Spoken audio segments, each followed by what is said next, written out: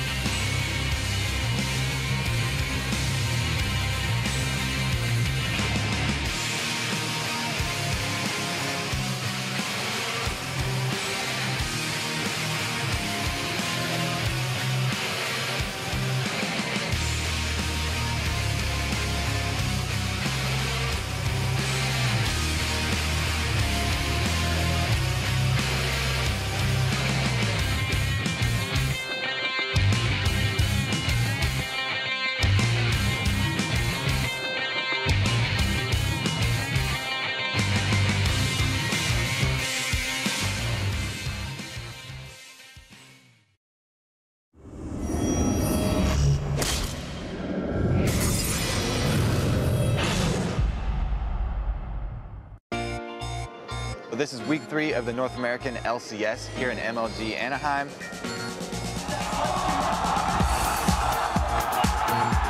I love being at live events, and I love the fans. They motivate me and they excite me to play better. You can feel your monitor shake, and you can hear the crowd even through the soundproof booth. It's a lot of fun. I feel like I'm a star or something. I don't know. Yeah, the shot guys get some fan adoration as well. It's really, really flattering. I love that people care so much about the game. So the crowd here at Anaheim still definitely very TSM friendly. What's standing out to me this weekend is the amount of comebacks that we've seen. TSM, TSM. And when we beat them, it's like, wow, no more TSM. We've had some crazy games so far. Everybody's been enjoying themselves.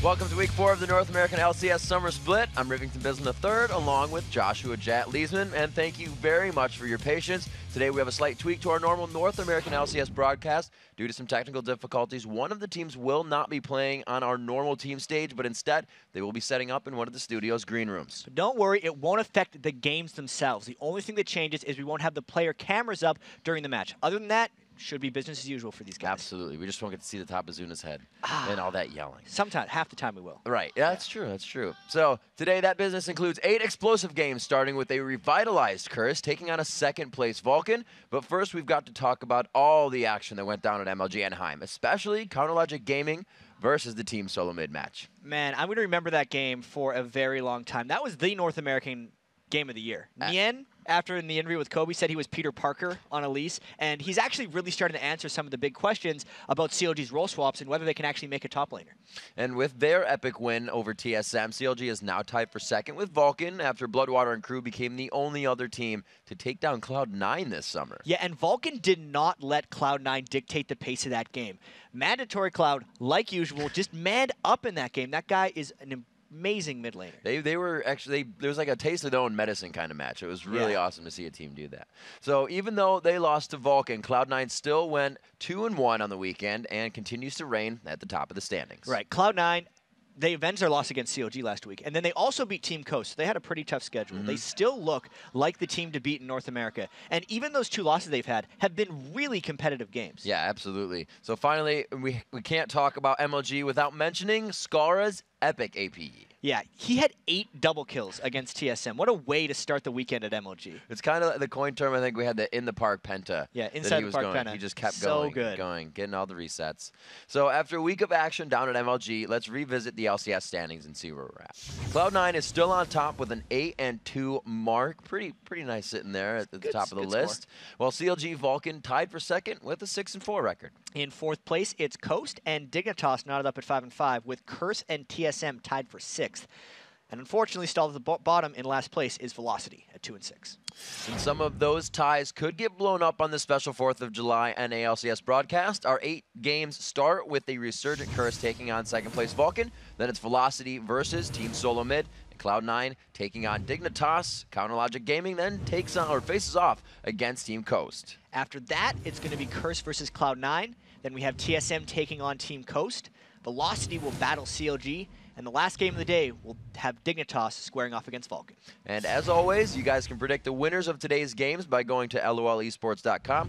Just click on the matches at the top right, go to week 4, and vote away. And then head over to Twitter, hit us up at LoleSports, and tell us which NA LCS Pro has stepped up their game the most so far this split, and why. All right, and check this out. Listen up. If we choose your tweet to be read on air later in today's show, you are eligible to win a Logitech G100S gaming mouse. But there are a couple of rules, so pay attention. First, you'll need to follow at LOL Esports. Second, be sure to use the hashtag LCS. And third, make your answers good. That's probably the most important part. That has to be the most important one.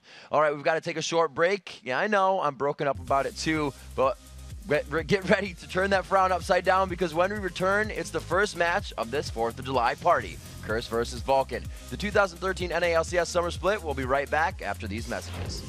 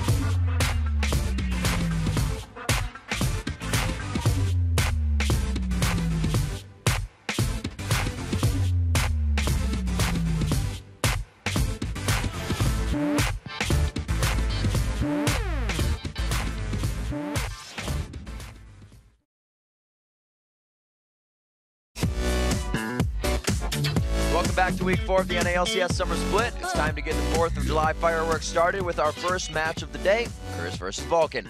Both of these teams are coming off very successful runs down at MLG Anaheim. Yeah, both of these teams went 2-1 over the MLG weekend. Vulcan became the second team to beat Cloud9. They were the aggressors in that game, and they really dictated the pace. Vulcan has also been near the top of the standings for the whole split. Yet no one is really talking about them as one of the best North American teams. And I think a lot of that actually has to do because they're not flashy in their wins. They just take care of business, kill the Nexus. It almost keeps them out of the headhunter spot, too, because how do you not focus on a team that went from the bottom to second and then kind of can sit there? All the focus was on Good Game University, now Team Coast, because they finished second. Vulcan was in the same spot, and they finished third. Plus, they won the third-place game against Curse, whereas Good Game University lost the finals to TSM. So they've been on the rise, continue to be on the rise, but they're just sneaky enough to not like get a noticed. Shadow.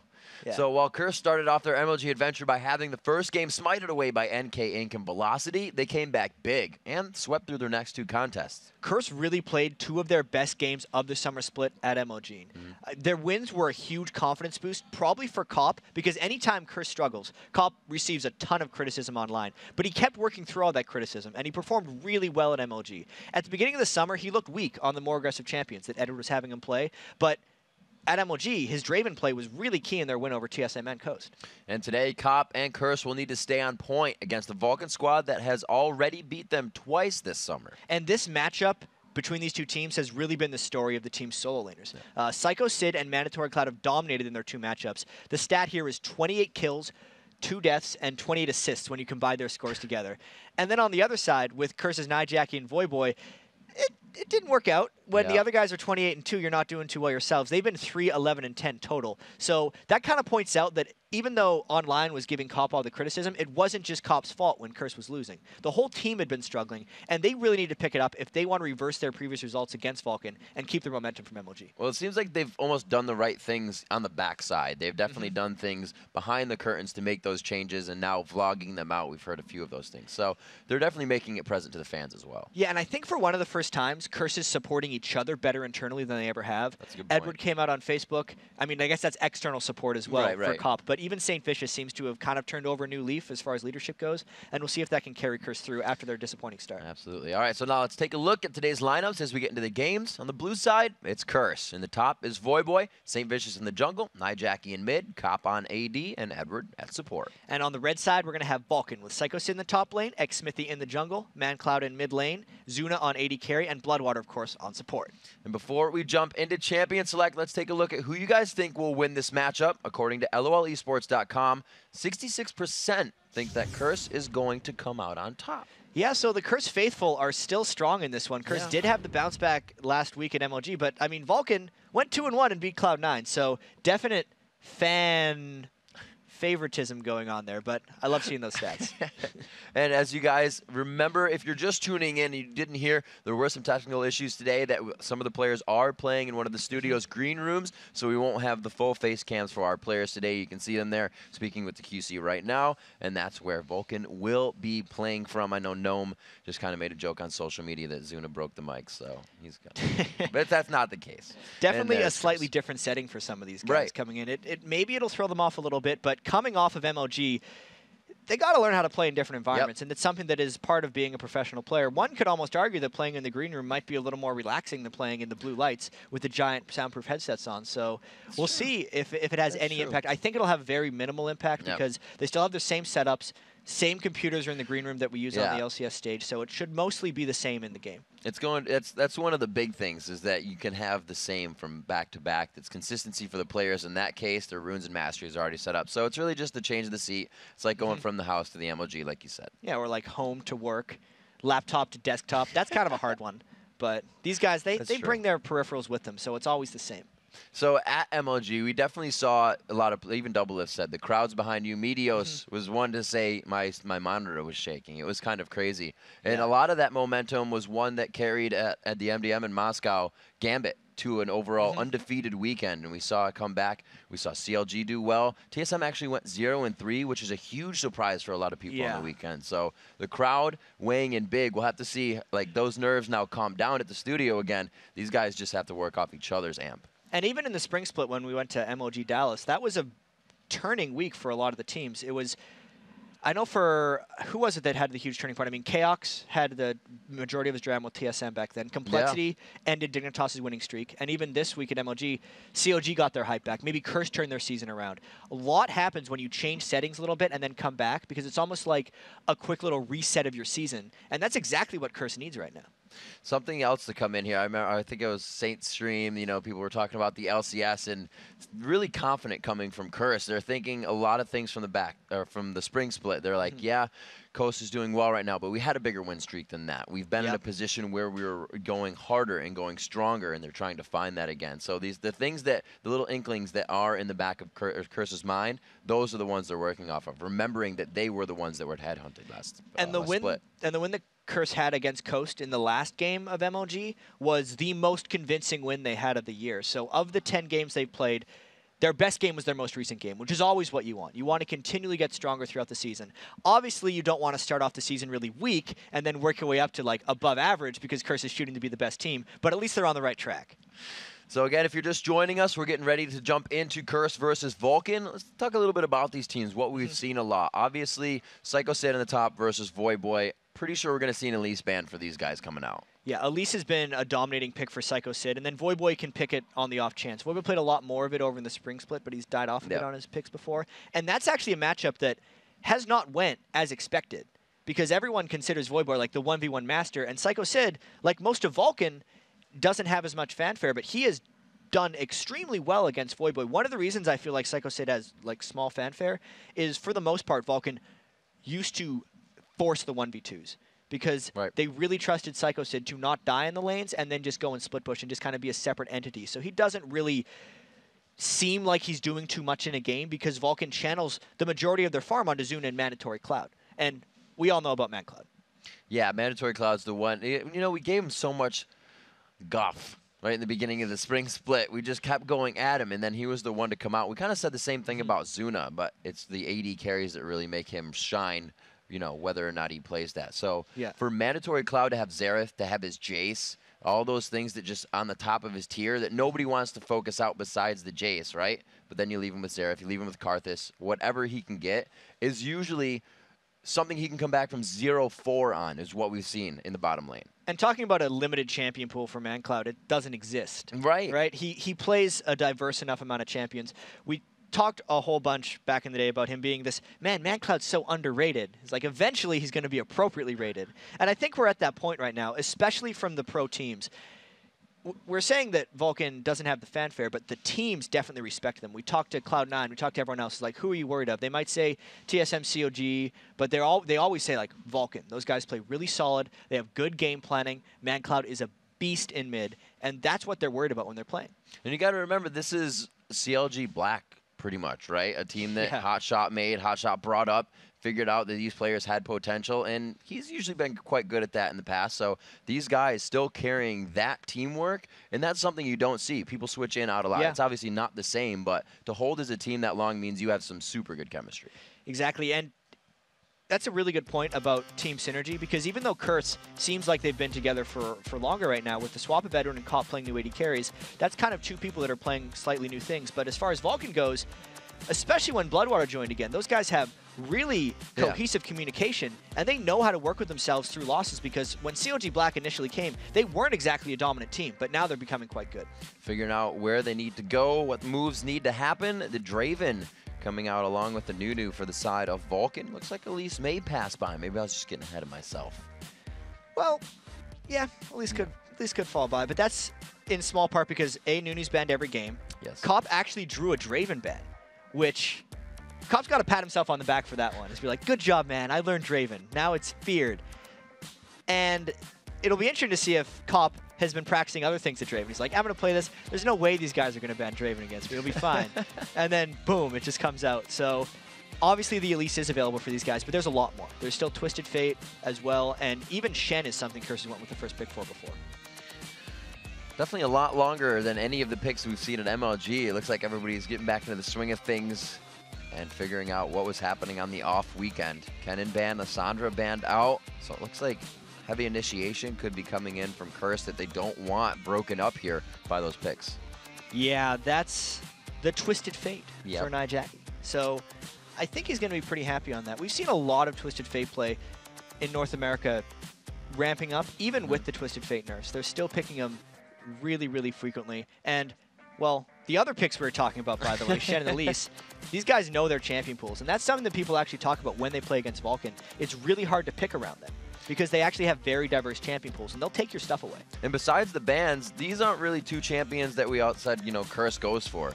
Yeah, Boy plays Shen. He did, as we said, he's not going to carry the game on this Shen. Almost did with a backdoor 5-0, Yeah.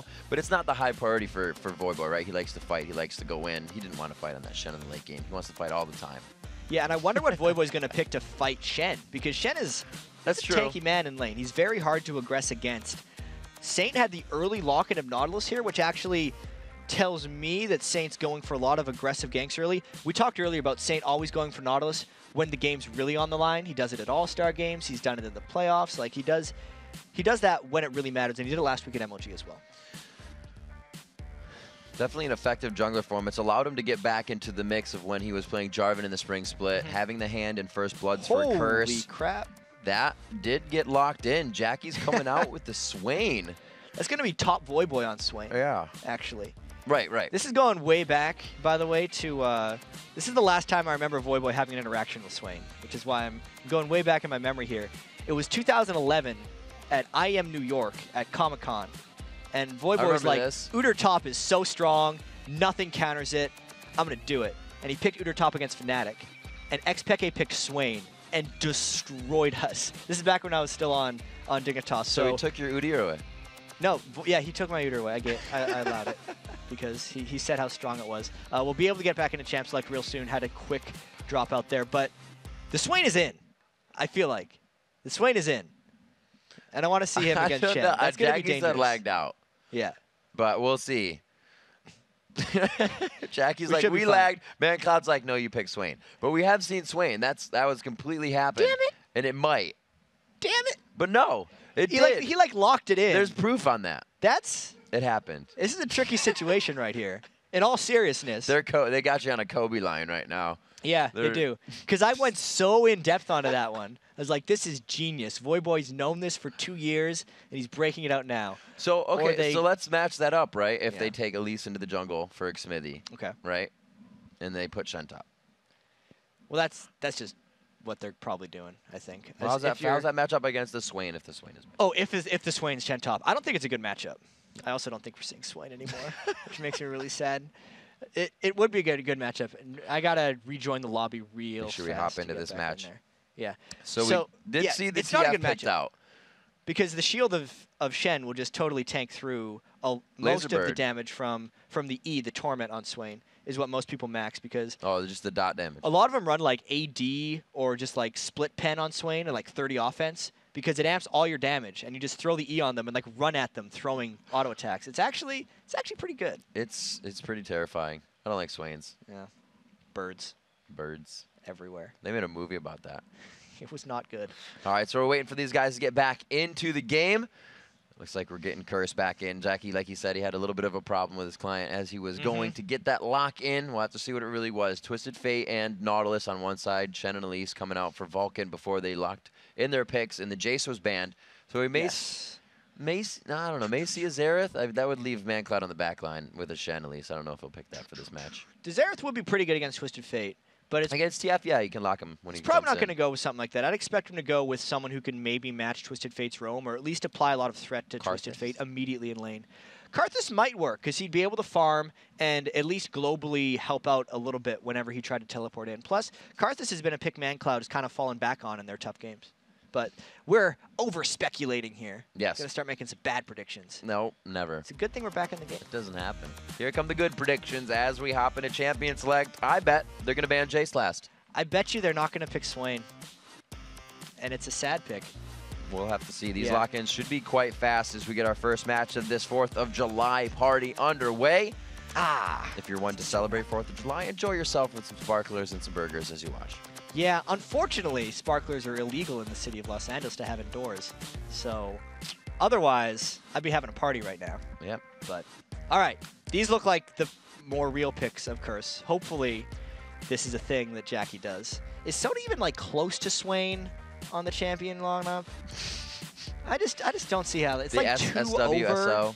I don't know, man. That's some serious leg right there. So the Sona is locked in. So Edward going to be when he locked onto the Sona. Very good Sona. We've mentioned multiple times. Alex Each was more the one to say Edward play Sona because it works for the composition. And that's what he fell back onto last week as well at MLG. He was like, fine, I will play the Sona, even though I'd rather play roaming Blitzcrank. It'll happen. But he'll go and play the Sona. The interesting thing here, though, is because Curse was so worried about banning out, I'd say just like the AoE crowd control, that they've left open Tristana, which for all the teams that were trying to scout Vulcan way back in the playoffs of the spring split, kind of identified Zuna's Tristana as the thing you have to do to beat Vulcan, but there's too much on the board for Vulcan nowadays. They've increased their champion roster so widely and had so many threats that something's going to get through. I had to, yeah. With an AD carry ban at them, they had to have considered Tristana and must be pushing it aside for just a thought that they know they can take the lane. Maybe if it doesn't have a Thresh. Yeah. Specifically as well, if Cop stays with an aggressive AD, even though the Draven was banned out against him, the next thing that he would go for, he played some Vayne or even some Twitch, is something that's just really strong for him. Like, he's not going with the Misfortune anymore, we think. Maybe he's going to throw back. We were talking at MLG about how Cop, he's either got his Ezreal, which is his old play style, or the non-mobile, like, hyper carries that he's wanting to try to pick now. So we're going to see if the Tristana pick or the Draven ban has thrown him off any of those. But I guess, like, the non-mobile hyper carries would be this Kog'Maw, the Twitch, and the Vayne. Kog'Maw would be quite a scary pick if that Zyra's going into the bottom lane here. And actually, I haven't seen Bloodwater play Zyra in quite a while. And maybe he has, but I haven't got to cast it, so this should be quite interesting if that is his. No, it's because he picks Sona and Thresh all the time. Yeah. Like, or even Nami sometimes, right? So at least he's used to having a lot of those skill shots, and it is a very strong disengaged champion. That's also assuming that that's not ManCloud pulling a fast one on us and going mid. But Zyra is one of the most difficult champions in the game to dive in against, and Curse usually loves running same fish as his Voyboy as like dive buddies. So they're trying to block against that a little bit, which actually explains the Vladimir pick a little bit better because that's range from Voyboy and it's easier to get it on Zyra. Now, it looks like they will choose to put up in that top lane. Not a Swain, but a Vladimir. Yeah, come on, man. it's worth it. And then Cop went with Caitlyn as well. So keeping the safety there. Officer Caitlyn. I think the Kog'Maw would have been a little too scary for him to choose in that lane if they were to match it up. Probably because it's against Elise Shen, and that's two people that can get on top of him immediately. He probably wanted to go with the non-mobile, like hyper carry, and the rest of the team was like, nah, Jackie, you're going to die immediately. And he probably ended up switching Especially off with a Sona in lane. A Sona Cog, you just got two plushies kind of running around in a lane. So we'll see this. ManCloud, is this yours? Are you, besides Vile Rose, the only one to play Zyra as a mid laner here? And no. No surprises Not today, a Riv. surprise there. It's July 4th. No surprises. Not in that one. Can't even see fireworks because he didn't pick Kog'Maw. All right, so Vulcan's team comp looks actually really strong. I can see them having tons of dive synergy plus the late game carries. I think this is on Curse actually to put enough pressure on the lanes to disrupt Vulcan from their late game. And that's typically what Vulcan's done. They have Curse's number, they just try to take it to late game, and then they get there and win.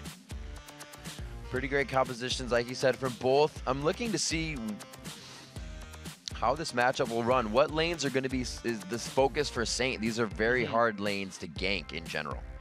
I think he's going to have to try and focus ManCloud as much as possible because Twisted Fate can maybe line some things up with his gold card stun and just maybe allow Saint Fish to go in for some of these ganks. But as far as that goes, it could be counter jungling or he could try to help Cop out. I think mid's his best option. So mid and counter jungling kind of a focus for Saint on this one. All the other lanes not lacking CC. They'll definitely go into that late game and provide a lot of damage, but it will be harder to get those ganks off. So Saint maybe not having the first blood this time on this one. We'll have to see if the strength and power of Vulcan in their squad. You got Shen, Elise in that jungle, Bloodwater on the bottom, so we may see something fast from them. And we've seen Saint typically have huge impact on First Blood. It fell off for a little bit, but it could be on its way back if Curse is coming back in the season. This is a very big match for them because Vulcan has been the team that's had Curse's number. They beat Curse in the playoffs at last split. They beat them near the end of last split in the regular season, and they're already 2-0, trying to go 3-0 against them only in week 4. So Curse, they got to turn themselves around against Vulcan if they want to turn themselves around as a team. And we've been talking about gaining momentum is really in the favor of Curse right now. They're finding it. Having momentum is something Vulcan loves when they win. That's what pushes them over the edge. Curse is coming off of Team Solo Mid's win on this. Vulcan's coming off of beating Cloud9, so both of them are running at full force right now. It's nice. It's first game. Huge. That's a lot of momentum coming into this one. First game is definitely going to set the bar. I think we're going to get a little MLG action that we saw, and everybody's going to really have to follow up with that action as well. Yeah, the environment is definitely a lot different for these guys because that was the loudest MLG crowd I've ever been a part of. So, and the players definitely still ringing. It was one of the. It's like no, it was the best. And coming into this in the studio environment, even though, you know, they got now the practice room, they got all the snacks laying around, but it's just different. Different stuff. All right, and we are going to soon be on to the Rift, but us first. So we're going to see what this pause is all about and then get this match underway. Obviously, that's what happens after a pause. We're going to get it rolling. But that level 1, I don't think really is going to be anything but wards. What we've seen lately, there has been a bit of a focus on red, but that's just to have vision on the jungler after a good amount of time. Yeah, surprisingly, if nothing happens here, Bloodwater didn't start the game with any pink wards whatsoever. I think we're going to have to, unfortunately, have a slight more delayed before we can get into this awesome game. But we do have, I guess we just have a remake. And one of the big things about that, though, is obviously when they're changing around spots so much, some things don't get necessarily set. We can't punish necessarily a player if they're told to move a room and then like a room page isn't set just right. So that's the reason we're probably going to have this remake. Absolutely. So what happens is, you know, the players can get a little complacent. Things are set up quite nice for them. Every time they sign into a computer, everything you have is loaded right there, just how it was last game. So you want to get in, you log in, you're like, yeah, I'm set from last time. Happens. We're going to get the room page changed. We're going to get back into the game. No problem, no foul, no harm. So coming in, our first match, like we said, is going to be Curse versus Vulcan, and we've been just building it up because Curse beat TSM. Vulcan beat Cloud9. Vulcan beat Cloud9 in the beginning, and it was very Cutie Pie-esque what we saw Cutie Pie do if you were watching the Dignitas matchup where he walked into the tri-bush, was forced to flash, but it didn't happen so well for Sneaky. He flashed over the wall, came back to lane level 3 to level 1. I think he was level 1, and then Zuna and Bloodwater went at him, giving them the Cloud9 medicine over and over and over of just chokehold strategy. And specifically, this is talking about the Vulcan versus Cloud9 game that happened at MLG. The thing about Vulcan so far is that they're constantly going for the late game. So when they were able to get an early edge on Cloud9, they really just hammered it home. And that was like, even though that it had a lot of back and forth, it was Vulcan-esque at the very start of it. Because when Vulcan gets an edge, they generally just hold it and take it as far through as possible. And it's not flashy. They'll win a game slow. They'll easily grind one out against anyone, and it works. You can say grind it out against anyone. It's counter-logic gaming. When you have that, it's pretty much when we kind of depicted and depicted or saw that that lead that Vulcan had that they never let go, even at 2 to 3K, was what would always win them the game. It gave them confidence, objective control, and just fight power into the late part of the game. And to do that against counter-logic gaming consistently, especially last split, you know, really showed that they are a team to be reckoned with. Yeah, it's impressive. The growth of some of these other teams, and I guess we're still remaking this game, guys. I'm sorry to everybody.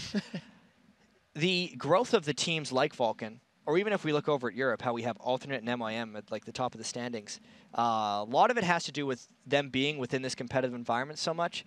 Now Vulcan having a gaming house, a team like that wouldn't have been able to have a gaming house a year ago. But now that they're competing in this league week to week, and there's scrim practice and like a competitive infrastructure forming up, and the fact that they had a whole split already to be in it, you're really starting to see some of the rewards of that. I feel like the quality of the games in North America is definitely getting higher. The excitement level is definitely getting higher, that's for sure.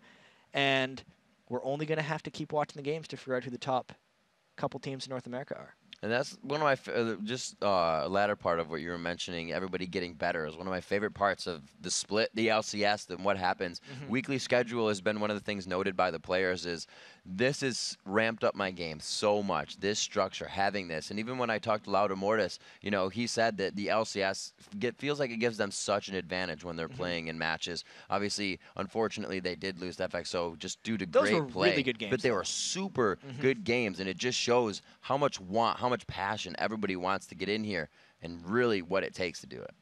And it shows whenever you hear these guys talk about it, whether you see the passion within the teams. And I actually wonder, this is probably getting a little off topic, but I wonder how long these pro players are going to be able to stick with this thing, because I feel like this is one of the highest possible stress jobs you can have.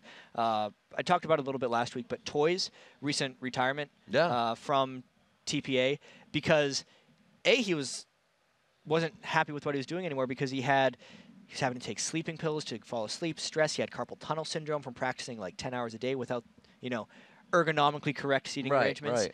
And we've already seen a couple players retire, like Hotshot GG, after like 3 years, is like, well, I've went and done it now. And I wonder how long these guys can keep doing it, because we have veterans like St. Vicious and Voyboy who have been in this for so long, and they continue to tick by. And it's really interesting for me to watch as this sport progresses. Were the guys at the start the best? Or are these newcomers going to come up? And if the newcomers do come up, are they going to be able to stick with it? It's a totally new experience. And it, people may be wondering or thinking to themselves, a video game, that's not too stressful. But there is a constant bar there for you to perform. Yeah. People always nagging on you. People saying this, saying that. If something happens consistently, people let you know it happens. So the players are always playing with that, including all the things we talk about, moving roles, not moving roles, but moving their stations, the environment they play in, having communication of new players on the team and the cohesiveness as it's brought out in the beginning of the team. All of these things just play on their mind. And you're right, how long can it go for? Because a lot of them have done it for so long and seems to wear out. Hotshot pulled back because he said, the passion that I want to give isn't there anymore. I've kind of found that. The passion was already had by them. So he wants to give that open spot to new players who want to grab it again. And if you're a new player, you definitely have to have thick skin.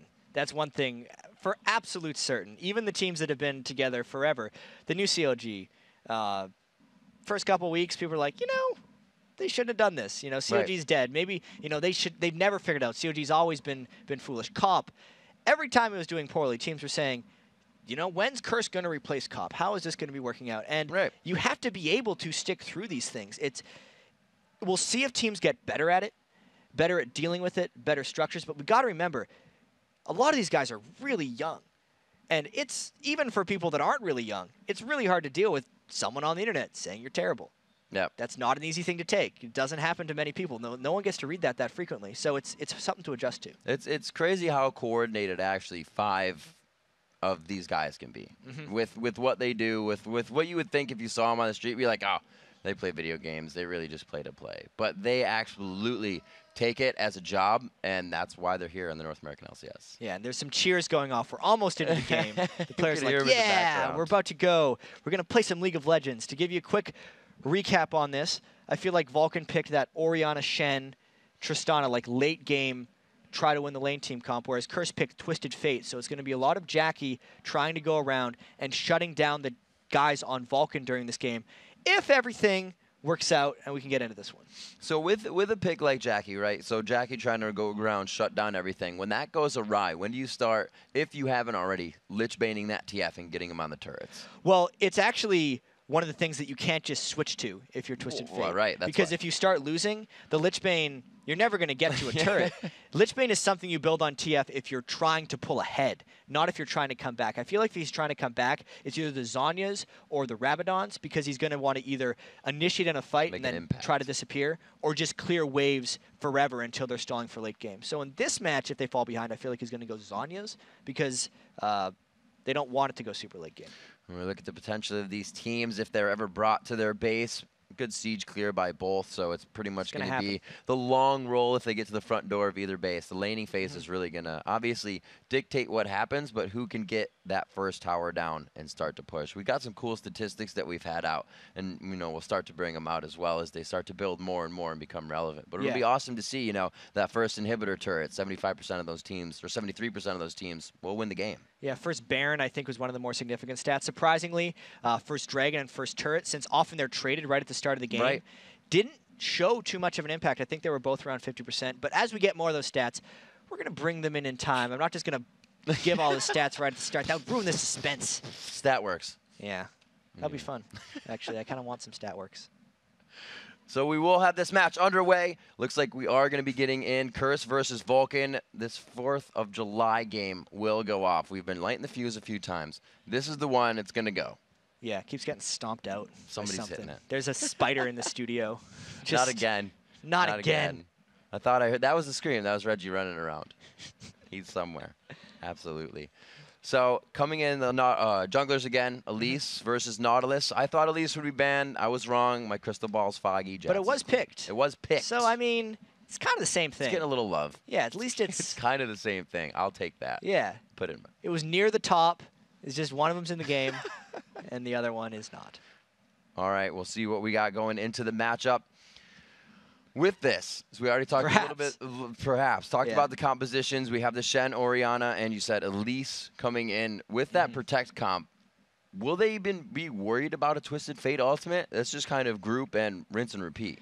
You're always worried about a Twisted Fate ultimate. Like, you can do things to make it less effective, and the Elise is definitely one of those things. One of the highlights for last week at MLG, actually, was when Meteos stunned a Twisted Fate as he was porting in perfectly before he could get anything off. Oh my god, that cocoon. Yeah, Meteos' cocoon. And then later, when Hyde tried to go in to pull off the Messiah's on his trick, he got stunned instantly twice in a row. So even if you have things to counter it, it's going to create action, and teams are going to be going for it. All right, ladies and gentlemen, we are on to the Rift. Rivington III and Jap bringing you this first match of this 4th of July game day. 8 awesome games all today. Vulcan versus Curse to start it off. We said Curse just beat TSM last weekend. Vulcan beat Cloud9, the top team in the league. With that momentum, they're now to face off on the Rift. And they're walking right into each other right now. Vulcan's going clean through a ward, and Curse is trying to lay a trap around the corner here. Jackie trying to lock gold. There's the gold card coming out. It's going to be Bloodwater first. Can they lock him down? They give it to Bloodwater. It's not going to be the flash. He actually blows it and then goes down. Jackie could go down as well. The second kill coming in for Zuna. Saint picking up one on the other side. Zuna just stays in. There's Zuna getting a kill on himself. Going down again. There's 2 coming in on the side of Curse. Vulcan looks to clean up one more. Can Edward get away? Smithy throws out the auto attacks. It's not going to be enough. He gets into the bush. Edward's probably going down, though. Edward's trying to make it away. It looks like he will go down to a turret here. Smithy's going to pick up. No. It's his own turret. He's safe. His own turret. I can't even tell which side of the jungle they're on. This is one hell of a way to start on a game. They're still fighting. Oh my gosh, ManCloud going in, trying to bait it out. Saint going to take a few more shots. Orianna not in range, so he doesn't have to worry about too much. Jackie's back. Oh my gosh, here comes Smithy going down. He's got 115 HP left on him. One more hit, the auto attack from Boy picks up the kill. 5 kills in a minute and 40 seconds. Well, they were so tired about the delay. They're like, we have to fight right away. We're not allowed to lane anymore. We have to fight each other right now. 3-2 in this already. That gives Curse a 600 gold edge to start the game because they got the first blood and the advantage in kills. That fight was really close to being turned around by Vulcan at one point, but because it was in Curse's jungle, Jackie came back from his respawn base all the way back to the fight, got the stun, and finished off the 3rd kill. There aren't many times when you fight twice at level 1, Jap. That's not a timer you're usually waiting to come back up. It's not a guy with home guards. But to get back in the fight, doing a very good job. And that's a 700 gold lead to start off the game. And 2 kills to Boy, which says to Vulcan immediately, we're going to 1v2 that guy. Because if they put him straight up against Psycho Sid, I feel like Boy would bully that lane a huge amount right from the start. But interestingly enough, Boy only bought a Vision Ward and a couple extra potions. He doesn't have a huge subset of items quite yet. So it'll give him a bit of a lead onto his... He's going to go for that Wraith Spellvamp Spirit Stone item, but it doesn't actually seem like it'll have a huge impact early. Zuna got level 2 off this already, and Bloodwater knows with that, it's level 3 in the lane, they can just sit there with the 3 abilities. Smithy won't be up or to the bottom lane to help at too soon. We see St. Vicious won't be up to the top lane to help either, so they may just be going to the lanes to soak up experience as they do. Yeah, so another byproduct of the level 1 fight with St. Vicious is that as he's clearing his jungle, he's just walking through a whole bunch of wards. Plus, whenever you have a high kill level 1 fight where since people were dead, they're going back to shop anyway, everyone gets to buy wards on top of their starting build. So it's increasingly difficult for any jungler to find a path, which is why we had Smithy just sitting bottom lane, because he knows how many wards are out, and he knows a gank won't work. And we got double wards, got one coming in for ManCloud in mid. Bloodwater and Zuna staying safe up top with their wards. St. Vicious seeing now the jungler, he's going to go ahead and grab up some Wraiths. No, just ward. Yeah, he's a little bit scared of ManCloud right now because he doesn't want to tank too much Wraith damage, but another byproduct of this is Jackie is pushed back in the lane, so Saint wouldn't have that much backup. That's why he had to burn his smite to get out of there. Pretty even level 4s in mid. Good poke coming from MadCloud. Looks like he's getting levels on the Q, actually. So he wants ball movement over that quick W damage in lane. It's always a choice for Orianna, whether you go Q or W, but most Oriannas I've seen max the Q, just because it's the persistent spam and threat it creates in the lane. Really messes with your positioning. Good lockdown. Saint getting some dot damage from his W onto Zuna. Zuna's only forced to jump out, so showing presence in lane, giving Boy a little bit of help here, and it looks like he's going to stay for the long haul. I think he's just trying to match what xMithy is doing right now. Yep. When he did that gank in mid lane on MadCloud, he realized kind of how many wards there were on the map and how fruitless it was going to be to roam around and gank aside from the occasional like 2 damage you put down on someone. He'd rather just stay and harass Zuna. Using those double buffs to a great extent. He's trying to get that grievous wound down so he can't get his heal. Zuna very low at the turret though. Not going to have too much trouble last sitting here, but they are giving him some good harass. And Boy went with Flash and Ghost. It's very rare you see 2 movement summoner spells on a champion, but Vladimir is one that kind of works with it. Boy's one of the few people who likes Ghost, but he opted to have the Flash as well. That means that Zuna can stick around at lower health in that lane because the kill threat from Boy isn't as high. xMithy taking some good poke down in that bottom lane. Cop putting a few extra tags onto Psycho Sid. They make sure this wave is pushed. Gonna go ahead and somewhat freeze it. Yeah, and with all this action, the game has definitely calmed down. Oh yeah. Vulcan's trying to calm it down because they realized they came out on the short end of that level 1 stick. The minion kills in the lane are pretty even for the most part. Obviously, St. Fitch's has a few more minion kills than xMithy because he didn't start supporting lane as quickly, but it looks like a fairly slow opening, actually. Just trying to see who would have the advantage or what moves may try to be made. Maybe have some flash blown in the top. We still have Zuna's up. Nobody has blown pretty much anything. Saint's flash was blown in that engagement. He's going to have that in at least a minute, so we'll see if he tries to go for anything. Super flash pull, but right now I don't think he's got a lane to do that in. Not yet. If anything, it's Nyjaki's lane. Or, yeah, again, mid. Nyjaki's going to try to gank top because they could turn a 2v3. I know Zuna and Bloodwater have felt pretty safe with all of this as they're trying to push back Voyboy, knowing that since Voyboy had 2 kills, they have to shut him down. So it'll be interesting to see if Curse tries to snowball Voyboy's lane with Twisted Fate ganks. And here's the play of that ward that I believe it was Kobe talking about, that mid ward, so the Tri-Bush is more effective or the River Bush is more effective. They saw Saint coming up, and that really helped xMithy to be safe on this. It just told them, don't tower dive, man, because St. Vicious is probably in the turret waiting for it, but even that turret hasn't taken that much damage early on. Looks like Curse is holding this one off pretty well, and they've actually extended their gold lead an extra 200 or 300 or so since that level 1 win. St. Vicious still forced to be in this top lane. So xMithy's going to do the same thing. No focus towards that mid lane. That's 57 to 54 CS. You were saying earlier, it's quite even all around, 56 to 53.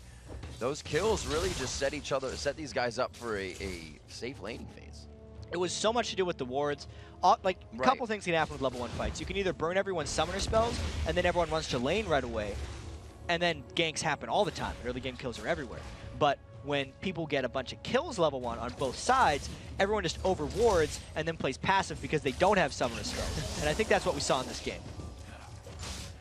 Maybe trying to come down that ward, playing a crucial role once again. So he's going to head out. Let's see if MadCloud already placed that ward down in mid, keeping tabs on Nyjaki as he is level 7. They want to make sure they know where he's going.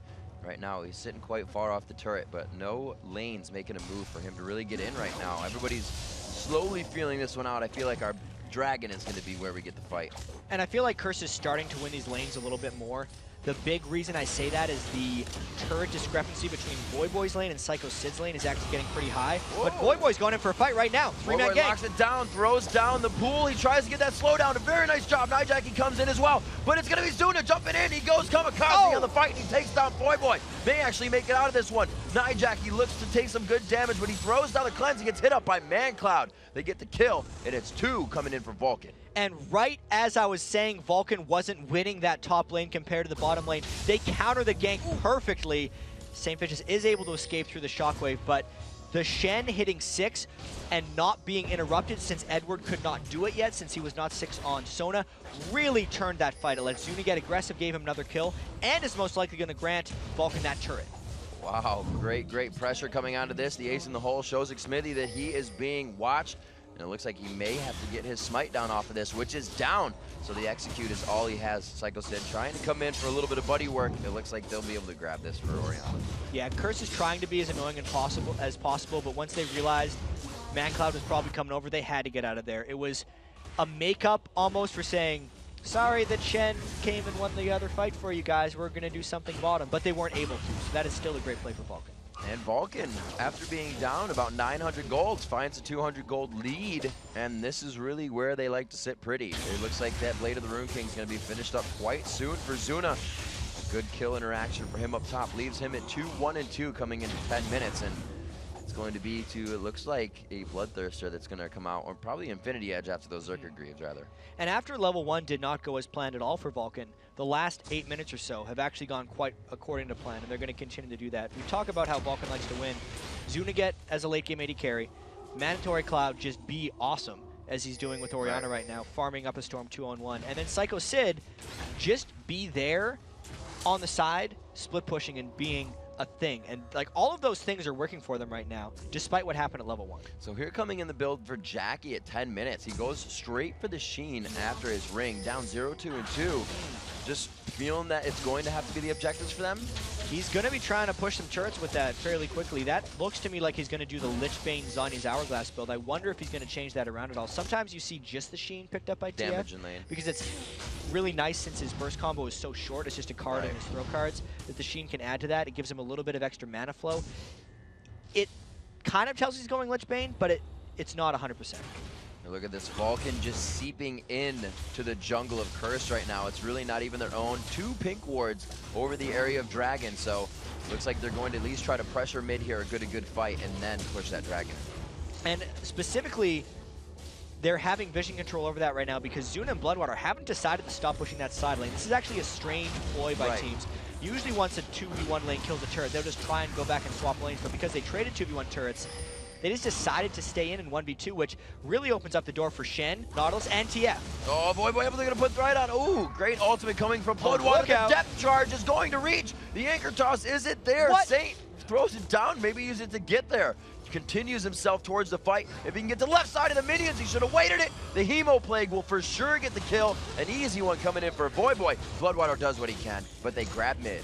And that just allowed turret pushing galore. As soon as Nijaki went off to stop the pressure top lane, ManCloud just didn't continue to push mid. Edward and Kopp as well tried to push this bottom lane, so everyone just went to take things as soon as that fight broke out. Not a single person watched that fight. And you can see it's fearless right now for ManCloud crew in mid. They're continuously going for the turret with full vision, top, bottom, knowing who just went back. They have no worries. This game kind of exploded into a whole bunch of pushing real quickly here. Voyboy is going to just keep the pressure on. It's going to be so hard now for Vulcan to harass him out of lane with all the healing. Oh, and Smithy gets taken down real low on that one. I don't think he expected to see the second member of Curse there to help. The turret in the top will go down, and they didn't really get significant damage on that second tier mid. Yeah, Vulcan just tried to get a little bit aggressive there. Smithy jumped on Jackie right as things were happening, and now Jackie looks to push even more. Oh, wow. Able to trade back that damage perfectly in 2 spells. You can see the power of ManCloud now. He only has the Athenes. And it is going straight for that Lichbane for Jackie now. So maybe we can recap this real quickly because everyone just tried to pop their ultimates all at once there. The biggest thing that happened there was the overdive by Vulcan and Curse's capitalization. Since Curse had shown such a bluff pushing up the bottom lane, and since Kopp was still there, Vulcan assumed that Edward was with him. That's why they went in on Nijaki, and then they were able to turn that, and that's one of the reasons Curse has now a 900 gold lead. Those pink wards finally coming into play. The gold lead, as you said, swaying back in the favor of Curse. 2 turrets to 2, so the map pressure is equal on both sides. They're both looking at second tier turrets in the top, bottom, and then mid. And this is very aggressive by Vulcan because they have Zuna split pushing the top lane with no way of getting down bottom. Since Saint has seen this right now, Vulcan's got to get out of there. They lock it down, try to go to the top side, and it looks like he may get out with his life for the Dragon. With May pressure here, they are going back in for it. That was a rather sneaky escape by Xmithy, and they might look to AoE in the pit right here. I know Smithy plus Oriana is a pretty good combo, and St. Fishes does not have a good track record with smites. That 900 damage on the Dragon. Nobody's going to go for it. Dragon stays alive. Command Shockwave only on to Saint, and it looks like Jackie could be able to clean up the fight here. Cards go out. Hit Sid, leave him with less than 100. Bloodwater fighting with plans back and forth, but the photosynthesis just isn't enough, and Sid runs away. And Jackie has his ultimate up right now, but he decides not to pursue Psycho Sid because Zuna is off on the side, and there are more priorities going on right now. That split push Tristana, he actually went all the way explosive shot, so he's only 2 levels into E, but he's still got good damage now to push down those turrets, and it's going to be effective. Second tier turret down for the mid now, and I believe Dragon's still up.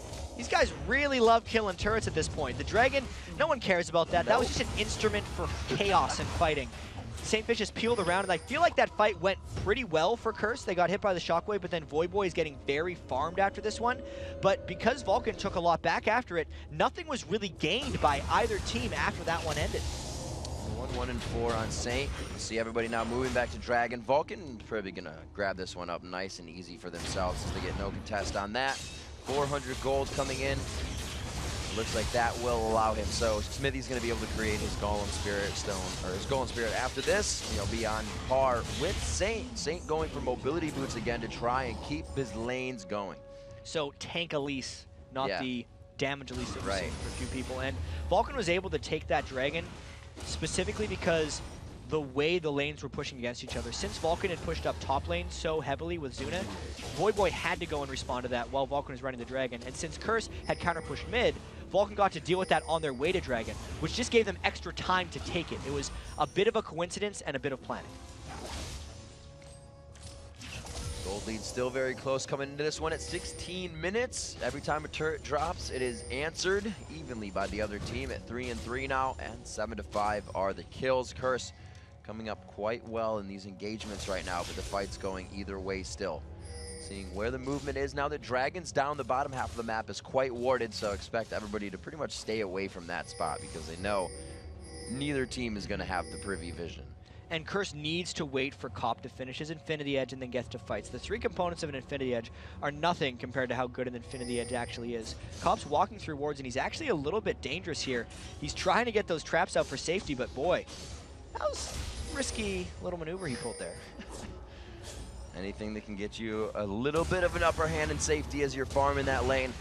They have wards all the way up the bottom side. Vulcan is not leaving an inch of their map pretty much unwarded here, unless they just absolutely don't need to use it, and that's the spot between the wall and each lane to their base. As they make their way down to the bottom, Psycho Sid can play wherever he wants with Stand United up, and the team may be gathering in mid here. They're actually going for somewhat of a Dignitas style here now that they can push all 3 lanes. It's quite early. And this game is definitely coming out in bursts. We had the level 1 burst, then the lull. Then we had the turret push burst, and then the wall, then the Dragon fight, and now another lull. It's like these guys are just charging up for fights. Oh man, we used all our summoner spells. All right, let's farm and wait until ultimates are up again. And then they're all getting used at once. Because Jackie's trying to Twisted Fate ult, and it's always getting countered by Psycho Sid Shen. So there's a lot of counterplay and a lot of waiting with each other. If one of the teams can make either a Jackie ult get burned without countering it by a Shen ult and having it work, then we're going to start seeing some mismatched timings. But until then, this game's still going to have lulls and then huge moments of action. So there's the Infinity Edge finished. Coming out, looking at the gold. It's only 230 gold on Zuna, but he is only 2 items away from finishing that Infinity Edge, which means 2 core items. This next fight is definitely a big burst of power for Cop, so they're going to have to position correctly around him for that.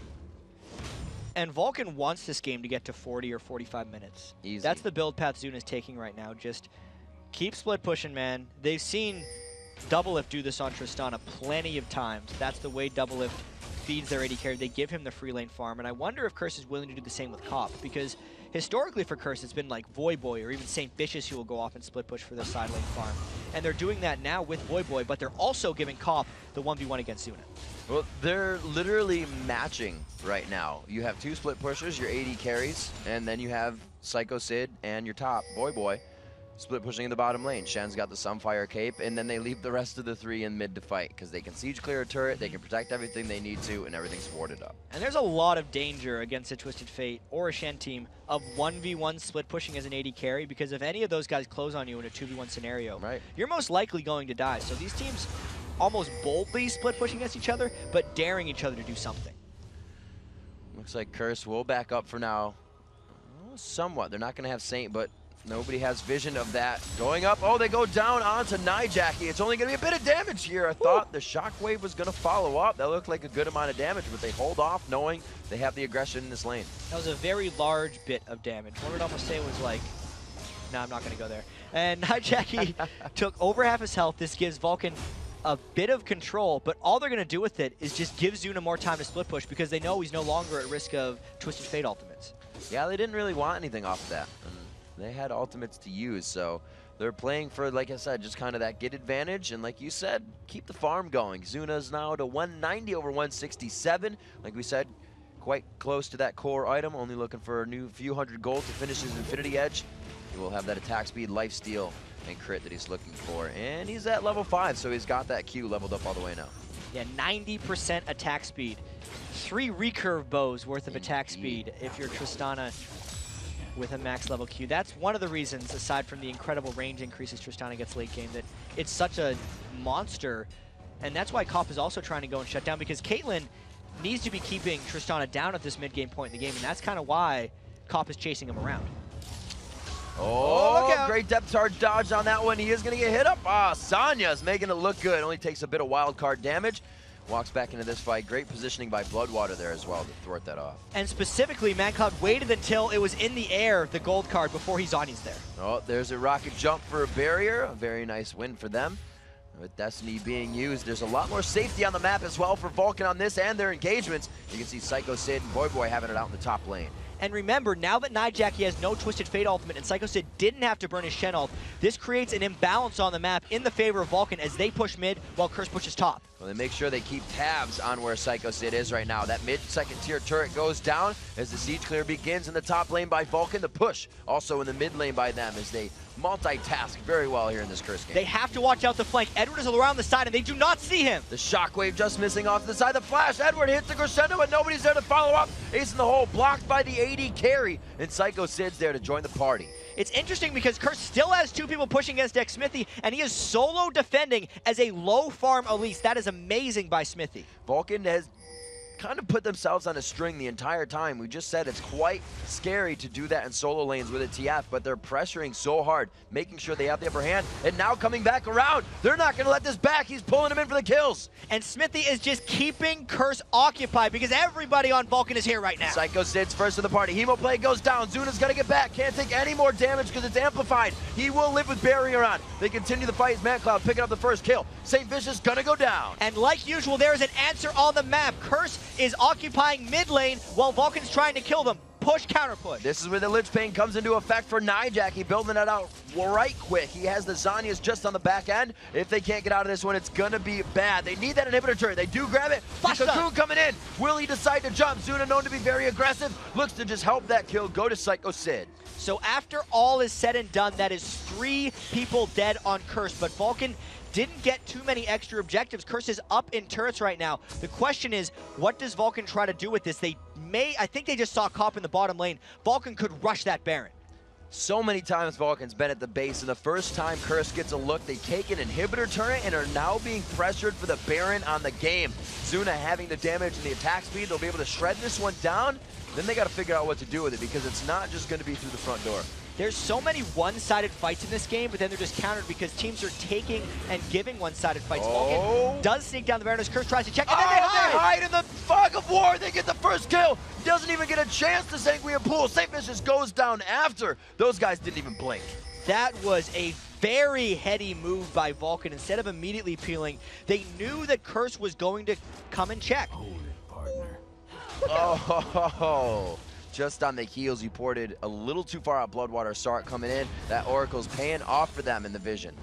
And now that they have the Baron buff and still 2 people dead, Vulcan might go back in for this inhibitor that last time was repelled by Edward's solo man crescendo, but he's not going to pull that off again. That turret is too low. And it looked like Kopp was just trying to get to that back door. Is that turret low? Because he saw at least that turret is low. He was trying to get it. So he is thwarted off of that, but Vulcan is pushed out of the base. So great job by Curse not having Kopp to still hold that tight. And now both teams do have exposed inhibitors, but I'd say the more vulnerable inhibitor is obviously Curse, since Vulcan has the Baron buff sitting on everyone.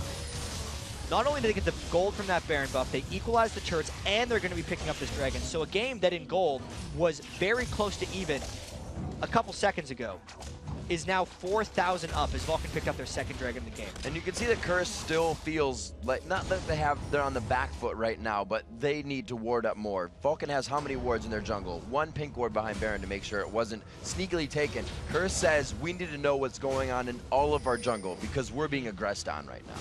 And those are the smart words for Curse. The big thing that's going to happen now is Vulcan's going to try to make rotations through Curse's jungle and then probably get out those bottom lane turrets. You got to see now, Cop and Ed with the lane they're in here, all of the turrets are up in that lane, whereas the rest of Curse's turrets are destroyed. So if Vulcan wants to pick up some easy gold, right, they just need to go down there and grab them. That's one of the reasons Curse is warded so heavily there, but I don't see how Curse could defend this. Cop has got to get out of the way. They've pretty much just put a banana of wards across the entire line. Seeing Vulcan come in, it doesn't look like they really will have the manpower to force down to this. Cop will be forced to get off away from this turret. And I wonder if Vulcan is overcommitting a little bit to these turrets because we see actually Jackie and St. Fishes trying to counter push up mid.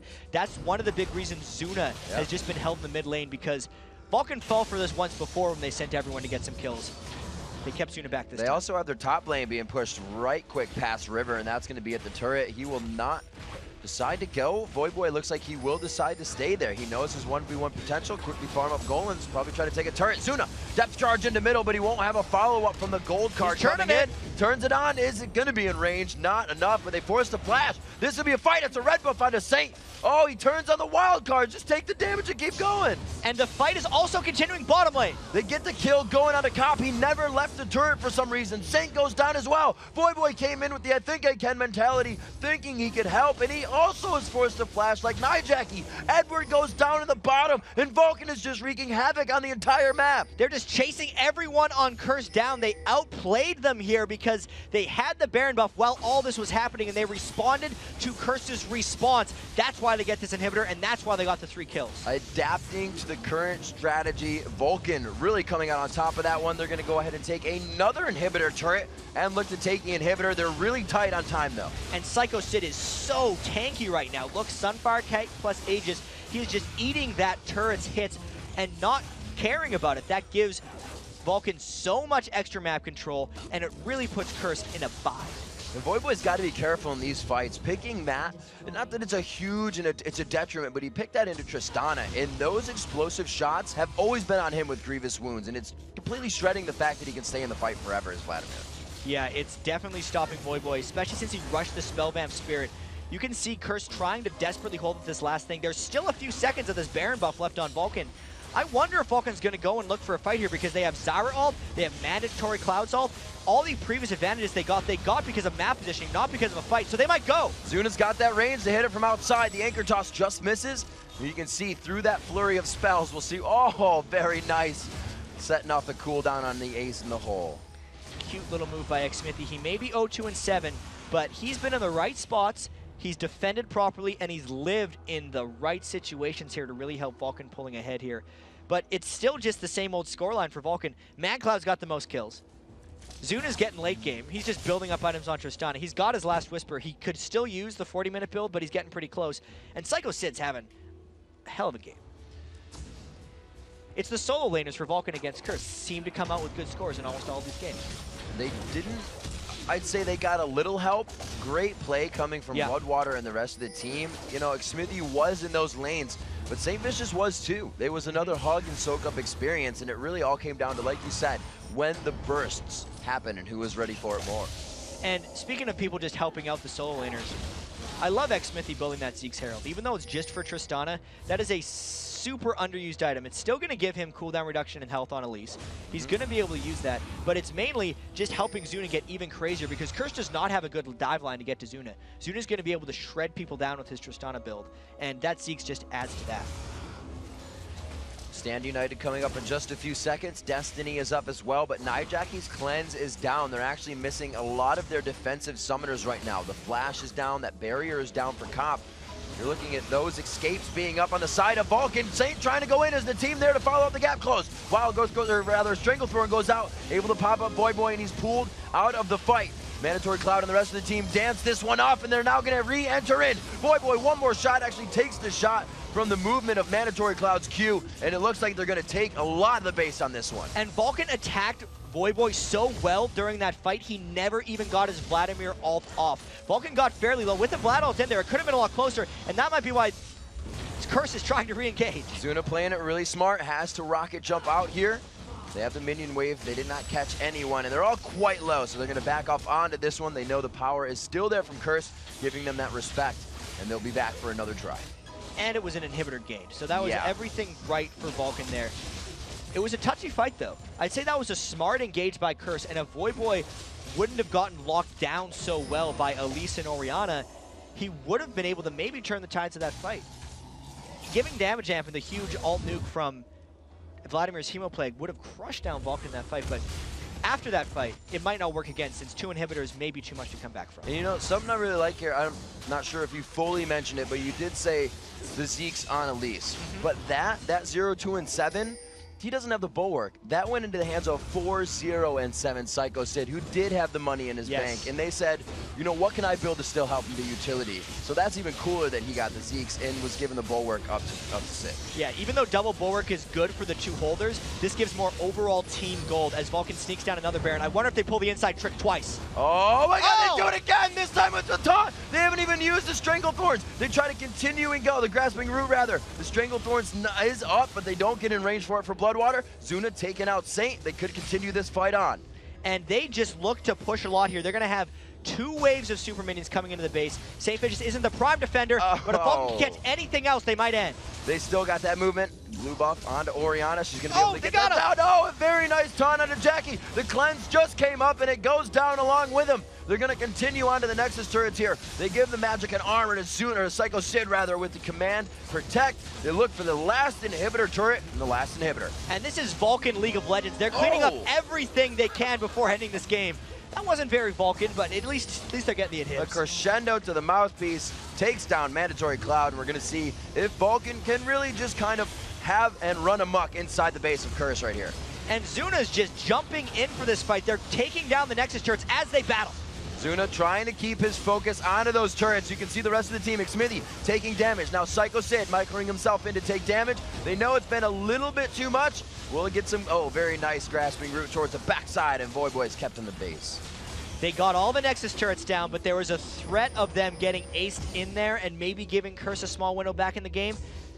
This is how Vulcan plays. It's not super flashy. They didn't go for the fun ending. They said, all right, we've won this if we don't do anything silly. Everyone back out, farm up. They even pinged the Dragon. They're going to go shop because they're all sitting on 2,000 and 1,000 gold after all the fights and turrets they just took. And Vulcan will come back soon when they have the double super minion waves in every lane and end it. And you can just see how much pressure, if you look at the map, it's just symmetrically pushing everywhere. There are no minion waves even leaving the base of Curse right now. Vulcan has put continuous pressure on Curse for the past 6-7 minutes. You don't usually see that unless a team hasn't been able to leave their base for quite some time. And it's been quite a great turnaround for Vulcan as well, since they lost that level 1 battle and then have really just been pulling it back ever since. There was a few mind games where Curse was able to get turrets, but Vulcan has out-mind gamed Curse more so than anything. I wouldn't call out any amazing mechanical plays they pulled off. They've obviously played very solid, but nothing spectacular happened this game. This was Vulcan playing their game, understanding Curse, and positioning themselves properly throughout the map. You know what gets even scarier about this Vulcan composition is, we said, they're more than happy to take it to 40 minutes because that's when they really get stronger. So being on their upper curve from that U curve, being on the upward slant early in the game has shown exponentially. Now 10,000 gold in the lead, 6 turrets in the lead, and half of the kills on the side of Curse. And half of Curse's attention here is going to be spent just clearing minions. So this is a nearly impossible hold at their Nexus against Vulcan. Siege, they go right for Cop. That's pretty much all the siege clear they have for a turret right there. Mandatory Cloud goes for the Zanias, dodges quite a bit of damage. Voyboy, where is Zuna coming out of this fight? He is able to get some good damage down the bottom side of your screen. Continuing to clean up, healing up almost a chunk, such a chunk of health rather on every shot. The Nexus to go down, and Vulcan carrying momentum of Cloud9 win to this one over Curse, 20-9.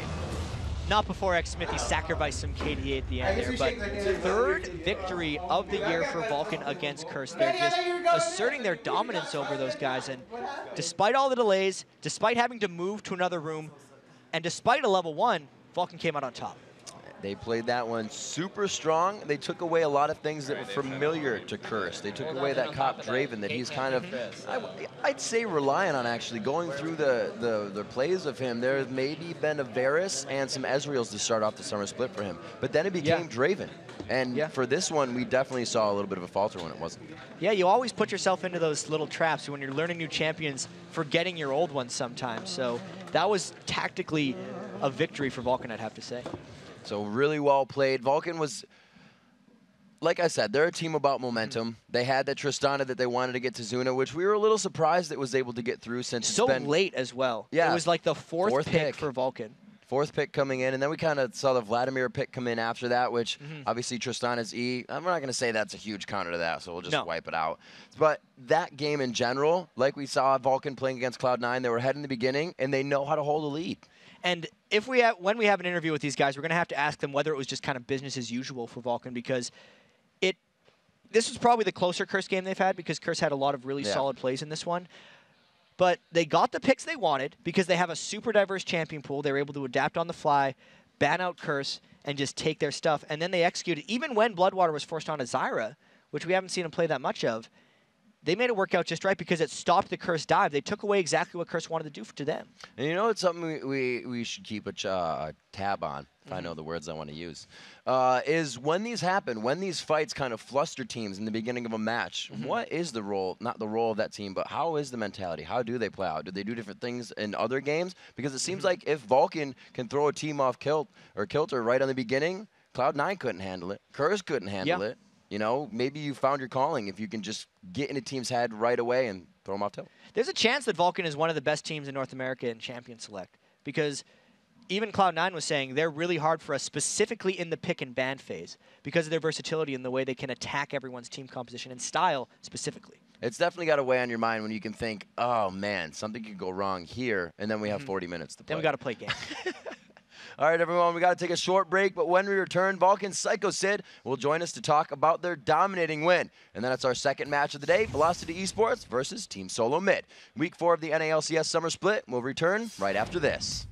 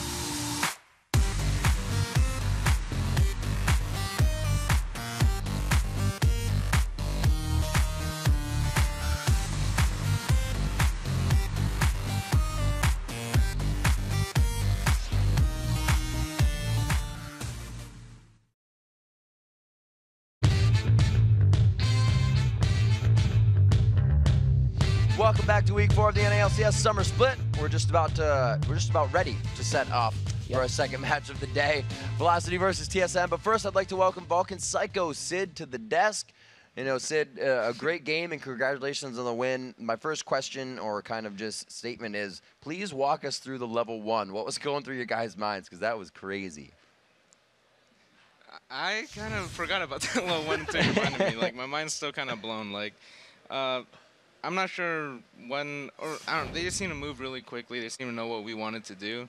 And, like, it shouldn't have went the way it was. Like, the way we expected it, we just have our wards down, maybe, like, pick 1 or 2 people off. We definitely knew we had the stronger level 1, but even then, I think they came out, like, even, 2-2. It was 2-2 until Jackie came all the way back from the base and got a third. Okay. Yeah. Yeah, that was not how we planned at all.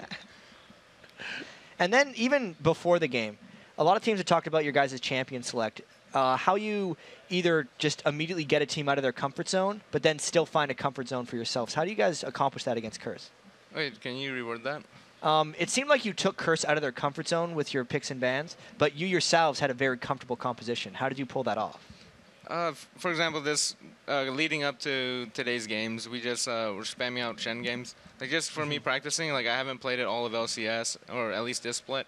And, like, my Shen was never known as very, like, scary. It's just, like, Shen is a really strong pick, so it's definitely something that I had to, like, pick up.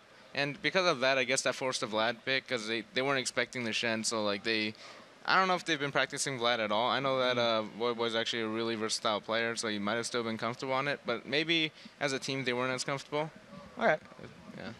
So you guys have obviously stated that you're a team that wins off of momentum. How much did it mean for you guys to beat Cloud9? It meant a lot, like, especially after the first game that we played them in the second week. Like, I feel like we still should have won that game. Like, we started off that game pretty poorly, but we got back in, and then, like, we just started getting caught out. So, like, just ending the, what's it called, the MOG Anaheim, like, we started with a loss, which is really depressing. And then, like, after the finishing in 2 wins, that, like, really boosted our spirits up in general. And then it helped us carry into this week's game. So would you feel like that aggressive play style in the early that's won you these past 2 games quite nicely is something you guys are adapting to, or is it just something that's always been there and you haven't used? I think it's something we're adapting to be honest. Like, we were never known as a really strong early game. In fact, if we did lose early game, then we probably lost the game there.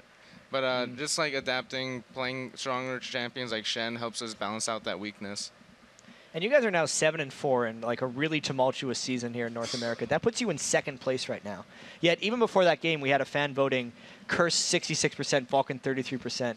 Why do you think even though you guys are 2nd place in North America, are you still not necessarily getting the fan vote or the fan respect right now? Honestly, I think it's just Curse has been around. They're a fan favorite. I think they just cater more to their fans. Like, I love our fans, like, but they do a lot more out there than we do, like, with all their charity events and just, like, their tournaments that they ran in the past in general. Like, their fan base is really loyal too.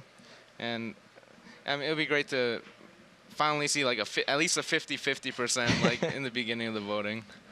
What were the calls like in the middle of the game when it was pretty much Zuna and Cop up top, and then you had you and Voyboy were down bottom, and then everybody was in the 3? It was kind of like a triple split push by both teams. What were the calls going on there? Was it like, hold this right now, we have Dragon coming up? What was the idea of that triple split push? I believe we just, or Zuna was ahead of Cop at that time, and then for me, like, Vlad tends to bully Shen a lot, or, like, I didn't even want to go aggressive on him because we would have, like, a TF that could port up, and then they could just kill me with 2 people. But what we were aiming to do is just, like, make a Shen play, and I think we did that, right? A few times. You made a couple pretty big plays. Yeah, in that game on Shen. And even coming in this week now after a huge live event week, also not even that long to turn around from the Sunday to now playing on Thursday. What's the difference playing at a place with a live audience versus here? It's huge. Like, the fan base is just what, like, I kind of feel like some games are won solely off of, like, the momentum you gain from the fans. Like, you can play really well, but one mess up and, like, your whole team morale could go down when, like, the other teams cheered for. As for, like, in the studio, it's more I feel like it's more private, personal. Like for example, we were playing in the green room because there's some technical difficulties, and it just felt like the setup was like a scrim because we were all 5 in one room, no headsets, and just like screaming at each other. Do you like that more than in front of the audience for yourselves, or would you prefer the momentum of the crowd? I personally like the crowd, but like I don't know how often I would like that. Like it can get stressful if like you let it get to you if your team's not doing that well. But if you're just constantly winning games, it feels like you're on top of the world. So were there strats that you guys have been coming up with that you may have thought to use at MLG that we haven't seen from Vulcan yet? Do you guys have that ace of spades? I think for MLG we wanted to. We had the idea of running Shen, but like myself as well as the team wasn't that comfortable with running them. Oh. So yeah, that's why we just brought it out this week. Keep it easy. And I'm curious, within your team discussion, was it you who decided to pick Shen, or do you guys cohesively, or is it like one specific person who says, hey, you should learn Shen because he's strong right now? Honestly, since last split, like our whole team's like, why aren't you running Shen? Like, for me, it's like really stressful just to run him. Like the laning phase is really easy, but I think it's the ultimates that are like the most stressful part. Like so much pressure on one ulti, and then like especially after you land on the ulti, you have to land that taunt, because that's like oh I hate skill shots.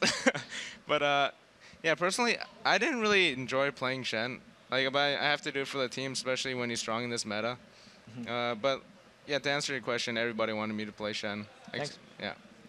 All right, and Psycho, last question, just about Vulcan in general. How's the house? How's the team? You know, now you guys obviously have this win over Curse and Cloud9. Things have got to be pretty good. But, you know, what's the focus? What have you guys been working on? For the house, Just, yeah, everything. We've been working on, like, starting filling it up with, like, furniture and stuff. Like, we still, we have, like, one love seat or, like, a couch or whatever you want to call it. And then, like, everyone has their desk, their computer chairs, beds. Like, it's still, like, not really that homey, even though like it is our home. But I think the thing we have to work on is cleaning, because it's a house full of 6 guys, and then yeah, things can get dirty. Like the kitchen counter can start piling up, and then like crumbs are everywhere. Especially like Smithy's desk. Crumbs is everywhere. Oh no, not that crumbs obviously, but yeah, like Smithy's desk is probably the dirtiest out of all of us. I'm not calling him out or anything. I think he just did, but you're not calling him out or anything. All right, so like I said, thanks for taking some time with us. Congratulations again on the win. Hope you guys can keep it up. All right, everyone. Now it's time for our second match of the day, Velocity Esports versus Team Solo Mid. And for your information, thanks to the hard work of the crew, everything is back to normal mode here in the NA LCS studios, which means both Velocity and Team Solo Mid will be playing this match from the regular team areas. While both of these teams struggled down at MLG Anaheim, Team Solo Mid had the most disappointing weekend of any squad this spring split. Champs, they went 0-3 and had their first win this week ever. And even though TSM didn't win any of their games, they were super entertaining. So they were close matches that they lost. Their game against COG was the best game North America has had all year. Even though they outkilled COG and TSM's late game team was winning every fight, they finally tried to leave their base at the end of the game, and then the minions ended up taking down their Nexus.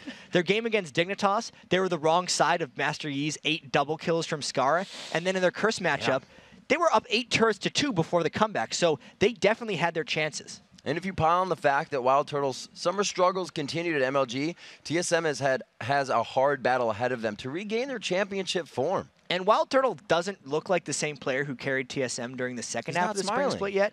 Where's the smile? And if TSM's going to get out of the slump, first he's going to have to start smiling, and that'll let him get back on his game because he was dominating near the end of that. All 3 losses for TSM last week obviously weren't all on Wild Turtle. It was a team thing. Dyrus admittedly said that he was off his game in large part because the team communication is still problematic. Everyone is calling shots. There's too many orders going through at once, and people are getting confused. And TSM isn't the only team that's looking to turn things around today. Velocity has been struggling all summer, and last week they were able to snag their second win against Curse. Yeah, NK Inc. had a huge Baron steal in that first game of theirs for MLG that really turned the game around. In that match, Maple Street was on top of his game with Twitch. He looked like an 80 carry that had all of us excited during the promotion tournament. 11-1-7 with that Sword of the Divine Twitch just blowing people up at the start of the fight. But unfortunately, they still dropped their other 2 games at MLG, and with a third of the season already done, they're kind of digging themselves a bit of a hole. Yeah, so the hole might be getting a little deeper for Velocity if this game goes anything like their Week 2 matchup against Team Solo Mid. And that's exactly what Dyrus and Team Solo Mid are counting on. If they don't play their best against us like they've been playing against other teams, they're just going to get smashed again like last time. Well, it looks like Dyrus is super excited for the matchup, which is understandable considering how hard they stopped Velocity the first time. It's the most excited I've ever seen Dyrus. Absolutely. But yeah, that TSM dominated the first match. They took down the Nexus in 26 minutes.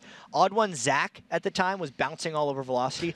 And Wild Turtle also had a great game as Caitlyn. If you remember, that was the super long-range snipe on the recalling Maple Street that followed all the way to the base. So this could be a match for TSM and Wild Turtle to kind of turn their struggles around. Well, let's see right now as we go to check out the lineups on the blue side. It's Velocity. Chris in the top lane, NK Inc. in the jungle, Vile Rose in mid, Maple Street on AD carry, and Evaniscus on support. And on the red side, it's Team Solo mid with Reginald officially in the top lane, Odd One in the jungle, Dyrus waking up in mid lane, Wild Turtle still not smiling on AD, and X Special on support. So if the spiders drop, they're on Dyrus now. So that's another solution to the swap. Saved him. Save him from the Saved Reggie's spiders. fear Reggie won't spiders. have to worry about anything. He's good. It'll work out for him. They're not really utilizing the lane swap too much for what it's worth and what they called out on social media. It's still so they've done it once where Dyrus took Kennen instead of Reggie, and they did a little loop-de-doo, but it didn't work out for him. Obviously, the 0-3 means 3 losses, and I think they kind of got in their own heads a little bit on that. Yeah, TSM is tired of losing. It's not something they've been used to, and every time they have a loss, it's just snowballing on top of their own minds. And they need to be able to turn that around. They have to be able to take the loss in stride and then constructively find out what's wrong and then apply it to be improved. One thing the TSM's kind of had the luxury of is they don't lose that much.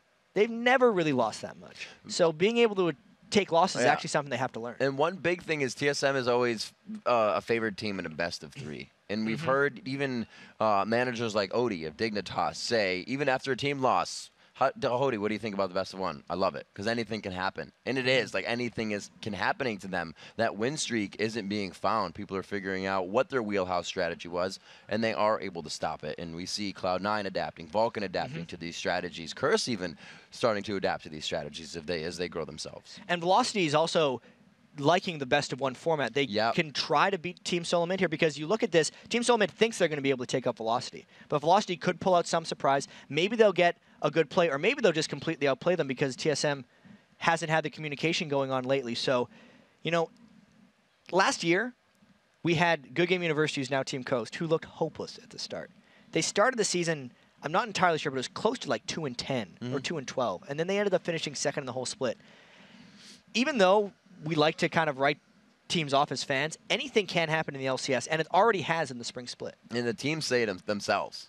The players, they're like, yeah, you got to watch out for those guys below you. We're just trying to get to the people up top. And Velocity is a team that can do that, right? They have that Ezreal poke, pretty much poke swamp strat that takes down your entire map. They don't fight you, but somehow your map disappears in a matter of minutes. They have a lot of unique strategies that are unique to them, which might make them hard to practice for. Vile Rose playing that Kayle mid when they run no tanks is a strange strategy to run against. The poke push strat with Janna that you just mentioned, I feel like they need to run that more, because that strategy is what won them in the qualifiers, and it should have beaten them. It should have beaten Dignitas for them. And if TSM doesn't ban out Janna, I would love to see them try to pull off that strategy against TSM. The Ezreal strat is definitely a diamond in the rough. We remember Dignitas playing against them, and they were able to win that game once they figured out what the strategy was. But Crum said, why did they ban Nasus? You know, we thought they did some missed homework against us, and they're like, oh, they're doing it. So Velocity can still get it by you. Those first few picks are pretty ambiguous, and until you really see like the Janna come in and then the Ezreal, then you're clued into it. So Velocity has a way to get to the picks that they want. The second AD carry and the second support. They're just like, something's going on here, guys. And TSM has been a team traditionally who has had very predictable picks and bans. Right. There are people who keep their champion pools fairly regimented, and just Reginald will play like 3 or 4. Dyrus will play. He's come out and said, I want to play 3 or 4 champions and master them, because they want to get just enough that they can't get entirely banned out and they still have something. And after that, they don't really care. So we're waiting just for this matchup to start. Velocity Esports versus Team Solo Mid. Team Solo Mid, we'll recap a little bit. Obviously, their MLG Anaheim, we said, struggled a little bit. They came off 0-3. Velocity 1-2 on the weekend. They were able to get a win for themselves. So that win was actually against Curse. So like we said, they're that team that can make it happen. Don't count these guys out. We kind of made the GGU reference, and they're coast now at second in the league coming out of the spring split. Any of these teams on any given single day of game.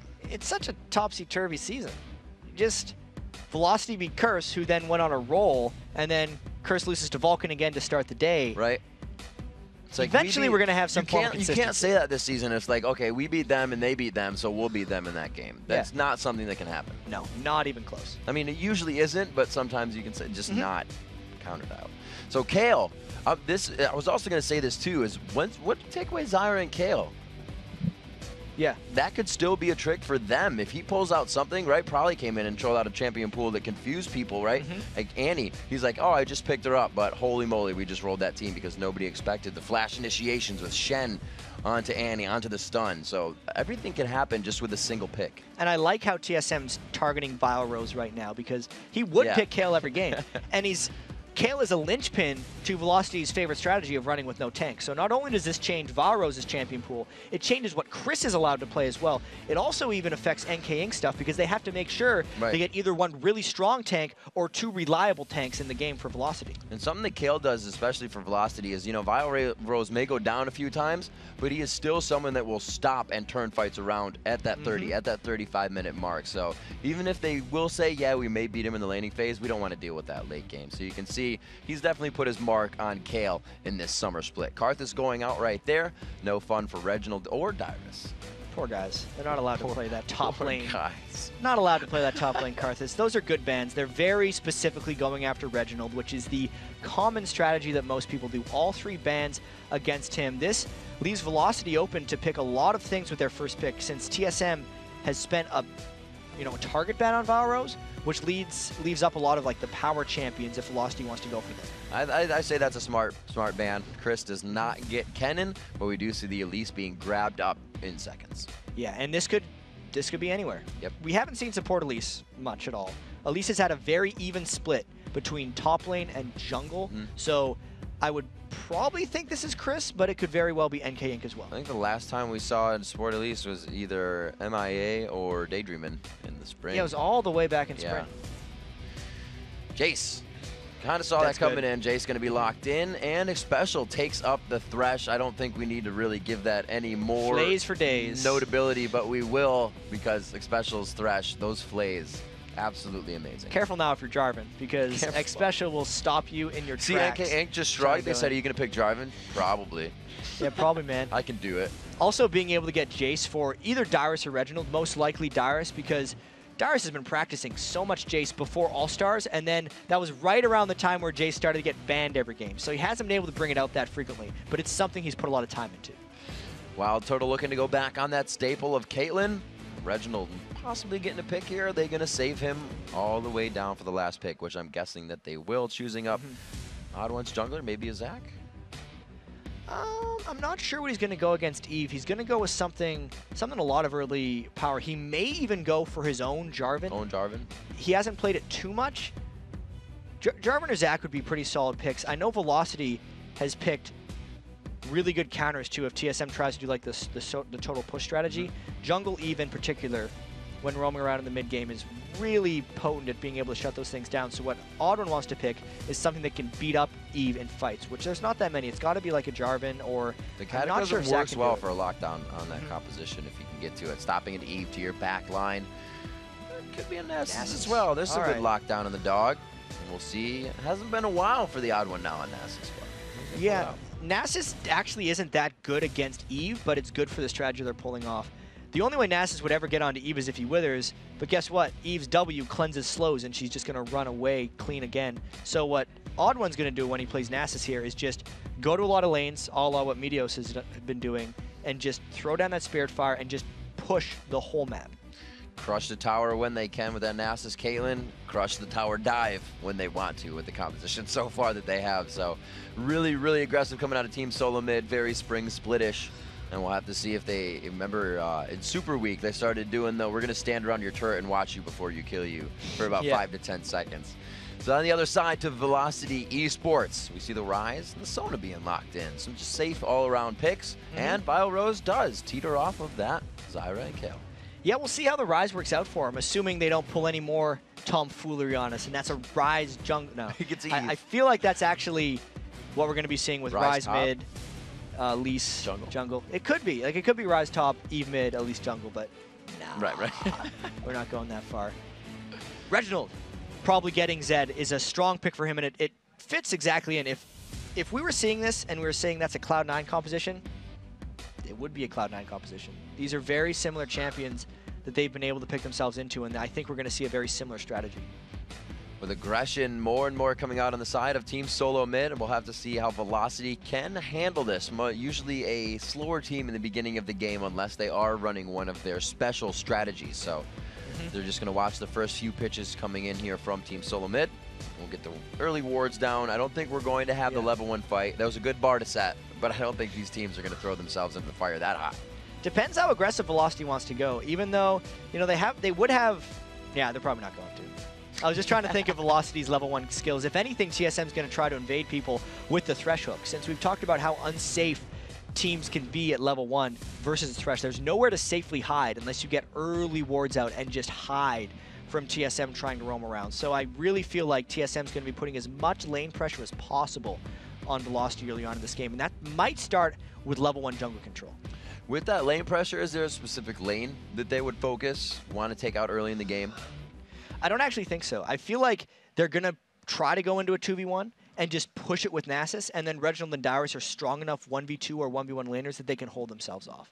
All right, we'll have to see how that plays out. We know, and it's not really just a saying anymore. Anytime we say Reginald, there is the odd one, literally right behind him. So we'll definitely see the focus from the odd one in that mid lane, trying to shut down all of that Rise that Vile Rose is bringing to the table, which is also something they have to note, as he hasn't really, and he's probably scrimmed with it, obviously, but he hasn't taken it into the LCS, and he hasn't had that pressure put on him to be shut down that hard. Yeah, I want to see how Vile Rose reacts to this, because his Kayle sticks with all the other mid laners in the LCS, but that's all he plays. So what does he have left here? Is this going to be the thing that everyone does against Velocity now, is just ban out Kayle? I'm actually pretty excited for this.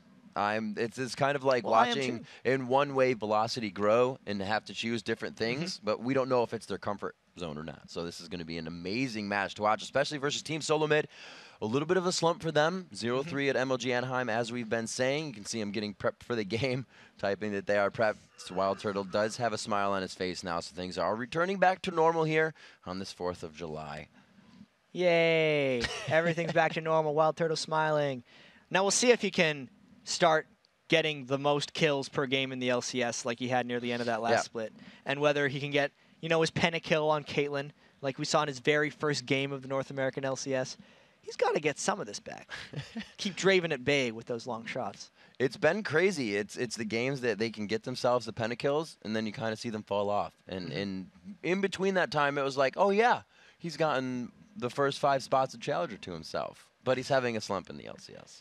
That was actually really strange. So over the break, Wild Turtle had 3 of the top 4, or at one point maybe even the top 3 80 carries in solo queue, 3 different accounts, while X Special was off playing and practicing for All-Stars. Right. So even though Wild Turtle worked on a lot of his individual mechanics, I feel like it actually hurt their synergy. Playing so many hundreds of games away from his support probably made him pick up some bad solo queue habits that then when X Special got back, they had to re-break again, which probably puts Wild Turtle in a bit of a slump.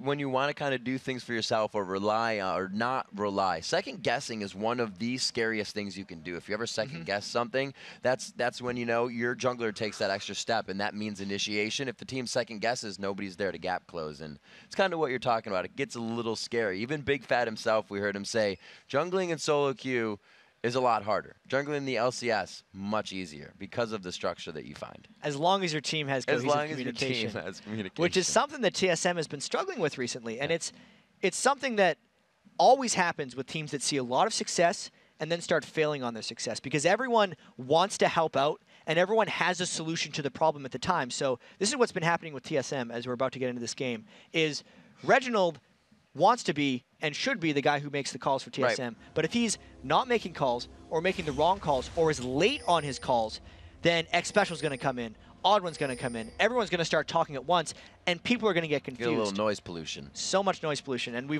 I've said it before, we'll say it again, a bad call that's followed by everyone works more frequently than a good call that's followed by half the people. And that's what TSM needs to eventually realize and just start making bad calls and just going with it. That's one of my favorite sayings because it's just one of those like, oh, I get it. And it's so hard to do, though. Like, you have to put it into action.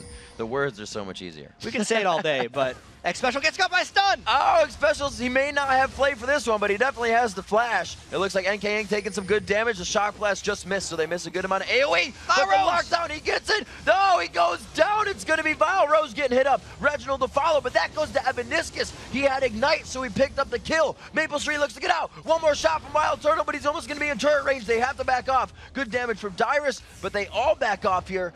And it's going to be one kill for each. And it's early enough that they're going to be able to go back to base and, like last game, buy the wards. But this time there were, I think, 3 flashes burned on each side. NK Inc. may not make it back in time. That could really hurt his early jungle.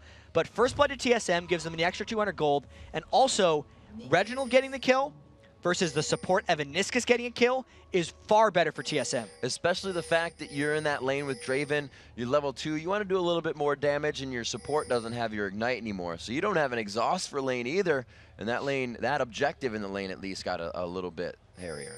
And that's if they were 2v2ing in the lane as well. Right. Having extra pink wards for Evaniscus may have helped him get brush control and help Maple Street aggress on Draven, but that's probably not even what we're seeing in this game. And after all that, NK Inc.'s going in late for this odd one steal. I wonder if he's going to try a Smite War.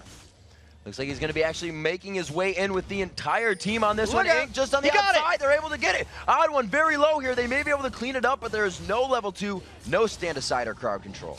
That is huge because not only did they steal the blue buff, they stopped Odd One's time from getting that. So now Odd One has to go all the way over to the red buff, slowly get the level 2, burn his extra smite, all the while NK Inc. is trying to farm up. Coming back to lane, very much so correct about the 2v1. Reginald taking a little bit of harass here as he, like you said, those wards really creating problems and helping both teams. Yeah, that was a very good play by Reginald, actually. Coming back with some of that first blood gold. I think he picked up some extra potions and wards. And then, since Vile Rose was supporting the blue buff invade, Reginald kind of cut him off and just delayed his access to mid lane. Let's see where both junglers are. Looks like it may be an invade here for the Odd One. No, he decides to go towards the top lane. Won't get anything out of that. And he will just, again, TSM, that soak of experience in the top lane. If they can get the kill at the turret, they may go for it.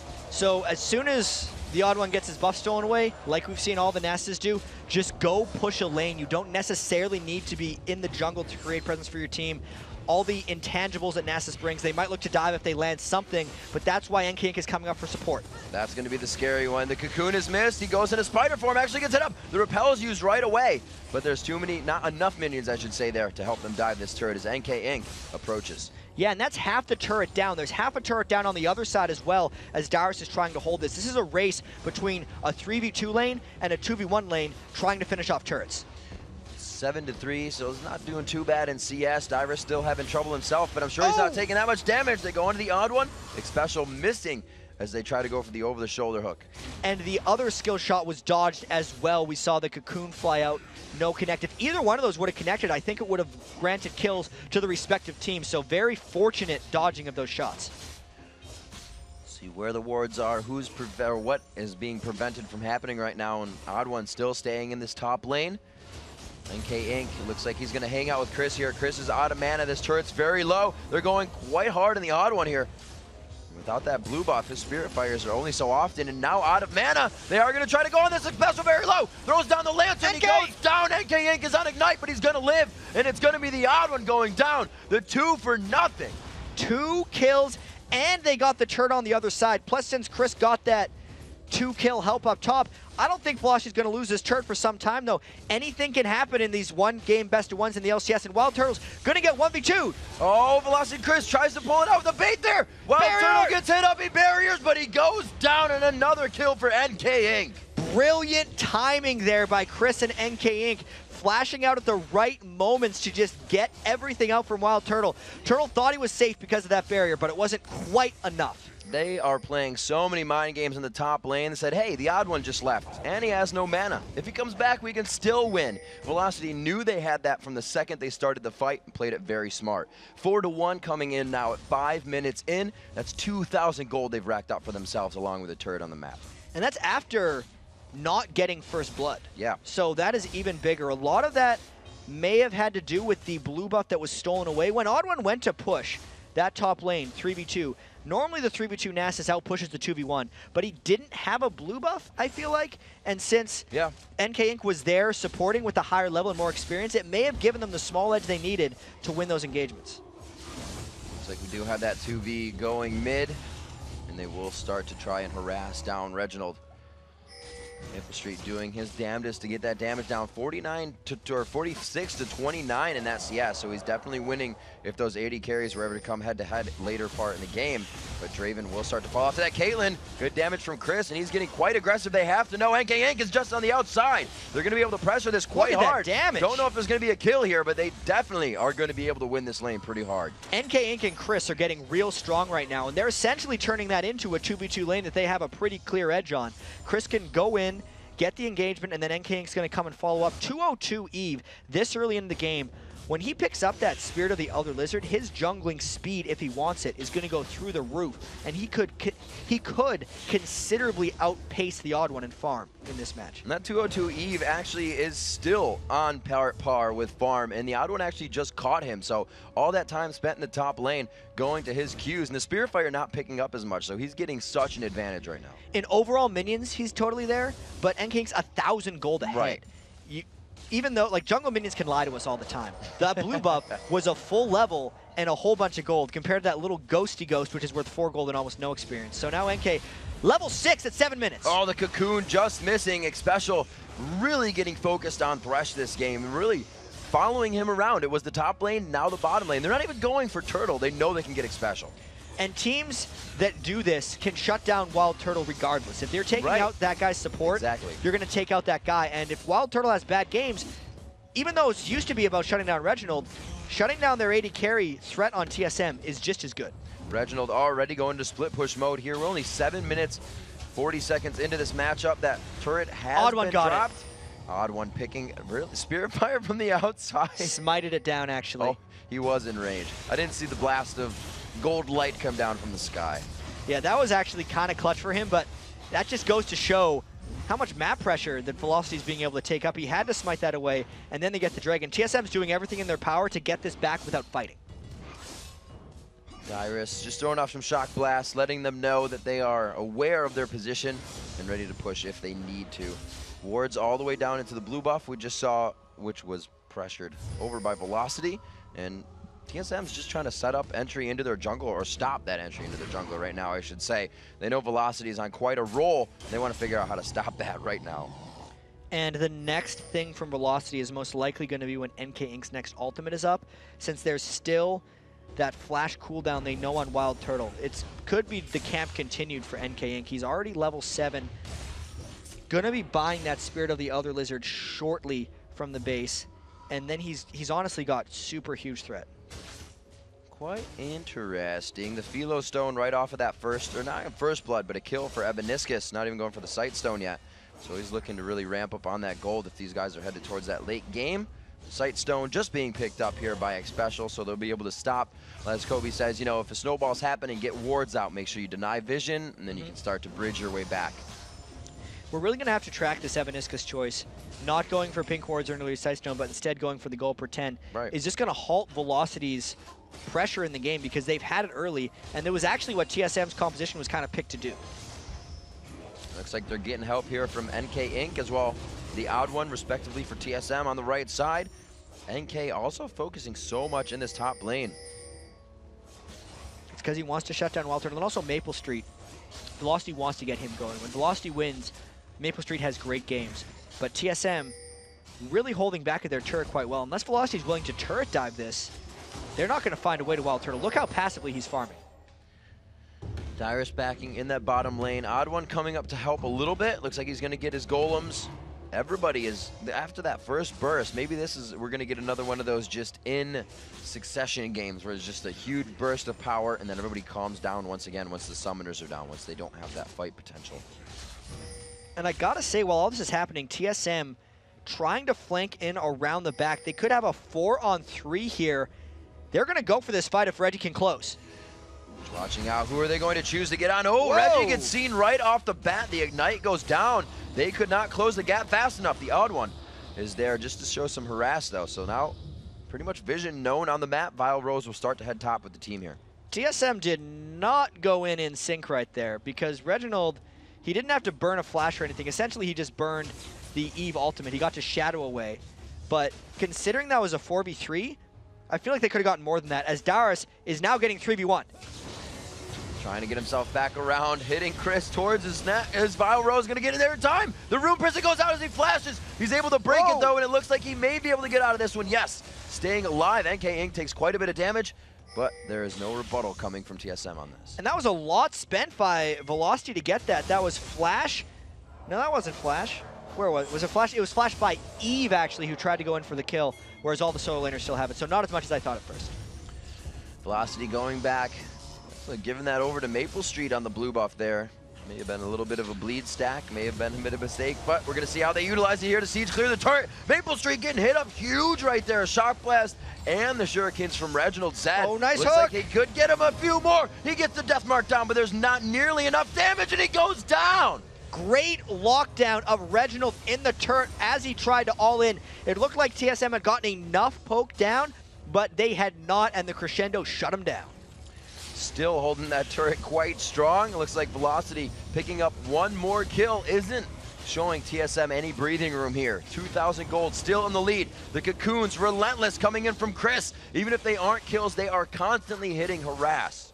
And Velocity has a sustained hold right here. It's Sona versus no Sona, but because they have a lead, sitting around in mid lane against a team that can wave clear as well as the NASA's Jace team plus Caitlyn is not something Velocity wants to do. They can defend that, collapse and get kills, and then go back to their side lanes. That's a good play by Velocity. Still a clean 2,000 gold cut up on Team Solo Mid right now. Velocity held the top lane huge. 2 kills coming in for NK Inc. Chris getting hit up pretty hard here. That's because NK Inc.'s on the backside, as always. Gets locked up, a nice trap by Turtle. And again, NK Inc.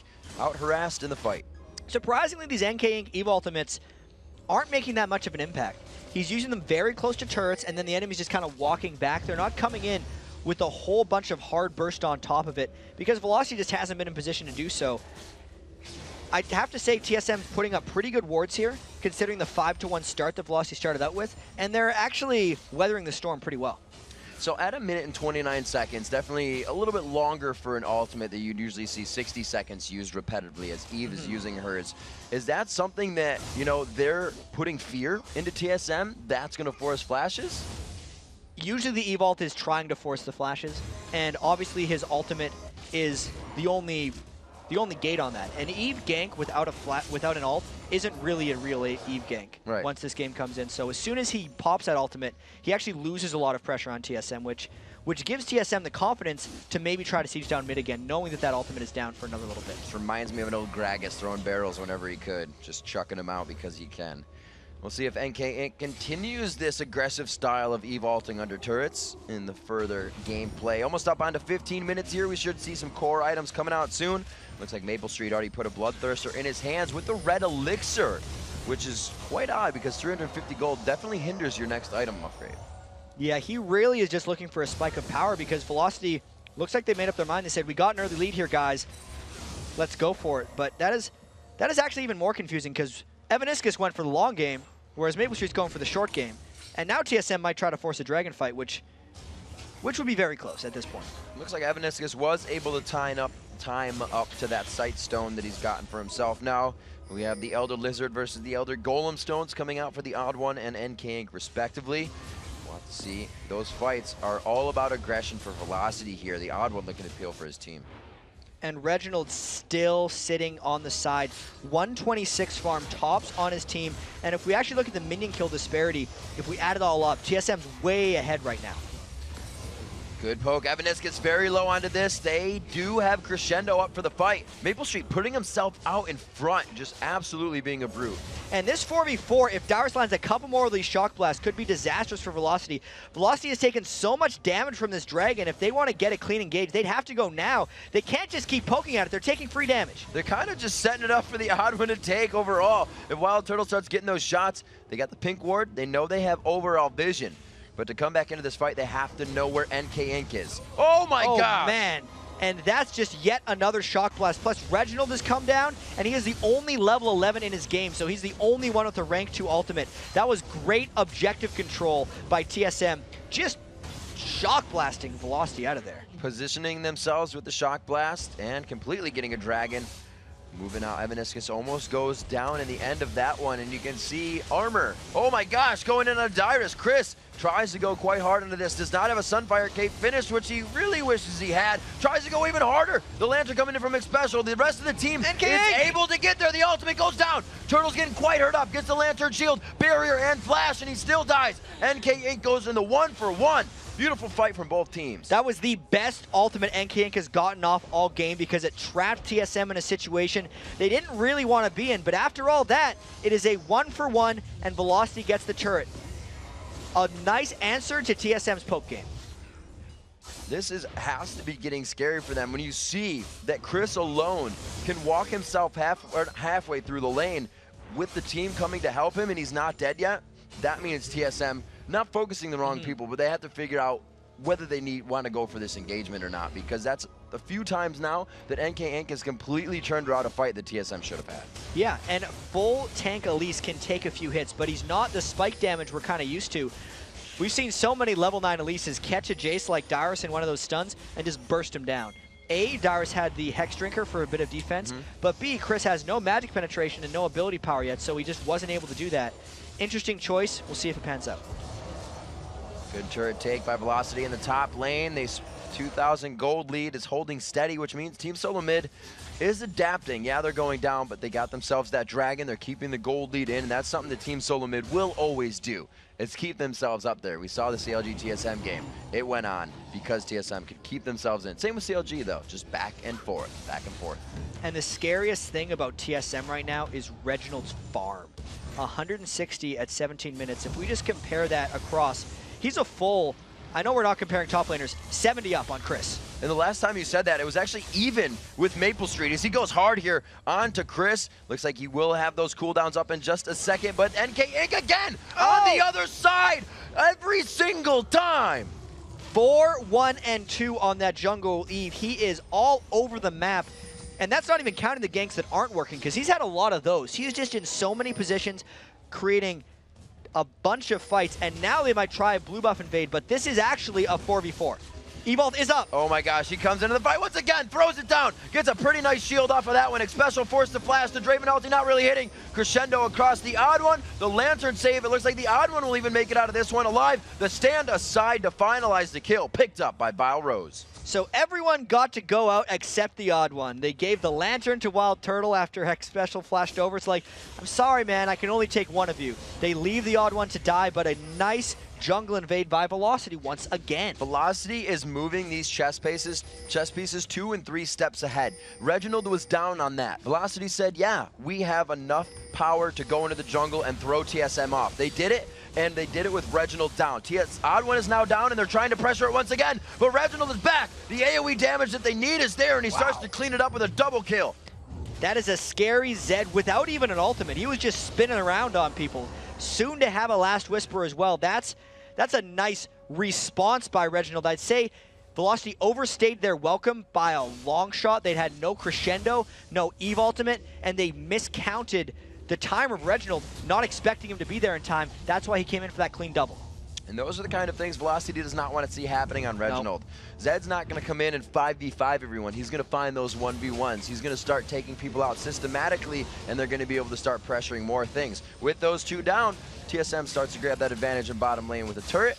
Looks like they may move to mid. Remember, that last Dragon was there, so that timer is there as well.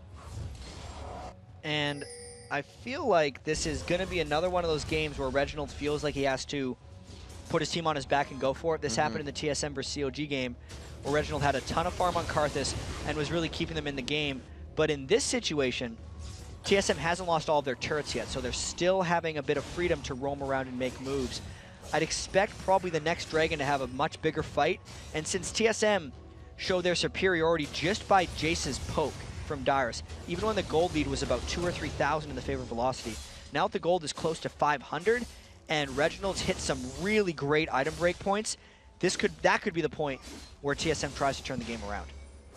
And we have to see how much is it really going to come around to bite Team Solo Mid, that they've pretty much come into this with a full AD composition, and we're already seeing that affect the fights right now.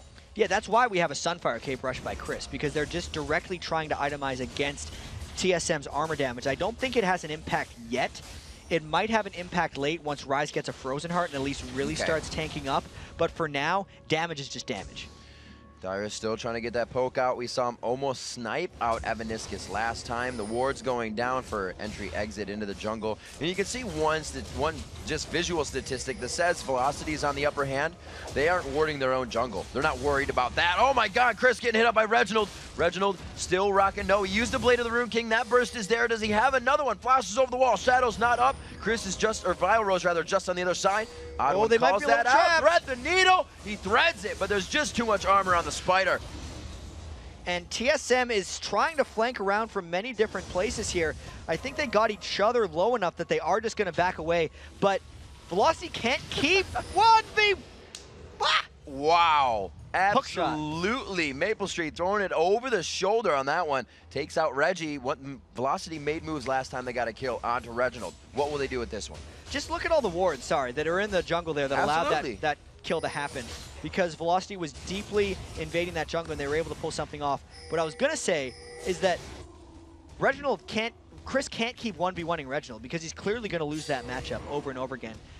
Eventually, Velocity will have to find a different answer to that. Maybe it's the collapse every time, but I don't think that's feasible. It's the loss of this matchup always puts him up, though. It's so odd. It's not something you see happen all the time. Chris is 1-0-5. Each one of these has been, whether he likes it or not, a successful bait. But NK Inc., he's got mobility boots on whether he likes it or not, because he is everywhere right now. He doesn't. He's got home guard Sork boots, but he's everywhere. He's fast enough on even. Maybe they're going for a turret dive here, coming around the back. Special, always the one getting damage on this game, and that's the focus of Velocity right now. Every time they see him, they do everything they can because of what he can do in the team fight. We've heard teams say he can change it himself. When he's not in the fight, that's not going to happen, and Velocity is looking to pin that down before every fight happens. This wouldn't necessarily be worth it, though, for Velocity. If Wild Turtle goes off and solos that Dragon for just a red buff steal, that's exactly what TSM wants here. Since TSM fell behind early, they're just looking to draw this out until they can find team fights, and a Dragon will make them more potent in the next one. This is definitely in Velocity's mind right now. They haven't seen Team Solo Mid for an extended period of time, which they were just up top. So they're saying, I think we just got dragoned. Let's at least get the timer on that right now. They had to have done it. So they get the answer to that question. 31,000, that's about 1,000K, or no, actually, the Gale goal exactly even. Damn. Count. As Reginald actually goes in for a fight, this might be over-aggressive. That's the systematic 1v1 he wanted, but he found a few more. Yeah, he found an invisible shadow thing from somewhere. He knows all about shadows, though. He knows all about that stuff. That's not the best fight for Reginald. He's continually dying here, but still having the majority of his team's gold. So it's a very interesting position he's putting himself in, since Reginald has taken so much farm that he needs to be the lead of the team here, but he is putting himself consistently in these bad situations. And the way that Velocity is going about this is working in their favor so much, right? They're not racking up too many bounties. Nobody's going to go down and put TSM right back in the game. These fights are really just spread across. Everybody's getting core items that they need, and like we said, those are going to be focused on armor because TSM just brought this 80 composition in. The Bulwark coming out from the odd one, and we see pure damage from everybody else. Yeah, I'm still trying to figure out whether the late game for TSM is better or late game for Velocity is better. And we will find out since the gold is so even here. It's just the balance between having double physical and how much armor pen can you really get there versus Velocity, who's, late game Draven is very difficult to team fight compared to late game Caitlyn. X-Special's Thresh is incredibly potent versus Evaniscus' Sona. It will be close, even though a lot of times you think, oh, just build armor against 5 physical. It's not that simple. And Evaniscus himself is even maxing Q. Q is maxed 3 in his W and 1 for that speed movement of the team.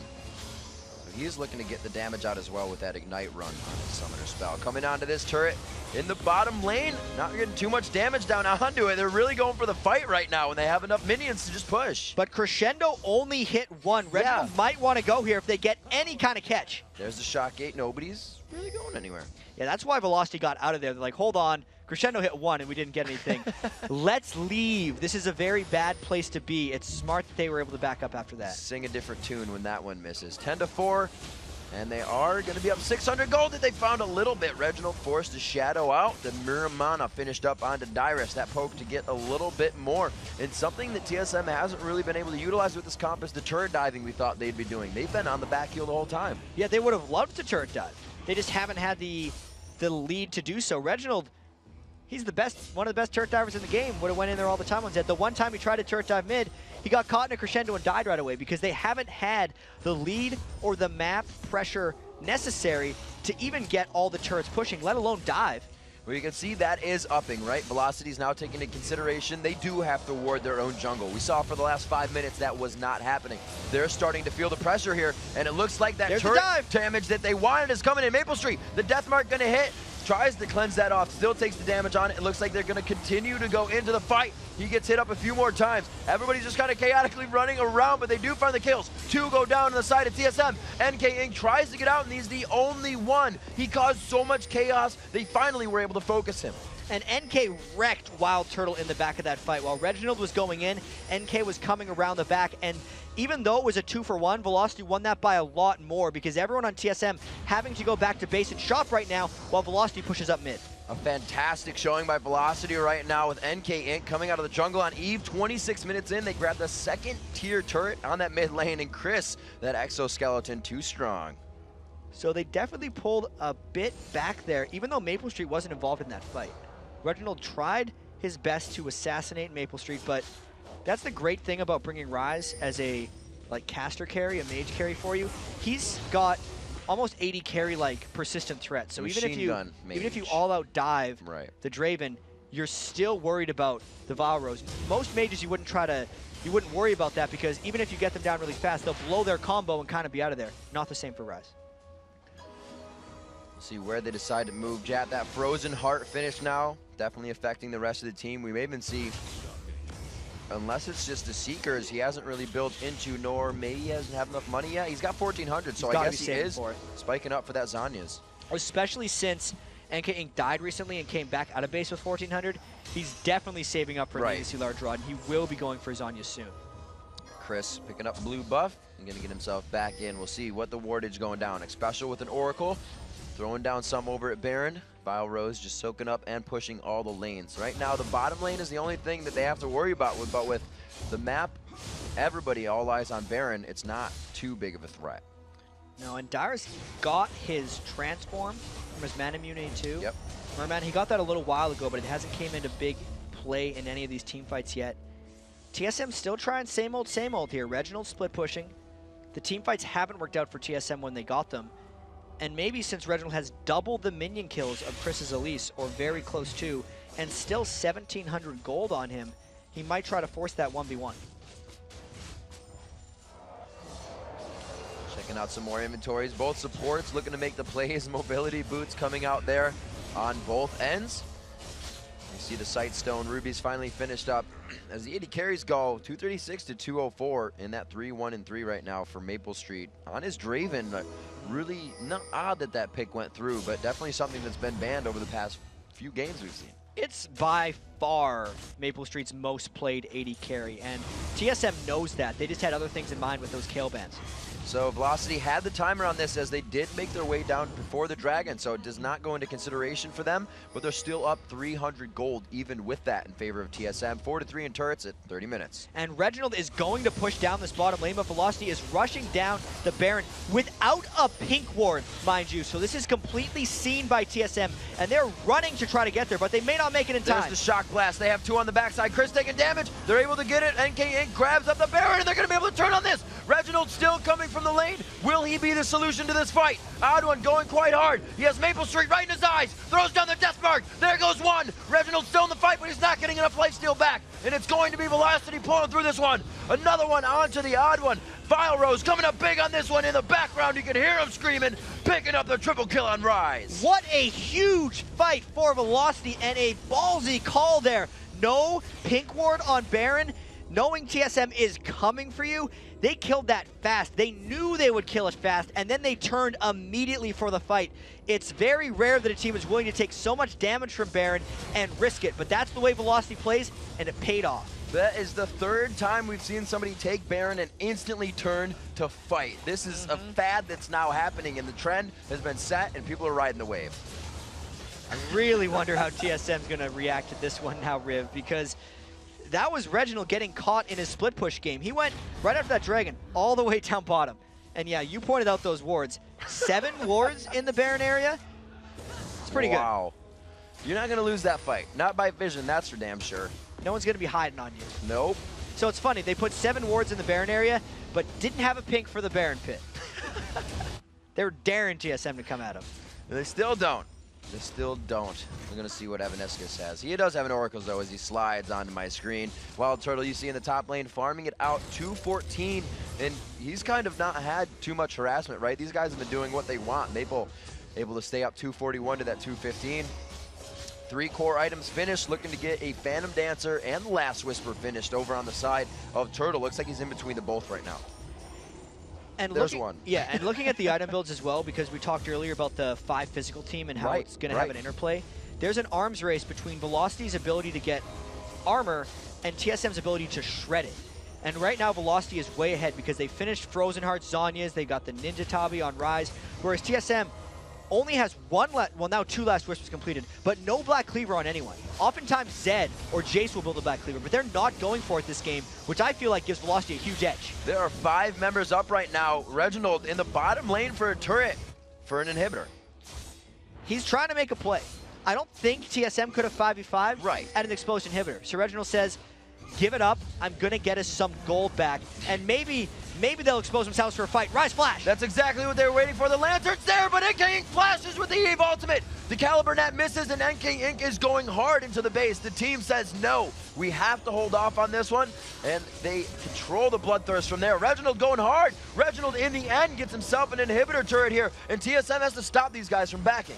Unfortunately, TSM is a little bit scared or even gun-shy of losing their base right now, so they did not engage onto Velocity, because if TSM got counter-aced, Velocity would have been able to end the game in TSM's base faster. So I think TSM was content just letting Vile Rose go back and Reginald taking those 2 turrets. That was a smart play by TSM, not trying to interrupt the recalls. And Velocity, right after taking that, they wanted blood. They had to get out and save face with what they had. More than not, teams will kind of sit in an already pushed lane and figure, why aren't we going anywhere? You have to get somewhere else once you take that. And that's why Velocity faked back and then tried to engage. It's just TSM played the in-between just right. They didn't get close enough to get a clean engagement. You notice NK Inc. had to flash to get his E-Vault on. That meant no Crescendo could get in range. They only locked down 1 person to keep him back, which was then countered by the Thresh Lantern. The whole disengaged scenario played out really cleanly for TSM there. Reginald looks like he's given himself another life. Guardian Angel being picked up by him quite quick. He had no pieces to that item as he just went back and purchased it. So put that under his belt on sale. We'll see what he can do with it in this next fight. It will be up, and he is still pushing. So I guess that's just more focus. Focus me, focus my Guardian, I'll be fine. It's also what Zed does, and it's his only answer against this Velocity team right now, who is stronger in team fights. He's trying to trade turrets back. There's no way TSM stopped Velocity from taking those outers. Reginald wants to at least get something back in return. 3 Last Whispers now created up onto Team Solo mid. Like you said, no Black Cleaver, so each one of them single target, shredding that armor for themselves.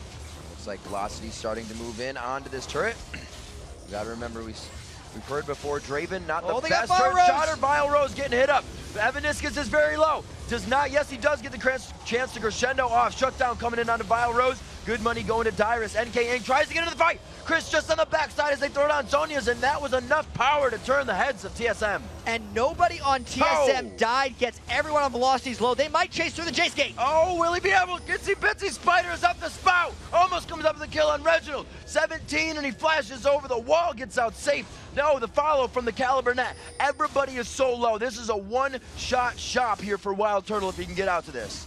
But it's just the one that TSM gets off that Velocity had NK Inc. come in late in that fight, which meant the eVault was almost inconsequential. That eVault does there's a way it works. It does max health, no, current health damage. Yes, it does a percentage of your current health. There's the words I'm looking for. Read the screen, Jet. And since everyone on TSM was already around half, that eVault did about half as much damage as it would have been if he initiated with it. So that, combined with the fact that TSM was smartly fighting under their turret, just made it so TSM was very well able to come out on top of that one. So as we see a little bit of a pause here, but so far Velocity coming out so big on this matchup. They haven't been nearly able to control the Dragons lately, but we're going to see if we get Maple Street back onto this one. Looks like he may have a sound issue. We got Zion and I working on it. It says keyboard. On my keyboard, something's malfunctioning.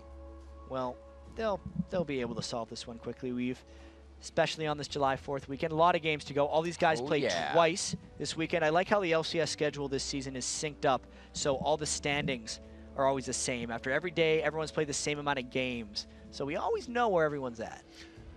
It definitely flows the chart better for everyone, and we can see where the standings start to move. The top and the bottom start to spread out a little bit more, and we'll get that again. I don't think our top and the bottom really worked this year in the minds of There's no top and bottom sections. I mean, there's a top team. Yeah. You know, Cloud9 is top team, and Velocity is a 2-8, but everything, like, it's a smooth transition. There's no, last season it was a top 4 and a bottom 4. Now it's a standard set of teams. And we see Maple Street getting back into the game. He just had to find his way home on this one. It was a little tough. Look at the sign. Look at the signs. Oh, it's Maple Street. There it is. There it is. I got it. Looks like he is back in the game. There's Evaniscus on your screen as well. The Mr. Maple Man himself, the odd bro. That many actually had him sign the odd bro at MLG. They said, Maple Street, can you sign your name the odd bro? And he's like, okay. And he gets a kick out of it too. It's pretty funny. I like the story of how Maple Street and Odd One like reunited themselves. It's like, Odd One played against him. He didn't even know his brother played, and he's just like, I'm your brother, dude. He's like, no, you're not. No, you're not. Then after the game, he like messaged on Skype, was like, I am. He's like, really? I'm glad you play the game. And now they're both in the LCS. Like, I didn't realize my brother was that good at the game, so I didn't believe him. Cruel brotherly love right there. Making sure everybody's set. We got ready's on the screen. Ready, steady, and go. Looks like we will get these guys back into the matchup within the next 10 seconds or so. You can see it counting down on your screen. Back to the action, and this game has been packed with just that. A ton of action. 16-8 right now. A Dragon already being pursued again by Team Solo Mid. They've had quite the grabs on Dragon coming into this game. They've had real good control of that objective. You can see 4th Dragon there for TSM. One of the big things keeping their gold even in this game, since they're down in turrets and down in kills, it's Reginald's farm from the split push and those Dragons that have given them so much. And before that pause, we got to recount, TSM had a really strong hold at their inhibitor turret in the bottom lane. And now Velocity's trying to get something back. But this whole time, Velocity hasn't gotten the clean engages on TSM that they want. You know what TSM has got? The gold back to even. 6-5 in turrets, 36 minutes into this game. There's a grab onto Chris. That's a lot of damage that Chris does not see before the fights. This is how TSM can get themselves back in the game. It's absolutely the way that Vulcan wins when they have Xerath, is they make the fights start at half health. And the armor arms race we were talking about earlier has the Black Cleaver completed onto Dyrus. So they have 3 Last Whispers and a Black Cleaver. Maximum team shred right now for them if Velocity's trying to tank through this. And now we might have the fight around Baron. Velocity's trying to flank around the backside, but it doesn't look like they're finding the right formula. And I feel like TSM is kind of doing the strat that Velocity did the curse when they won. TSM lost those inhibitors, but Reginald was pushing. They're saying, yeah, we'll lose 1 or 2, but we're still pushing so hard that you're not going to be able to stop us. And that's the point that TSM is getting to right now. It's weird to see how unworried they are about that inhibitor being down. Now up, but it was down. One thing is the middle inhibitor. If they're pressuring Baron, Reginald can clear that while they still have presence there. If they lost the bottom lane inhibitor, TSM would be much more constrained and worried about going back to their base. They can kind of handle this one. The only other thing TSM has to worry about is the increased health of the other lane minions. When an inhibitor goes down, all those other lanes gain an extra 100 health. I know we say that every time, but it's very important, and it's why TSM side lanes are pushing. Way past the river, and that will have to be tended to by Team Solo Mid quite soon. Looking around at the items, seeing what these guys are trying to put into their inventories. Now looking at this, the item mitigation, as we said, the damage reduction from the armor. Where does it really fall off for them? Is there going to be a point when you can't build enough armor and that damage is just going to start coming from them in true damage form? It's a mix, because right now TSM is max shred.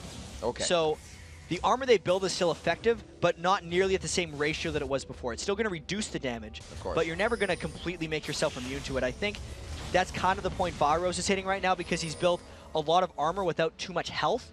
He's at 274 armor, but he's only got 2,500 health. So since armor means you take like a lower percentage of damage, you need to run the health with the armor if you want to be super efficient about it. And Varros is a little too heavy on the armor right now.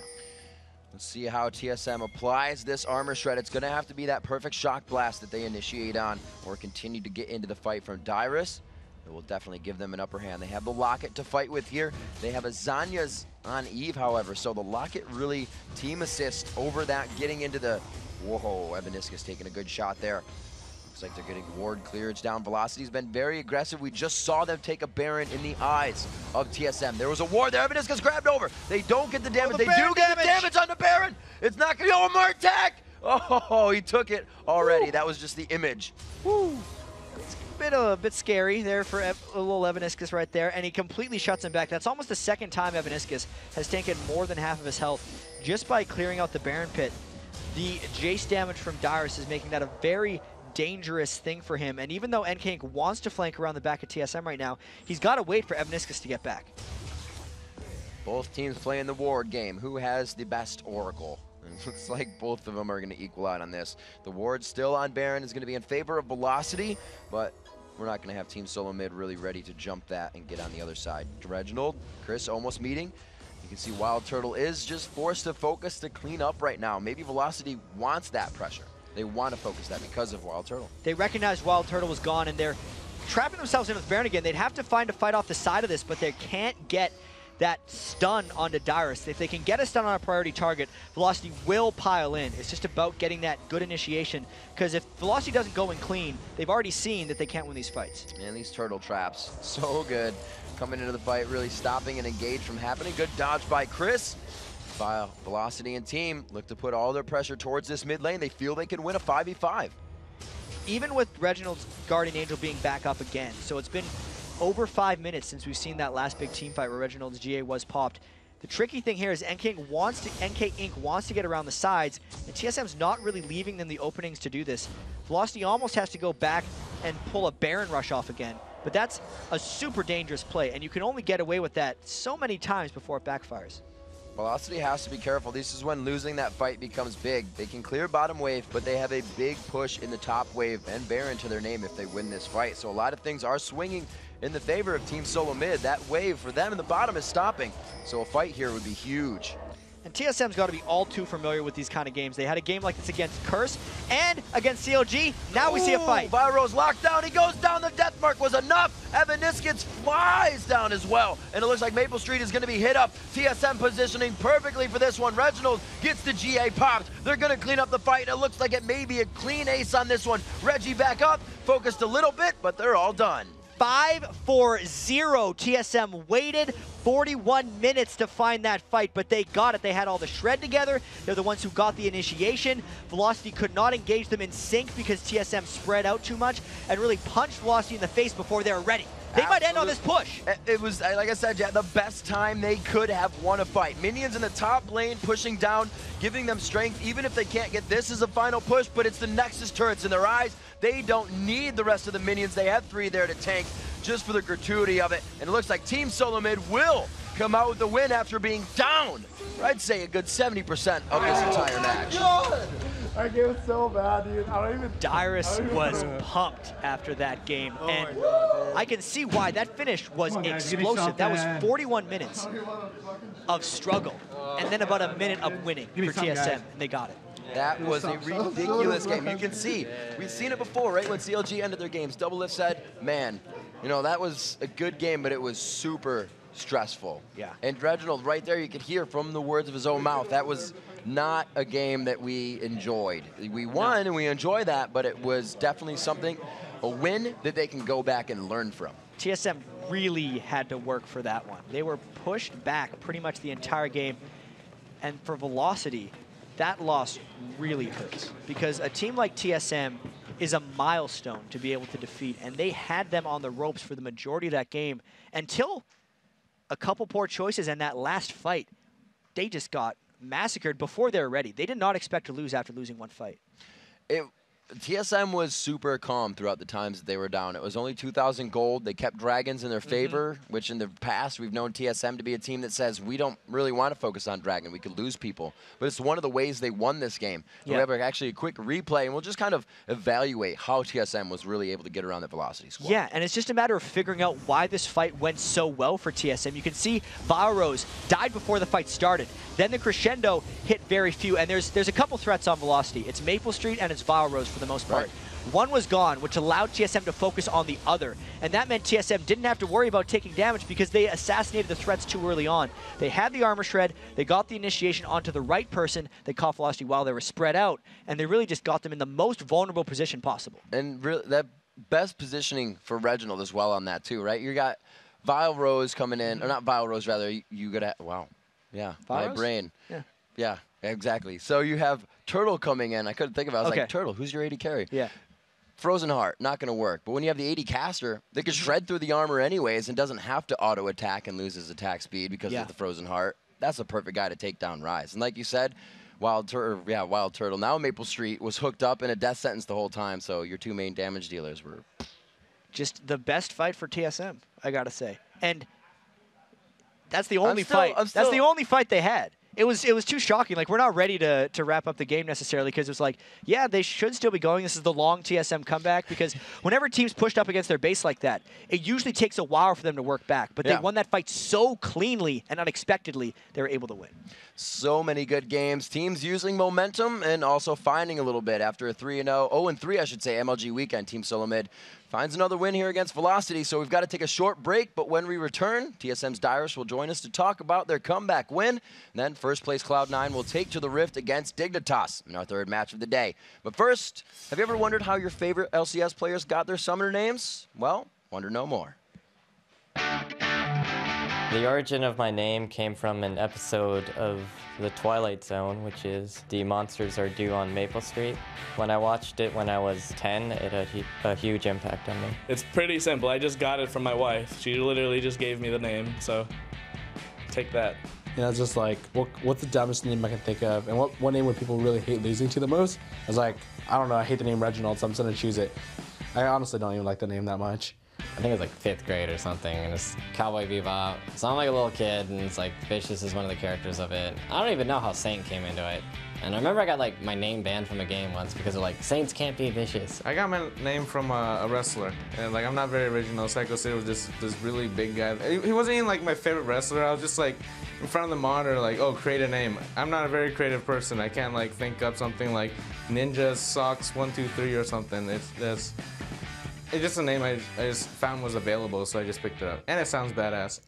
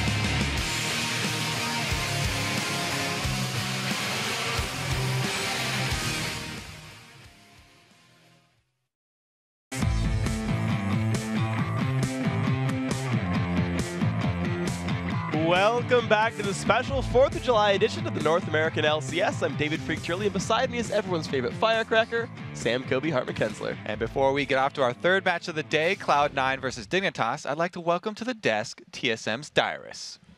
So Dyrus, you guys had a very nail-biting game, kind of your 4th nail-biting game in a row now in the LCS. How do you keep focused where you're down a whole bunch of kills early on and it seems really rough? Well, from the moment I noticed that we started dying, and then we got our blue buff stolen, and then people were dying 2 versus 1 lane, and we lost every tower, and then I'm like, all right, I'm Jace. I can carry this.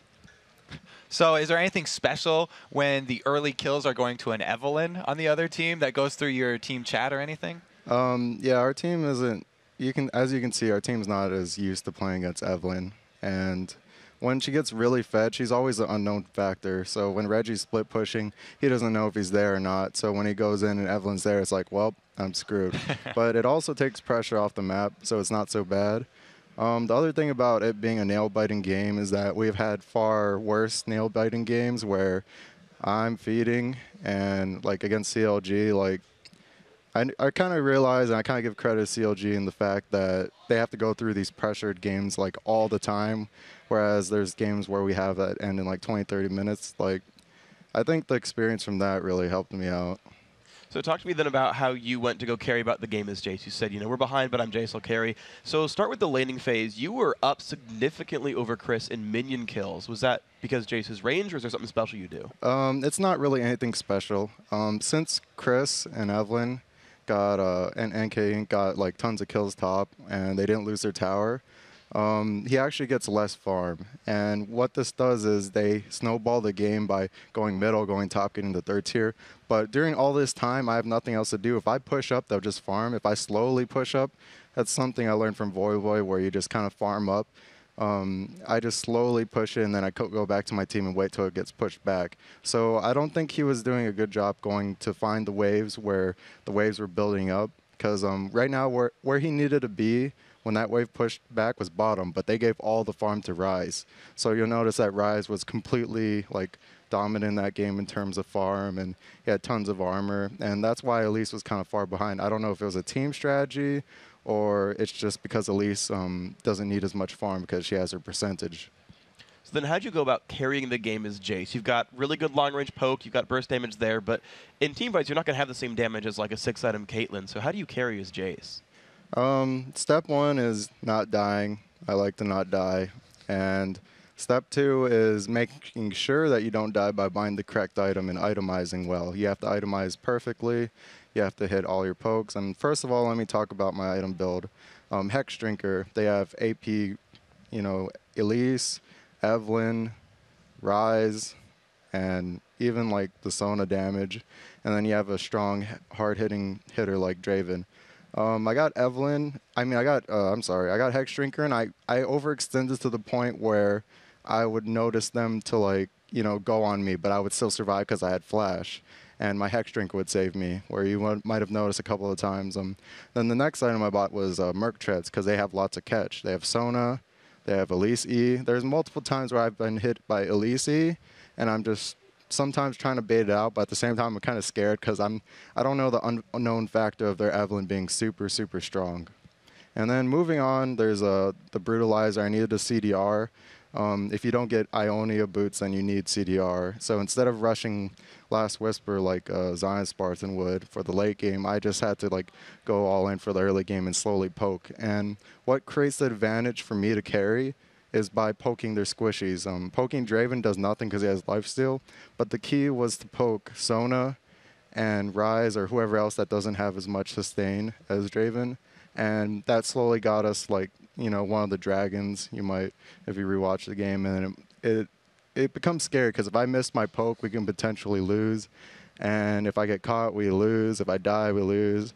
If I don't auto-attack correctly, if I don't bait correctly, or if I don't flash at the correct time, we could lose. There's even another potential time where they're all low bottom where I could have just flashed and EQ'd, but I was just too scared. And that's just picking up the kills where they're really low and sniping them, just like with Caitlyn and JC Blast, and then there's those annoying spiders getting in the way. But that's just a lot of stuff going through my head. Cool. All right, so you guys also had a rough late game, last week at MLG Anaheim. Has anything changed with your objective callings when you get to the late stages, when you have like exposed inhibitors and stuff? No, it hasn't really changed at all. What has changed is that when I play against CLG, in my mind, I'm thinking I have to play hard to carry, and that's not how I should be thinking. I needed to trust my teammates and just go with the safe pick and farm and play normally, but instead I was over ignorant. Like Nine's a newer top laner and one of his best champions, at least, hands down. Like, there's no denying that. And Kennen loses the Elise very hard unless you beat him at level 1. But anyways, what my mindset changed is I just need to go even and do my job. I don't need to go out of my way to do anything extraordinary. And, just being calm and team morale. Because last week, our team morale, like even during that Baron fight when they almost aced us and they got Baron, I think, our team morale was like near 0. And during that last fight, no one talked at all. You can hear them calling out targets. And I'm looking at the fights like they're not winning as hard as I think they are because they're loud, they're yelling. It helps the morale. And I'm just trying to keep a cool head. So, when we're dying, I'm like, we can still go back into this. The moment they died top, I was like, we got late game, I kind of learned that from Zion Spartan too, but, just a bunch of stuff I'm taking from everyone. Cool, Darius, thank you very, very much, and I'm glad you got to keep a clear head and carry that game. Congratulations on your victory. Now, guys, of course, we've got more action today, so it's time for our third match. It's going to be Cloud9 versus Team Dignitas. Now, both these teams went 2-1 last week at MLG. Only one of them went off with Master Yi. Yeah, and that was Skara. He had a huge week at MLG. His AP Master Yi against TSM was unstoppable. He had 8 double kills and cut Team Solomid down to size.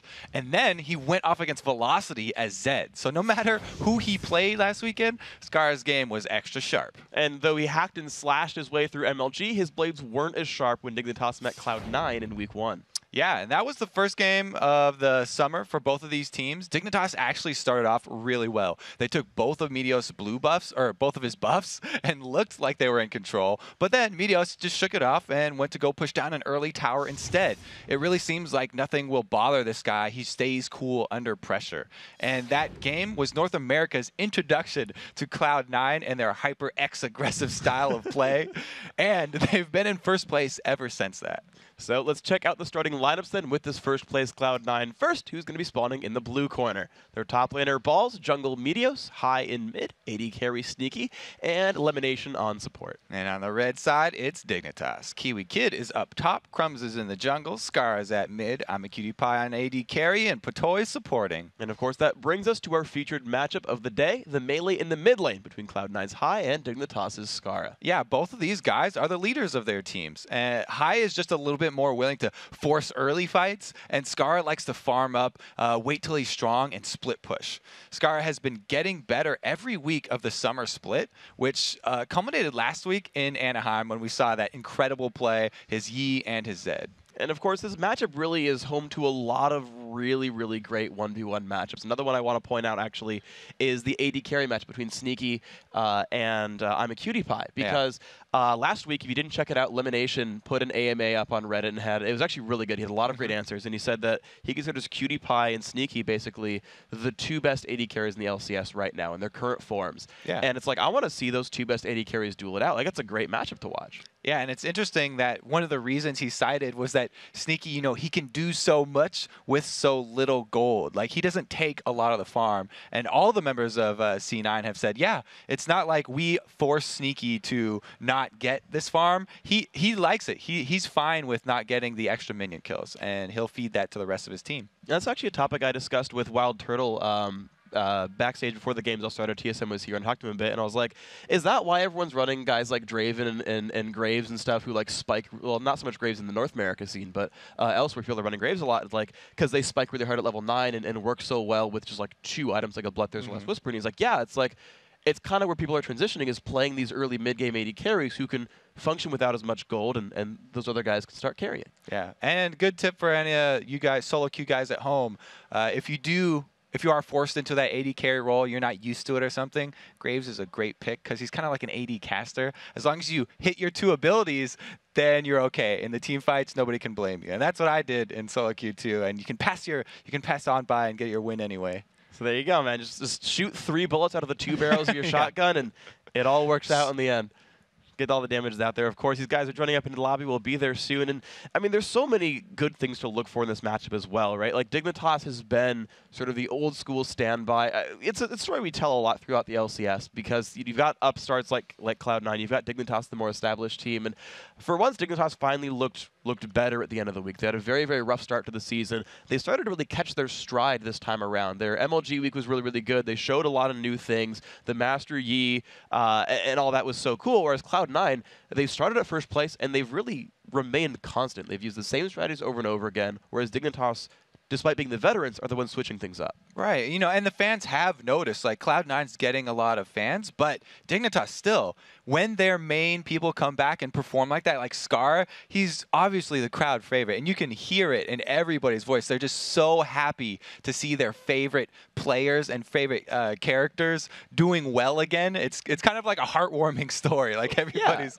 almost coming to tears in the crowd. They're like, yes, Scar's back. Well, he was the North American All-Star. He had more than half the votes for the mid laners. Like, there is obviously a ton of fan adoration for that player, for Skara, and yeah, it's nice to be like, yes, you know, the old guard is back and they're still doing very, very well and they're keeping up to form, and you know, this match just is a good matchup of these sort of these skill battles, right, of players who know exactly what they're doing and can put on a really fun show. And another thing that I like about Cloud9 is actually they put a lot of emphasis on that solo queue and the solo ranked games for their practice. Like, Meteos is saying, like, oh, these guys are slacking off. Like, the rest of my teammates aren't playing solo queue. That's not something that we hear from any of these older teams. They all kind of talk down to solo queue, and they're like, oh, it's kind of a waste of time. Sometimes it'll teach you bad habits. But these Cloud9 guys, since they are at the top, you know, they really believe in it, and they believe that, you know, you build your mechanics, and there's a lot of good things that you can actually take from the solo queue if you have the right mentality. Exactly. When we first saw Xerath come into the LCS, in the North American LCS, that was, I think it was Reginald, and he said, yeah, I saw it in solo queue, and was like, you're right, that's so good. And we saw Alex Itch bring it out late last split in Europe, and he's like, yeah, I basically jacked 30 mastery points offense Fizz from solo queue and just like destroyed Peke. Like, ripped him apart so hard on Twisted Fate as Fizz by just playing Assassination. And I mean, that is the cutting edge. I mean, there are thousands and thousands and thousands and thousands of solo queue players out there optimizing every single day because that's what they have to compete for. Whereas these, you know, 40 players in each LCS region, you have such a smaller pool to look for, and these players will try to learn new champions, but they can't always practice them in time in scrims, and so when you get that exposure, it helps them a lot. And of course, here we are in a Champions League. We're going to see if these guys bring out anything new in this game. Yeah, if we're going to be Cloud9, I don't think it'll be anything new and surprising. They've really been one of the most predictable teams. And something else that's pretty predictable is that Master Yi ban. Scar definitely not shy about how much he really loves this champion for the mid lane because of the pushing potential. He's like, you can't really deny Master Yi CS. What you can do, and we saw last week in Anaheim, is repeatedly gank him over and over when he goes for those CS, though. Yeah, absolutely. Speaking of predictable, I mean, there's Cloud9 grabbing the first pick, Jace, one of the big bans against them normally. The Master Yi, Diana, and Evelyn all banned away from Skara as well. And wow, I mean, they're just blitzing through these picks. Yeah, both teams pretty much expected all of these picks here. I mean, these bans and these picks. Nunu, of course, whenever you're not on blue side, pretty likely banned here in North America. He's had so much sensationalism around stealing the buffs, you know, even people flashing over and getting those. But that TF pick that they did snag, probably going to be actually Kiwi Kid. Yeah, they've been running that a lot, actually. I mean, the Skara Zed's been absolutely huge. The Kiwi Kid was Fate great as well. And no more surprises. Elise up for the top lane. And you've got Meteos on his favorite Zac, Cloud9, or running Cloud9. Yeah, he loves that champion. You can dive turrets very well with it because of that passive, the Cell Division. You'll just pop open into 4 more bloblets, and the turret will change targets. it won't stay on your blobs unless you're the only one left under there. In which case, you're out of luck. Then you're just hopelessly watching it just shoot you, and you're like, no, one bloblet, no, two, no, bloblet, stop, and then you just cry a little bit. Okay. All right, but this may or may not happen this game, but I wanted to dramatize it a bit for you guys because that's what we're all about. This is a good reenactment. I like that. The crying as the turret shoots you down, and of course, Cutie Pie hovering between Ash and Draven. I wouldn't be surprised if it was actually just Draven. I think the Ash is less likely for this player here. And ooh, he keeps switching back. Okay, Graves sewn at the bottom lane there, but still another great early game carry. Good. We can talk about Graves again. The other reason I really liked Graves and why it's my default AD carry when I go on solo, you just build the damage. Like he scales, his abilities scale so well with damage. You can just build Bloodthirster and that last Whisper, like you said, with the armor penetration, and all of a sudden you have huge burst that you just have to be able to hit your targets with your abilities, and they're near home free. As long as you got skill shots. Now, Cutie Pie, to his sake, actually said, yeah, I suck at Ezreal. I don't land any Mystic shots. So we might see him miss abilities here. He can go for the shotgun approach. Just if you can't hit a sniper rifle, grab a shotgun and go for it. So the Q will land, the R will see. But of course, Cloud9 still running their favorite champions here. Sneaky is going to be on that Draven. The Lulu we see a little bit less for elimination, but he's been playing that a lot. I do like the Lulu pickup too, because Draven does need, he gets dove on a lot, especially if the other team's going to run that Xin Zhao and that Zed. As soon as someone's right onto Sneaky, he doesn't have very many options except the giant growth, which will knock people up in the air. And Crumb's, of course, really back to an old spring split champion. I haven't seen Xin Zhao much in the past few months, but that was really an old standby for him right there. So Jarvan, Nautilus, all those initiators available, but after Crumbs' Zach is gone, he's like, yeah, I'm going back to Xin Zhao, going back to Comfort. Let's rock it this way. Yeah, and especially pairing that with the Sona last pick too, you can tell Dignitas are thinking very offensive-mindedly. They want people to be able to go in with Scar. They don't want to have him be the one initiating and then half of the team kiting back. They're thinking flash crescendo in, everybody load all your damage here. We've got the burst AD carry in Graves, we've got the burst assassin with Scar, and then Crumbs is going to dash in there as well. So it seems like both these teams are pretty well early game focused then, right? Draven and Graves, the early game AD carries, the early games of Twisted Fate, the Jace, the Elise, the Zac, all of them running around trying to start out fights. I feel like this game is going to start out with a brawl. Yeah, and the thing to note is the junglers actually, Crumbs will have a little bit more of an advantage in that very early, like as soon as he gets level 3 and for the next few levels, because all you need is that one level in your Audacious Charge to get the dash. But Zac actually needs a couple points in his Elastic Slingshot to make it more effective as a gank tool. Right at level 3, he's still a little bit weak with his ganks. So it's going to be Medios looking for a little bit of increased range, but we're going to look for an increasingly awesome game. That didn't work at all. But Kobe and Frigg bringing you here game number 3 of July 4. It's going to be a great match right here. Dignitas in the red, Cloud9 in blue. And MLG, I miss you guys for being an amazing live audience, but at the same time, we have an amazing game with players here. And all you guys online, thanks for joining us for the show. And look at this solo lane Doran start here for High. He started just with that Doran's Blade. It's a little bit rare that we see no consumables taken for a solo laner here, and he's really just going to be relying on his auto attacks to keep his health back up. The only other guy I see ever run that is Kennen, actually, and he's just like, yeah, I'll just rely on that range and hope it works out for me, and I'll try to succeed right here. Interestingly enough, High is running 2 lifesteal Quints, so he has a bit more sustain than you'd otherwise expect. Yeah, it's kind of similar to when you do run the Doran's Blade on Kennen, also grabbing that 4% at least, or if you're Nien Tanso, 6%. Everybody, though, dropping a couple early wards, and they're just going to exchange shots in the mid lane. And they're really standing on top of each other. Actually, a pink ward coming out from Patoy, really trying to blind Cloud9 right here as they make their way in. Speaking of C9, they actually run in and spot Crumbs as well, but he's alone on his side of the jungle. Yeah, and that was actually 2 pink wards there, dropped very early by Patoy. He is almost out of wards now. He's only got 1 green ward left over for this laning phase. And you did drop the little scout ward there at the bottom watching the double golem, so it'll let them see what these guys end up going for as the recalls come in. And now we just have this whole mess of guys, and we'll see what actually lanes they pick. There's a ton of wards in the red side jungle for Dignitas, so we might see an invade there at some point. Yeah, Cloud9 actually will not probably be making visits down to that bottom side of the map because it's so well warded this early. If Medios does head down to the duo lanes down there, then he'll be seen out. But the entire top side of the map is clear for him. So Meteos can make a lot of plays on this sort of top side of the map and even invade that red late if he wants to. Well, we'll see what they end up doing with that one because Meteos has just finished clearing out his blue. Patoy and I'mACutiePie clear their double golems up top, and we're actually going to see mirrored lanes more or less. Kiwi Kid, kind of the de facto mid laner, being Twisted Fate this time around. The duo lanes both meeting in the top, and Scar, I feel like 90% of the time is bottom lane. Yeah, so it is the Kiwi Kid Twisted Fate, and Meteos is going with the red invade here, but he's starting it up very early, and Crumbs is going to get there. He has pulled it into the brush. Crumbs has joined up as well. Now, of course, there's 3 members of each team nearby. Lemonation's the first one to show up, though, so right now, Cloud9 does outnumber Dignitas, but Crumbs still wants to contest for this. Here we go. The smite comes off. It's picked up by Meteos. Both smites used right there. Crumbs doesn't quite land that, but High spots in on Kiwi Kid. Flashes, knocks him back into the team. Kiwi Kid flashing over towards Crumbs, gets slowed down by Zach. He just gets away. The last tick of Ignite does not quite take him down, but red stolen successfully here by Cloud9. They couldn't quite continue to commit to that because only level 2 there. Meteos had no elastic slingshot to follow that up, try and get closer to Kiwi Kid. Almost got in there with the flash, but that means Flash is going to be down for both the mid laners here and then also Meteos. But it was a very successful red steal there. Crumbs too early with his smite. You saw it go off, and then Meteos just cleaned it up. All right, well, Crumbs now with a bit of an undermanned jungle at this point is going to do his best to clear that up and survive for this matchup.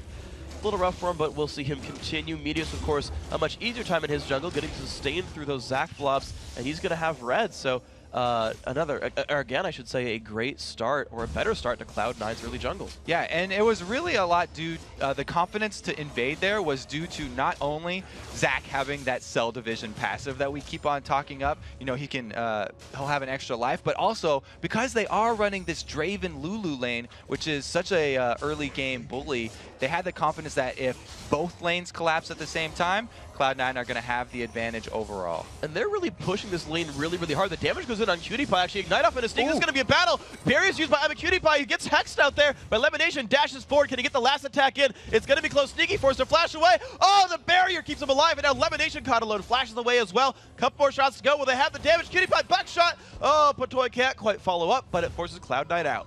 Ooh, a little bit over-aggressive there.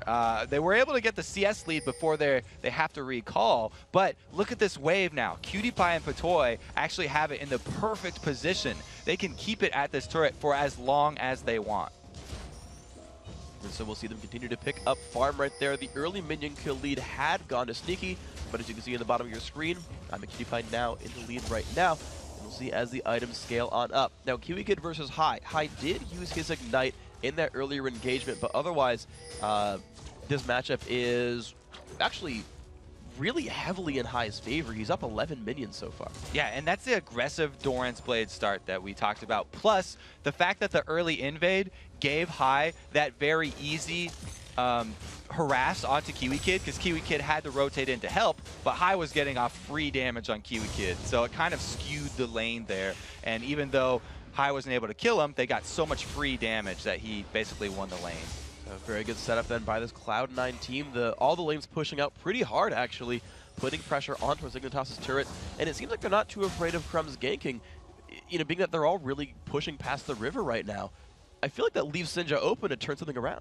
Yeah, I mean, it's pretty much deserved because they stole the first red buff there from Crumbs, so they knew he was going to be behind. But now, with no buffs up, Crumbs is going to look to make his presence felt in the mid lane, and it's not a very strong presence, is it? No, looks like that one got unwrapped early, and the acceleration gate really just used to get him out of there. So I like what you did there. Thank you very much. I was like so happy that I thought of that one. Sneaky and the I'mACutiePie, though, you look at them come back to lane with pretty interestingly different builds, because Sneaky got sent back early. He just got +1 Doran's Blade and then some potions, whereas CutiePie got a little bit more money, got the Vamp Scepter here, so a little bit more sustain for that Graves. Yeah, the Graves is going to be in a much better position now that he does have the burst combo. And look, there's no wards out here for Cloud9, so they can't play super aggressive like that. This top lane for Cloud9 going to have to be a little bit more careful. I don't know why there was just not enough money there for Lemonation to grab up a couple extra wards, and he wanted to get the regen instead. He rushed towards that Philo Stone. He's got just the recipe still to go right there, but we did see that top lane get zoned out for a while. Now we revisit the mid lane because now it matters. Kiwi Kid is now level 6. He's got Destiny. He's got the ability to force a lane down and ruins people's day, puts damage on a high, gets poked back, but at any time he can show up in another lane. Yeah, and he hasn't gone back to purchase his items yet, though, so a really good tip-off if you're playing against Twisted Fate that he's going for his first gank is his first buy, because he's going to want to come in with more impact than just a Crystalline Flask here. So next time that he does go back to purchase and High goes back to purchase, we'll probably see the action spike up in the game. Yeah, and right now Kiwi Kid has 1,500 gold, so he can go like Sorkshoe's Doran's Blade, or sorry, Sorkshoe's Doran's Ring, or just a bunch of early ability power. Of course, right now as well, it seems like Dignitas are waiting for their blue buff to respawn first, because they're going to give that to Kiwi Kid and maybe use that cooldown reduction to make those ganks happen a little bit more frequently. Yeah, and if they do give the blue buff to him now, then maybe they'll just continue to sit in this lane. Like, both these mid laners are just amassing ridiculous amount of gold. High's already got enough for a BF sword if he wanted to go back and just rush damage. We'll have to see what kind of Jace build he goes with if he still opts to get an early tier, being that he's amassed such a large gold pot already. It's weird that, yeah, he's holding this lane. I feel like he's trying to keep Kiwi Kid honest as well, saying if you ever leave your lane, I'll take your turret. So the constant pressure really helping that one out. Of course, we visit this top lane here, the two duo lanes right now. They haven't gone back to buy since the first time around, but it's now Dignitas, the team playing the aggressors. They're the one pushing down. They've got a ward in that upper river. It seems like they're safe. Yeah, and that's because, look, 0 wards on the map here for Cloud9. Because they're staying in lane so long, and because Lemon Nation wasn't able to pick up any extra ones, they have no vision at all. So they have to start playing scared of Crumbs, because he does have his flash up. Yeah, he's Xin Zhao. It's gonna be a mess right there. But it is important to point out, actually, as we kind of progress through this sort of extended laning phase, that there's a 500 gold lead for Cloud9 despite being against Twisted Fate passive. Cloud9 are just out laning Dignitas right now. Yeah, and a lot of, oh, here we go, High some action in the middle there. It goes pretty aggressive onto Kiwi, and this might be that first back, so the TF teleport could come out after this. But Skara, we just saw him roam all the way up from that bottom lane and waste, you know, a good 15 seconds there, sitting and sort of camping High. Another Shock Blast was landed mid right there, though. At this point, Kiwi Kid cannot stay there anymore, but the top lane does have aggression. Sneaky low on health does not let it stand aside. Elimination still taking shots right there. Patoy pulls turret aggro, otherwise is okay. Cutie Pie keeps poking Elimination, but they're not getting the turret just yet. Yeah, when you have a Graves Sona lane both hit 6, that potential just goes through the roof. That is a ridiculous damage combo and CC combo that you can lock up with both those ultis. And Cutie Pie is not done here. He's getting right next to Lemon. There comes a TF ult as well. Patoy pulls the turret aggro. It's actually a gank towards the bottom lane, is it? Kiwi Kid shows up there, forces the jump away from Balls, who has no flash anymore. There's the gold card from across the wall. Team shows up. First blood goes to Skara. So it was. Kiwi Kid just waiting for that first buy back, and then Destiny comes out immediately. Boom. First blood. Great for Dignitas. Now they can actually chain it into a dragon because they have this pink ward here, but it looks like they're not going to go for it, probably due to the threat of Meteos, you know, Elastic slingshotting in and coming to steal that one. They'd rather take the safe route, shove this bottom lane in. They're going to get good damage on it. The attack speed comes off from Crumbs, and there we go. Skara and co. just drinking that thing down, so it'll be below half at the very least, but the minion wave dying fairly rapidly. Now, what to watch here is, you mentioned Dragon coming up, because the teams are making, well, one team is making lane movements. Cloud9 has put their dual lane towards the bottom half. Dignitas are actually keeping Cutie Pie and Patoy top lane. Yeah, they're going to keep them up there. They do have, you know, the burst that we talked about, since they've both hit level 6. So after their ultimates come back on cooldown, Balls is actually going to have to be very careful, and he will have to dodge one part of that combo at least with his repel, because his flash is no longer up. That's going to be rough. Then maybe he can, just dodge it with the, yeah, exactly. Blah. Repel going to be good. All right, moving on. Crumbs looking for the mid lane. Oh, right as High goes in. 2v2 battle in the mid lane. Kiwi Kid getting knocked backwards, takes him down. Nice pick up there by High, and now Crumbs is alone. He's going to have to run away from this one. Knocks Meteos into the air, and he's surviving. Great double gank right there. The advantage obviously to C9 because they got the damage off first, but it also gives them the pink ward control over Dragon. We had just seen Dignitas place that one and try and clear it out. the tables have turned now, and Cloud9 have the vision advantage, plus the man advantage down in that bottom side as QtPie and Patoy return for the 2 vs 2. There they are there, and QtPie takes a spinning axe to the face, and that's not a happy thing for him, so he's got to just try to clear out from his turret, and all right, these guys are surviving for now. But speaking of other advantages, actually, that Cloud9 has picked up, I noticed that the junglers, at the time of that mid lane gank, were 2 levels apart. Meteos was 8 when Crumbs was 6. So Meteos has been significantly out-jungling Crumbs so far. Yeah, and Meteos has talked about his jungling style. He says it's much safer than a lot of other junglers, and he focuses on farming very hard unless there's a clear gank path. And then gank comes in there on the balls. He's going to get knocked up right in front of the turret. Crumbs picks up the kill, but not before trading on Ascara. So more gold actually went over to Dignitas, but since there are 2 men up on top side, it actually means Meteos not hesitating to go in the back door here for the Dragon. Goes in plenty early, just eating those wobbles up to get his health back there. There is the rest of Cloud9. The other 4, that is going to be, looks like their Dragon pretty safely right here. Not contested whatsoever by Dignitas. They've set their duo lane bottom, shoved the wave to the turret, but looks like they'll have to back away from this one. Yeah, Dignitas actually shoved all 3 lanes right there. Crumbs still stayed up top. High stayed in the middle, or excuse me, Kiwi Kid stayed in the middle there, and they were able to get a little bit of extra CS back, which sort of bounces out a little bit of the experience and gold from Dragon, but not nearly the same global effect.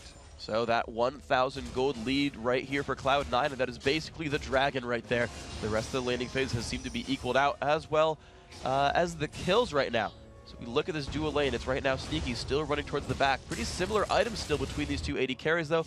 Both going towards that early Bloodthirst or that early game burst damage. The blue buff is going to go back over toward Kiwi Kid. Yeah, Kiwi's going to pick up his, but High picked up the opposing blue buff too, so they're just going to be trying to both shove this wave. And when High clears the wave, it opens up the opportunity for him to land his Shock Blast actually onto Kiwi Kid and try and keep Kiwi Kid from teleporting just by constantly harassing him. Meanwhile, both junglers turning their attention down bottom. Here we go, potential 3v3 in the bottom lane. Crumbs standing on a pink ward. Oh, Meteos wards it out. Good Spidey sense there by Meteos. I mean, wrong player on the team to have it, but good blob sense there by Meteos. A little bit of pressure towards his turret. QtPie wants to get this one down, but Crumbs has left his team alone. Yeah, Crumbs has left the building, and they actually had the ward at Dragon see Crumbs leave. So Dignitas or Cloud9 can be a little bit more sure that they're not going to get ganked. At least by the jungler. They still have to worry about Twisted Fate, and their turret solo! There we go, the burst comes off. Oh, Lemonation explodes, has no chance to Wild Growth Flash or anything. And Dignitas in the 2v2 lane, pick up the turret. Here comes Twisted Fate as well. Sneak is going to get stunned up. This should be a kill. Burns Barrier doesn't even need to. Double kill here for I'm a Cutie Pie. Yeah, don't worry, you have to worry about a gank from Crumbs, but Kiwi Kid still has his destiny, so he's going to come clean that one up, and we just saw the power of the Sona Graves lane. Those 2 ultimates, so much burst damage right there. Graves, pretty easy as long as you land your buckshot and your collateral damage. Oh, very good pickup right there. Meteos going to land his abilities on the minion wave and get some gold back up there, but otherwise, not too good for Cloud9. No, Scara still being given these side lanes, still trying to farm right here, but he's had rough luck in all of his lanes. He's at 87 minions, is the lowest of any of the major carries in the game right here. Aside from the early kill, he's not had good luck fighting minions. Yeah, Scara's he's been having a tough time. And on the flip side, he's matched up sort of there with High. High's been having the best time in this whole game. He's just been really dominating, and Kiwi Kid's been able to get his ganks off and leave the lane. But anytime he does leave lane, High gets the entire wave of CS plus damage on the turret. A very good job by these teams then to push as a response to people taking things down. We saw Dignitas push all 3 lanes in response to Dragon. And of course, you just talked about High pushing in response to Twisted Fate leaving. So the minion lead still kind of holding a little bit true for this Cloud9 team right here. Crumbs kind of alone in this top turret, but Ball's not looking to dive. That turret, though, speaking of Cloud9, we call them the sort of early fast push team. They still haven't taken one down this game, 16 minutes in. And, the longer games in the early game really do come from when the teams decide to go 2 vs 2 lanes instead of 2 vs 1 lanes. Meteos just missing off his elastic slingshot there. But since, both Cloud9 and Dignitas opted at the beginning of the game to send their AD and supports top, it's been a little bit longer to take the turret. The bottom one there, though, did end up going down for Dignitas because QtPie and Patoy too strong with the burst combo. The push again on a Sneaky. Good stand aside, pushes QtPie back. And of course, to keep tabs on the turrets, the mid lane Dignitas turret is very, very low on health. So High pushing that wave whenever TF leaves has gotten him 90% of that turret with there. Crumbs jumps in on the High. A little bit of damage, but they're going to trade back. Here comes Meteos. They're going to jump down. Less bounce comes across on Crumbs. Crumbs will go down. Good kill pickup there. Cloud9 making it 3-4. 100% baited right there. It was so clear with High. Just on the edge of the Audacious Charge range right there, he let Crumbs dash into them.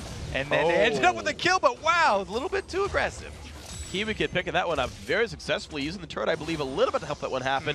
But they traded that one back 5-3. Cutie Pie and Patoy still successful in this lane. A 20 minion kill lead for Army Cutie Pie. Of course, he's 2-0, and he's up a turret against these guys. This duo lane is right now saving Dignitas. Yeah, Dignitas, their carries are definitely the duo lane. Not quite sure what happened up there in the middle.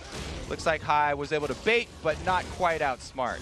And there we go, Balls and Scar now in a duel in the top lane. Scar, oh, it gets maybe dodged out by the repel entirely. Balls flashes in though. Scar, he's gonna go down. Nice pickup there. Balls winning the 1v1. Yeah, the lead is just way too big for Balls right now. There's another combo bot. But the Hex comes off on a Cutie Pie, does not allow him to use the ultimate. Kiwi Kid flashes forward. Barrier is on. Does he have enough damage for Sneaky? He does. And now Elimination stuck. Forced to flash away on the wall, but Crumbs was waiting for him. Another 2-kill trade for Dignitas. And great tower management right there. Patoy taking it up until the last bar of his health right there, allowing Kiwi Kid and Cutie Pie to pick up both kills right there. Very, very successful moves then by this Dignitas crew. Of course, High just gonna, again, sweep the waves away. Now, Balls, though, he did win that duel in the top lane. He's been rewarded with the turret, so constantly these teams are using pushing as their response to bad things happening to them in other places on the map. It's pretty interesting, too, that before the game we talked about how the AD difference between the AD carries and how Lemon said that Sneaky's really good with having a huge effect with little gold, because he's the one on C9 right now who has who's doing the worst. He's got the least gold. They lost their lane. The solo laners for Cloud9 are doing amazing, whereas Dignitas, it's completely the opposite. It's going to have to be Cutie Pie, once again, trying to carry them, and their solo laners picking up slack. Exactly. There's like 100 gold difference between Meteos and Sneaky right now. Normally you expect AD carries to be well above that. So Cloud9, though, still looking for global objectives. They're losing in kills, but they still find control here. Another dragon goes their way. That makes number 2 for this team. Dignitas trying to channel it just maybe. And Meteos says, no, I'm aggressive, but not that aggressive. Let's back out. Looks like they're still chasing here. Half of Dignitas pull off, though, and that means they should not go in any longer. Yeah, Balls looks for Scar, and Scar is like, nope, not wanting to deal with this one at all. The wave clear still coming out from Cloud9, though. They look for the bottom lane turret. Looks like it's going to be a 4 versus 3 right here. This could be good. They are going to be able to defend this turret because Crumbs came. More reinforcements are on the way. 4 versus 3 is still a hard tower dive, even if you do have Zac.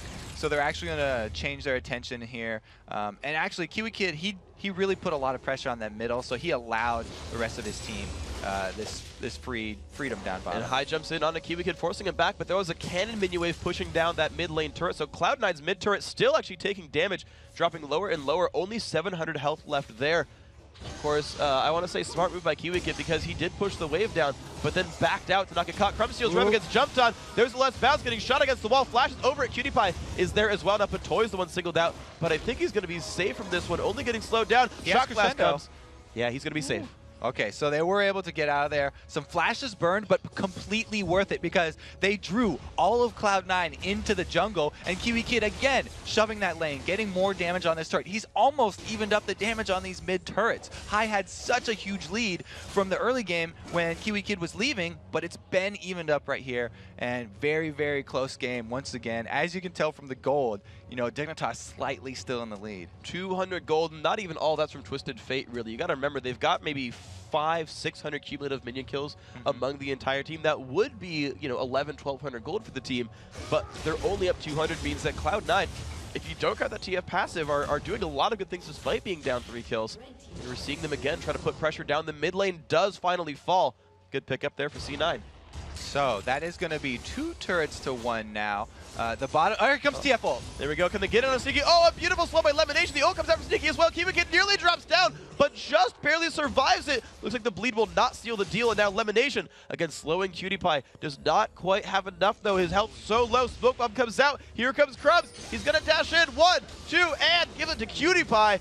Man, that guy is 3-0-2. A lot of gold on that man. Ooh, and this is why you get boots of mobility on so many junglers. Crumb's able to make it all the way down there because he stayed out of combat and able to pick up that extra kill for Dignitas. They had, of course, lurched for the kill onto High, but High scouts it out with a shock blast. The team, though, still looking to push this turret down below half HP, but the 3v2, they might not want it under the turret. Media's going to be able to clear this wave up pretty successfully. No turret kill just yet. And because they're all defending down that bottom, it opens up again. The mid for Kiwi Kid is going to finish off, trade back the middle turrets here, so Dignitas even it back up. Takes that one down in style with a Lichbane blue card. A lot of bursts coming out from Fate. Actually, we've seen Lichbane TF so much more than before. I keep tracking, because the one champion I really can't play in mid lane, and I keep tracking players' builds, and it's like, all right, Flask usually, a couple Thorns rings, but it's like, this split has been always Lichbane. They keep picking that one up for the power. Yeah, it's been interesting that we've seen people shy away from that Zanya's Hourglass, favoring the extra damage here, but look at Cloud9. They're not wasting any time here. They do have a blue buff Jace that has a ridiculous amount of farm, one of their most fed carries on this Cloud9 team, so the poke is very strong, at least from that one person. Push comes in from Scar, and Cubican jumps over to the top side of his balls. Can he get away? Blade of the Rune King used. Is the gold guard going to time out? It's not. It's going to be the one picked up. There's Cocoon back out of Scar. Balls just, they're standing on top of him right now. He's got to go down. Scar picks up that kill. Great gank by Kiwi Kid. Yeah, very close. Balls was inches away from flashing back over this little wall here. It's pretty thick at that point where he was, so it's chancy. You don't want to fail that flash. If you can't get more than halfway across, then you're going to just get bounced back to the same side and die anyway. He is going to die anyway, so there we go. Patoy and Kiwi, I'm a Cutie Pie, still staying into the mid lane. 3 men right there, Scar and Kiwi Kid. Just holding on, making attention in the top lane. They have pulled High elimination over. So the rest of their team's still looking to go. Oh, look at flash in. Is it going to be enough? High taking a bunch of pain. Kiwi is ignited. Will it be? Yes, it will. High picks that one up. And Skara also forced away, but here comes Crumbs. Crumbs picks up one. Will he get the answer back? Sneaky in the meantime looks for I'm a Cutie Pie. Cutie Pie trying to run the flash in from Meteos. He's still cutting back. Cutie Pie, can he outplay that? The barrier comes out. Still lifesteal taking. Patoy killed Sneaky, but that is a trade back 1-for-1. And Cutie Pie did survive that one. Excellent play by Draven. Patoy too. Excellent play by Patoy to take out Sneaky. He turned back around, used the auto attack reset with his cord, and was able to take him down. Now Crumbs looking for Lemonation. Use that cord to strangle him, you might say. Lemonation and Meteos now, they're going to be just sweeping. It seems like it's Meteos time and again is the one who cleans up the scraps. 0-0-2, he hasn't found many good ganks, but that man has shown up to the dead lane like 5 times this game. Yeah, just coming after the nick of time, maybe we'll say. But I also wanted to shout out Kiwi Kid just before that last sort of flash forward and a little bit over-aggressive move that cost him his life. He's been the one to create so many of these plays for Dignitas. So he's been massive, and of course, Patoy has been great as well. We have a quick replay of that Patoy duel on screen. So he's running away here. He uses the charge. You can see he heals and then turns around for the power chord. He just wanted to get that extra spell off, so every third cast you get the power chord down and for the burst damage, and he also comboed that with his ignite to surprise Sneaky right there and take him down, trading lives. In the case it wasn't mentioned, that Q power chord is going to deal double damage, so I wanted to make sure that was the one that came out. So beautiful play by Patoy, knowing his champion so very well. And now we're left with a game that is actually a bit more in Dignitas' favor now. They're now up a turret. You've got a 2,500 gold lead for these guys. Cloud9, though, to their credit, have always and forever been controlling this dragon. They've got them unanswered time and time again. That's really the best thing keeping Cloud9 in the game right now. Yeah, this is going to be one more dragon because they had the timer on that, but Dignitas, they made the move to clear out Baron. They can actually continue split pushing here. They definitely should not do this Baron because Cloud9 are on the way. They are on the way. Here we go. Some they're moving forward. The wards are there. Of course, they're going to be blind. The E comes across, and here they go. It's Meteos in the middle of the enemy team. Let's Bounce comes across, as is the Wild Growth. Lemonation in the front. One kill's already got that on a Scar, so Cloud9 starting off well. There's the Cell Division. Crumbs forced back. Kiwi Kid low on health. Patoy and Cutie Pie also running away. Cloud9 are crushing this fight right now. Double kills so far. Patoy going down as well. 3 kills. The Cocoon lands out of Kiwi Kid. Balls picks up the kill. Only Crumbs left alive, but this is now Cloud9's Baron. And now Cloud9 are going to be the ones picking up this Baron buff. That's exactly why I said they should not do this Baron. The reason Meteos did not hesitate to go in there is because he has a Cell Division, and they will get the advantage if all of Dignitas are grouped up around Baron in this pit. Not only will it be susceptible to AoE, but Baron's going to be hitting Dignitas. So Meteos gets in there, they aggro Baron, and they got free damage. Absolutely amazing initiation by Cloud9. No hesitation and exactly perfect team fighting. One of the best things about this team right here. So, Sneaky, for once in his life, I think, has actually given Solo Lane farm to clean up before he recalls back. And now it's Cloud9 with the power play. They've got a 2,500 gold lead. They're the ones whose minions pushing all the waves right now. Dignitas are the ones forced to clean this up and try to save their turrets. But all the cards really have fallen out of Kiwi Kid's deck right now. Yeah, that was a rough move there from Dignitas. It's like basically setting a trap inside a bear's den where the bear is sleeping behind you. And then they woke up the bear, and now you've got your enemy in front of you and this giant bear behind you hitting you. Oh, a giant bear. So there we go. It was good. It was good. It was good. So elimination now. The rest of the team. Right now, Cloud9 is the team with the advantage, right? I talked about it earlier, they're not getting a lot of turret kills. Now they've turned it on. 26 minutes in, 3 turret kills down for these guys, wearing the Baron buff still. And if I know anything about Cloud9, I'm going to see Meteos diving a turret pretty soon. Oh, Sneaky's under threat, though. Down below half, one forced to flash away. Balls gets caught out, so much burst comes across. Beautiful pickup there, and Kiwi Kid forces Zodia's the return shot. Elimination is around. Sneaky's going to land that Q. Good return kill picked up, 4v4. PewDiePie trying to run away. Crescendo comes across. Dignitas still on the run away, but the Soda and the acceleration gate both trying to haste teams away. And Scar is still split pushing this whole time. Crumbs does get caught, though. And there's the knock-in. The damage output's there. Good kill pickup. Cloud9 to 2 for 1. Scar takes a turret down for this and is still moving in towards the base. Cloud9 must react to this. We've seen so many split pushing Zeds just constantly, and he's going to get this damage pretty easily onto the turret here. Half of Cloud9 decide not to recall. They're shoving up the middle, and they're going to trade an inhibitor for a secondary turret. This inhibitor is going down. Meteos is the only one I've seen back so far. There's Jace as well, but the inhib goes down. Cloud9 did not react in time. Second middle turret does go down. The initiation goes in towards I'mACutiePie. Slow lands from Meteos. Let's bounce. He wants to start this fight. There's Scar. Jumps in onto High. Does he have the damage? I don't think he does. High's going to survive the death mark. And there's Elise nearby as well. The acceleration gate, the shock blast is dodged, but they're re-engaged now on towards Sneaky. Huge chunks of life gone away, but they do kill I'mACutiePie. Sneaky's still around there. Elimination holding the front line as well, but these guys are alone 2v2.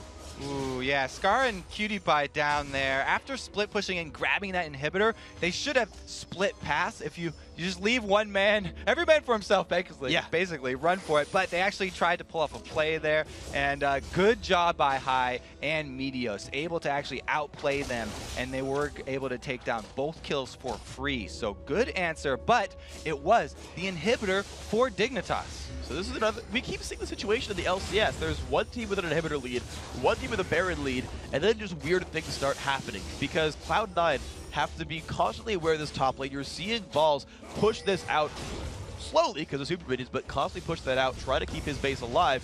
But in the meantime, the rest of the team pushes bottom, and this is theirs. There's a twisted fate here on Dignitas, though. So if they felt like going and catching a 4 vs 5 fight with a Baroned up Cloud9, they could actually make this one happen.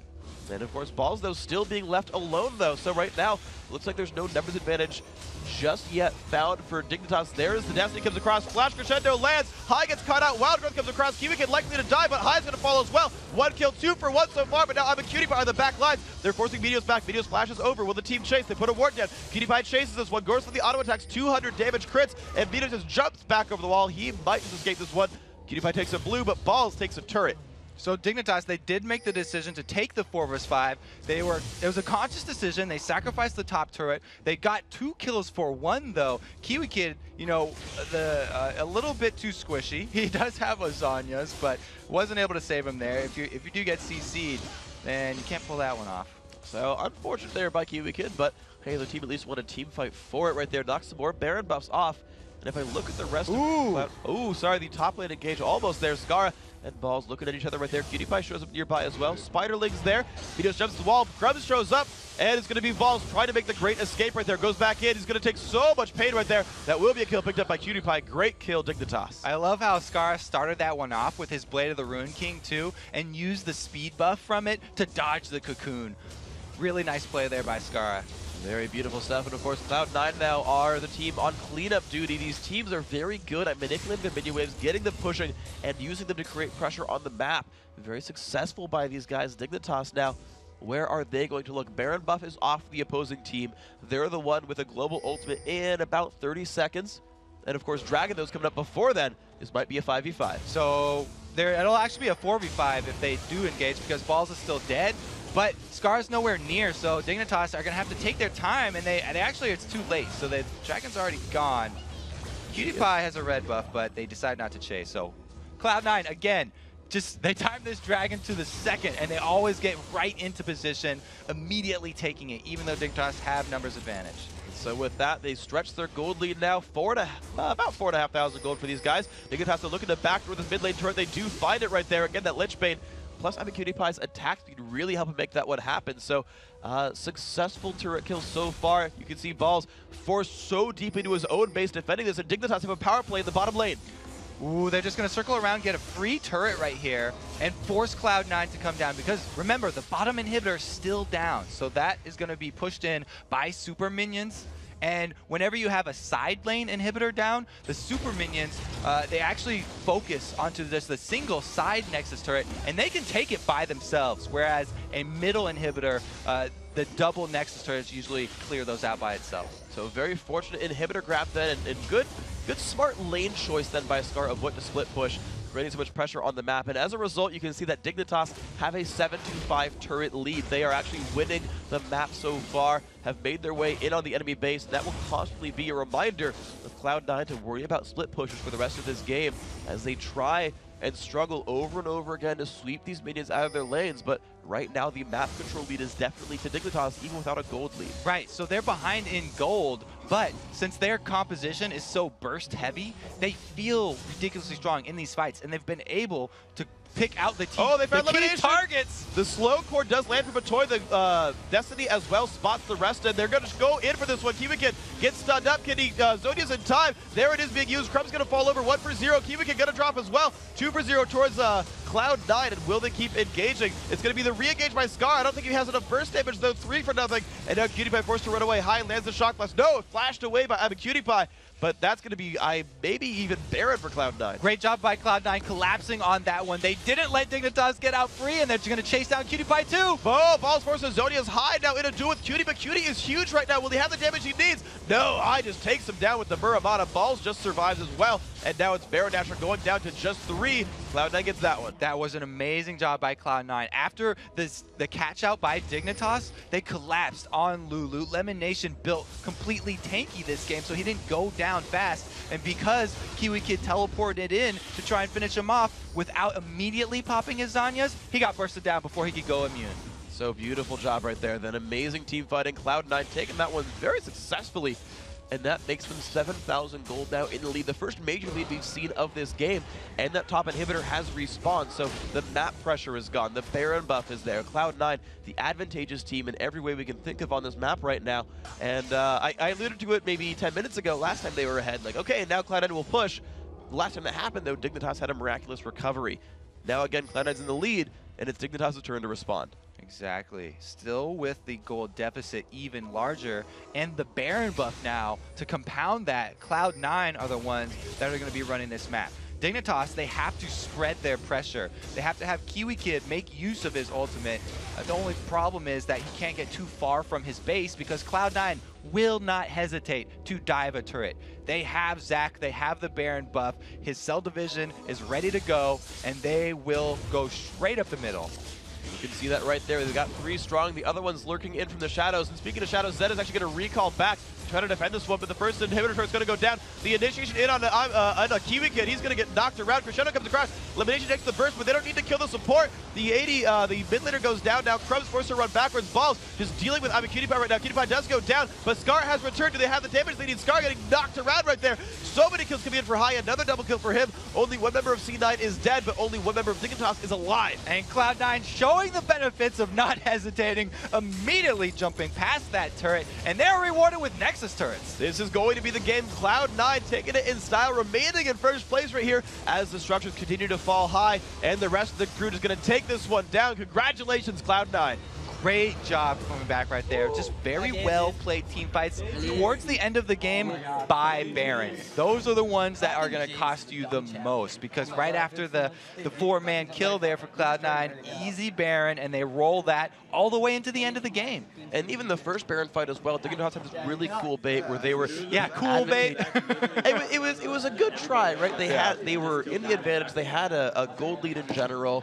They swept all the wards out and said, you have to face check us. But Cloud9 face checked with a Zac, which hurt really bad. Well, there was also another example of Cloud9, their team unity, and not hesitating, because they all immediately jumped into that Baron pit. You're right, that Dignitas bait would have worked if Cloud9 straggled in one by one, very hesitant to check. But they had no fear. They just jumped right in that pit and decimated Dignitas. Cloud9 playing much at home, and we've heard them talk about how they all play aggressively. They all are naturally aggressive players, and so they're not only natively on the same page as each other, but it also means that they are happier while playing, because they're playing as they want to be playing. Right, this is the way they want to be playing League of Legends, jumping in, starting fights, being aggressive, doing all these cool things, and it keeps morale up. They've had very, very few issues with both coordination and morale as a team overall, despite getting lost once in a while. It's great to see a team just in their own element. Yeah, you definitely saw the smiles on their faces, and it paid off really huge right there. So beautiful stuff by them, but we've got to take a short break. However, when we return, we're going to sit down with Sneaky and Lemonation from first place Cloud9. Then Counterlogic Gaming faces off against Team Coast in our 4th match of the day. Week 4 of the North American LCS Summer Split will continue right after this.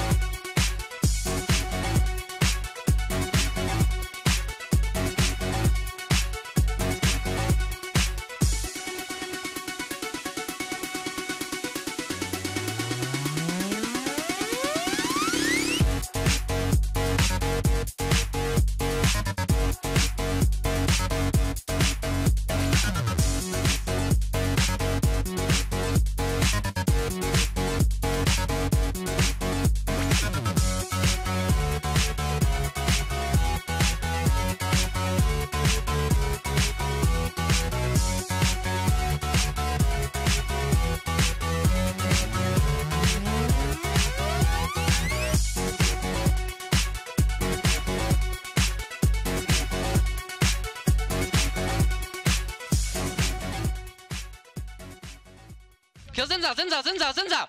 I'm going on the back line, I'm going on the back line. Kill it back, kill it back, kill it back, kill it back. No summoners. Okay, get the other ones, get the other ones. Yo, yo. Baron. Get Baron. Baron. I got him. Let's go. Take this.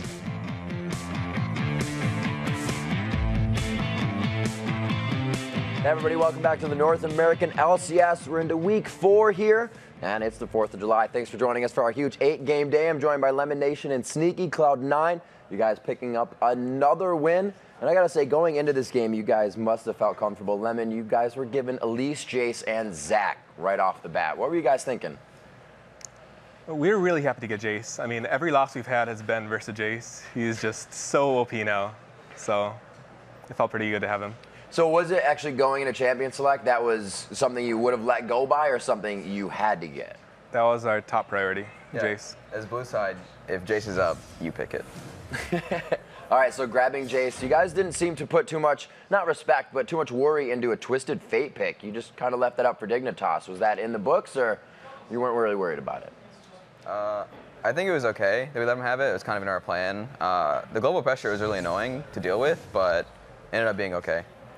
So coming into a game against Dignitas, Lemon, what do you guys, have in the forefront of your mind? Their newest comp, the Master Yi Ashe comp. It's been destroying us in scrims, so had to ban it out. You guys, you actually put a ton of respect to that with that ban. Seeing it actually falter the second time at MLG, that kind of doesn't think you would be able to put it on the back burner? I think if they had Ashe in the second game rather than the Varus, they would have won that game. So this game, again, not one of the fastest for velocity. So after that 30-minute mark, or velocity for Cloud9, obviously, you guys, what is it for you guys? Do you have to change up anything, or can you still go with the aggressive strategy after the 30-minute? Usually you guys, your average, I think, right now is like 28 minutes. It really just depends on how the game flows. If we get a big lead, we usually end it strong and just 28 minutes, like you said. But if we ended up like dying all over the place and getting picked off, it just delays the whole game and ending it. So with the only 2 losses that you guys have, what did you learn most about those, if those were the matches you've gone back to, review and see what happened? Well, versus Vulcan, a lot of our loss was early game. We just died all over the place and couldn't really recover from that. And then CLG was kind of the same. We had a really bad level 1, and that just screwed us over really hard. So what does practice become for those? Obviously, it's kind of easy to just make level 1 not happen and play it safe, but do you guys focus on making sure that will never happen and stuff like that? Yeah, a lot of our scrims have actually been like less than 5 minutes, just like practicing level 1s, basically.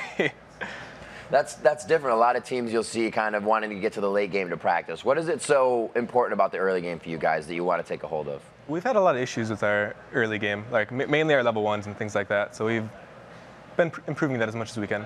What is that for you? Is that map control? Is that getting the picks you want in a certain lane or swapping? How have you guys kind of figured out that formula works? It's mainly just like, before they kind of knew where we'd go at level 1 with our wards because we were kind of predictable. And so we just gotta like mix that up, get some more strats out. And what's it like, obviously, when you guys get to that 30-minute mark, when you're figuring out the team can outscale you? What's the adapting like for Cloud9? How do you guys focus change? Do you ever go from, kills to objectives or vice versa? It's almost always objectives, but past 30-minute mark, if we know we get outscaled, we try and just force things as much as we can.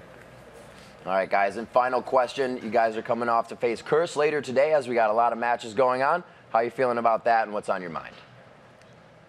I think they're going to run some globals versus us again, but I think we'll do good versus them. Sneaky, anything? I think we'll do well, especially after their loss again. Might throw them on tilt or something. That's true. All right, guys, thank you very much for the interview. Congratulations again on the win, keeping at the top of that list. You guys are doing very well for Cloud9 and more boiling crab, I guess, in the future, right? All right, guys, thank you very much. We have a lot more action to go today. It's July 4th, and there are some explosive games that have already happened and some really interesting interactions at Baron. And Jat's going to break those down for us right now.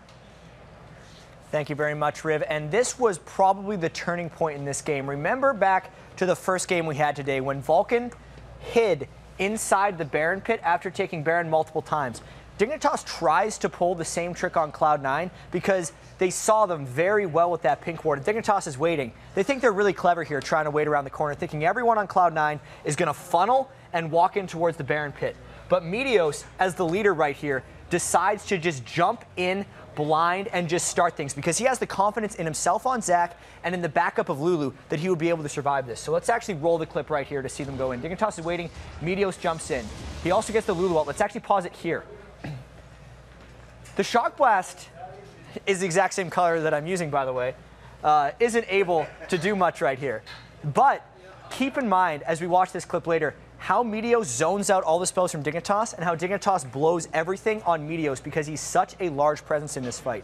In order for Dignitas to win against the clump, they need to get their area of effect damages in. That would mean Patoy's Crescendo would have to cut across, while I'm a Cutie Pie's Graves ult would have to cut across with it, and Crumb's Xin Zhao ult would have to cut in at some point as well. But because of the distraction that Meteos creates, if we roll this in half speed, we'll see how it doesn't work. Cutie Pie blows his ult through Meteos. Crumbs ults around Lemon Nation. Patoy lands the perfect crescendo. If we pause it right here, you can see he has 3. And if Dignitas had lined up their spells and I'm Cutie Pie hadn't gotten pushed so far back by Zach, it would have cut through almost all of Cloud9's health, and they would have been done.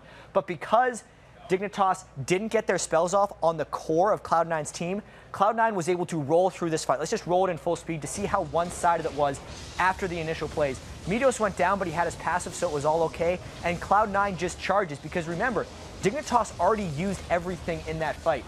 Balls gets the stun onto Kiwi Kid. They're able to close in. This was a large amount of kills and a Baron for Cloud9 and a very clear turning point in this game. So Cloud9 does not hesitate, and that's one of the things that makes them the #1 team in the North American LCS. Let's send it back to the desk.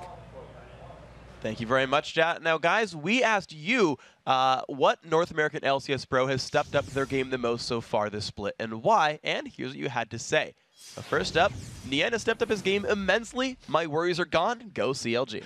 That's definitely a pretty easy one. After last week's performance, you have to give Nien Tanso credit. 3 inhibitors, a 1 vs 3 triple kill, just all kinds of plays on that at least. Beautiful stuff. And of course, the next one says, I would have to say Edward. He's finally finding his rhythm with Curse, and they're really showing it now. This one, not only has Edward stepped up his play, but he's helped Cop step up his play, and he's been communicating much more with Curse than he did with Gambit. So I like that one too. Good job by Edward then. Of course, next one up is I think Meteos has stepped up his game like no other. The guys don't seem to have a bad game, always in the right spot. So he started out up here, and then he stepped his game up even higher up here. They've always been in first place, so can't argue. Yeah, he has died more than he did during the promo relegation tournament. That's but true. At the very least, he's certainly been engaging well. And you saw, of course, that clip by Jat. He tanked everything for the team. And I guess when you die for those kind of team fights, it's all right. Anyway, next up, I think Scar has stepped up his game by showing new champs compared to his comfort picks in the past. Definitely a fan favorite. That Master Yi, everybody loves seeing the Scar resets. It was a pretty masterful performance. Now, the next one up is undoubtedly Link. His incredibly strong play on champs such as Zed and Karthus has carried CLG in numerous games this split. I think that's a similar one to Meteos, where he's always been pretty solid, and now people are just recognizing it, and they're giving him his due. Again, congratulations to the winners of the Logitech G100S gaming mouse. And remember, if you want to win, you'll have to tweet. So hit us up at LML Esports, use the hashtag LCS, and who knows, we might read your answer next time. All right, now we're 3 games into our 4th of July blowout. Let's take a look at the new North American LCS standings. Cloud9 is still flying high in first place with a 9-2 record, while Vulcan is alone in second place, at least for the moment, at 7-4. In third place, it's Counter Logic Gaming, with Team Coast sitting in 4th. Dignitas and TSM are tied for 5th, while Curse and Velocity round out the bottom of the standings. And we still have 5 more explosive matches coming your way this 4th of July, starting with CLG taking on Team Coast, followed by Curse throwing down against Cloud9. After that, Team Solo Mid looks to go 2-0 for the 4th when they take on Team Coast. And then it's Velocity facing off against CLG and Dignitas taking on Vulcan. So flip those burgers on the grill and open up another round of refreshments, because the North American LCS 4th of July party will be right back after a short commercial break. But first, the LCS pros get their chance to sound off about the league's new Law of the Jungle. In this patch, the creeps don't spawn at 140, so you can do whatever you want to 155 and just run to your lane. There's a lot of big changes in 3.8. You can't start small camps anymore, so it's almost essentially all about big buffs.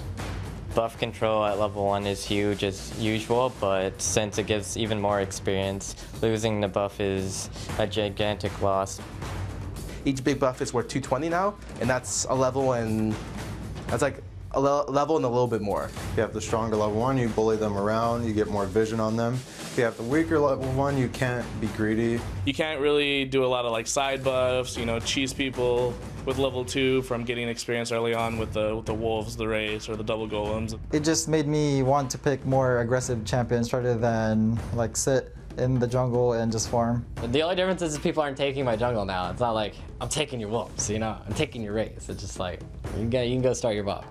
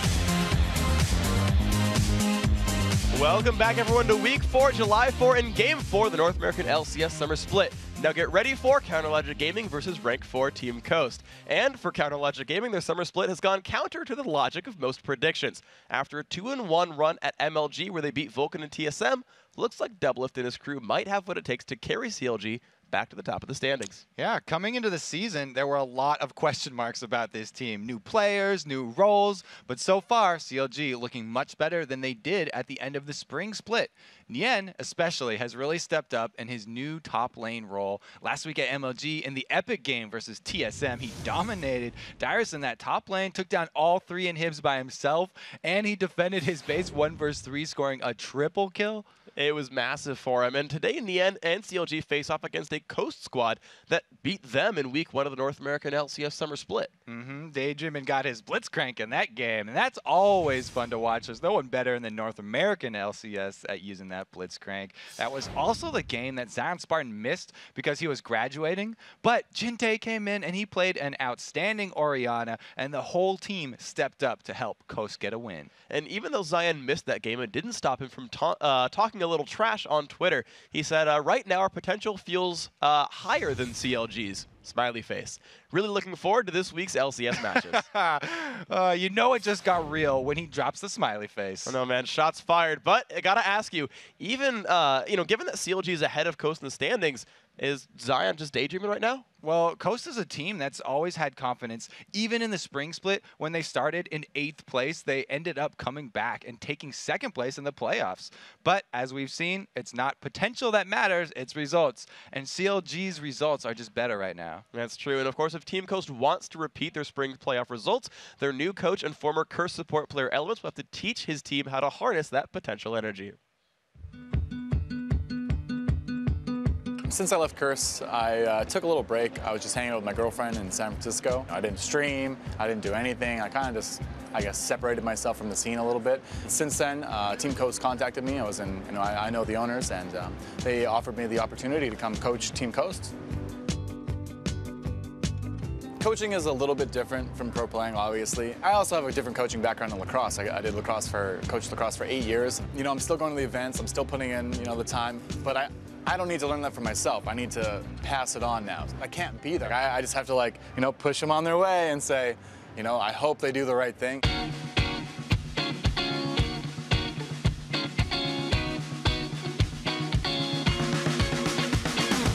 The most important thing is teamwork, and he sees that as the key component of winning this game, and I definitely agree with him, and that's why I value him as a coach a lot. Well, he'll offer us some ideas, and we'll pick out which ideas we like. His presence, his overall positive influence, he's always backing us, getting us pumped for games. Ready, boys? Go, 1, 2, 3, go! Steve, my old manager, used to get really excited when we'd win or lose. He's a very passionate person. I'm exactly there with him now. We're gonna sit beside him probably, over the Curse versus Coast game. We're both gonna be biting our nails, who's gonna win. The Nexus is gonna be hit up. Curse coming through with an almost perfect game. A 0-turret shutout, and the Nexus taken down at 24-28. Curse looked real good in that game.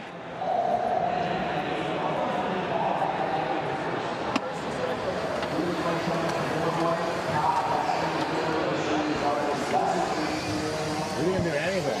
Yeah, they couldn't do anything. Literally, we just didn't do anything we planned to do. That loss was actually hopefully a wake-up call for them. They're 5 reflections of me now, and I really have to build them up and be great. And if I don't do it, then that's not me. That's how I feel.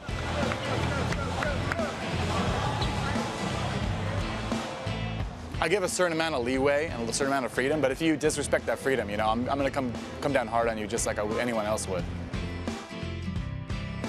I never once have thought, what am I gonna do after pro playing? Because there's honestly a lot of different, choices you can go in from, management, coaching, casting, making your own YouTube, being your own personality. If I mold these guys right and I truly make them into champions, I will see those rewards. And that's honestly exciting. That's an exciting job.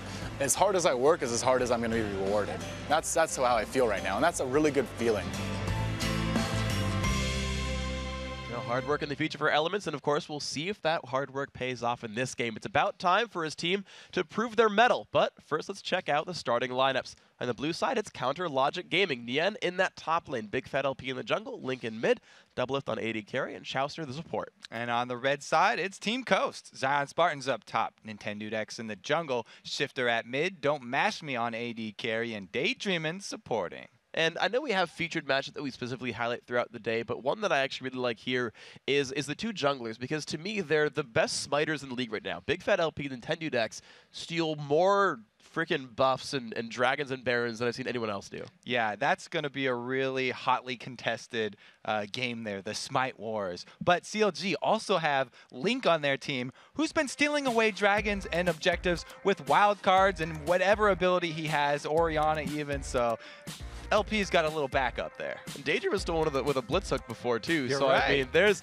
stuff all over the place, man. And look at this though, the Blitzcrank ban. All right, I feel that one. The Rengar ban though, that's a bit of a new one. So CLG knows a little something that Zion Spartan wanted to do. Yeah. So back at Anaheim, Westrice really made a good showing with that Rengar, and you know, it looks like CLG knows something that Team Coast have been practicing since then, trying to implement it into the LCS game. Tough break for the fans, though. We don't get to see Rengar. I'm guessing that's a result from a couple of scrims these guys played, and they were like, yeah, Zion, you're not doing that. I mean, especially you consider that Doublelift tends to be one of the main carries there. Big assassins who one-shot you. Don't want that coming at me. That was Doublelift asking for that one. And especially, those are the types of champions that Zion likes to play, right? He said always he loves snowball champions. He loves champions he can carry with and go all in with. That's Rengar for you. There's Rengar for you. Now, Zion, I know you showed the Teemo there. I appreciate that, but is going for the Shen, the safe pick there, the top lane of the split push, and of course, JG can't get blitz, but I'll take a different hook. He's going to go for Thresh. So yeah, he's got a little wind-up time, but that just means that there's some mind games that go into Thresh's hooks, because you actually don't even have to turn your character to shoot your hook. You can shoot the hooks, you know, over the shoulder. You can do backward shots through the legs. There's a lot of little tricks you can pull to land those tricky Thresh hooks, and we'll see if, you know, his game on the Thresh is as good as his Blitzcrank is. And meanwhile, though, Counterlogic Gaming, they're playing just standard setup right here. The Tristana in the back lines, long range, hyper carry. Doublelift's going to be pretty at home here. Yeah, after that win versus Cloud9, Doublelift, he's a believer. He loves the Tristana now. You know, he said before it wasn't that big of a fan, but when he gets to that end game and he feels the power of that 6-item Tristana, then he's definitely a fan. And we just heard Cloud9 rave about Jace. So that first pick, this is looking like a very, very solid team here for Counterlogic. Definitely looks good for them, but on the other side though, Coast have a very different sort of mindset here. Picked up the Draven, picked up the Elise, a lot of early mid-game power here, and a lot of threat just about to head towards CLG. So the thing about, you know, both Tristana and Jace, they're pretty squishy early, and Tristana, her early game is fairly weak in lane, so if they do take this Evelynn from the jungle, and you can roam and pressure both of these high priority carries that CLG already have picked, then Coast can come out with some very early momentum, and if they can snowball that one along, you know, with Draven, all this Coast team is along the same lines there, then they can end the game before Doublelift gets to his, you know, final form, I guess. Well, Counterlogic Gaming have picked their last couple of champions to try to hold that on and get themselves toward the late game. Nasus, Orianna coming through, but Coast still wanted to start fights. They've grabbed up Zed, so I think we know what Coast wants to do. Oh yeah, so they don't have the Rengar to all-in Doublelift and blow him up, but Zed, pretty good choice as well, because if you ultimate on Tristana and she knocks you away with Buster Shot, you can just press R again, get right back to her. So knockaways, not very effective on Zed. Gonna have to use the flash or the rocket jump to get out of there. But Zed and Shen combo, I always love this combo. It's such a potent diving combo. The dual ninjas getting into your back line can really cause a lot of trouble. And even early game, don't forget, if Shifter doesn't roam, they can do the Evelynn Shen combo too, and that's Invisible Shen coming out. Gosh, that's the Invis Ninja. That's the only thing better than the ninja from the shadows. There we go, just full invisible. Doesn't even have a shadow. Light passes through him. So, all right, rough road ahead, I think, for Counterlogic Gaming, but heck, they've played towards late game all the time. We've actually heard players talk kind of admirably about CLG's ability to just hold on to games that are terribly just difficult to win. And Cutie Pie is probably the most frank player. And I asked him about it actually before he actually went on and played last time. And I was like, yeah, so tell me about that. And he's like, well, we don't normally lose those games that CLG like tries to hold on to unless we do something really, really stupid. But I mean, it's still really admirable. Like, we get used to playing the long games because we scrim them enough. So. I mean, that could definitely be in store here. Yeah, and CLG, it looks like they're definitely building for it, too, even with their jungler pickup. Grabbing that Nasus, the wave clear of Spirit Fire, is what you want to get to late game. You got to continue to clear out waves, try and defend your turrets, keep them up for long enough for Tristana to get that farm that she wants. No matter how many Frankers Cutie Pie sends at you, going to be able to defend that one. So here we go, guys. The game is afoot. Here we go, number 4 of the day, Counterlogic Gaming in blue, Team Coast in red. Freak and Kobe bringing you all kinds of awesome action. I want a repeat of CLG vs TSM though. I want an hour-long base race with minions and all that. Oh yeah, you got that first one. I didn't. I had to watch from the stands there. I would definitely enjoy having one of those on our hands. But it looks like Coast have different ideas. Not only did they go with that real early game lineup, they also bought Red Elixir here early on Shifter. He's looking for that all-in. Zed notorious for going very hard, very early, burning his Ignite within the first few minutes. And they have a really interesting setup here as well because both teams sent their main lineup towards the enemy red buff, sent their support over to Ward defensively, and then sweep back over. CLG now know about this. They're walking through a Ward as well.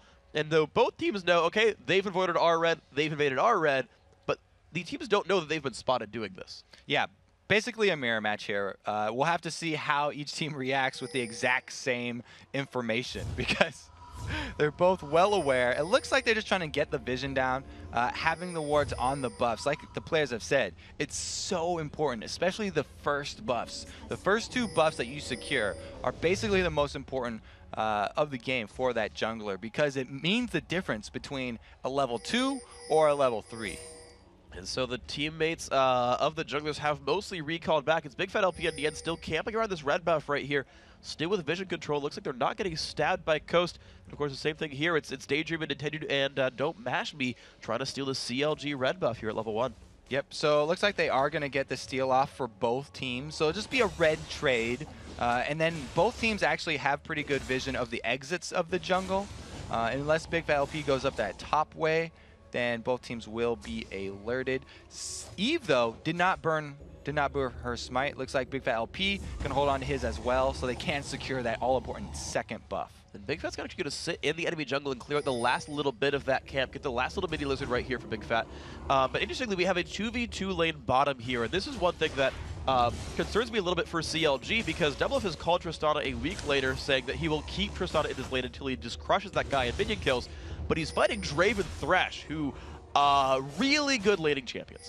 Exactly. They're going to try and bully them out, plus they're going to call in Nintendo for extra jungle support. So it was a very, very nice pink ward by Choster at the exact right time. He placed that pink ward right when Nintendo was coming down through the river. So he's looking for the mid lane. Instead, he's going to jump right onto Link. Can he get the damage output he needs? Jumps in as Shifter. Link down below half HP. Good early push there by Nintendo. Yeah, and the jungle changes also kind of benefited Jungle Evelyn too because there's more emphasis on the buffs. Instead of the small camps, she can just go roaming right after she gets the buffs and you get a free chunk, 50% of Link's life out there. I'm sure Shifter appreciates that one. And of course, Link only started with a Doran's ring and 2 potions, so he has very, very limited health sustain. I would not be surprised to see Nintendo show up every once in a while as well. And the other thing I actually want to call question to, speaking of Nintendo, is he is normally the tank player for his team. Normally he enables Zion to play a carry like Riven. This time around, actually, Zion's on a take here. Nintendo want to see if he goes for that Lizard Elder we see so much, or if he goes for Golem Spear as he normally does, even on champions like Fiddlesticks. Yeah, I'd have to guess that he would probably go with the Lizard Elder still, just because it's so popular and so effective on Evelyn, getting that true damage burn. But Evelyn, as soon as she hits level 6, her ultimate does give her a nice shield, so he's still bringing some tankiness to the party here. Looks like his gank up top, though, is going to be at the exact wrong time as Nien has already left the area. Nien has recalled back, picks up a tier and a pink ward, and is moving his way back to the lane. So looks like Coast does not really get much of a shove here in the top lane. Actually, they're letting Zion Spartan freeze it. So unfortunately for Nintendo, he does waste some time. But let's revisit this bottom lane here, because this is the one I think that is make or break here for Counter Logic Gaming, is can Doublelift get going? And right now it is 25-25 and exactly even lane right here for CLG. And it has to be some very opportune hooks coming down while Eve is in the area, I think, because Choster and Doublelift playing this one nice and safe, just CSing, not even going for the trade. So they're actually at higher health than Don't Mash Me right now. That was a very good play by them. So it's, yeah, exactly. It's CLG holding on to this one, and of course, I think they'll be happy to wait till late game for this one right here. So Nien versus Zion Spartan. Notice how far back Nien is playing, actually. Is really only last hitting with Shock Blast there. Is afraid of that Evelyn. We haven't seen her on the map in a while, and that's putting a lot of pressure on the CLG lineup. Ooh, he just went so close to the edge there. He barely got seen by the edge of that. Oh no, he didn't get seen by the pink ward. He goes in on double. They put a lantern onto him. Interesting choice right there. Yeah. And Devil just kind of jumps right on back. No big deal there. Not a successful gank here by Nintendo, so that early Evelyn pressure has not done much. And you're seeing actually a 3 minion kill lead for Big Fat LP. A slightly larger emphasis on farming. That Nasus is pulling ahead. Yeah, so when you chuck a lantern over in that bush, it definitely gives gives him away. You're shining a light on your invisible ganker. And Nintendo actually, another unsuccessful gank right there. Yeah, shows up in the mid lane right as Link is clearing away the Wraiths right here. So CLG still not trying to make moves with roaming, are just going for the farm right here. Shifter might spot Big Fat LP. I think they see each other right there on the brush. Ward comes out, Wither comes across. Not too big of a deal right there. More harass from Big Fat, but he's running low on mana at this point. They did get some good information. Now they know where Nasus is, so the rest of the lanes don't have to worry. And it's actually pretty big for Zion. Since Nien went with the pink ward, Zion can't place any sort of vision around that top lane. So that's a good thing for them right here. So here we go. We look at the top lane once again. Still very, very close in minion kills right now. So no major leads have been given. Nintendo spent a lot of time trying to gank, but hasn't gotten much more than a couple of minion lead. So we're going to have Nintendo, again, probably come through this pink ward that Nien placed. CLG, they've done a really good job not hesitating to pay the pink ward Evelyn tax that all teams are really faced with at the beginning. And it's paid off really well for them. They have not lost any people to those Evelyn ganks. But they're going to have to find a way to now deal with level 6 Shen. Stand United available to come in. There we go, and only the end can really stop that. He does have the Thundering Blow there. The melee Hammer Form E ability to try to stop the teleport if they want to do it. Of course, Nintendo getting closer to 6 as well. Right now, only 5 1/4, but he's making his way up compared to Big Fat LP, who actually is pretty much at 5 1/4 as well. Now, both these champions do different things at level 6, though. Nasus can solo Dragon. That's pretty scary. Nintendo, though, has really good gank power. And Nintendo has gotten into the jungle just before this pink ward went down for Link. So he's on the very edges of Link's vision, and he's looking to come in behind him. Looks for something right there. Big Fat LP does grab the red buff, though. He's right behind. Nintendo's going to actually back away from this one. And he gets seen out. He does get picked away. Finally gets him. Good pick. Good vision there by Team CLG to realize, okay, guys, we got to be careful of this one.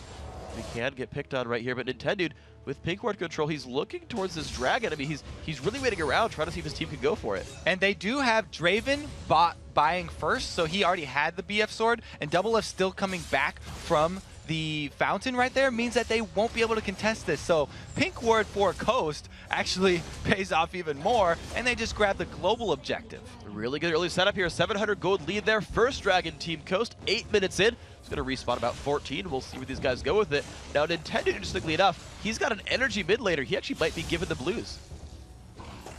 It would be nice on Zed to get those, but it's pretty early, so you don't really need that on Zed, so it probably will, like you're saying, go to Nintendo. And that's amazing for Evelyn because, you know, with about a month ago or whatever, when we upped the mana costs on her Qs, it did hurt a little bit. And anytime you get that mid-game blue buff for a jungler, it's very impressive. He won't, however, be getting his mid-game red buff. No, indeed. Big Fat with a good steal right there. Good ward coverage as well. And speaking of the jungle buffs as well, that blue buff, Evelyn was like barely 5.5, maybe even below that right there. It got that full half level, hit level 6 from getting the blue buff. Good power spike for her. So she has Agony's Embrace now. In fact, every champion on the map has their ultimates available. So I feel like things are going to get explosive pretty soon as, you know, Coast is the team that wants to play aggressive, wants to force engagements, wants to make things happen because they don't want to wait for Tristana to just scale into hyper carry late game. And it'll be interesting to see where the action come from Coast because they actually have amazing engage. With the Stand United available, they can pick a losing fight and actually come out on top. And actually Hook lands on a Chaucer right there. A little bit of damage from the stand aside, but no real follow-up here for Coast. And no engagement right there. So the Hook on cooldown. Daydream will wait around a little bit more. But now Link and Big Fat LP are looking to make a move. They will walk right by a ward. And Yen up top under pressure. It's a lot of damage coming off onto him, of course. The damage nearly there, down to 300 HP. Yen might look to flash the wall. He does. Flash burn. And the successful sort of push at the bottom lane might just give CLG a turret. Ooh, Draven ultimate going the distance here, baby. Oh, nice try there. But in the meantime, the bottom lane box comes across. Big Fat LP forced to take a shield right there. low on health, burns his ulti as well. CLG does survive that encounter, but it's Coast taking a lot of pressure onto their turret down below half HP. It's going to be shifted going in. Pop Steel goes on a Link right now, but he's going to get shielded as well. There's Exhaust. Dangerman pulls the team in. Good Shockwave pulls up one. Shouts for the beautiful crescendo. The damage is not there. Xayah Spartan might try to find it. The shield though. Chowster's still not going down. First blood did go to double it, and that is it. 1 for nothing. Oh, that crescendo by Chowster, just beautiful. And it was set up by the Shockwave of Link. Really nice synergy between the mid and the jungle. Plus, since Link he's maxing his command protect second from his lane phase, he actually had a big enough shield to even save Chowster's life after that. Coast might just get a turret for their troubles, though. The wave clear comes out from Nasus Wither coming by as well. No, sorry, just the Spirit Fire, actually. But of course, with Shen leaving his lane, that left Nian alone now in the top lane. And last time Nian was left alone, CLG beat TSM, and Nian hard carried that match. So this could be rough for Coast. Yeah, he is on the Jace this time, though, so he's going to get some damage on this turret.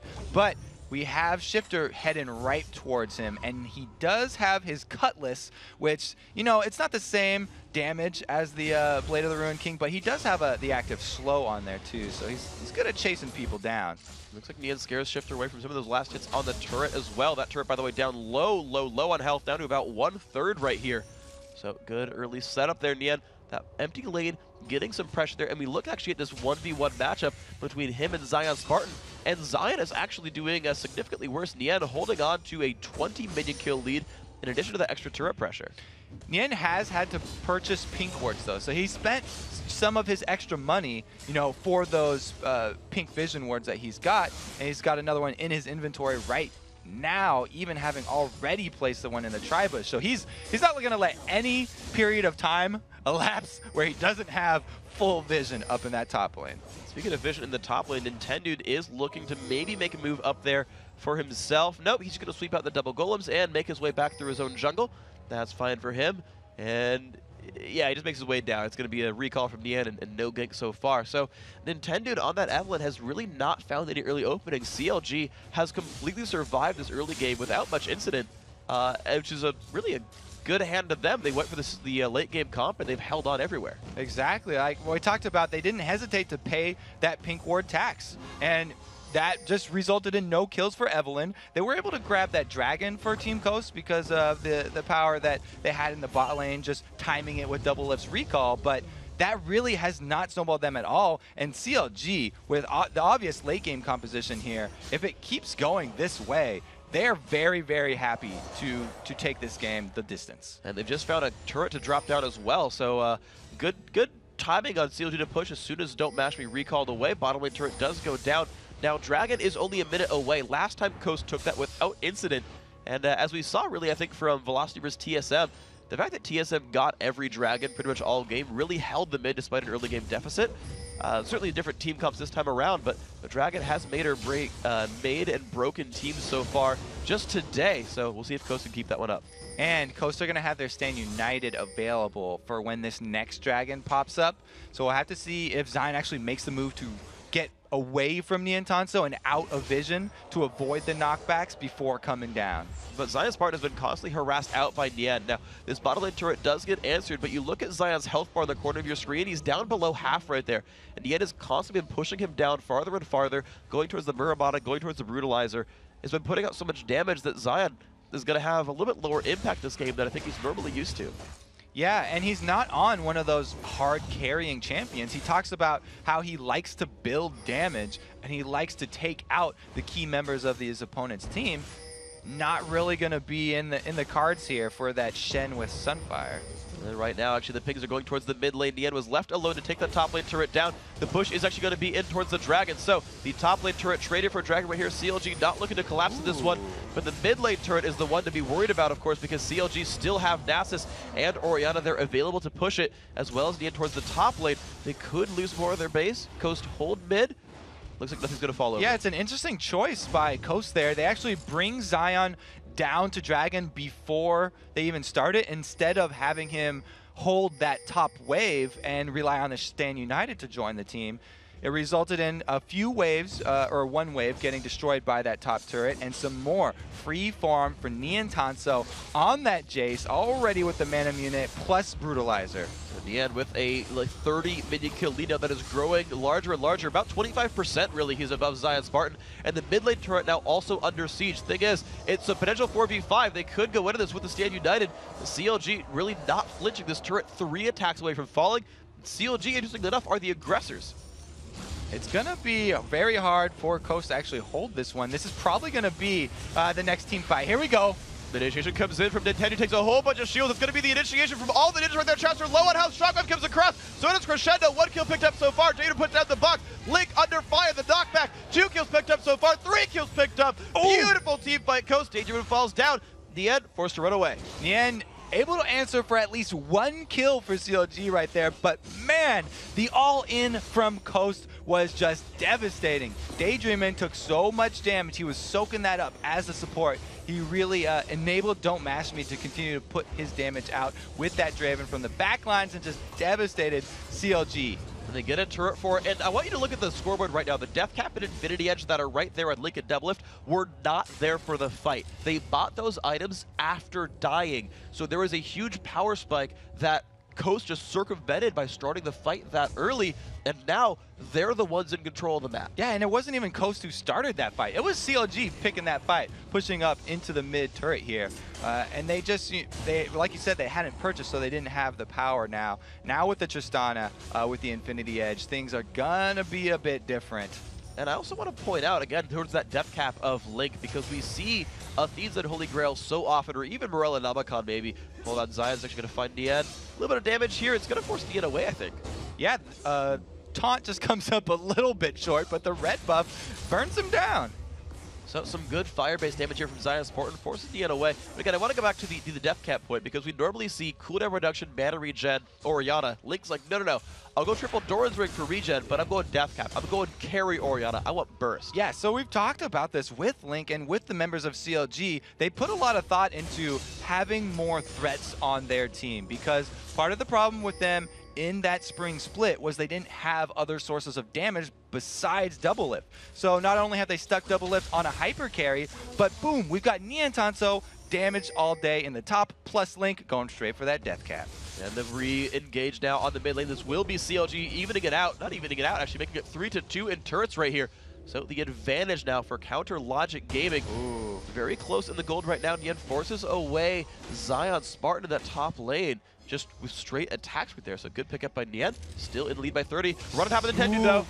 Still has that pink ward, but he didn't drop it, so he has to burn his flash. There we go, gets a knockback on the Nintendo, and that is all he gets. So, Summoner Spell burned out there. Probably worth Nintendo burning his ultimate, but now CLG looking to make moves 4v3 on the map. No ult available for Zion Spartan. This could be all they need to take a turret down.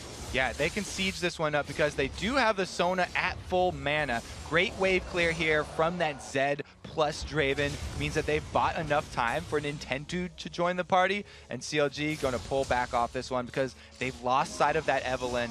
Nien Tanso actually flubbed his pink ward over the side there. It didn't quite get in that bush. I do have to say though, I really want to commend Shifter for that. Like it sounds like a weird thing. It sounds like a weird thing to celebrate, but he basically full cleared a wave with like a 10-second cooldown. I mean, that would have been a CLG turret on a 4v3, and the fact that he got rid of that wave so cleanly and stopped CLG pushing in, like, it's against minions, but it's something worth practicing to keep turrets alive. Think like mechanics like that, knowing the ability combos, pretty worthwhile. There's the blue buff also getting stolen away. Nintendo did smite that one, so as CLG backed, another advantage grabbed by Coast. Yeah, it's definitely a huge strength of the Zed kit.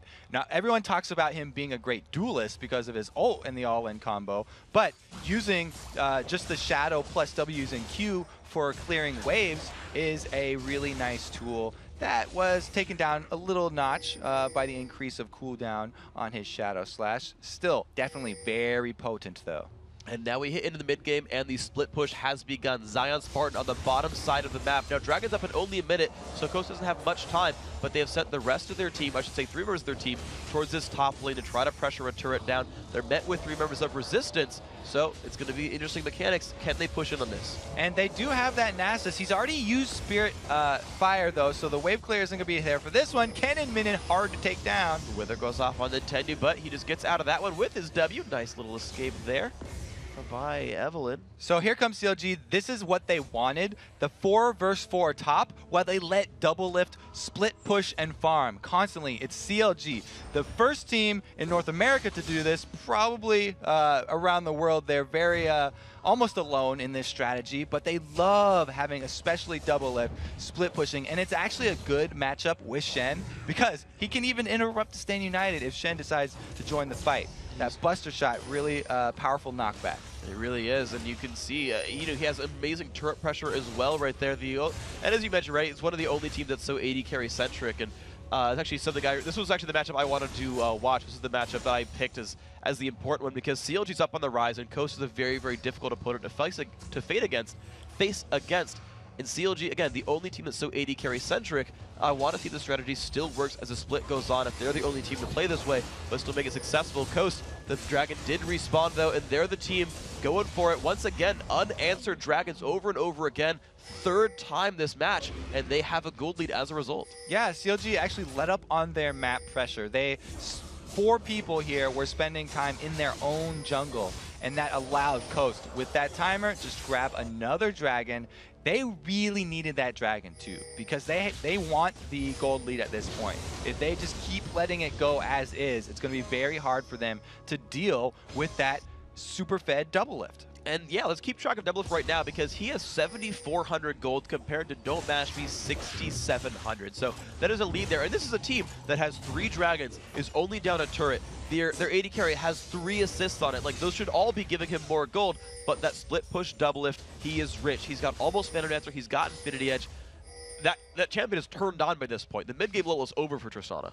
Yeah, and we've seen CLG do their best to protect double lift. In the early game, they had the Link Shockwave into the Chowster Crescendo. They're trying to use those as counter initiates instead of using them at the beginning of the fight to initiate. So once Coast use their dashes, their all-ins with Shifter and Zion Spartan to get onto double lift, they're going to want to use those tools as disengage. And here, speaking of disengage, Nian had to acceleration get away from that one. Nearly got caught out there in a 2v2 engage, but the rest of Coast actually still holding on to this top side of the map.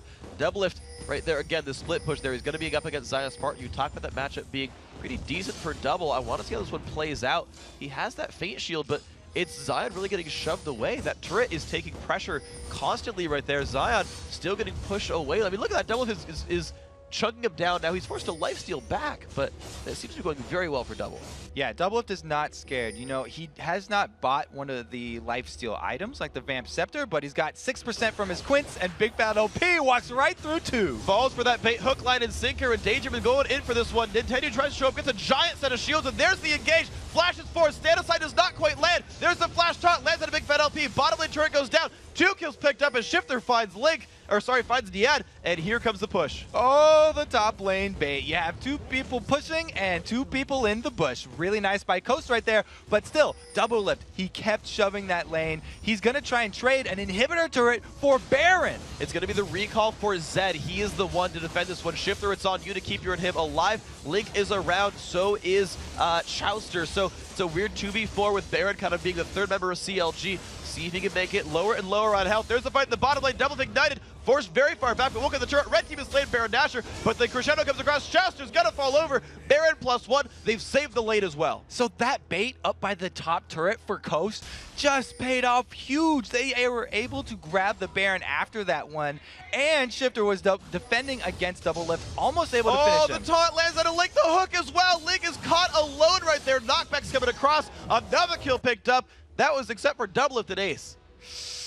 Very, very, very sketchy now for CLG. We talked about Coast having to make a move early, and this is the prime time for them. They need to make use of this Baron buff to try and continue to get objectives. CLG, yes, they're flustered, but they're not panicking yet because they still know that they have the end game in the bag, and they've got an extra ring of secondary turrets still standing right now.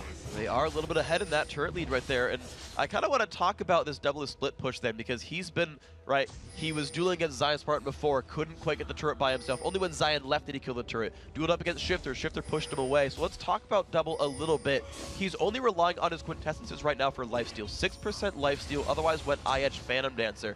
When he takes early trade, it's taken him a long time to get his health back up. when we talked to Dyrus about how he was playing the poke game and trying to chunk down enemy targets to win dragons, he said, I don't want to hit Draven, he's got a Bloodthirster, he'll lifesteal back in a minion wave. Doublelift is not lifestealing back in a minion wave.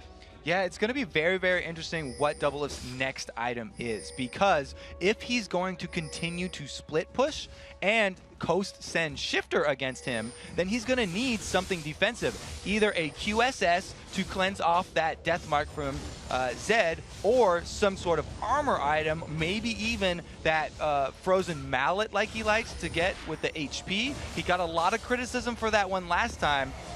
So it's very, very interesting to see what he goes with next. He could just build a lifesteal item like you're talking about and stay with the team for team fights instead of split pushing. And right now, speaking of split pushing, there are 10 seconds left on Zion Spartan's ultimate. Coast sitting far back, making sure they do not get caught without Stand United. And on this wave, they're going to have the Shen ulti. Zion making his way around the map right now, but Coast still trying to put pressure on the turret. Just takes the lantern every time he hits the turret down.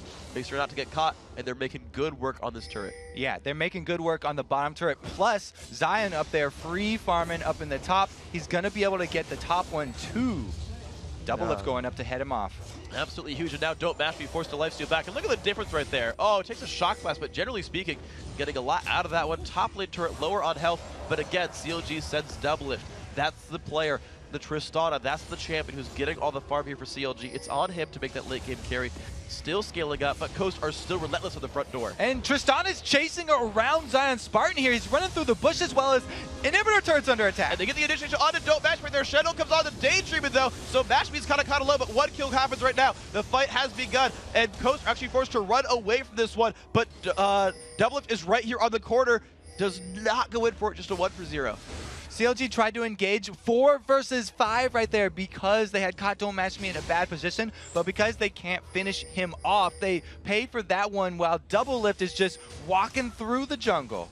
A little bit of an unfortunate movement there by Doublelift then, and of course Coast did a good job of splitting them up right there. Another dragon goes down, unanswered every single time. Coast keep pulling up global gold. Dragons, Barons equaling it up on turrets. These guys are doing very well in the mid game. Yeah, we said they needed to make use of that Baron, and they definitely did. Great job by Coast, pressing the advantage. And that lifesteal difference that you talked about between Doublelift and Don't Mash Me, very apparent there after that last fight. And actually now the gold between the AD carries has equalized. They're both sitting at 9,800 right now. So that lead that was there for Double has been turned, not turned around, but equalized here. So Mashme should be a similarly fearsome AD carry as long as you don't necessarily count the steroids and the safety of Tristana's long range. So the damage output coming out of this Coast lineup is still going to be very, very strong at this time. Yeah, CLG, they are almost able to grab Don't Mash Me and take him down in that fight. 4 versus 5. Remember, we didn't have Doublelift in that actual bottom fight. So CLG probably going to return to turtle mode right now and defend their turrets, wait for Coast to make a dive. Let's see if they go for that dive right there. Of course, Coast, it's a little bit harder for them to dive. Actually, I don't know if that's actually true right here. So they don't have Zac or someone who really just wants to go in there, builds only armor, and is a huge tanky man. But at the same time, they do have Zion Spartan with Ninja Tabby, Aegis, Randuin Zoman, Sunfire Cape. He is a massive, massive armor tank there, and maybe he can dive turrets. They would definitely prefer not to dive turrets and use Evelyn's ability to flank CLG. It's kind of what they're doing right now. If they draw CLG out into the jungle and then surround them, Coast would definitely love a fight out here in the open. And right now, Zion Spartan has another 25 seconds on his ulti, so if Coast gets caught out, it will be a 4v5.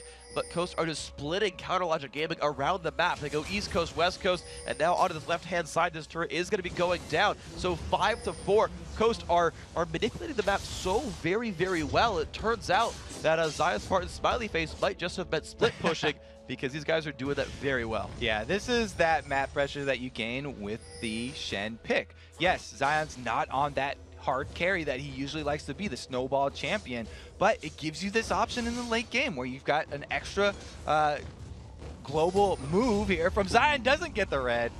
Doublelift able to knock him away and grab that one, but he's still more pressure. Oh, and he fails a wall too. This is just not Doublelift's day. At least he got the red. Actually, I learned very unfortunately a couple days ago that you can ult minions and failed to knock away a champion. That was rough, but looks like Double using that to good effect for himself, though. Has at least grabbed that one away, and now he is continuing to just try to be that carry. 290 minions, by the way. He is well above everyone else. I shouldn't say well above. Nien's close behind him. Those are like the two CS gods of like the LCS North America here. Nien and Double, always the ones who kill minions. So Double has not gone also with the defensive item for his third item this time around.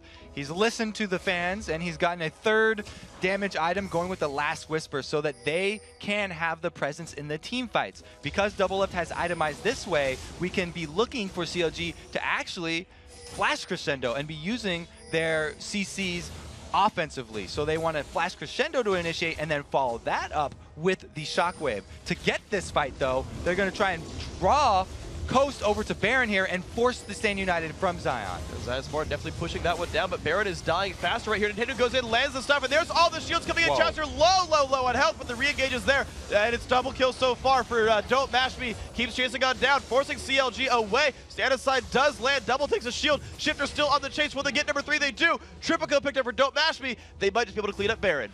How many thousands of HP was shielded on Nintendo right there? That was ridiculous. No way CLG could burst through that one. Good job by Coast immediately reacting to the Baron draw right there. And Double Lift recalling in a bad spot, but Daydreamin doesn't quite see him. Flash hook. Oh, he doesn't land it in time. Nice try, Daydreamin, but unfortunately couldn't make that one happen. Link still on the run away. Shifter is nearby. Zion Spartan also chasing as well. They're setting Don't Mash Me on the split push right there, but Double will be there to defend him. There's a slow onto Link. Was it be enough damage? Yes, it is. Shifter takes the kill.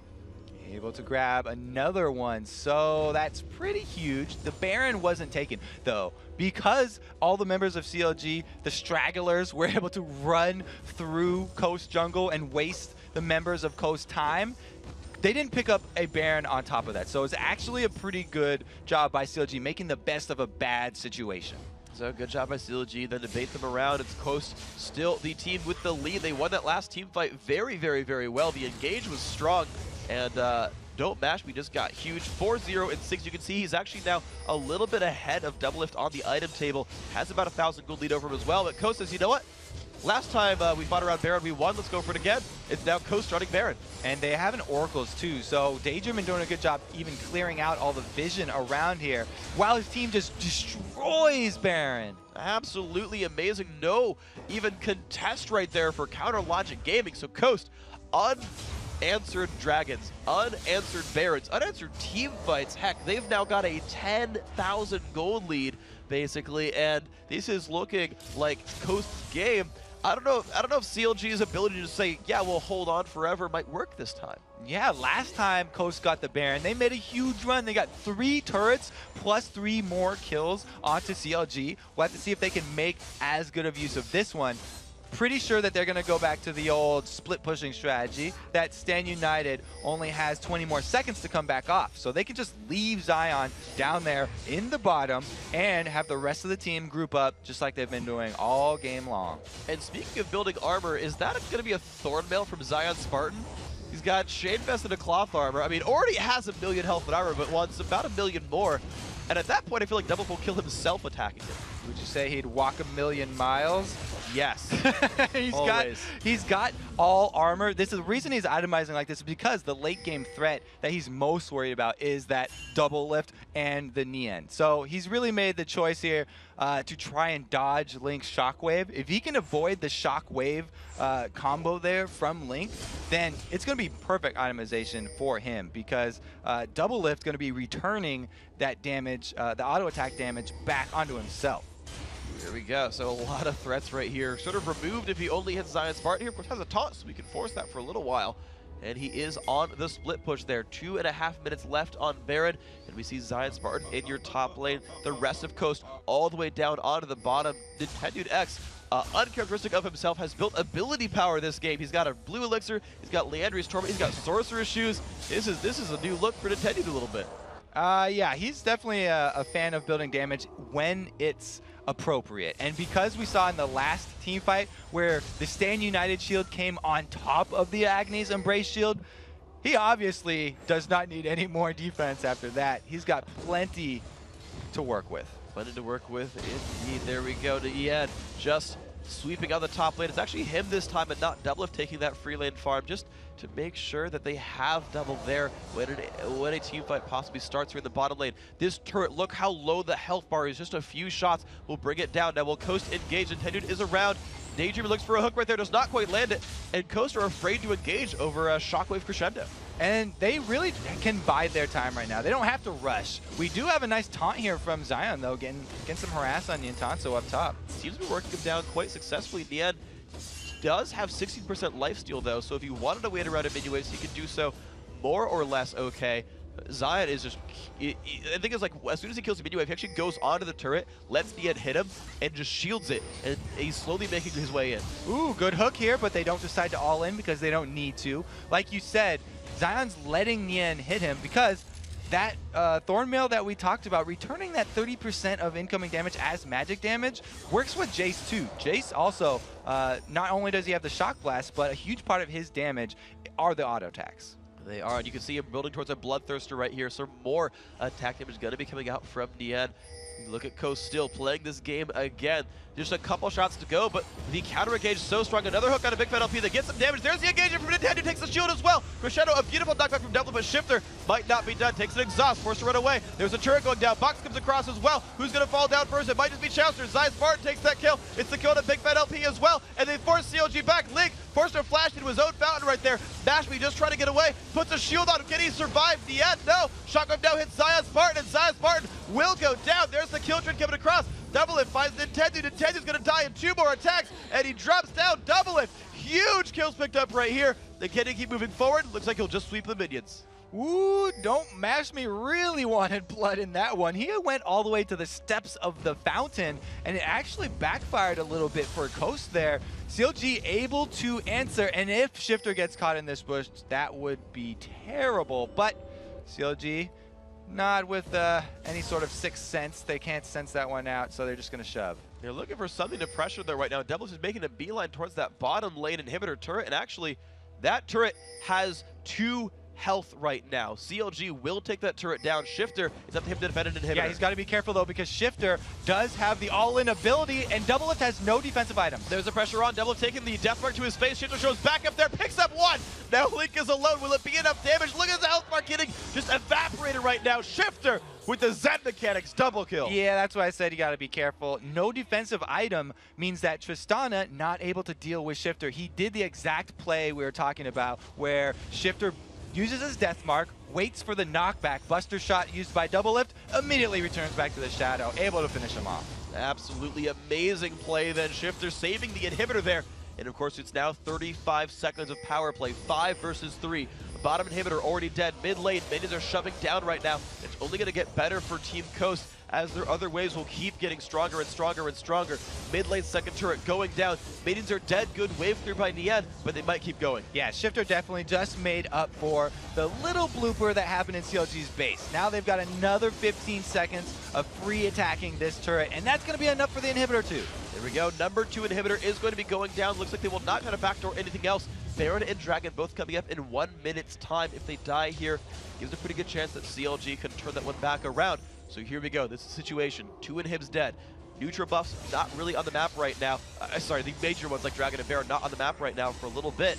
Coast's going to recollect themselves, but they're the leading team. Yeah, you got to tip your hat to Shifter if you are a Coast fan right now. He just pretty much secured that middle inhibitor, and having 2 inhibitors down as opposed to 1 means that all of Coast can now actually head down that top lane. They don't even have to have Zion split pushing down bottom. The minions will do that for them.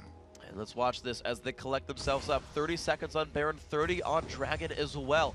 It's going to be something that might just pull their attention around. They've so far done very well when they have attempted Baron. Coast have made those attempts very, very successful, never under the threat of getting smited away. They've snuck them in quite nicely. The buffs are getting grabbed. It's their turn to make a move. Yeah, and not only does Coast have an Oracles, which cleared out all of the vision from CLG, even into their own jungle, but they see Doublelift down bottom farming. So this is pretty much a free Baron for Coast right now.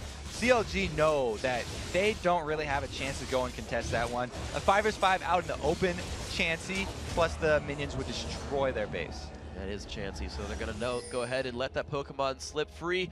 Counter Logic Gaming going to hold on to just their base and farm the minions. Now, CLG have been in this situation before on the receiving end. It was actually Nien's Tristana that held on forever with inhibitors and barons and turrets going down, and he carried Marn in the spring split through a game there over Counter Logic Gaming. Now the fates are turned around. Coast are ahead. CLG have that Tristana. They're in their base, but they have so many defensive tools. Can Doublelift do it? They have the Tristana, plus they actually have AoE CC to set him up. If they perfectly land the Crescendo into the Shockwave, and Draven is a little bit too far forward, CLG can easily come back from this one, because Doublelift, if he gets one target down, then they will just go rampant. They absolutely will go rampant here. Doublelift forcing himself back away. The engage looks like it's going to happen. Big Fat LP taking a bit of pain. Draven comes across as well, but nothing else really found. Big Fat forced to heal away. Zion putting pressure on the bottom side of the map, though. Someone must respond before CLG loses an inhibitor turret. I love what Coast are doing there. They aren't grouping up for the possibility of that Crescendo Shockwave combo. Not only do they have Zion Spartan down bottom, but they have Nintendo who is flanking around the sides. And the top turret takes damage as well. Doublelift was pulled back to defend that that Nexus turret, and it allowed Coast to put pressure up towards the top. That structure is taking more and more damage. The strangle is coming here from Coast. Yeah, Nintendo continually sitting around here, threatening Chaucer from the side. They won't let their entire team get knocked up. Look at the power of that tanky Zion Spartan right there. Turrets down to half. Of course, Nexus turrets do regen, but you can see it's still losing health over and over. Locket Shield comes across. Looks like Coast don't quite want to go into this one, though. Blue inhibitor has respawned, so Coast might have to stop to take more of those inhibitors down.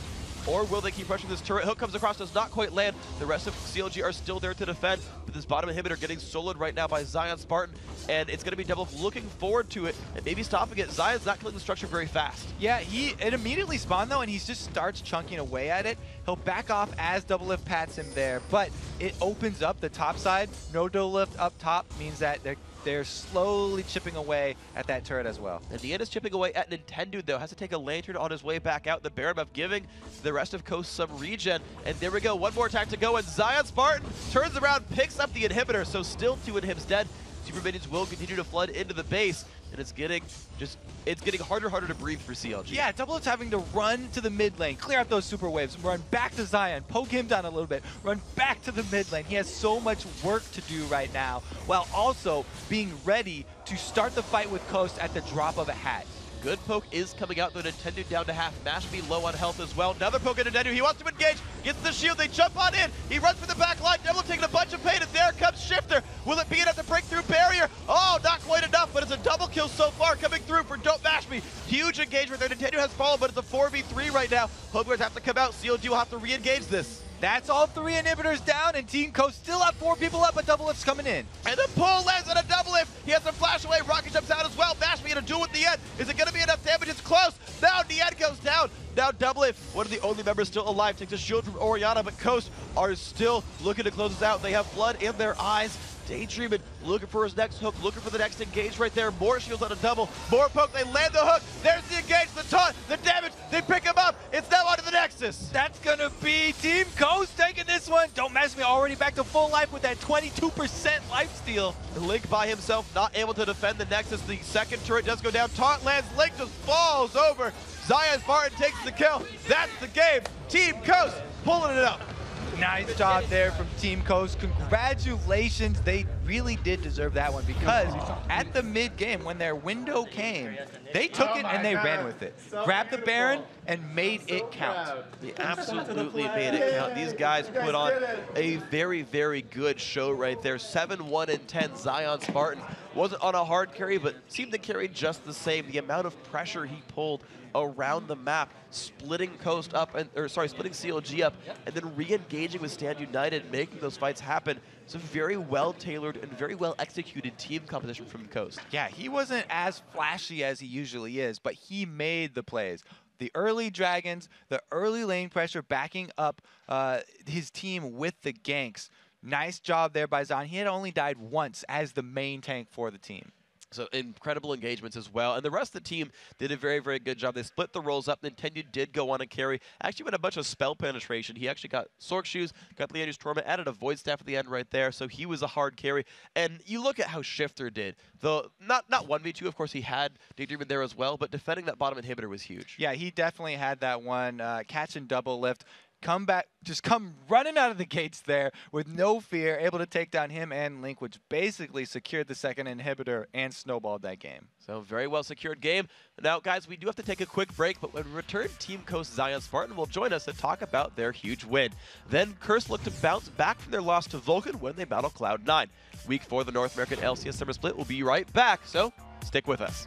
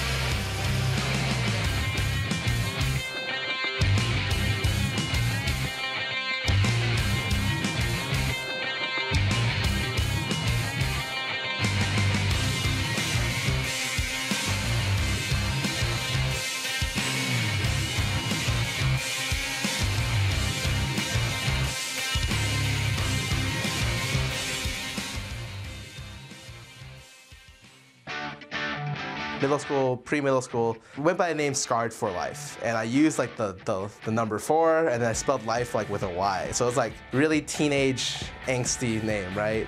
And so as I grew up, I was like, I really want a name that's very short. I want it to be low syllables and have like an impact when you say it. I shortened down my original tag to just Scar, and I added an A at the end. It's kind of just stuck with me for like a decade or more now. I thought of the name Sir Dies a lot. Oh, that's funny. You know, when you see my name, I die a lot. Ha ha, you died. And then as I grown up, I had a lot of names where in Counter-Strike where it's like Cyrus. You know, I combined Sir Dies a lot with Cyrus and it made Dyrus. Like Dyrus is kind of like a dying disease. So it's kind of funny in that kind of way. And it kind of has like the monotone feel like with the D. So that's how I feel.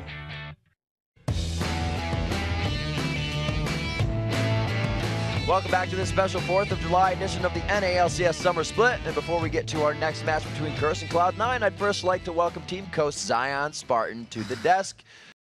Where did Zion Spartan come from, first off?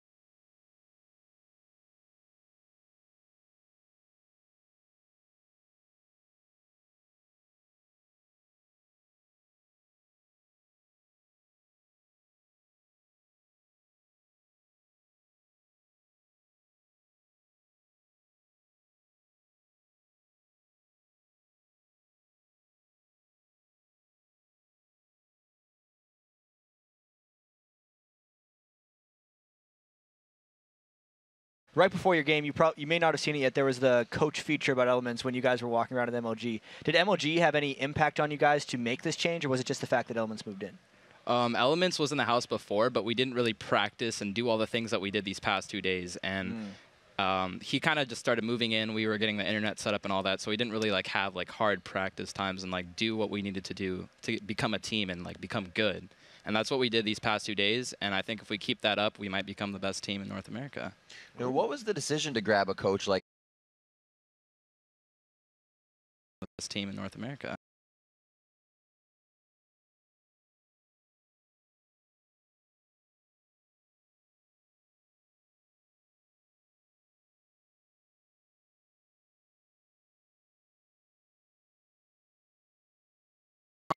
Has done first place.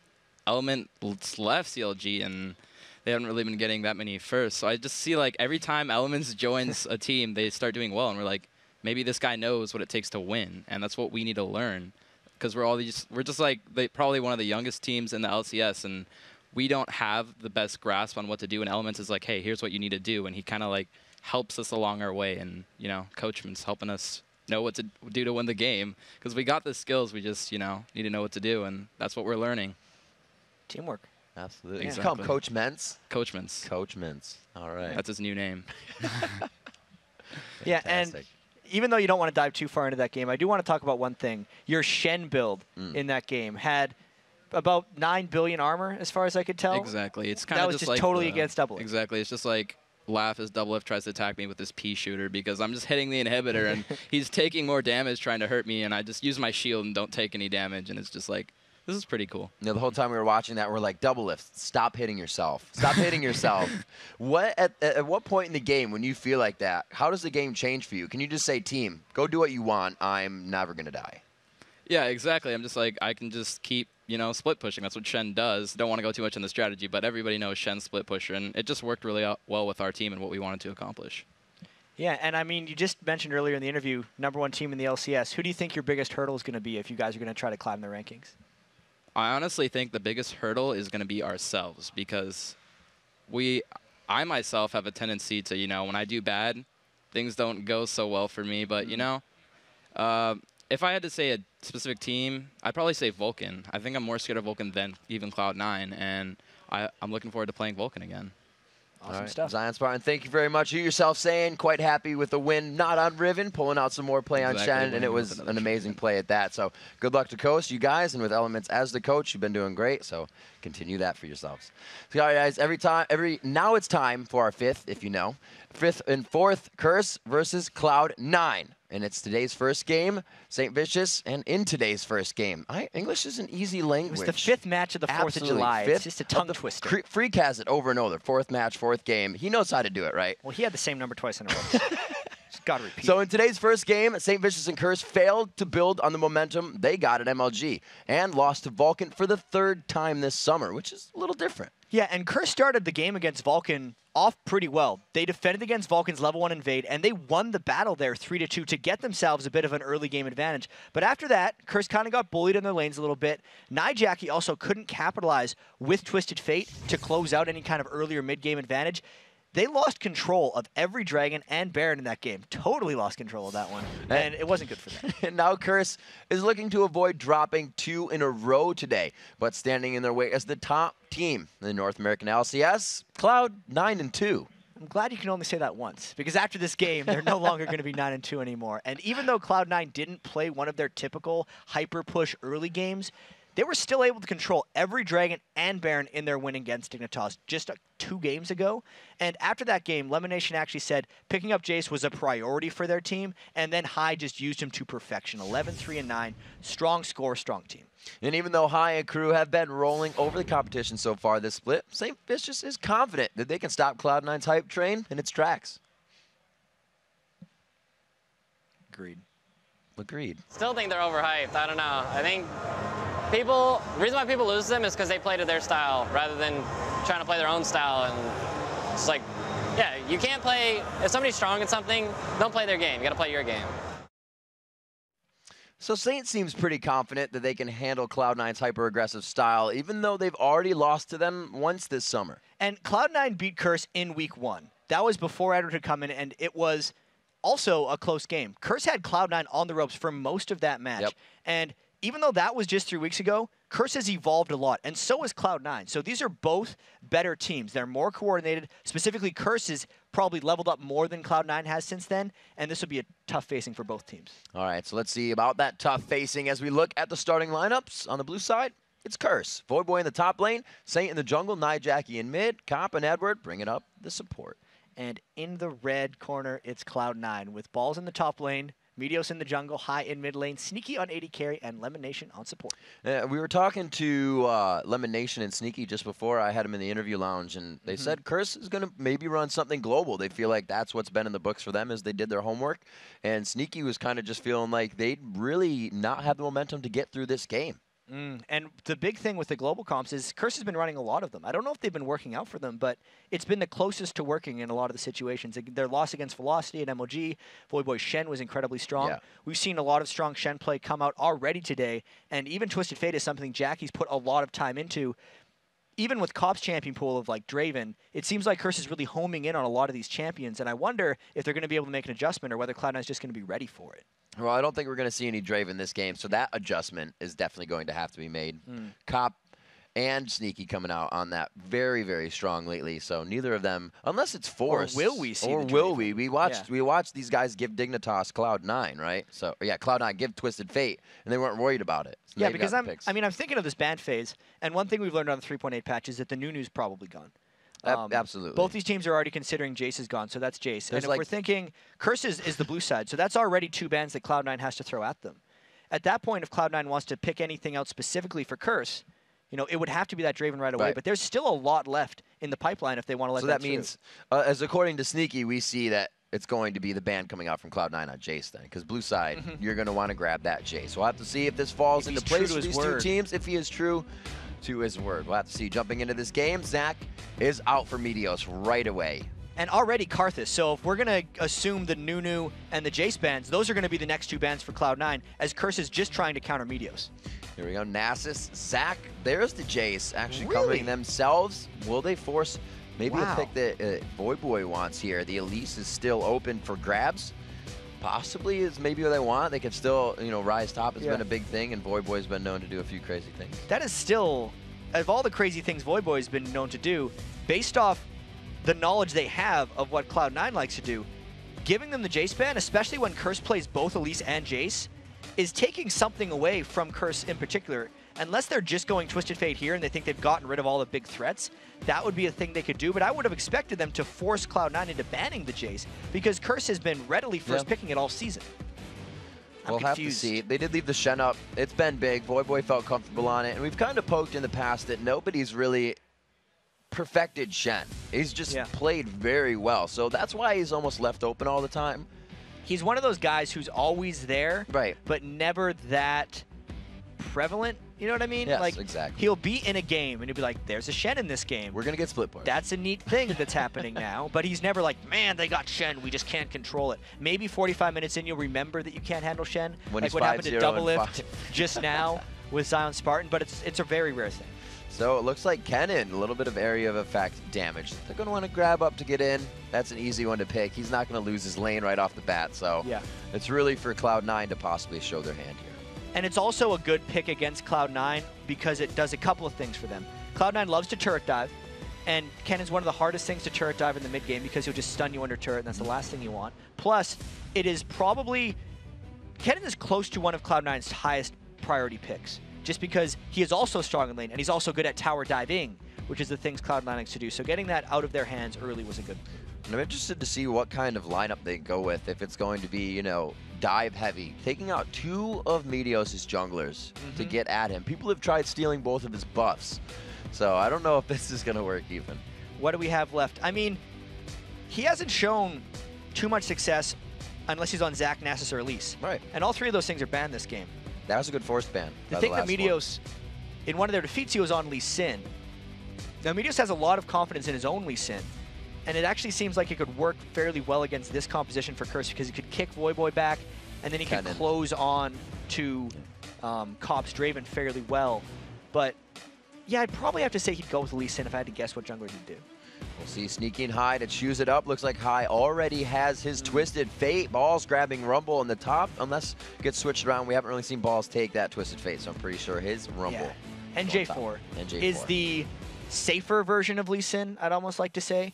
Less mechanically complex while still quite difficult.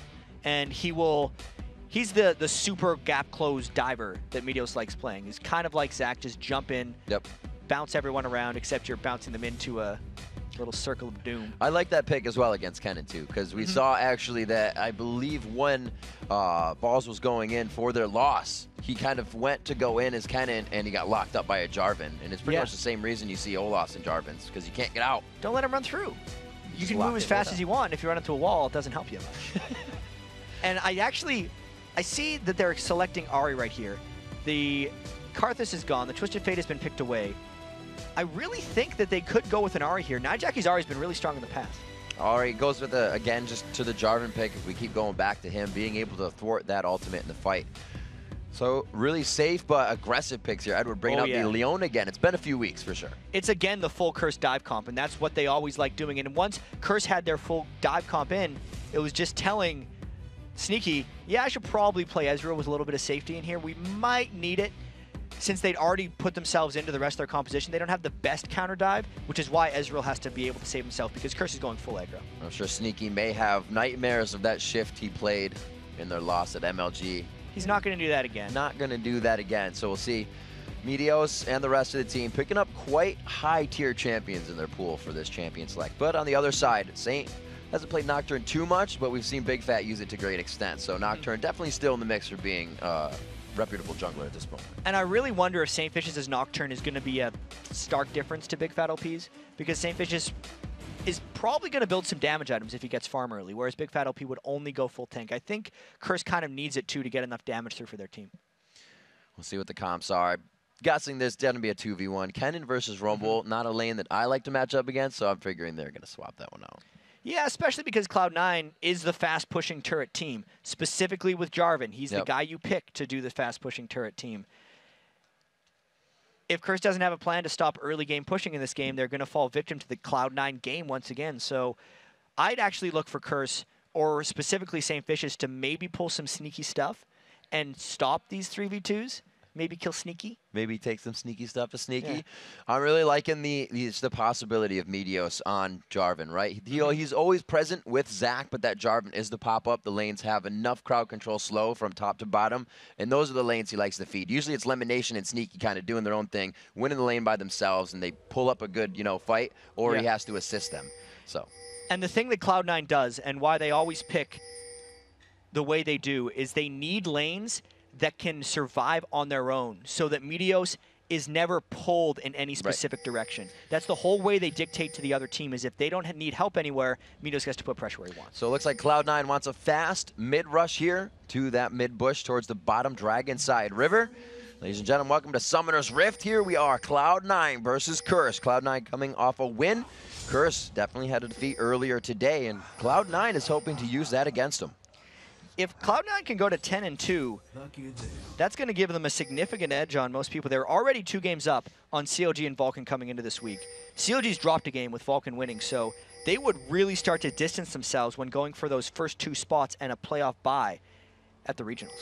So completely walking around place towards right now. Looks like Cloud9 has made themselves present in that Baronish ward that Cloud9, or rather that Curse has placed. So they're going to back up. And I think they actually might go back to their own blue. This is the first time we've seen a team backtrack all the way if they do. And Curse has been so sneaky. They actually won the level 1 against Vulcan by hiding in one of these coves as well. How did Cloud9 sense that they shouldn't be going there? They knew they didn't have vision of that part of the jungle, but they're almost just toying with them. Are they going to go back? This is crazy. They put the pink ward down, so they're like, wait, putting the pink ward down at red, they have to know that nobody's been there yet. They have to be in blue.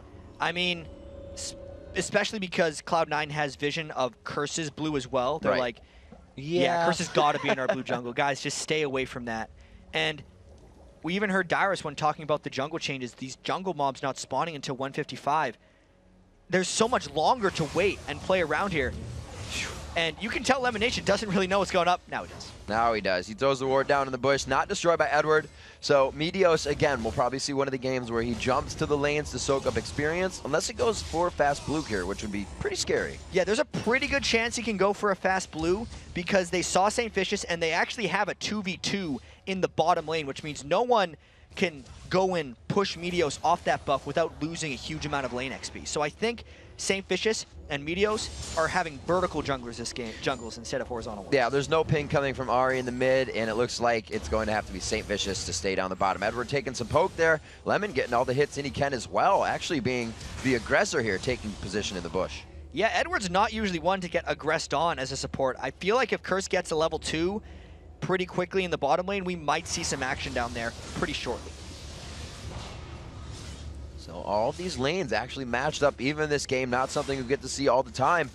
I was thinking that Void Boy would not match up against Balls, but we'll see how that lane goes for him as Balls begins to level. It's definitely going to be in Rumpel's favor soon here. 3 minutes in, Cop and Edward forced back to the turret, but they're at the perfect spot to farm here. They just have to be careful about getting engaged on. I think Curse has to wait until this wave is clear before they can do anything, but at that point, they're actually in danger of a Meteos gank, and that's the worst time to get hooked. Locked it up. He's trying to deny the XP. See, they're not going full kill right now. They definitely want to get the harass out and exhaust going down, which is a little troublesome. Getting that exhaust out is great for the Curse bot lane, considering the size of that minion wave that they were going in on. Edward's actual almost fake aggression going in and getting the stun onto Sneaky scared Lemonation enough to burn the exhaust. I don't think that was a good move by Cloud9. Void Boy getting that lane crushed into the turret, kind of not having too much trouble here. So Balls is really just trying to get him up against that turret, possibly. Like you said, it's hard to dive, so just to keep that lane there, possibly. And it's especially hard to dive when all the lanes are actually equal. Yeah. It's a throwback game right now for these guys. And the lanes, as the throwbacks are kind of close, but as we'd expect, Cloud9 with their incredibly strong laning mechanics are up very slightly. Right, it's exactly what you said. Meteos doesn't have to worry. He's got no problems with lane that he has to go to. He can farm right now, and all of his lanes are pushed up past river. We see in the bottom lane, Saint trying to make something happen. Not hatching any wards either. There's nothing up there, so he is very patiently waiting at level 4. This is going to be a walk-in gank for him. Yeah, so as here we soon go. as he goes through the river, though, Cloud9 sees him, so they're trying to get away here. The shift, the Zenith Blade misses as well. Looks like with Saint being known, that red and blue about to wear off for him, heads back to his jungle. And Saints got some catching up to do here because Meteos was farming that entire time. And now Saints actually a little bit at mercy of a Meteos counter jungle, or maybe just 2v2 in mid. He actually has spent less time in lanes after bot losing lane. a buff. Bot lane going in, as well as Meteos on to Nocturne. St. Vicious getting a little bit of aggression too, as we see Lemonation going down for first blood. Meteos makes it out of the jungle, but good action. We knew with that exhaust down, Cloud9 was vulnerable, and Edward finally landed one of those Zenith Blades, got the kill. The charm just out of range. There it goes on to, Nijaki getting hit up. Meteos, good health here. Not enough mana coming from Nijaki, but it's not going to be the kill either for Meteos. The buffs having just expired on these junglers was not able to train down Nijaki, but really, the first bit of action in this game was the 2v2 aggressive combo of Cop and Edward, getting the kill on a Sneaky and Lemonation, so we'll see if they can carry anything through. These top laners not even backing yet. Good grand under each in their pockets, so we'll see what Balls can do to hold off this last wave. We'll probably see Voyboy back here, not seeing any pressure from the junglers. They're kind of just on an island right now, farming themselves away. And I wonder how long those guys are going to be isolated, because yes, 1v1 top lanes can be very isolationist in these situations, but the Twisted Fates we've seen be successful, especially when Link was playing it for COG, camped the top lane. And since Voyboy is pushed up so far right now, he's at risk of being camped, potentially by the Twisted Fate. But then St. Vicious has the Darkness on Nocturne as well, so maybe he could come back with something else. All right, so we have a 400 gold lead right now. It's 6.5 minutes. That first blood going over to Edward, and that's just what he does. Edward Carry-Lol making it happen for the bottom lane. Kill secured. Exactly, kill secured. And we still see them. They're at the same spot. Lemonation and Sneaky not giving up on the amount of pressure that they're putting out here. No, and Voyboy actually goes all in on Balls. He might get him. Slicing Maelstrom right there, throwing down the storm. Does he have enough? The scrap shield, the Mass Q goes out, and the Equalizer will not keep him in turret range. Oh, there's the cards. Does he have the hand? Folds it down. The wild cards comes out. And it was very interesting how Meteos stopped hitting Voyboy when they knew they had the kill secured to let High get that kill, because Cloud9 knows the key to this one is to allow High's ultimate and punch when he lands to have even more power. So yes, they turn a kill around on Voyboy, but it's at a pretty big cost because they sent so many people up there and were late enough into the game that it looks like Curse is going to force this dragon. A dragon coming out very quick, and it looks like Voyboy, I guess it feels like he's crushing the lane. Goes quickly for that needlessly large rod right off the bat, and he was able to take down Paul's pretty fast in that situation. Balls not grabbing up any magic mitigation there, so he will be taking the damage. Dragon for turret in the top lane. We'll see how these guys continue to move. And that's just another one of those traits, turret for dragon. It's really hard to tell which one of these is more beneficial, because even the stats, first turret versus first dragon, generally both are about 50-50, because so often they are traded back and forth. Cloud9 always favors the turrets. That's why they push so many turrets. It's how they create their own map pressure. So I think both teams are honestly okay with that trade. Curse likes the gold, Cloud9 likes the turret. Absolutely likes the gold. They've now put themselves in the lead. It's pretty much even, but they have a slight edge. See that Golem Spirit coming out on the side of Meteos in a few. Looks like St. Vicious will go for that tanky build as well. Yeah, that's the thing to do on Nocturne in North America, at least. And I'm not sure if I entirely agree with that, since the backline collapse on St. Fish is actually not that great, and St. Fish needs to be able to gank High, actually. And a Nocturne with a lot of damage can destroy Twisted Fates, take him out of the game, because he'll never be able to stun Nocturne off if he times a spell shield right. Just the choice St. Fish has went with, since that's the game he's been playing lately. The slightly less farm, more get your lanes going. Definitely a different jungler than we see Saint playing. He has brought it out before, but there's no clear execution on any lane, but it's going to be Meteos in the top. That's the Cataclysm we were talking about. Kennan's Lightning Rush becomes obsolete. Doesn't matter how fast you're going if you're running into a wall. Meteos didn't even think about closing there. He didn't flag toss in. He was like, I can ult you now. Get trapped. Inside the Equalizer. Just a smart gank from Cloud9, and they punish Voyboy for A, not having a turret, and B, trying to keep an advantage that wasn't really there. And here we were talking about before, the crowd control coming out from the lane. They do get the fear off, able to take down Lemonation, just a little bit out of position on that one. Sneaky should be all right as he dodges out the Solar Flare. Smart positioning there by Sneaky at the end, but that was another example, actually, of a very clear St. Vicious giving the kill to Cop. St. Vicious had red. The old St. Vicious would have tried to get that kill so he could farm himself, but he gave it to Cop because Curse has a new mentality now. like they're trying to clear it. Sneaky doing what he can to siege off the turret. High has been kept in mid. We've only really seen that one Destiny come from him in the top lane, and that was really a cleanup kill. That was to follow up on something that had gone awry. So we'll see if they can start making plays with that soon. Curse starting to come back. Not come back, but really take a step to that next rung of the ladder here. 3-2, gold still even, and Curse has, or Cloud9 rather, has found that turret in the top lane, still the only one. And the cool thing about the Nocturne and Twisted Fate ultimates being used at different times is they're now completely out of sync. So High, if he wants a window, can use that to go somewhere else, as Jackie's ult is also down, so the mid lane pressure on High is really low right now. I would actually expect High to go try and shut down Cop, since that bottom lane is where Cloud9 needs the most help. It's really crazy the amount of lane ganks that are coming in here. We just saw, obviously, Saint do it on Nocturne because you can as much, but the ball's there right behind High, coming up in the lane with Scrap Shield on to try and throw something down. Jackie forced to blow his ultimate, but he's got that blue buff up. They still have good siege clear. The flash is forced. There it is. There's Meteos coming in. The Cataclysm is up again, and he helps his team once more. Saint just on the outside. Oh, no, he can't do anything. He's silenced, but he gets the help coming in from Meteos for another one. And that was another example of why Cloud9 is so good at turret diving. There's a fight bottom as well. One after the other. They want to be able to react to this. Lemon Nation just got back to lane. The toss in. He gets the death sentence, and Cop comes in. High for the help. Beautiful job in the 3-for-1. And 3 people still dead on Curse right now, so Cloud9 is pushing up mid lane as hard as possible. They're probably not going to be able to get this turret, but they got a lot of advantages from that set of exchanges. Looking at Sneaky's build here. He's at 11 minutes in, hasn't built the tier. Pretty interesting for that blue build, as maybe kind of switching it up a little bit. He does have that Lizard up for the true damage burn. They go back. We'll see what they decide to put under their belts. A lot of fighting you can see that came out of the middle lane. High and Jackie both on the double Dorns build. And this is one of the big bonuses, as fights just keep happening of playing like Cloud9. Everywhere it's going up. Oh, guys, so close to the kill. And it looks like we will have to get a quick pause in. Oh, looks like they're ready. No sound. Now there's sound. These guys just want to play with us during these fights. Want to play the game, man. Absolutely. And they are saying the sound is good, so it looks like we're going to be able to lock this down. The fight was big. He is pretty much 274 HP and 4 seconds left to see if he is going to. This has me on the edge of my seat right Predictions, alive or dead? I think he's dead. It looks like we are. Yeah, he's dead. He's absolutely dead. He is sorry, dead. guys. Yep, we were on the players. It was a foregone conclusion. He's gone. I'm sorry.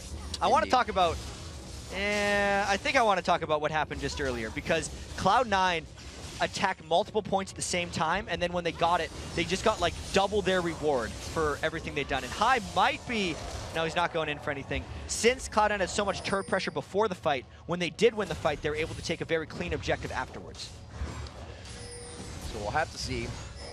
Wow, he's crushing down on this turret. Edwards just behind him. Cop not there to help. They're not going to try to go on Sneaky after this. They're just do a little brute force tactic, guerrilla warfare, and they're out. Oh, whoa, getting ejected out of the seat there. A turret goes down, and so does Balls. Just catching Cloud9 by surprise. Gosh. 2 quick kills by Voyboy and Jackie. That is the step-up game that we wanted them to see. Oh my gosh, Curse being omnipresent. I think they just broke laning phase at 11 minutes because they wanted to, but if they want, they could go back to this. I also feel like the laning phase got broke because Cloud9 took the 3 outer turrets. So now, if Curse wants to go out on the map, they kind of have to fight people for it. They need to be able to push their pressure back at Cloud9, and they're doing it because they're actually a little bit stronger in fights right now. Jackie just proved it there. Cop is Draven with soon to be a Bloodthirster, so they can fight as long as they're not getting outnumbered. It almost really is one of those ways you can dictate. You're like, when is kind of laning phase over? Your turrets are crushed. It could happen at 7, it could happen at 15, happened here around 10 minutes. And we have actually seen Curse adapt quite well. Kills in the bottom lane are solely coming from Cop and Leona. That one came from St. Vicious, and he did that in the bottom lane, like you said, though, to get Cop more kills. The second ones just came from those 2 alone. And speaking of kills, there's a very good chance this dragon fight could be huge here. Balls is not level 11, whereas Voyboy is, and the Cannon and the Rumble outs are kind of 2 of the most powerful abilities of the game in these mid-game dragon fights. So if Curse can force around this dragon, it might be very beneficial to them, as they got the first one and they're trying to snowball on that. See, St. Vicious's ult is up, slicing Maelstrom up. These guys have quite a few gap closers to get themselves followed up in this fight that Cloud9 has to be wary of. But power in numbers is actually in the advantage of both teams, again, as they do-si-do at Baron, or Dragon. I really think unless Curse gets caught in a bad position here, they would have the edge in this fight. But as starting the Dragon, especially with Cop across the ledge, this might be a bad position for Curse. I wouldn't be surprised if Cloud9 tries to engage on them here or pincer them in. That's why Curse is backing off. Yeah, if they would have seen Cop, I figured he would have caught a quick flag toss from Meteos there. That would have gone awry. Very good choice by Curse to come out of that fight. Nobody gets Dragon. They still have vision on it. So, or rather, C9 still has vision on it. So it's kind of a back and forth. They have to be careful. It's Cloud9 who's got the pink ward control Yes. on the Dragon. So that's how they're able to kind of dictate that pace a little bit. But now that the minion waves are pushing all across the map, High's going way up to clear. They recognize Cop was in the bottom lane, pushing off as well, so the Dragon was not a super immediate threat. But now, it's right back again. This magnet is going to keep pulling people towards it because it's a pretty big objective. The game is close, and in the games today, Dragon's been changing a lot. Destiny is just for movement across the map. High is now with his team. Flash is down for Voyboy here, so they have to be careful on their initiation, and we'll have to watch Meteos to see where his focus goes to shut down that engage. So everybody backing off once again.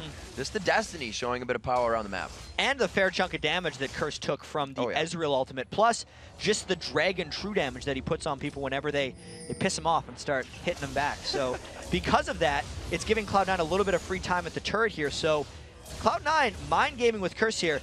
Some big fight is going to break out pretty soon here because they can't keep dancing around turrets and dragons back and forth without somebody running into someone else. Both of Cloud9's outer turrets that stand right now are above 75% of their HP. The mid turret is actually, like we said, down, but the second tier mid turret is down to 400 HP. So Cloud9, even if they win a fight slightly, have places to go with it. That's not good for Curse. And generally speaking, Cloud9 plays a game in the enemy's side of the map. So that's why they're able to get all these advantage, and that's why Curse is always coming out of their own jungle, whereas Cloud9 is just positioned forward. So even if Curse pushes back Cloud9 a bit, it's harder for them to capitalize after these fights. This poke coming out, True Shot Barrage, Wild Card, True Shot, or not True Shot, Mystic Shot rather, continuously hitting. You see Saint just trying to put his spell shield on and do everything he can, but he's still just above half HP as he ticks back up. They're going for the mid turret. They need this one to open up control of Busk, open up control of Dragon. Edward getting flayed up and hit though, but they realize if they play it smart, calm, cool, and collected, this could just be their turn. And High is really low on mana before this fight. This is dangerous. That's a beautiful equalizer going down. Voyboy is sitting directly on it with Edward. Tries to ult, but he's stuck inside the Cataclysm. Locks down the Zanya. Sneaky just on the outside, able to clean up a double kill there. Going with the fight. Almost everybody getting assists on these kills. The turnaround for Cop, the flash, the barrier, but he goes down. Triple kill for Sneaky. Everyone getting so low on Cloud9, but nobody falling because they go in so well together and support each other. High had low mana in that, but because the equalizer was so on point by Balls, not even a rank 2 equalizer. That's the level 6 version of it right there. Rank 1 equalizer, if that's not too confusing. They just burned him down in that fight. That was super crazy. Balls, or rather Meteos forced Voyboy to ult while he was inside Cataclysm. He knew he wasn't getting out. Another great engagement in just a way, like you said, figuring themselves in and out to micro the damage and get out with slivers of health. It's the hardest thing to do against, or hardest thing to see at when you're Cursed. You want to go. You saw Cop flash barrier because he wanted one kill, but just again, this is the way the cookie crumbled. Well, he saw his adversary Sneaky already picking up 3, and he was like, I got to get that guy, shut him down. Gotta And equal he just out. gave him a 4th. And this makes it very interesting because we've seen, honestly, mixed results from the Blue Ezreal build. It can run away with some games, but if it falls behind, oftentimes it's very lackluster.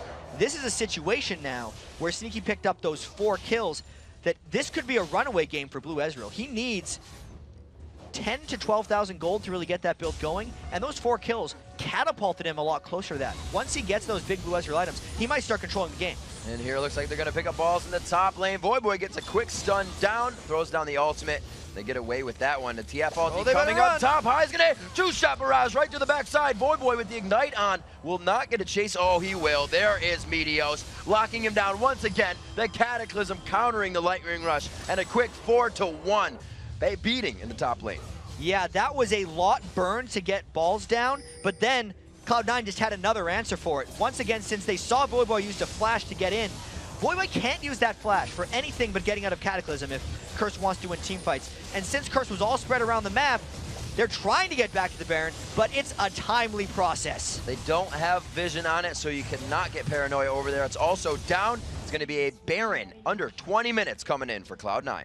Very timely play by them there, and just repelled back by that 5-0-1 Ezreal, now with the red buff as well. There's your makeshift Iceborne gauntlets right there to try to keep people at bay.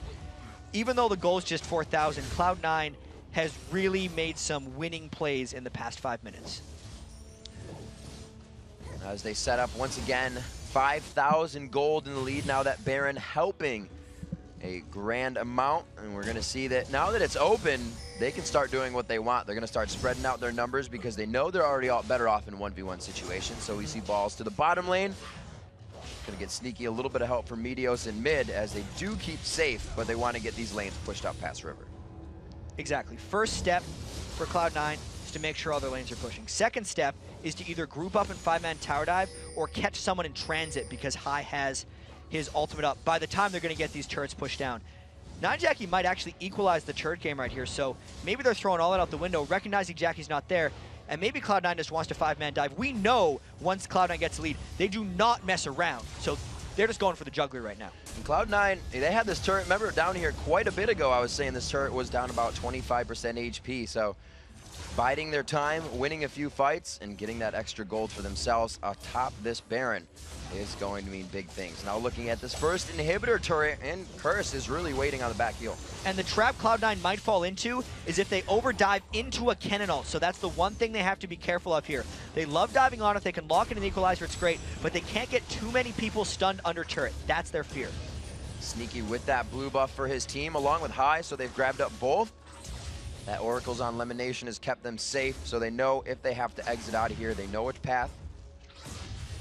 And look how far back Curse has to stay because of all the blue buff poke coming out of these Cloud9 guys. Anytime Ender gets hit with anything, it lowers their initiation potential. There's the lockdown onto Hai. He flashes out, but the paranoia goes right back onto him. Looking for Sneaky to do the damage from the outside. He's actually getting focused quite hard, but they're able to drop down Saint immediately. That looks like just a situation, again, of not being able to follow up on the gap close. Double kill for Sneaky. And we knew Cloud9's fear was getting stunned under the turret, but Curse took the fight to Cloud9 because of Cloud9's poke threat and how they were going to slowly get the turret. So again, Cloud9 forced Curse into a situation that was bad for Curse, and Cloud9's going to probably get an inhibitor off of it. A full minion wave helps with the turret, helps with the inhibitor. They back with a red buff up and a bottom turret to be teleported to. Might as well just pick that up on the way out since Hai didn't have to move. The Lich Bane will help him pick this up even faster. So Cloud9's going to be making the rounds here with this. They still have about 70 seconds left on that Baron buff, taking all the jungle, knowing they have the inhibitor, and really starting to round up the turrets and get a large lead on Curse. Not a huge game of CS. Looks like it's a little under average for everybody, but it's quite even in the CS. We've seen that turrets, dragons, and bodies, kind of the focus of this one. You can actually see that Curse is ahead in the farm game. Voyboy was stronger than Balls in the laning phase, but I'd have to say Balls was stronger in the teamfight phase, which is what's kind of swung it back for Cloud9. Those equalizers. Similar things for Sneaky and Cop. Cop and Edward were able to 2v2 kill Sneaky and Elimination in the laning phase, but then Sneaky picked up so many kills in those team fights, he's now just this awesome threat on Ezreal, who's now with the Iceborne Gauntlet going to be able to close down a lot of fights. You know, we got to remember earlier we made the statement that Saint has a hand in First Bloods, and he's actually one of the, came through with that lane gank to help out. Oh! There's the slow. There's Sneaky coming up on the back side of him, that Iceborne Gauntlet locking him up, and you fight valiantly to the death. Do what you can. You may as well. Should have farmed a couple minions on that way, because he was dead. And now Cop is still just as strong himself, but you can see Curse is trying to leave their bases to do some things, but Cloud9 is always blocking it. There's the dragon coming up for them as well, so Ball's definitely trying to hold this turret. Cop is going to get it. They're saying, we're losing dragon, you might want to drop that turret, but a good harass. Whoa! Balls is definitely going to lose that trade if he goes in again. Draven is definitely a very strong man, and he's showing it to Balls right now. I actually expect, though, Balls to bait Cop in, since Balls is feeling real good about his last engagement, and now it's going to maybe be a 2v2. I thought he was going to walk up to the turret and take it. Meteo's coming in, so he's got the ultimate. The flash is up here for Cop. Cop is going to get locked up, flashing out, goes for the stand aside. Oh, he's going to get him! The ultimate comes in. It's going to be Hai to help him out here. And he looks like they just get it. Didn't even need it. Hai's like, wait, help me with the assist. At least that was a very valiant effort by Cop. Making Cloud9 burn Rumble ult, TF ult, and Jarvan out for his 180 carry when Cloud9's up 6 turrets to 3, multiple kills and 8,000 gold is a really good stall tactic as long as Curse can stall elsewhere. Right. But we'll see if that slows down Cloud9 whatsoever on this push. Quick push Doesn't look on like it. the top side turn. No, I'm trying to see where they were maneuvering and trying to stop this, but they aren't right now. They know it's just something they have to give up. Looks like they're just going to clear it out. So Cloud9 moving back in numbers. They have no reason to aggress right now. They want to figure out, get this bottom lane pushed up when they don't have the Baron pressure on them, and then get back in the face of Curse. Curse coming out with their Zanyas. 2 of those now. Ari also with 1, so that's really going to help the focus in these fights, because everybody pretty much gets those casts down. You're looking for one person. That's the stun card's going to come out. Sneaky's looking to hit one person. You're looking to get that 1 death sentence. So it's definitely going to hurt the focus of Cloud9. It'll be interesting to see how they take that into consideration. I feel like it would be a lot better for Curse to have double Zanyas if they had more damage items first. Having the double Zanyas is nice, but as a rush in a game which they're losing kind of diminishes their ability to push back Cloud9, because Cloud9 is just going to wait this out. You look at the Runic Bulwark being taken by Meteos, and the general resiliency of the rest of the team. For instance, Rumble having the Rylai's, Twisted Blade having the Zanyas as well. Yep. Anything that Curse tries to catch into Cloud9 is going to be escapable. Thresh, they don't care about Lemonation. Sneaky can shift out, and everyone else on their team has an answer as well. It's a really good point. It almost reverses the effect of the Zanyas. For you, it's, hey, let me do this quick second and a half, reevaluate the fight, where can I go? For the other team, it's, all right, let us reevaluate. It's kind of a stop. You guys aren't doing damage. Who do we fight next as you come out of Zanyas? It almost could hurt them. And Cloud9 has so much target selection. Right. And specific range with what they have going on, especially Sneaky on that now 40% CDR with the blue buff, Ezreal. They have total control over these fights. Lichbane Zanyas as well. Here we go. Oh, there it is, off from the backside. Meteos grabs 2. St. Vicious tries to help. They get a great slicing Maelstrom down. Curse health bars are just so low, though. Somehow Lemonation stays alive. It's only Balls that goes down. Sneaky's going to try to follow. High, right on the outside. There's that Zanyas. He takes one just to the side of the temple. Kennen goes unconscious, and that's an ace for Cloud9. And that was the race to see who could get the last hit right after Zanyas ended.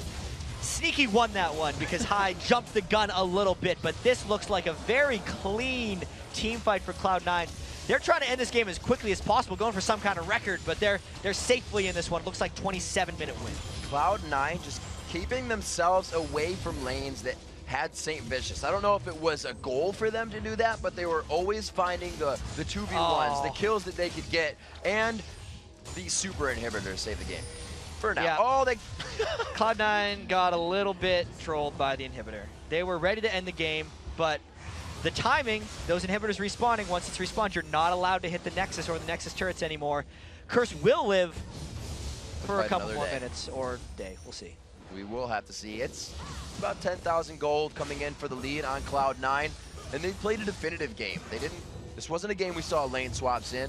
It was a game that Meteos got there is actually both buffs stolen, so we'll just say that. So considering all of those things, these guys came into the game knowing it'd get to this point. They're like, oh, those buffs aren't going to matter. We'll hug lanes for a while. It's like these kind of teams knew what was going to happen coming into this, and Cloud9 said they were going to try and shut down the global presence strat of Curse, and they're using it against them now.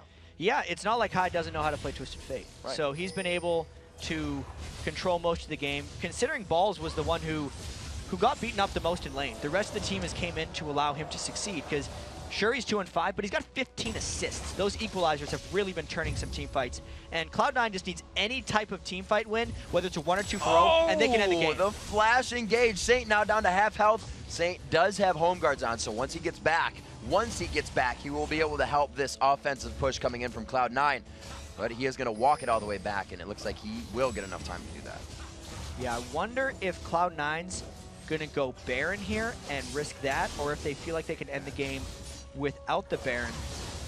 Looks like they're probably going to rock towards the Baron, knowing Curse hasn't been out of their base in so long, and Curse doesn't have vision on this area. So essentially, if Curse wants to go in, they fly in blind. For all Curse knows, they think Cloud9's camping in that brush they just pinged, waiting to fight. Well, they see the mid. Wow, taken down so fast. I thought they were going to try to flank in from the side. They're all in the bush now.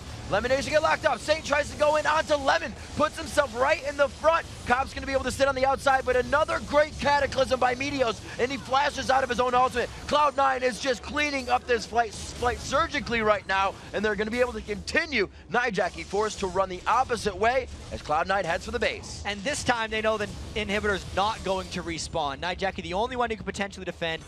No ultimate up for him. This looks like Cloud9 taking it home. Cloud9 said it was Sneaky that said they were going to use the momentum to come into this game, stop that global presence that Curse may have brought to the table. They used it against them. They pulled the vice versa. They take out the Nexus, and they move on to 10-2 in the North American LCS. And that last fight for Curse seemed like a little bit of frustration. They'd probably already resigned themselves to losing to Cloud9. So Cloud9, holy shit. Once again, just taking care of business. 29 minutes, under 30 again. This was a Cloud9 playstyle game, and they never really deviated from that. And their other game only went a few minutes over this as well, and it wasn't something they had trouble with. Great presence in every lane that they had to fight for what happened in the top lane. It's not something we've seen Meteos do. He left Balls just to fight Boy the whole time. And sometimes we see that. If Balls goes down in lane, they will leave him alone. And he says, I can do this by myself, and I'll have to get back up. But definitely huge teamwork, and I got to give a thumbs up to the ultimates of Meteos that game. Really just changing team fights. Are you guys done today? And just changing Voyboy's feelings a lot. He recognized, because Voyboy was aggressing on Balls constantly. He was flashing in to get the kills. And as a Jarvan, when you know Flash is down, you become very happy, because that means they can no longer, especially if you're Kennen, escape your ultimate. So it's an interesting form of team play that Cloud9 pulled off there, because it's strange to think the best way Meteos can help you is to like wait until the other guy burns a flash and kills you, and then it'll turn around good for your team. Because that's what Cloud9 does. They kind of leave the people who aren't doing well on their own and say everyone else will do well. It's teamwork. And that just works out. It really does work out. We're actually see how that works out into a triple kill. I believe this was Sneaky's to grab this one up in the mid lane in the replay we have. Yeah, this was pretty much the momentum-changing fight of the game. It looked like Voyboy was going to get off a pretty good ult, but look at how much the equalizer did to Edward and Voyboy and Saint together as he flew into that. So the ultimate from Voyboy went off and hit a bunch, but keep in mind, Sneaky was just off on the side, untouched. Everyone else is running through. Hyde only had to throw a couple cards through. That fight was mainly the equalizer and the slight avoidance of Voyboy's ultimate. And that bait coming back in, grabbing Cop's flash and barrier. So, like we said, if you know you're going down, make it a valiant attempt to try to get a kill. But Meteos was like, nope. Oh, turning Cop around. had a few valiant attempts in that game. He actually played quite well on Draven. Even though his final scoreline of 3-5-3 doesn't look impressive, that was the nature of the game. And we got to say, Sneaky's does kind of look impressive at 12-0-6 on the game. Yeah, I'll give him that. That's pretty good. It's a pretty good one. Pretty nice. The blue Ezreal worked out for him. Even with the Elder build first, didn't even build the tier till like 14 minutes or so. He just got in. That's generally how a lot of Ezreals do it, because you need the lane power of the Elder item. You can't just come to lane with a tier on Ezreal and be Stack like, it up, fight man. you, I'll Draven. be there soon. Yeah, it doesn't work. All right, we've got to take a short break, but when we return, Cloud9's High will join us to talk about their perfect 4th of July. Then TSM and Team Coast will battle their second win of the day. Will battle for their second win of the day, actually, as they face off next. The 2013 NA LCS Summer Split will be right back. Don't touch that browser.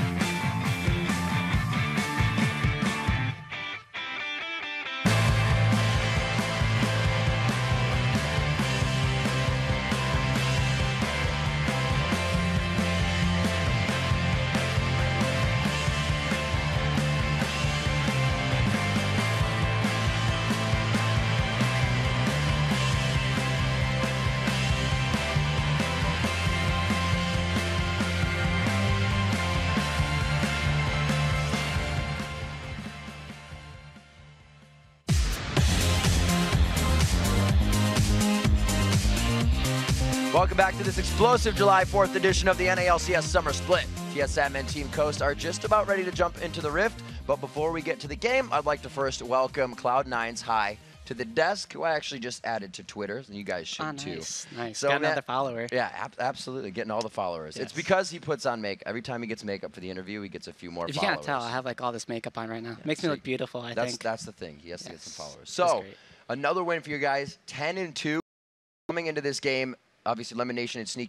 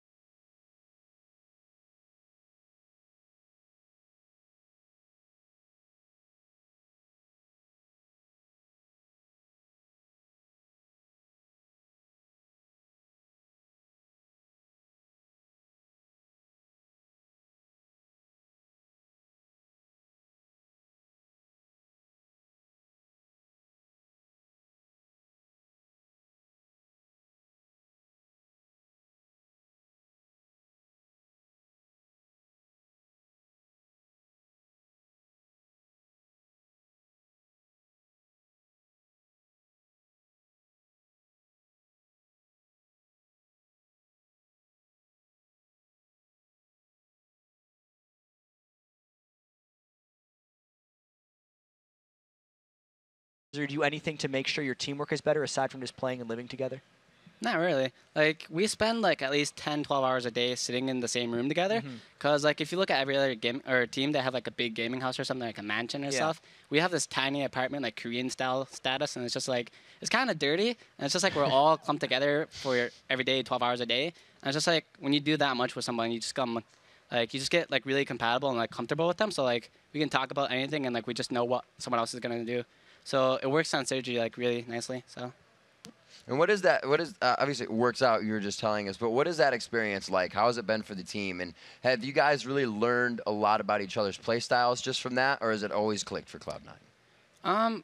We definitely when we first moved into the house back with Quantic, it definitely helped our synergy and like arguments. Because I used to like rage a lot at Meteos when he first joined the team. Like I'd always rage at him and tell him he's doing the wrong thing. Because like he used to like tax my lane all the time or like not gang guys. Just like I relied on him too much. And like once we moved into the house, like he was able to explain more clearly to me like why I was wrong and stuff. So like ever since we moved into the house, I became less ragey. I still raged once in a while, but like it's just not as bad.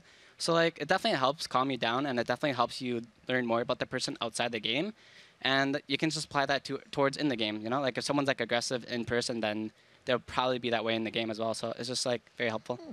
Interesting. And specifically coming in as an amateur, or as a challenger team into the LCS and now being #1, do you think you were sneaking up on any teams up until now? And if so, will it be more difficult now that teams are kind of attacking you as the #1 team?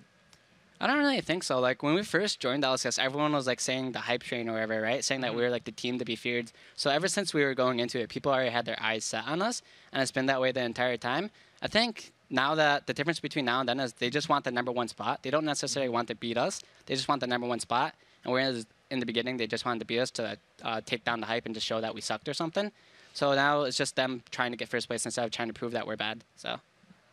And final question for you. Obviously, everybody in the LCS have a good team because this is their job. This is what they've worked for. Who do you guys fear the most? Who is the team that can best kind of just thwart the Cloud9 strategy of always being aggressive in your mind?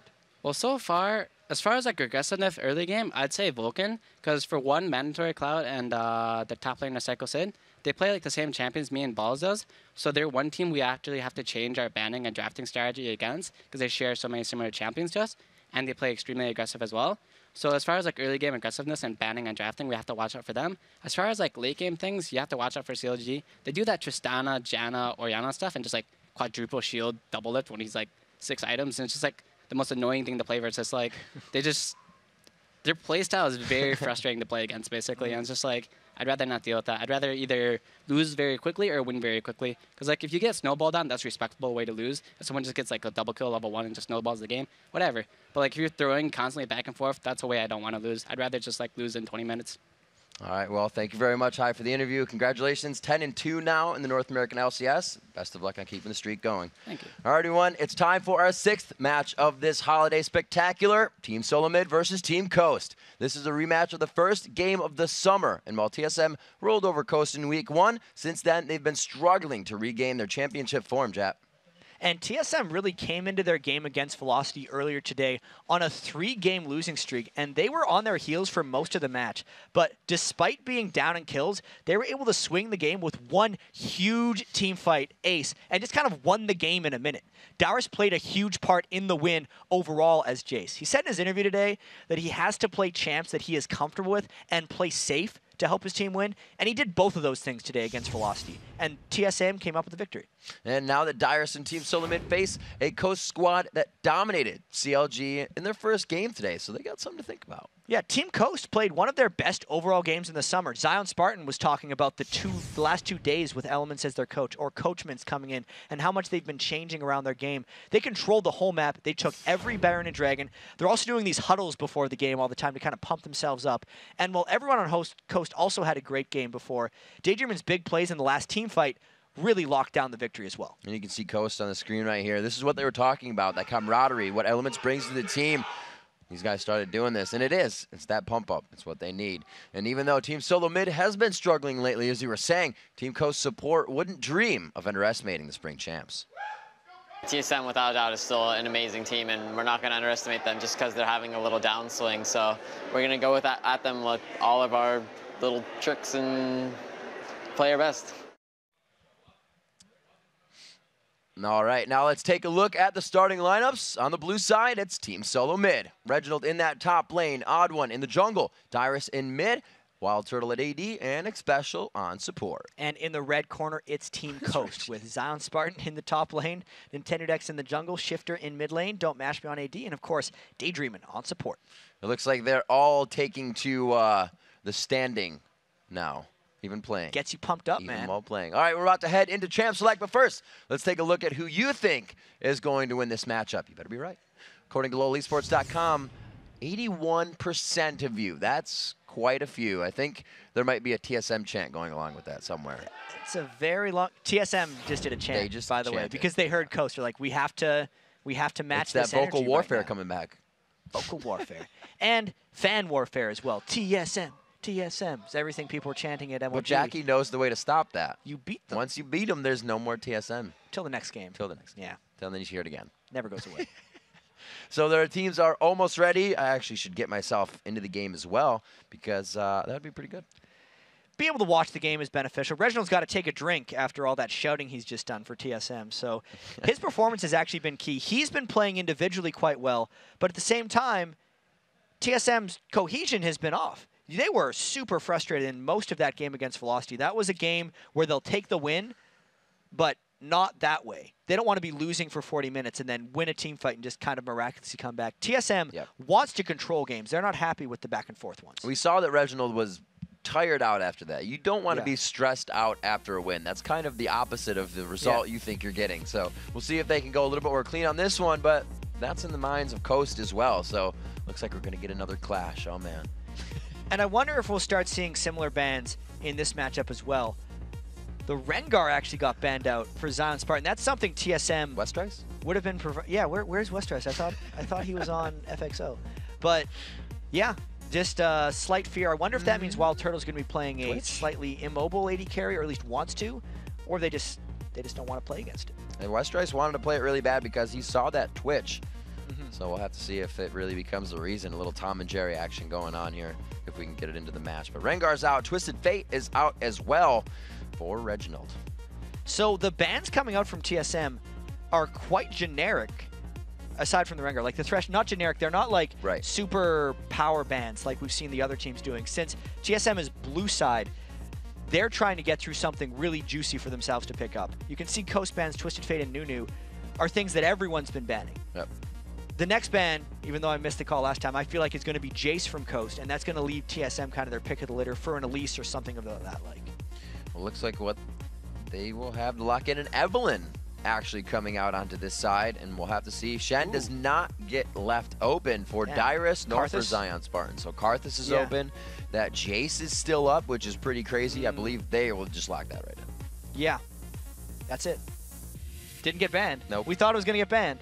And I guess this leaves Karthus open for Coast. If TSM gets the double wall, that's really struggling for Coast. I don't know about this one. I feel like Reginald's going to hard go into Karthus. I could be wrong on this, though.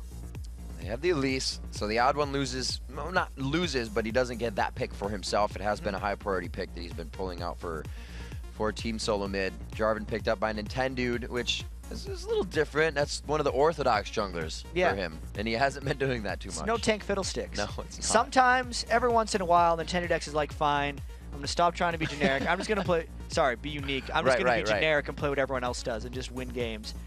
It's had mixed results for him, actually. He kind of, I feel like if he's not super motivated to play a champion, he's not going to dominate on it like he has sometimes on the tank fiddlestick. So going with the generic thing, we'll see if it works out. Wow, I've never really seen these guys leave Odd One for a 4th and a 5th pick. Not a huge deal, but they are leaving the jungler to be taken out here. Karthus coming out, like you said, the double wall. It's going to be pretty painful. And I think the reason that they're leaving the Odd One for a later pick is because these were priorities for TSM. Those are both picks that Coast could readily pick away from them. In Coast's earlier victory, they had Don't Mash Me on Draven. We've seen Coast play multiple Karthus games in the past, even though that was back when they had Jinte. Shifter is a very versatile player, and he would have been able to play Karthus as well. So TSM locking down their priorities like they usually do. The Rengar pick still kind of ticks in my head. We'll have to see why they did that. Maybe we will get the interview with them later, or just ask them if we don't get the chance to interview them. We will get you the answer, though. Shifter looking to pick up, and I'm a little sad. It's all up to Shifter's choice, right? But he has not expressed the champion pool we first, saw from him. We first knew about coming into the LCS. Yeah, he's been falling back to obviously just Ryze and a bunch of other things. But he's just looking for common mid lane control. Ryze is actually a good pick against Karthus, just because he can potentially out-trade him and from point-blank range. Scales well late game as well, right? So Ryze can definitely get his farm in these situations, and I think they'll be okay. Looks like a Zac attack coming in for Team Solo Mid. A pretty big fight team coming in for Coast already. They've picked up Ryze gets tanky, Elise is going to get tanky. We just saw what happened in the previous games with that play, and it was something that actually cost them the game. And there's something about the TSM composition right now, and this happens every once in a while when you look at a team comp. Just from the portraits, like, it looks really intimidating for some reason. That, like, that team on paper. That's a lot of stuff that's really good. And you're thinking, how could they possibly lose this one? But, obviously if Coast brings this Janna, they could disengage a lot of TSM's engage. They can try to rekite them back. They can blow Reggie and Reggie and the Odd One out of fights when they try to go in. The one thing that stops a bouncing blob with 50% tenacity is just really long-range knockback. So Janna would have been a great pick against them, but they went with Blitzcrank because they're crazy. So do you think they're going to 2v1 Karthus now? Yeah, I hope so. I feel like they should. That would be pretty painful. Especially because Jarvan has such early game presence. Not saying that Zac doesn't, but Jarvan's is definitely higher. He's one of the best early game fighters and skirmishers in the game based on his quick upfront damage and his large amount of mobility. So this will be a very interesting early game. I see the TSM comp and I'm like, damn, that's a very scary composition. And I wonder what Coast has planned for this, because Zion Spartan is super confident coming into this one. And I can't say the same about TSM. And they're TSM looking in the way of summoner spells, 4 kills, especially coming out running heal on this one in that bottom lane. So they are going for the aggression, for the safety on those engages. Most likely 6, obviously, to get that Karthus window of Requiem into the fight as well. Yeah, and oftentimes when we talk to Lemonation about bringing heal, he says it's a late game summoner, because just a heal in a late game team fight is one of the best spells in the game. It's not necessarily great early game because the Ignite's going to heal it, going to burn it off. You'd probably get more mileage out of an Exhaust or even a Barrier if you're an AD carry, but having that heal late game for X Special might be what TSM's going for. Shifter bringing out the Uncle Ryze. Very, very courting for the day. Oh, very nice. Very timely. Good job.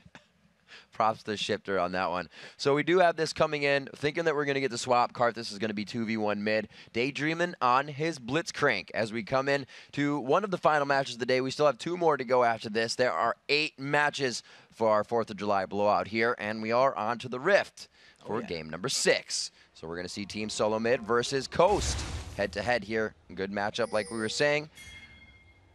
We're going to see what they have. Daydreaming on that Blitz. We're going to be hoping for that buff control that he usually goes for. And since we have this special 4th of July as well, all of our games getting played for Week 4 just on the 4th of July here, one of these teams is going to become our 2nd undefeated team of Week 4, which is actually something we haven't had, I think, before. I don't think we've had 2 undefeated teams in the same week. No, we haven't. That's kind of difficult. It's about to happen. I guess they didn't play each other. Statistics. We use statistics here to prove our points. We'll see with the odd one. They are just, wow, really? The personal line of scrimmage. I have not seen this since the late 60s. It's been a while, It's Riv. been a while. Back in my day, they used to put up a line of scrimmage, and then Blitzcrank would hook people, and they stopped doing it. And I wonder why they're doing it right now, because Daydreamin' would have the threat to come in, but Coast is actually biding their time and hoping they can walk into a TSM pull. There's the flag toss over, so they know where they're going. Well, that's obvious. They know where the vision is, and they know where they can go. Those are the words that I wanted. Sometimes people don't know where they're going. You never know. I would agree. Absolutely. We'll have to see. The ping's going down back bottom, so they're just covering the ground that they have already passed, making sure it's safe on the re-entry if they need to. Man, back to covering the blue. Pretty even. Yeah, TSM's real scared of them level 1. You can tell just by the way TSM is giving Coast any ground they want. TSM's pulled it off without too much cost right now. They've only placed 3 wards down. Coast hasn't gotten any wards directly on any TSM buffs. And for now, it looks like TSM came out of this pretty much fine. It looks like Wild Turtleneck Special are definitely going for the Blaster Master fast level 2 here in the bottom lane. So we'll have to see. They are going to match up versus Daydream and Mash Me, but it's kind of hard to all in on the Blitz. The Blaster Master all in level 2. All right, and we'll just go with it. And it's actually really surprising since Daydreamin' on Blitzcrank used to pick it because he wanted the buff control. Everyone's been talking about how on the 3.8 jungle patch, it's all about the early game buff control. And then they send Blitzcrank bottom instead of mid lane where he can't assist with that same thing. I feel like they're just looking for a pull onto Draven or Sona early and trying to get a kill. But they're with Caitlyn, who doesn't trade close range damage with Draven well whatsoever. So neither of these teams lack any type of engagement here, early or late into the game. So this is all just kind of who is going to outskill who in the grab and slap game. Yeah, there's going to be a lot of fighting in this one. We think. We have been wrong before, but I feel like we're going to be able to get this one. Daydreamin' and Don't Mash Me, because of the level 2 that Wild Turtleneck Special helped by getting those late double golems and then walking into lane a little bit late, has given them that early ledge in the lane on top of just having Draven. Everybody slow and steady wins the race right now. Not too much movement in any of the lanes. Not even the junglers coming up behind Reginald or Shifter right now. We see them going in. They're about even on their CS. Everybody's playing really calm right now. Yeah. It's like a friendly game. They're just happily going into their bottom lanes together. 2 games in a row now. Hey guys, let's 2v2. Let's just not lane swap. Yeah. Let's not do this thing we've been doing for the past 4 months. I don't want to anymore. Ooh, and this is where we see the lane ganks once again coming in. It doesn't look like it's going to get too much more than pressure. And I wonder if they're going to try a bit of a hard push here, or if it's just going to bait a fight in, since they do not have approach wards for the odd one. They could potentially get a fight, but once again, they just decide to back off. I think they did see him when he was at his wraiths. They have just popped back up, and that ward was present. You can see the pings going down. I'm going over the edge. Odd one might be here. No, his wraiths gonna steal him. And there's a couple things telling me that these guys are both just trying to play very conservative games. A, it's just they're showing themselves. They didn't do any level 1 invades. And the fact that they're not trying any sneaky lane swaps whatsoever. So really very conservative games from these guys. Not wanting to make mistakes mainly. Flash blown in mid for Reggie there. Coming up around the backside, Nintendude skipped over the Dragon Wall, came up right up the Wraith camp, and that's one of the main reasons people love Jarvan, those sneaky attacks. Being able to jump walls and escape wards. There's so many wards that get placed down very early on in the game, and Jarvan plus Zac are 2 of the junglers who can avoid and traverse them best. See what happens. Odd One is probably going to stick around that area for quite some time, knowing it's going to get a revisit here from Nintendo, but he is trying to be omnipresent in every lane, strike fear into Team Solo mid, and now he looks to take an advantage at the top, possibly blowing 2 flashes here within 2 minutes. And Nintendo's still got the red buff left here. Darius is playing so cautiously, doesn't toss into the flag. Darius is going to walk away. So close. Oh, it's just the tip. Couldn't get it. 5 minutes into this one, Nintendo trying to be in every lane, but he just didn't have anything in the top one. Yeah, he was not able to create the presence there on Darius. Couldn't get him back, unfortunately for that guy. Tier already in the hands of Reginald. He starts to stack that up quite early in the mid lane. Shifter quite low. He is going back himself, and Mashmi's getting pushed back to the turret. These guys should all be going back for their first buys quite soon. You see the pressure in that bottom lane. The level advantage means a CS advantage. This lane not working well for Coast right now. 41 to 26 for a Caitlyn lane. Caitlyn is generally picked to win lane, or at least outrange and keep Wild Turtle at bay, but I'd have to say that early level 2 is really paying some benefit here, and Odd One is probably the best counter ganker in the LCS, always seeming to mirror the enemy jungler. Odd One roaming around. Doesn't look like he's going to find anything out of this one. Pat in his chest. He will just go back. He's going to wait for this. If it's not Nate Cell, he just can't decide. If it's not in 8 seconds, he's going. If it is, it isn't. Soon enough, it's going to be Nintendo X coming up for the counter gank here. He is on the roll towards bottom lane. We may have a 3v3. And I wonder how patient the Odd One is, because he's waited about 15 seconds there, and he's had no eyes on Nintendo X. Plus, TSM only has those wards in the mid lane, so they're banking that Nintendo X would still be around, and instead he just gets fed up. He's like, I'm gonna push it. He got him! It's the Cell division under the turret. It's gonna be popped. Can they get it? Do they have enough? And it looks like they will. A turret shot for one, a few for the other. Is he in range? Mashmi takes the last. Oh, it gets taken. Kill secured, Nintendo. And now Shifter coming around from the back because Wild Turtle stuck around so long. There's the Rune Prison, locked it up. Oh, he gets pulled back. Ping pong, back and forth. Expression goes down. That's what Coast was waiting for. Daydreamin landed 2 clutch hooks that led to 2 kills. This is why they pick up Blitzcrank over something like a Janna, even if the Janna feels like it would fit the team comp better, because Daydreamin is so comfortable on Blitz and he makes plays like those. Talking about being comfortable, allowing Wild Turtle and Special to push the lane the whole time, being up in CS, feeling like they have it. One grab, bam, that lane just got turned around. They played them into that quite well and waited it out. Dyrus now against Zion Spartan in the top lane. Still 54-50 in that lane, quite even. Both are building for each other. So, yeah, not too much in that. Still, like we said, they're going to be left on that island. It'll be interesting to see if Dyrus goes for a Hex Drinker or if he goes full offense, because Hex Drinker will be more to fight Zion Spartan, and if he just goes straight tier, it's more about the team fight phase. Whether or not Dyrus can handle Zion Spartan's Elise around level 9 where she spikes will be very key in telling that matchup. You can see how much consideration TSM is putting into ward control. 3 already across that, 1 for Dyrus, also Odd One and Special obviously with those wards. They're just trying to stop these kills that are rolling into the favor of Coast. You can see they're really all across the river right now, so all these ganks have to be coming from the lane.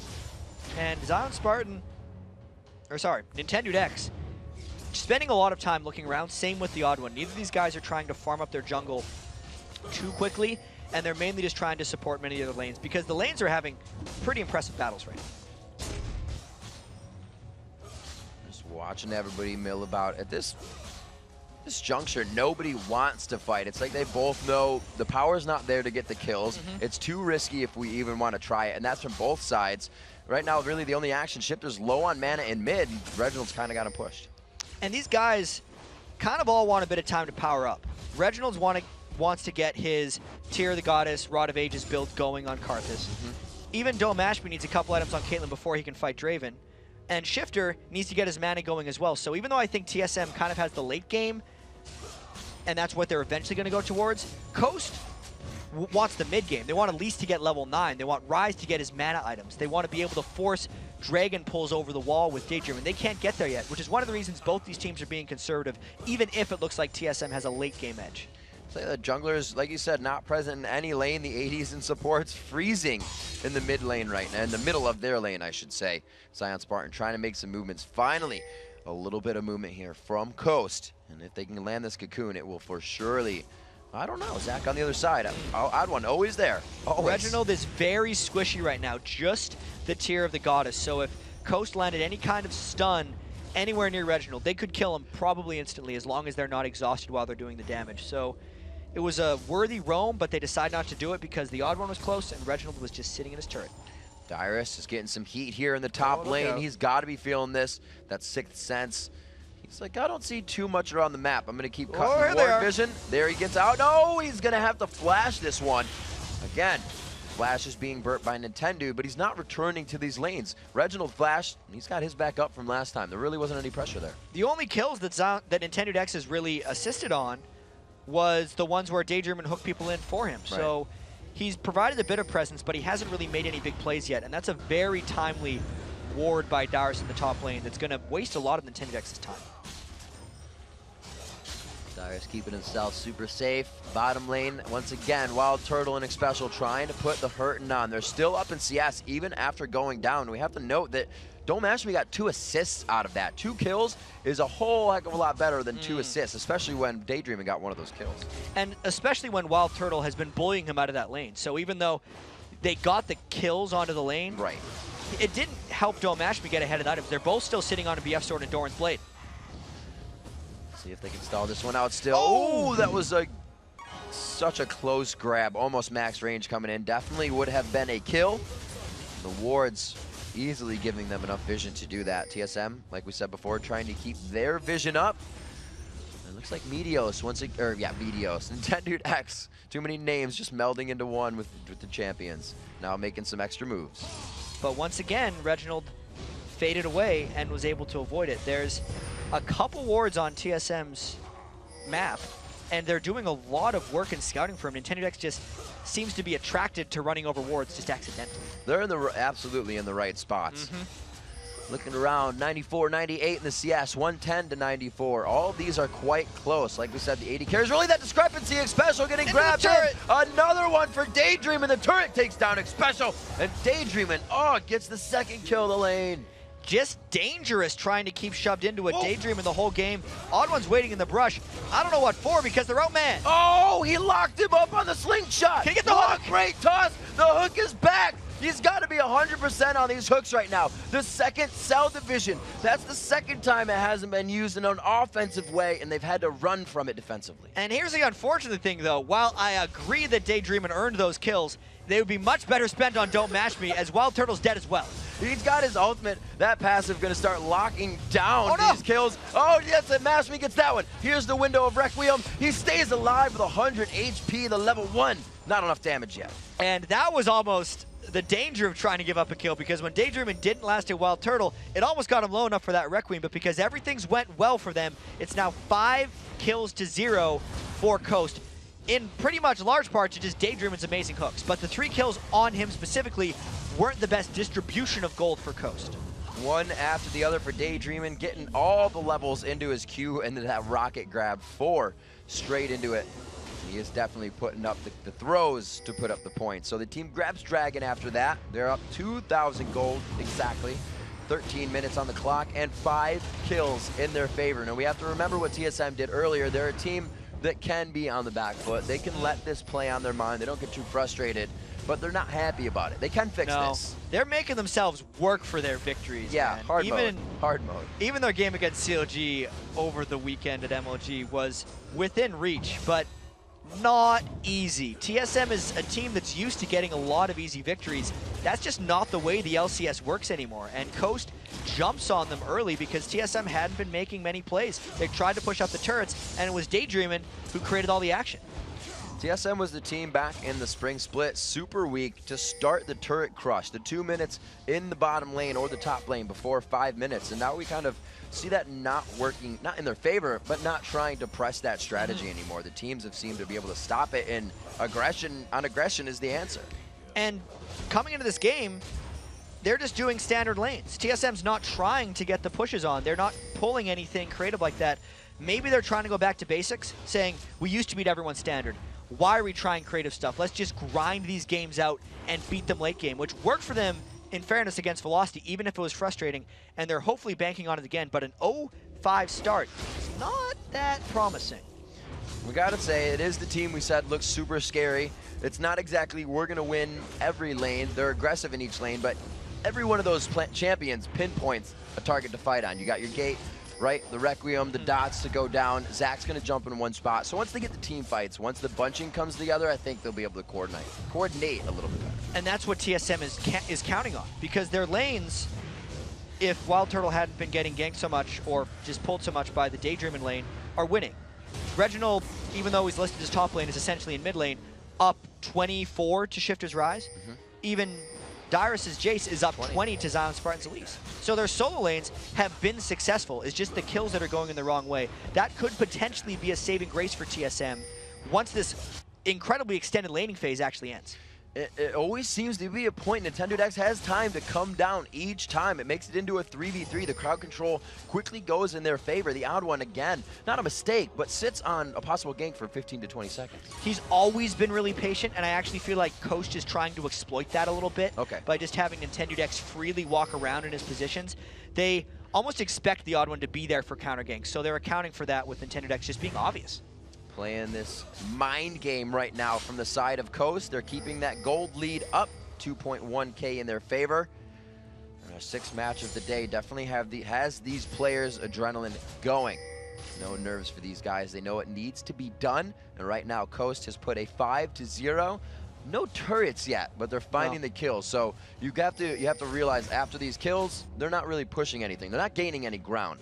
And until they do, that 5-0 is not necessarily a lead yet. I had a game earlier yesterday when I started 6-0 for my team, and we lost horribly because we gave a few kills back. The bounties bounced such that since our team was worth more gold, which is with Daydreamin' right now, that if he dies, he's just going to feed someone on TSM. And until Coast takes more turrets like they just did and more dragons, those early kills don't actually mean that much yet. That's the thing, though. It's not like if he dies. The support is going to die at some point. You are the last line of peel for somebody once they get in. You're pulling damage to you. Daydreamin's gonna lose that gold. Hopefully he doesn't get godlike anytime soon. He's on his way. He's doing pretty godly with his Blitzcrank right now. As he forces the flash. Get that static passive to kill people. Reginald holding down mid. Good siege clear here. They ping Odd One just behind. Where's the Odd One? He's behind Reginald. Go figure. Let's get out of this position. They're playing it smart. Leaving Nashmi down to the bottom. Oh, the flash crescendo. He's still got that net. He may still be able to. No, he used the net to get in there. There's the Requiem coming down. He's got good space. That will take him out along with the Draven ultimate. And Reginald just gets that assist at the right time. So the instant Daydreamin' left don't mash me, TSM turned on the afterburners and just went for him. I was actually going to comment at how healthy that Coast turret was, considering Wild Turtle and X Special have been there the whole game. And that's because of how scared they've been, I think, of Blitzcrank pulls. But he leaves for a second, gets another pull, but it might cost him. Oh no, he locked him in that time. This is where you don't. The Blitzcrank pulls, but he leaves for a second, gets another pull, but it might cost him. Oh no, he locked him in that time. This is where you don't want that gold to go. Shut down to Turtle. But here comes Nintendo. He wants to pull it back in his favor. It's going to be some good damage coming from Turtle. There's Shifter throwing out the machine gun spells. Can he get in the bus? Oh, Cataclysm takes down Turtle. The shell wasn't strong enough. Odd One tries his hand now. It's going to be the 1v1. Back to the pop-up. Odd One definitely has that cell division back up. He is going to bounce right out of this one to shut down of his own. And this just continues. Shifter picks up a second, and all that turns into a 2-for-2 with Coast actually losing their mid-turret. So this game is swinging back around, Riv. Reginald trying to get to the top lane. They're doing everything they have to adapt and save the lanes after quite a fight in the bottom lane, leaving 2 TSM members, Nintendo down as well. Dyrus going to pick up the red. They're trying to get all the advantages they can now and really get into the minds of Coast after that quick 1-2 punch. And when Shifter went down bottom to kind of rescue the disaster that had happened for Coast, even though he did save that situation, he created another problem of his own because he allowed Dyrus to push all the way up mid, get the turret, and also steal that very important red buff. So a lot of back and forth going on here. This game kind of exploded in activity in the last few minutes. Yes, I think we're going to see Reginald now start to face off in those side lanes. Requiem becoming really the global presence for him as it is, but I don't think we're going to see him in the fights until we get to those objectives, which we are now, so he starts to head down. And this is kind of a new look for TSM. You almost never see Reginald being the one to be off his split and say, hey, other 4 guys go make plays. Reginald's the playmaker with his team at his back, and they'll usually have Dyrus doing the side stuff, but they know how much they need Jace right now to control this Dragon with the poke, which is why they have Dyrus down in the mid lane. Requiem. Reginald has all the time in the world now to waltz down towards that mid lane, meets up with his team towards the Dragon, and I think they can reposition to just take this. And this is an even trade, though. Reginald left that turret, which was very low. He may not have felt confident in himself to hold that against the Zion Spartans, at least who's been farming the whole game. And they just kind of got what's good. First Dragon for TSM, but 3rd turret for Coast. Wild Turtle down to the bottom lane, 158 to 157. We said the CS was quite close. Looking at Dyrus against that top lane Zion Spartan, it's 184 to 181. There was a big discrepancy there. Right now, that's only sitting between Karthus and Rise, and that's to be expected for Karthus.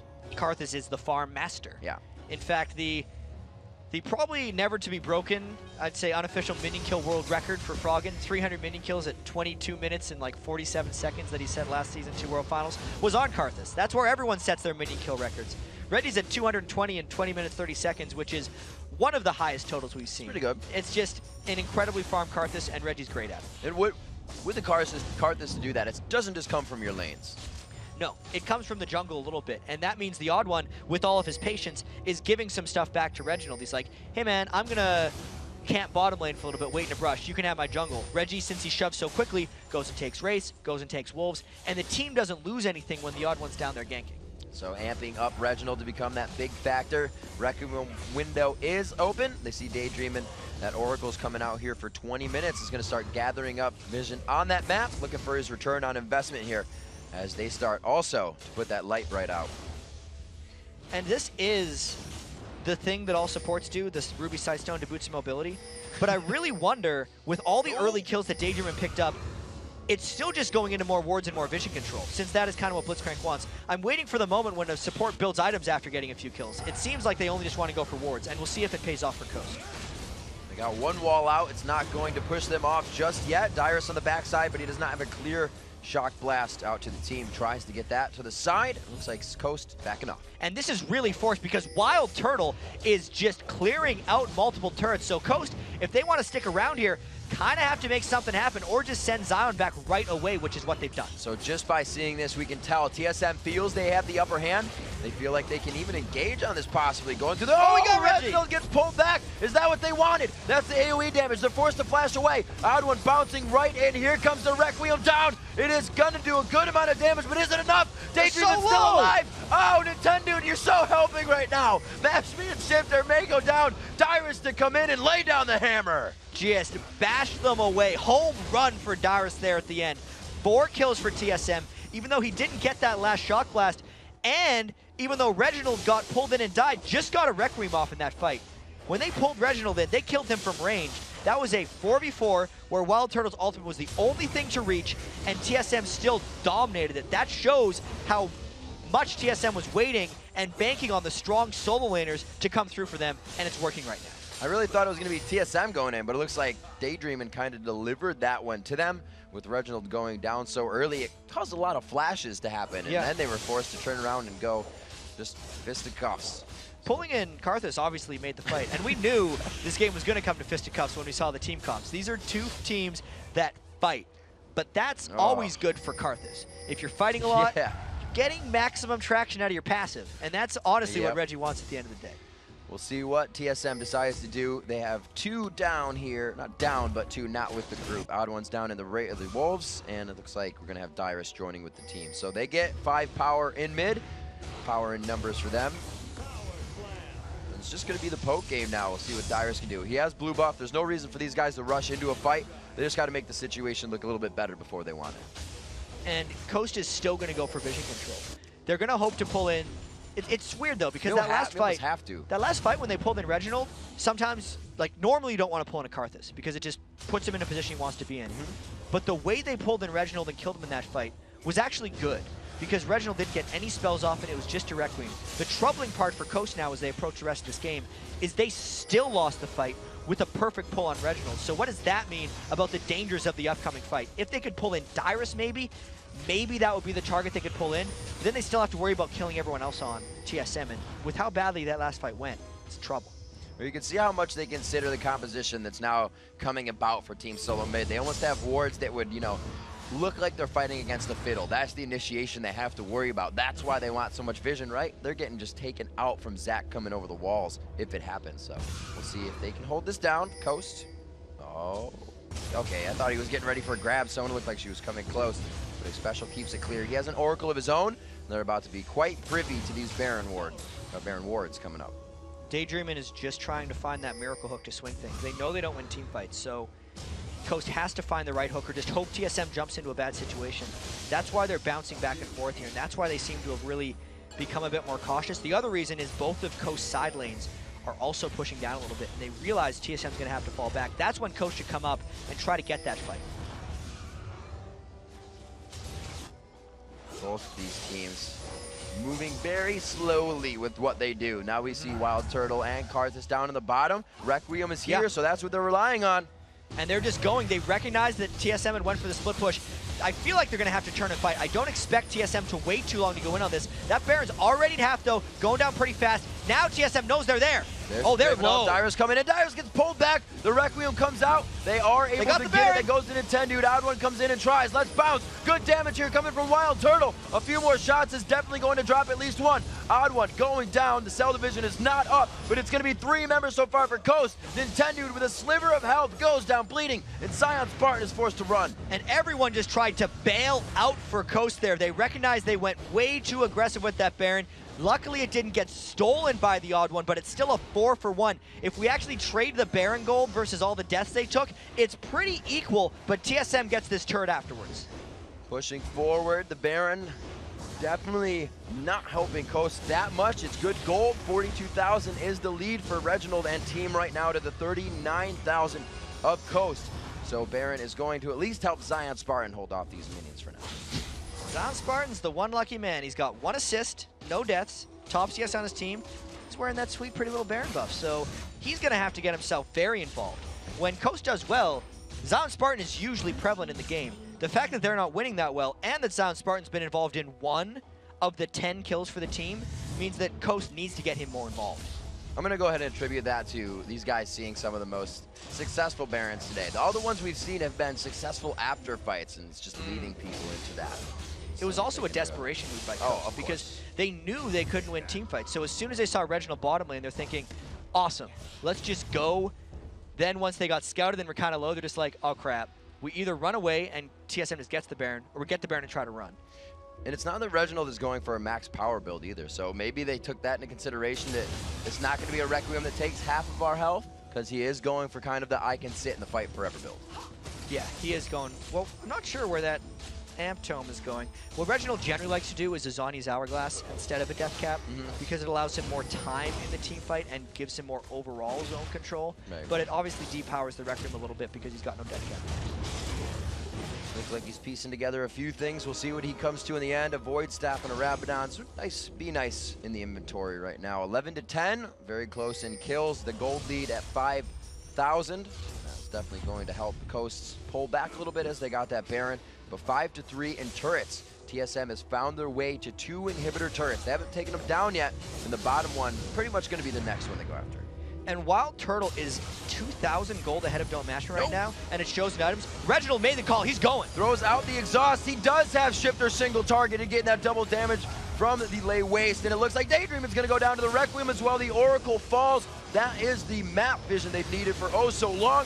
Dyrus and team about to take the turret, possibly the inhibitor. Big fight for TSM, and Wild Turtle's on a rampage. Just going 1v1 right here. Puts on the shell, goes hardcore. And Turtle's going to turn around as Zion Spartan a little too tanky for a quick kill, but easily harassed out of the fight. There's that 2,000 gold advantage coming in, just saying, hey, you, let's fight. I'm going to flash into 2 people. This is a steamroll of Coast base by TSM right now. They just flipped a switch. I've never been hit in the face with $2,000, but it looks like it hurts pretty bad.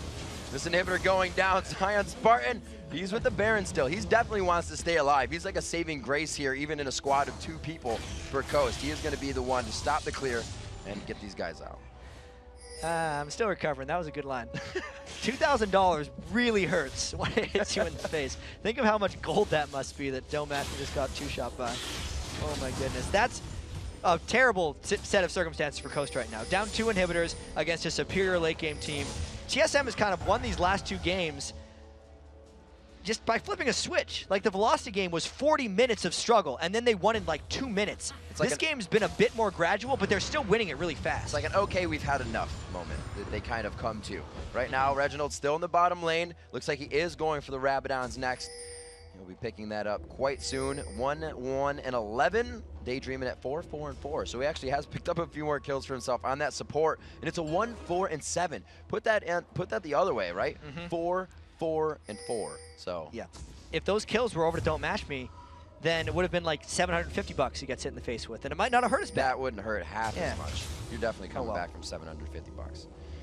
30 minutes on the clock, 8,000 gold to go, and 7 turrets that TSM has been able to find. There are 11 that sit on Summoner's Rift, so those 3, or that means 2 rather. The inhibitors are open. They only have 1 more, and the bottom one isn't even something they need to go for right now. I said they were going to because it was just Baron's down, objective free, and now they do, so I'm just going to stop talking. This is just the move TSM's going to do. This is your standard finish the game, especially when TSM's been winning so hard. And the fact that there's an outer still up in that lane as well. This outer is indefensible for Team Coast, because if they try to hold out here, Super Minions would take down their Nexus turrets. It's just the smart play for TSM. We got to make note of Dyer's too. 6-0-5 on Jace. Muramana finished. We have a lot of those core items as we are 30 minutes into this matchup coming through for these teams. The Infinity Edges to Phantom Dancer, Infinity Edge, Bloodthirster, Static Shiv. So there's a good amount of $2 grand right there just in the build of Wild Turtle himself. And Coast has had a bit of time to set up shop here with those 2 traps, but I feel like the Odd One's big enough and strong enough that he's just going to sit on those traps, get rid of them, and then TSM can still consider going in on a dive. I think TSM wants to wait until either a couple more of those Shock Blasts land, or until they can just nearly ult him out. Oh, Mashmi going back to base. Mashmi's not with home guards right now, so this could be a quick turret coming in for TSM. They dropped the last inhibitor turret. They are not waiting on anything. They get the wall, they're going. Let's bounce crescendo at the same time. It's going to be a dance-off here for Team Solo Mid. They continue to go on the Nexus turrets. Minions are flooding the base from every side right now. They are getting help from each inhibitor, and each Super Minion is now on the Nexus turret. And they're getting so many Shock Blasts. They're still quite low, but this is a very difficult defense for Coast right now. The first Nexus turret, very, very low. Odd One, the ace in the hole going back to him. Nintendo Deck so low that one of the tankiest on the team gets taken out. Mashmi is the focus. Damage. One last axe coming from Wild Turtle. It is his league. It is his game. And he is going to be going 7-3-7 coming into this one. The last Nexus turret falls, and Team Solo Mid finds another win on this 4th of July game day. Looks like TSM is ramping back up. Triple kill number 2 for Dyrus came in at the end of that game. They look a little bit happier after that one than the Velocity win, because that was solid for the most part. They started 0-5, but it wasn't 40 minutes of struggle. It was about 15 minutes of struggle, and then it was all TSM from there on out. You can see it. They made it happen. They are way happier after that win. They were the first. Like we said, the first win was a win they can go back and learn a lot from. This second win is probably one they can go back and say, let's just do that better next time because it was cool. Yeah, it's cool to win in 32 minutes and just win all of the team fights. For Team Coast, though, they still come out of this week 1-1. They're still, I feel like they're still a 500 team right now. I think they moved to 6-6 after this defeat. And it's still a work in progress for these guys. They're definitely better than they were last split. They definitely have more structure now with the gaming house, as Alan Spartan was talking about. And that's just one more game. It hurts. It's not anybody's fault, but Daydreaming picked up a few too many kills on that game. If you look down, 8 assists are what both ADs have, but it's 7-2 in kills. And if those 4 kills were on to him, he would only have 1 less than Wild Turtle. And we could see very clearly in this game, it wasn't like Daydream was trying to take the kills. It was the fact that the fights were so close that everyone had to be hitting the targets, and it just happened that the hits fell the wrong way, and Daydream got a lot of kills. There's some blitz alt passive in there, too. Getting a few of those shock kills, unfortunate. Oh, well. So we do have a replay of the Baron fight that went down in this game.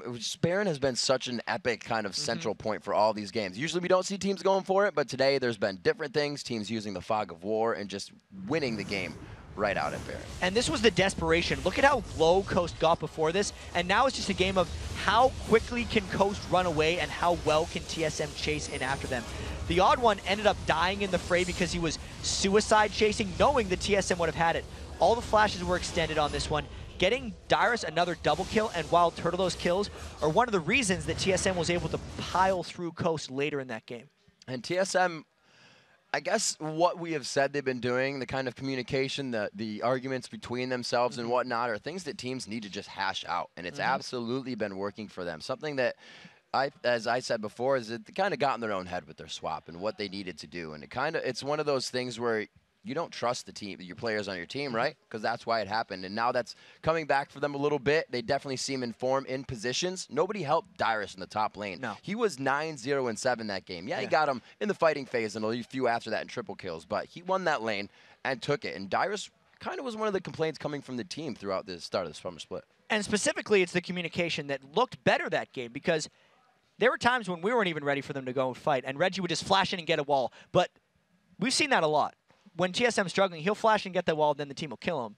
What happened after that, X-Special flashed in behind him through a Jace wall and got the ult. So everyone had to do that at the same time in order for the plays to work, and that's one of the reasons TSM won so convincingly. Yeah, the communication was absolutely there. We've got to take a short break, but when we return, TSM's Wild Turtle and X-Special join us to talk about going 2-0 on the 4th. Then it's our 7th match of the day as Velocity and CLG battle to avoid going 0-2. So stick around, because the NA LCS Summer Split, we'll be right back.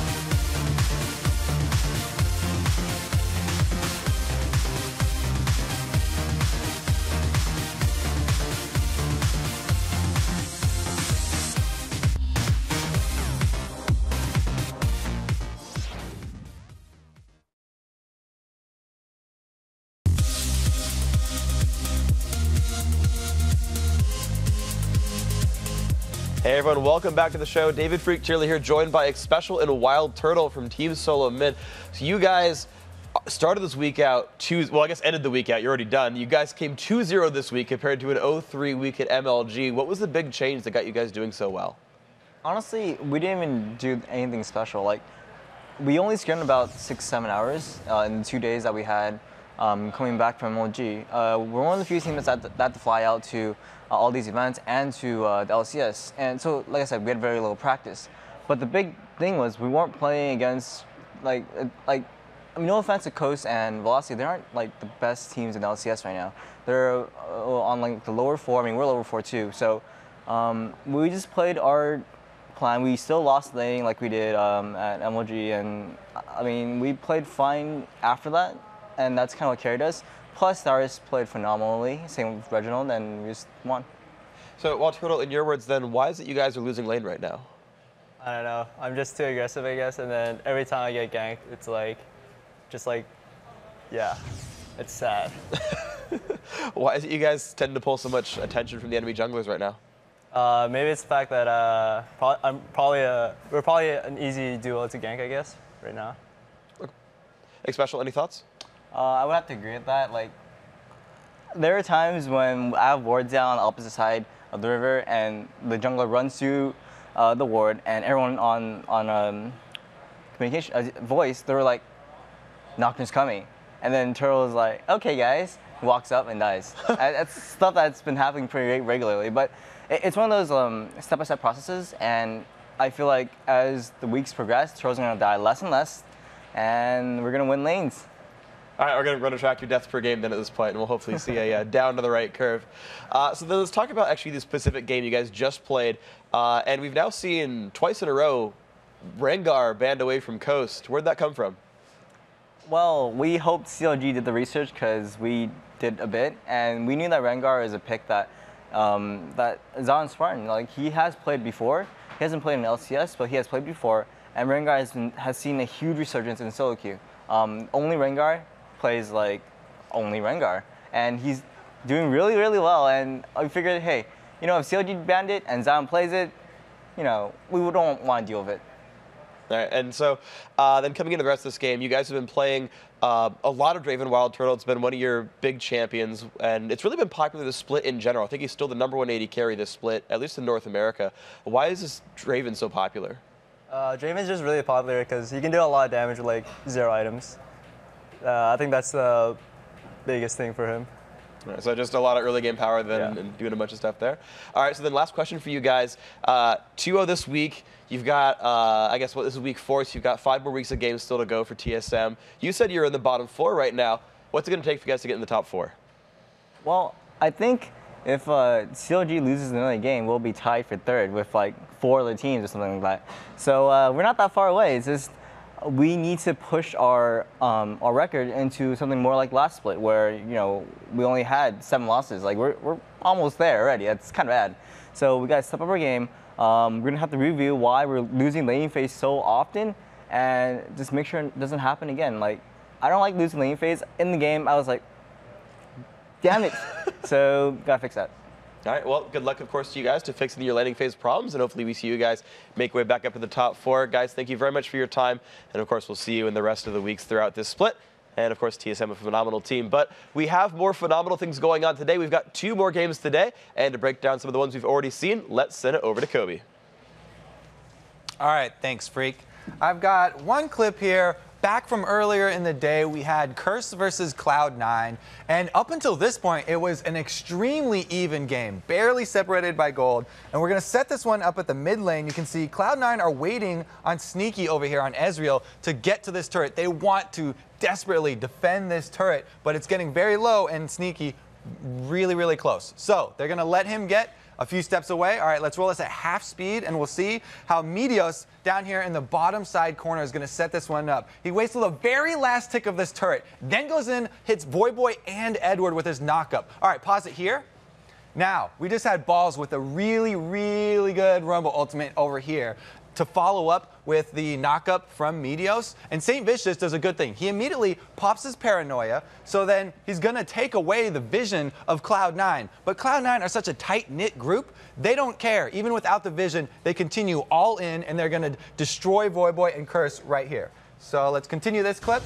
Here we go. They come in, boom, Cataclysm right on there. And for some reason, St. Vicious, he ultimates right back into this active volcano that they had set up right here. And now Curse just get destroyed. Let's pause it here. Cop, again, everybody wants to finish the fights. They want to try and get something back. Meteos does a good job baiting Cop over here, so they flash out to try and get another kill, but he's going to go down too. So let's finish out this clip. Cop uses his flash and his barrier, so 2 more summoners were drawn out by Meteos sticking around with low health just to bait Cop in. Cop could have flashed over that wall and tried to run away, but he's manly too. And so the lesson from this is that you need to act with unity as a team unless you've already lost members. And then you just need to pull out and leave them for dead. So we're going to send it back over to the guys at the desk. Thank you very much, Kobe. And now that the first 6 games of this Super Day are in our match history, let's take a look at the updated standings. Cloud9 is still reigning at the top with Vulcan sitting in second, and CLG holding down third at 6-5. Thanks to their wins, TSM has climbed into a tie for 4th place with Team Coast, while Dignitas, Curse, and Velocity round out the bottom of the standings. And if you thought that was cool, wait till you see our next 2 matches. Up first, Velocity and CLG battle for their first win today, and then Skara and Dignitas look to reset their day against ManCloud and 2nd place Vulcan. So go light up a couple sparklers and get your butt back to this browser, because the North American LCS 4th of July extravaganza. We'll be right back after a short commercial break. But first, the pros weigh in on which player's game needs to get buffed the most in the new 3.8 jungle. The 3.8 patch was probably the biggest patch for us. It was really hard adapting because there's so many changes, and it really hurt a lot of the champions that I played. On patch 3.8, Kha'Zix got really nerfed, so that's one of Kai's favorite champs. Whenever he was open, we just first pick him and it's like free win. But now that he's nerfed, we can't do that. I think that this patch affected Zion Spartan the most because he always does wolves or double golems. He'll get to level 2 fast, push up his lane, and he'll have like a 10 CS advantage and he'll dominate his lane. I think Saint will be quite affected. He's more of a carry jungler, so he can just do buff to buff, farm out the jungle, and you'll be like level 4 or 5-ish. I'd say Cloud9. One of their main goals is to put Meteos ahead early by messing with the enemy jungler, and it's a lot harder to do that now. Every time a patch comes along, it's whoever adapts the fastest is going to win.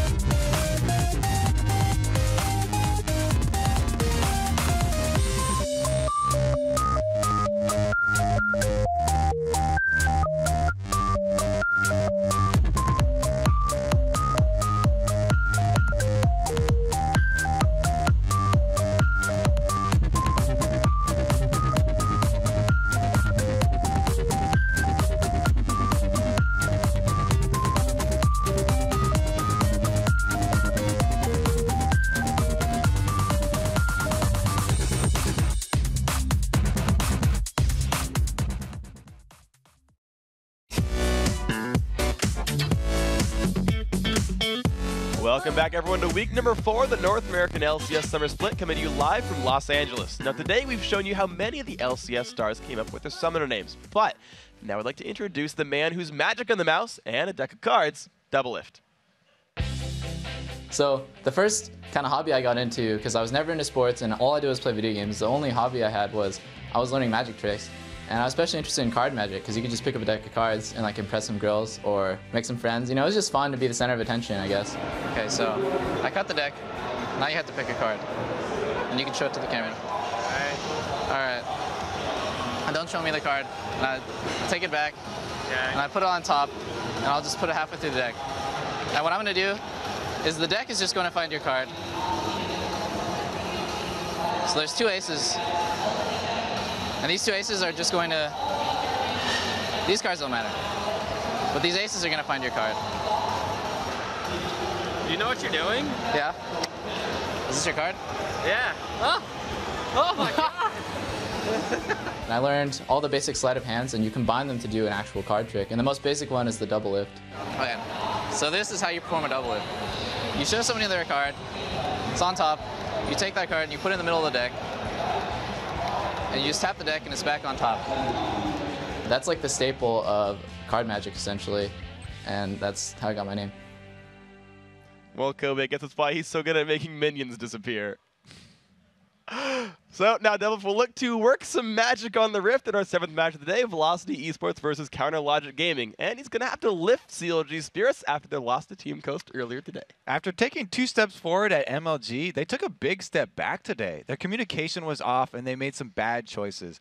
They tried to force a late game again, but Team Coast forced them into fights before they could get Doublelift to full power, even though he already had a ton of CS. Well, now CLG will look to rebound against a Velocity team that countered them in Week 1 and got off to a fast start with a win in their first LCS game. CLG is one of the 2 teams that Velocity has beat this year. Maple Street was big on Draven, and he proved that he was a pro-level AD carry and made some huge plays. Since then, he's played Draven 4 more times. So odds are he'll be looking to repeat his Week 1 performance. And Maple Street wasn't the only one to have a big game, though. Chris, he was really solid in that top lane as Kennen versus CLG. And he looked good in their first game today as Elise, even though they lost. But while CLG has picked up their game since then, Doublelift is still feeling down about their Week 1 loss to Velocity. So we'll see if Doublelift can keep his promise in just a couple. The last place LCS team, one of their only wins. We're not going to take them lightly, and we never did take them lightly. It's just we played really poorly in our match against them, and it won't happen again.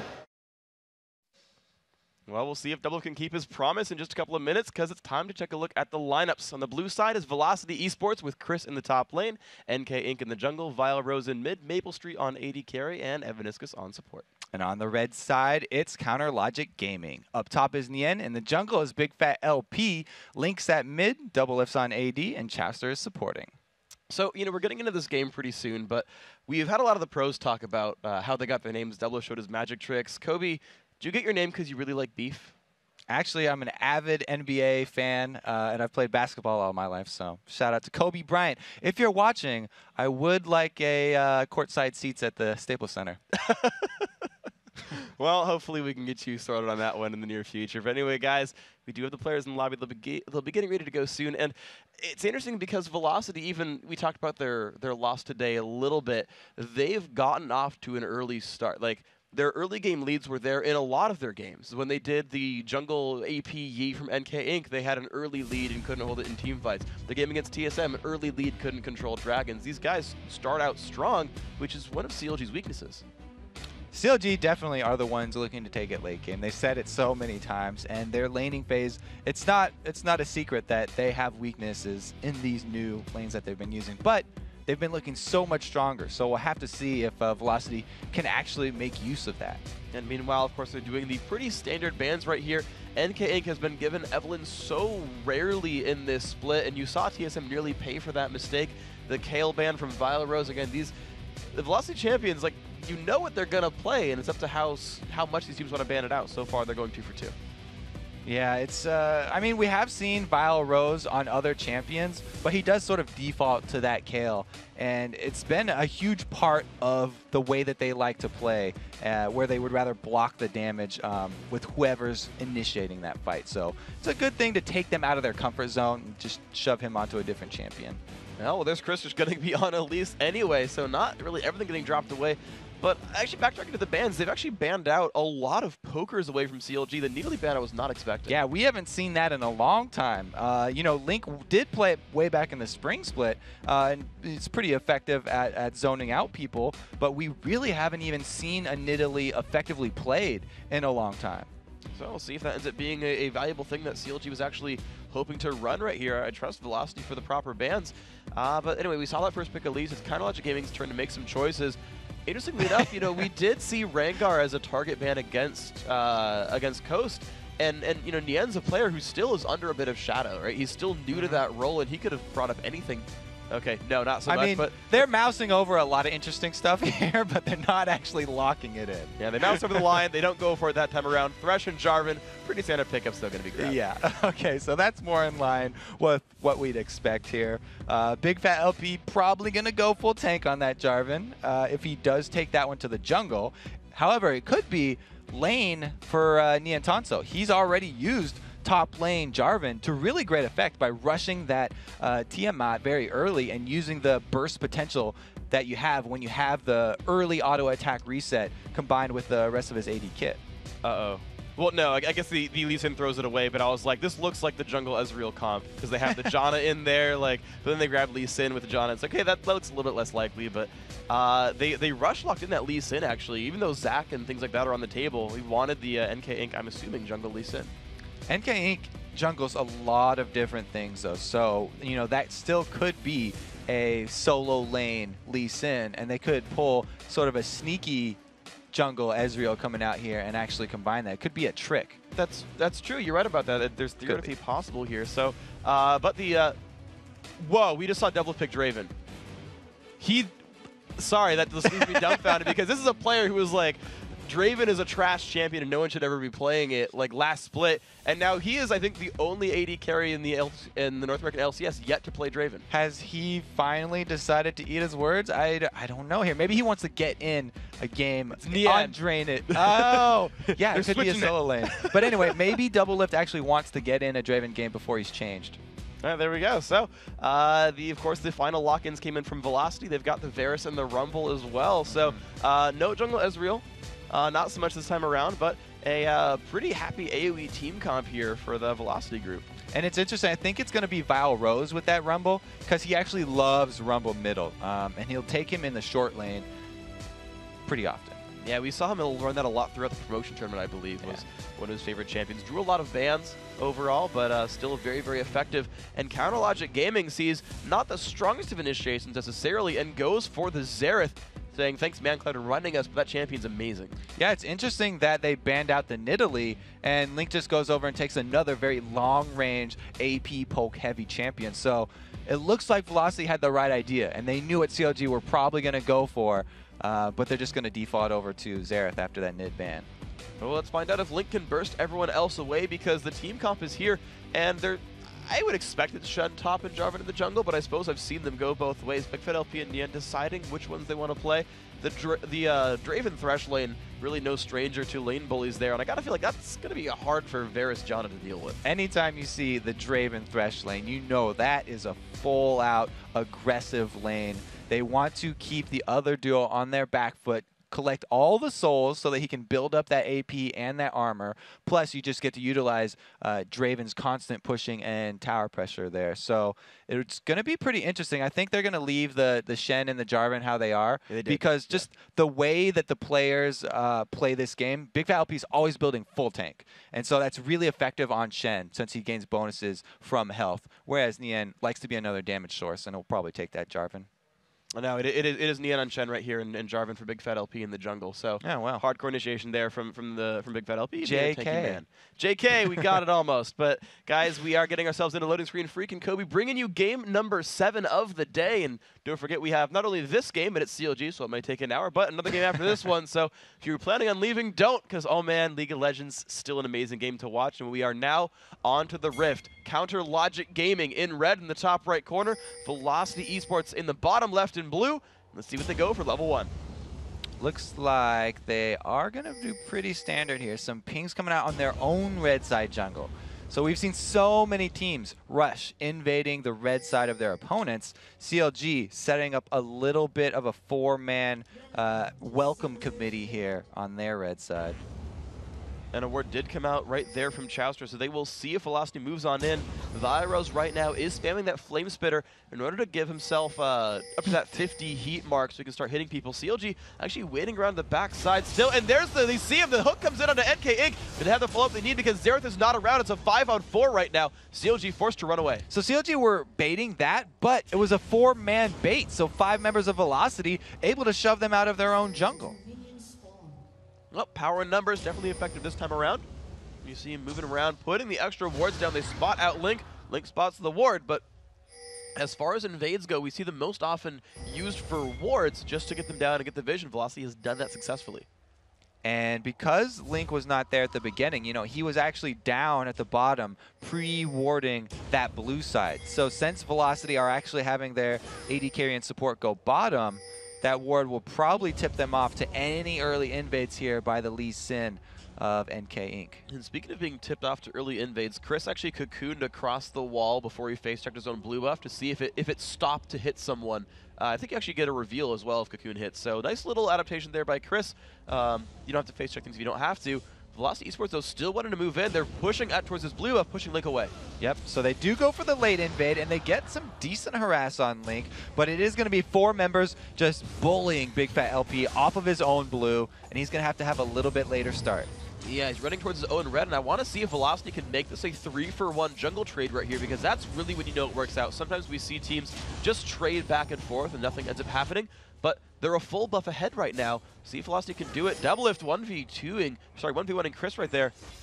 Forcing Chris away, really. Yeah, and we had Xerath here rotating over to the blue. So they are going to trade blues, but it's going to be a much later start for Big Fat LP. And with the dual lane middle for Velocity, it's going to mean that Link is under a lot of pressure at this mid to just clear the waves. And Chowster actually absorbed experience from that blue buff getting taken right now. So Big Fat LP is actually still level 1, while NK Inc. is 3. If they fight for the red buff, that does not look happy for the CLG group right here. But this 2v1 mid, or 2v1 top, they are hiding, they're forcing Chris back. Yeah, as you say that, we have a level 3 NK Inc. on Lee Sin coming in to fight the level 1 Jarvan. So Big Fat LP really going to have a hard time holding on to this one, even though both supports are collapsing. Flag Toss comes on down. Both have burned their smites, though, but NK Inc., when it comes back up, will do more damage. NK Inc. still trying to pull this one down, pops his shield right there, gets the lifesteal. Another Flag Toss comes down. CLG is very aware of what's going on here. But again, the level advantage still around. Nice Q. NK Inc. wants to fight, absolutely. Can he get the slow on? Can the knockup land? Yes, they land on a Big Fat LP, down to 220 health right there. Puts the flag back down, but has nothing else to press. Oh, he flashes the Sonic Wave. The slow comes off onto Chowster, though, flays them backwards. They still want a little bit more blood. The hook lands on an Evaniscus. Big Fat LP is still waiting around. They might chance this one. Another flag comes down. No, Evaniscus escapes this one, and now looks like Velocity has the numbers advantage to take the the 4th and final buff. Well, they have 10 more seconds on this ward, so it could be a smite wars here. Like you said, NK Inc. does more damage, but now comes Link. Ignite came off as well. NK Inc. takes a bunch of pain. Link, good job forcing him away. Double lift coming to snipe back around as well. If he can do the damage, could almost pick up NK Inc. And it looks like Velocity forced to run away. So they were actually able to scare off, actually fight off NK Inc.'s level 3 Lee Sin, and Big Fat LP finally able to secure the red. Double lift under advance. And there's a lot of damage coming out from Chris. The spinning axe is doing a bunch. Chris forced to run. Oh, the flash away from double lift. Good job, Chris. 1v1. So yeah, that was a forced 1v1 because Chowster had to go help Big Fat LP with his very, very late jungle. Maple Street, of course, in the meantime, had been holding on to this mid lane. It was weird, like we had that 1v1 up top there between Chris and Double Lift, but at the same time, it was Maple Street 1v1ing Link, and so far Maple Street has had a much better time at that one, 30-21 in minions. So that lane has, actually I guess both these sort of top and mid lanes have gone well for Velocity. Yeah, Velocity very happy with the way the early game started, but and you can see it. Look at the gold difference there. That's only from minions. Beautiful stuff. 400 gold lead. Vile Rose and Nian actually fighting, and the thing is, like, for Nian, he's got to be used to fighting Rumbles in his sort of 1v1 matchups there, but it's interesting because it's Vile Rose here fighting Shen, which I gotta guess is more of a rare matchup for that man. And they're actually in the long lane there. So Vile Rose a little bit out of his element there. And he's going to have a lot longer to retreat if he does get ganked. You can see he doesn't even have wards down in that bottom side. But since Big Fat LP was held up so much in the jungle, he doesn't have to worry. And now you can even see Big Fat LP in the mid lane showing up.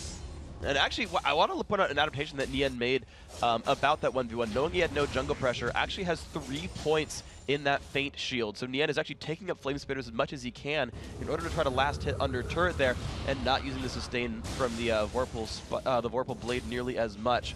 Now, we watch this mid lane though. It's the 2v1. It's been this way the whole time. Velocity constantly pushing this turret down. They finally started to make some headway on it though. See if they can do much damage. Well, both junglers are doing the same thing over here. NK Inc.'s gone top to sort of help out his solo laner in the 1 vs 2 situation. Also, we'll have to see if Chris and NK actually go for a kill though, because they do have kill potential. They did that against TSM actually, NK and Chris, though it was an Elise and not a Lee Sin, though similarly pronounced, not necessarily the same setup right here. And so far, NK Inc. is just waiting in the background as Maple Street continues to push Link away, dealing some pretty good damage. Well, they actually are going aggressive up in the top there, and they were able to scare off Doublelift and Chaucer, who, by the way, Doublelift does still not have his flashback up. At the same time, you watch the bottom lane, Vileros getting pushed away by Nian and Big Fat LP. However, none of their CC was in range anymore. And Vileros still has the equalizer, but look at that Jarvan. He's waiting in the brush. He's looking to see if Vileros overextends and says never mind. Yeah, he's just going to back right back out. Try and farm up his wolves and get back over to help the mid lane. Chris does get hooked in. Ooh, a lot of pain there under Chris. The flash for the exhaust comes in. Chris forced to flash away. There's the lantern. Let's Doublelift walk back into range here for Chris. Can he get the damage he needs? So low on health there, under 300. Flay will not land. Chris gets away. Very, very close right there. The extra move speed from Spider Form actually coming in handy. Here we have a repeat invade on the blue side here. Again, they're keeping up this pressure on Big Fat LP's jungle. Jarvan usually likes to make very early plays, but they haven't let him get the experience needed. And you look at the level disadvantage, a level 5 NK Inc. to a 4.5 Big Fat LP. Now he is making his way over to the left-hand side of the map and should have a numbers advantage there to steal one back. This is what you're supposed to do. Whenever you're weaker than the laners of your opponents, you go and try and trade the blue buff. So instead of trying to contest their own blue buff, CLG know that they would lose that fight and they just go grab velocities instead. And they did give it to Link right there. Oh my gosh, Chris, just 1 versus 2 kills off Chauster. Now in a duel with Doublelift, but I think he might have picked the wrong lane to fight here. Here comes Big Fat LP, but the turret dagger actually forces Doublelift back. Big Fat LP forced to run away as well. Chris gets a kill in a 1 vs 3 and gets out. Ooh, and he is hungry for some more too. He can keep on farming this lane. Amazing play by Chris right there. Very, very well. And that was really done by the early invades and all of the attention that NK brought into that red side jungle. That just freed them up for this free dragon. So much effort put top, not even anyone looking at Dragon for that one. Velocity Esports starting the game out 1-0 in kills. Starting it out with a lot of pressure, better levels, and that first dragon, as you saw right there, Vilerose still dueling up against Nian, who was just trying to tank that Rumble out, but free farm Rumble is something that I think CLG should be pretty afraid of right here. And he was able to keep Nian pinned in that lane so that there was no chance of anyone rolling up to contest that dragon.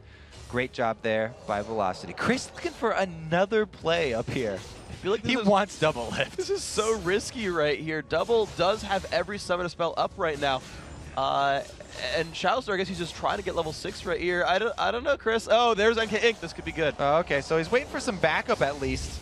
Oh, the flash comes out, but the cocoon still lands, and he says, no, I didn't hit Doublelift. Let's please get out of this one right here. So, nice attempt on the gank. Burns the flash, though. Hey, man, free summoner spell. Take that one all day, every day. All right, so good job there by Velocity Esports. Vile Rose, we still watch this guy, 66 to 59. The score is not far apart, him versus Nien, but you know, we talk about him. He's the Velocity's shot caller here, Vile Rose. He's on a comfort champion here on Rumble, and you know, he's scaling up. He's going to be that big AP carry, and he's doing well so far in this game. Yeah, he is slightly winning the lane, and he'll be in position for even the next dragon that does come up. So as long as you're able to hold control of that bot, having Velocity switch their duo lane into the middle means that they gain so much map pressure from this early mid turret. And you're seeing it lose more and more and more health, almost about to fall down. The actual health bar on that is 198, so probably one wave away here. Looks like Counterlogic Gaming looking to make some moves. They pull in Big Fat LP to the top lane. They might get that turret too. There's just so much wave clear here for the Velocity mid duo. Link doing his best though to wave clear, uses his ultimate. That cannon minion means the mid's gonna go down though. There it is, picked up right there. Chris looks for double lift, but says, I can't deal with that one right there. It is getting outnumbered. Whoops. There's the Cataclysm. Chris has nowhere to go, gets played to the side. Double lift takes the kill down in style with his ultimate. Nice job there by CLG. They should get the turret too. Was just about to commend Chris for his really good 2-versus-1 play, but a little bit too far right there, and he had no escape to get out of the Cataclysm. Now Vile Rose is exchanging with Nien down bottom. And they're both just sitting there without any consumables left, just the rejuvenation beads. Now finally looks like Vile Rose wants to make his way out of the base, pops the equalizer, clears the minion wave, and says, all right, I'm gonna buy some stuff. Has 2,900 gold to buy with, so he's gonna be blinging it out right now. Looks like he goes with super early game here. Very good flat penetration with both the boots and the haunting guys. So he's going to get the maximum effect out of his early ultimates. The next dragon fight. Oh, the ult lands out in the end, though. So much burst comes across. They force him to flash away. Ignite burning. One last tick. Oh, he shields it with the Feint. Nice pickup there. And if the minions can die in time, Velocity could take that turret down. Yeah, when you max Feint first, you're not going to worry about Ignite damage. But it looks like we do have Toster and Double Lift arriving in time to save the turret at least. Good play then by Counterlogic Gaming, defending their objectives. We see we're 1-1 in turrets, 1-1 in champion kills. The only thing actually separating these teams right now is that one dragon, making a 1,000 gold difference. And it's worth noting that in the very early game, we talked about a 400 gold lead just from minions, just from outlaning the opposition here, and that was Velocity Esports. Now, the 1,000 gold lead is just the dragon. The minion lead actually got close. Look at this gank coming down by. It's both solo laners coming down to the duo. What? No ult is available for Vile Rose. The lander comes across it, saves Double Lift as well. Really good disengage. No daydreaming moves right there, hitting him mid-Dark Passage. That would have been a really sweet cocoon. That would have been awesome. Good escape there. Chaucer with the Thresh Lanterns. It shows that, you know, he's matured as a Thresh player. That's true. We've talked about Chaucer having a really rough time playing Thresh overall, and he's doing a much better job this time around. I mean, he had that first blood death, but he's so far, other than that, done very, very well. A little bit of a catch on a Big Fat LP. Good damage out here from Chris. A lot of AP and Magic Pen. Almost went for the dive there. That was almost risky. Well, you can see the effect of taking down an early mid turret here. Velocity are roaming so much, and they took the blue already. Now looking to cut off this bottom lane. No ult for Maple Street, but they are trying to get this 2v2 going. Lee Sin and Rumble nearby as well. Could they dive the turret if they wanted to? Looks like CLG going to back off successfully, though.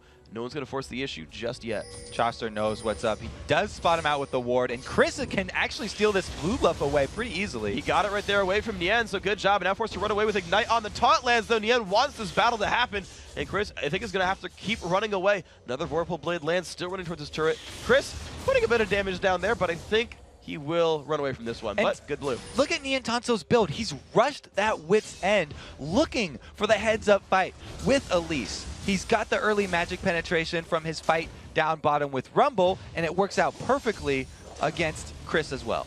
And that turret now at the bottom, so low on health, can't quite pick it up. Velocity as CLG still holds onto that one just barely, and you know Velocity's going to want to try one more time, just do that little bit more damage. There's the Janna shield. There it's picked up, 2 turrets to 1. Velocity still with the early game lead. And 30 seconds left on Dragon means that control of that bottom area. Oh my goodness, Chris. Oh, the plays right there. Chris has to run away from this one. Nien does not have Flash, does not have Shadow Dash. Good escape there by Chris, repelling away. So now can he heal in time to assist the Dragon fight? That Wit's End rush by Nien. We deal so much auto attack damage. It is catching Chris off guard. The extra magic damage that you get from that on hit really stacks up. That seemed to do very, very well for him. So Chris makes an adaptation and says, all right, so I'm going to buy a lot of health right now. I'm going to get a Giant's Belt out there. We've seen him go Sunfire on Elise a heck of a lot. Does increase his split pushing speed. Yeah, no, already on the turret. He's going to get some free hits. The Stand United's available. So this next Dragon fight will actually be able to be joined by Nien if he's able to get far enough away from Chris. It looks like he's going for the bushes here, and this could be a 4 versus 5. That's why Velocity got to pull out. They are running away right now, and they're going to let Chris continue the split push on the left-hand side. Nien's actually going to recall back, so he'll get some new items for himself. Sitting on 800 gold, buys Boots 1 and a Ruby Crystal. So still going well on his way towards scaling up with durability. Whoa! Velocity want to restart this, though. Whoa, Velocity, they don't have the man advantage here. Elise is still up top lane. CLG could go in. And Kank waiting on the other side of Dragon right here. I think he could hop over a wall. He has a Sight Stone there, so waiting around. There's the jump away. Dragon at half HP right now. Elise finished pushing the way towards the top turret, but doubles are pressuring mid right now, and no one from Velocity's here. So CLG actually prefer the damage on that mid turret from taking a 4 versus 5 fight. And Link still poking away. I mean, right now, this seems like the better situation for Counter Logic Gaming. They finally pulled Chris down to challenge this one 5v5 if Nien ults in. Oh my god! That is the best Rumble ultimate I've seen. And there we go. Almost lands on a double. He's forced to flash away from the wall. Maple Street misses the ult though, and now the burst on a Chouster. Very, very low on HP. Link trying to fire back. The ult comes across. No, one kill picked up. Maple Street getting the credit, but NK Inc. Will he drop? No, he dodges the whirling death. And Chris waiting for Link right here in the brush. It's got to be careful. He lands a stun. Will he go for the assassination? No, his Shenel comes across. Knocked in by Big Fat LP, and Chris does not have a way out of this one. He's going to trade his life away from this one, but Velocity has control of Dragon right now. Velocity had that one. They just had to stick together, and now they've lost it. NK Inc. going down to Dragon. Oh no, he does not have any wards left to jump away. Has to jump to a teammate. Big Fat LP, QE almost lands. Now will they get the steal? Nien gets the kill right there. Oh! And Maple Street steals away the Dragon. Sorry, didn't steal away the Dragon. I take that back. That was a kill on Jarvan. And now they are starting to run away. Link putting on a lot of pressure. This is the most ridiculous Dragon fight I've ever seen. Started off with a beautiful Rumble ultimate there from Bio Rose. Down that ramp, getting all 4 members of CLG so low that Nien didn't even use to Stand United, and they gave up Chouster. But then the overextension by Velocity, they start giving back kills, and nobody gets the Dragon. Nobody got it. They did at least burn the long cooldown on Nien's ultimate right there, but we're back to a laning phase right here with no Dragon for it. 3-3 in kills, a 17-minute game right here with just that 1,000 gold lead that has remained constant for a while now. Velocity just barely ahead, trading fights back and forth. Chaucer does take this momentary calm and to clear out the wards around Dragon, though. So again, it is in CLG's favor, the vision of the HP bar of Dragon, but Velocity does have a few wards sort of far back in the jungle that will tip them off if CLG actually go over to the pit. And speaking of wards, I want to point out 2 builds here on Velocity. Evaniscus, instead of going for the Ruby Sight Stone, has gone double gold per 10 right now on Janna. And it's actually NK Inc. And I realize he's got that Sight Stone to jump to wards in general, but it's the jungler buying the Sight Stone. It's gold per 10 coming in from the support. Yeah, Lee Sins love to buy those Sight Stones so you can start making the plays. That's what really makes Lee Sin viable in the late game. Double lift here, though. He's getting pretty far. No stun lands from Crystal. Does he have the damage he needs? He might not. Oh, the Lantern comes out. That's going to be enough to save double if the Equalizer does not quite land there. Chouster burns down a little bit. Leandri's putting in good damage, but the double gets away without burning much. Very, very lucky right there. Double lift. Very low, though, for this Dragon fight. No Rumble ultimate. CLG could actually contest this when Link's got his. He's ready to poke. This could be risky overall. There he goes. Siege is up. Will he find the damage up? It lands a little bit onto Chris. There's a dunk in from Big Fat LP. Hook does not quite land. Viro's in the middle of the enemy team. Can he burn down Chouster in time? So low. Yes, he does, but Double Lift fires back. He's in the battle. Evanescence knocks the enemy team away. Egg still up in the mid lines. Nien just diving the backside right here. Maple Street has nowhere to go. Is going to get dropped down. Nien is just chunking people right now. The knockup from Evanescence might not be enough. Still getting chased down. The red buff is there. Slowed over and over again. Walks to his turret. This is not going to be a save right here. CLG picking up a big team fight win. And again, the Dragon's still up here, so that is going to finally be free for CLG to take when they decide they want their spoils. But they could just leave it up as another bait and keep on drawing Velocity back over here. They're going to get 2 free turrets right now. Exactly. Looks like they wanted turrets more so than the Dragon itself. The mid lane goes down to Doublelift. The bottom lane getting fired at right now by Link. That's looking like it's his as well. So CLG turning their team fights into a lot of map pressure right there. About to be 3-2 in turrets if Link stays for this. Oh, he's going to have to take a tower shot, but he'll take that one. That was just 3 giant global objectives for CLG off the back of a 1 team fight. So they just spiked up huge in this game. And if they can get back to actually purchase before Val Rose gets in here, then they'll definitely have the upper hand. Everyone's sitting on 1,000 to 2,000 gold right now. 1,200 for Big Fat LP, but the mid laner and the AD carry sitting at 1,900 right here. So a lot of power about to be ingested into the team. Now Velocity, they do get to steal away the blue buff, though. That's a little bit of a nice thing for them. NKing's going to have that one and hurt Link a bit for that.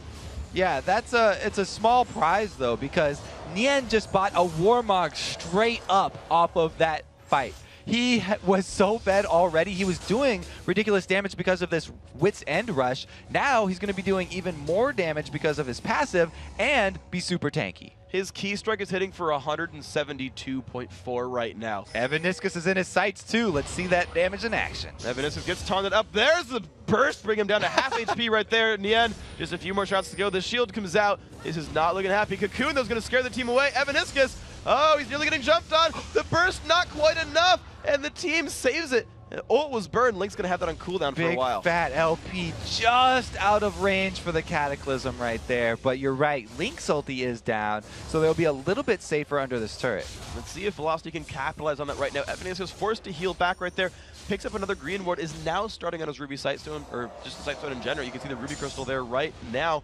But Counterlogic Gaming still wanting to play the aggressors. Even without the ulti from Link, Nien split pushing the top, and the team is joining him. And it's really good that they just came from Fountain. Link still has full mana. Both blue buffs were taken by Velocity, but it looks like CLG have plenty of disengage. Yeah, they've walked away from this one very successfully. There we go. Back into the siege is Xerath. And Velocity not able to find the engage they wanted. Verosols haven't started it, and Inc hasn't started it, and Vile Rose equalizers they're pretty good. Oh yeah, they were pretty good. One of them was outstanding. Since then, they've been decent.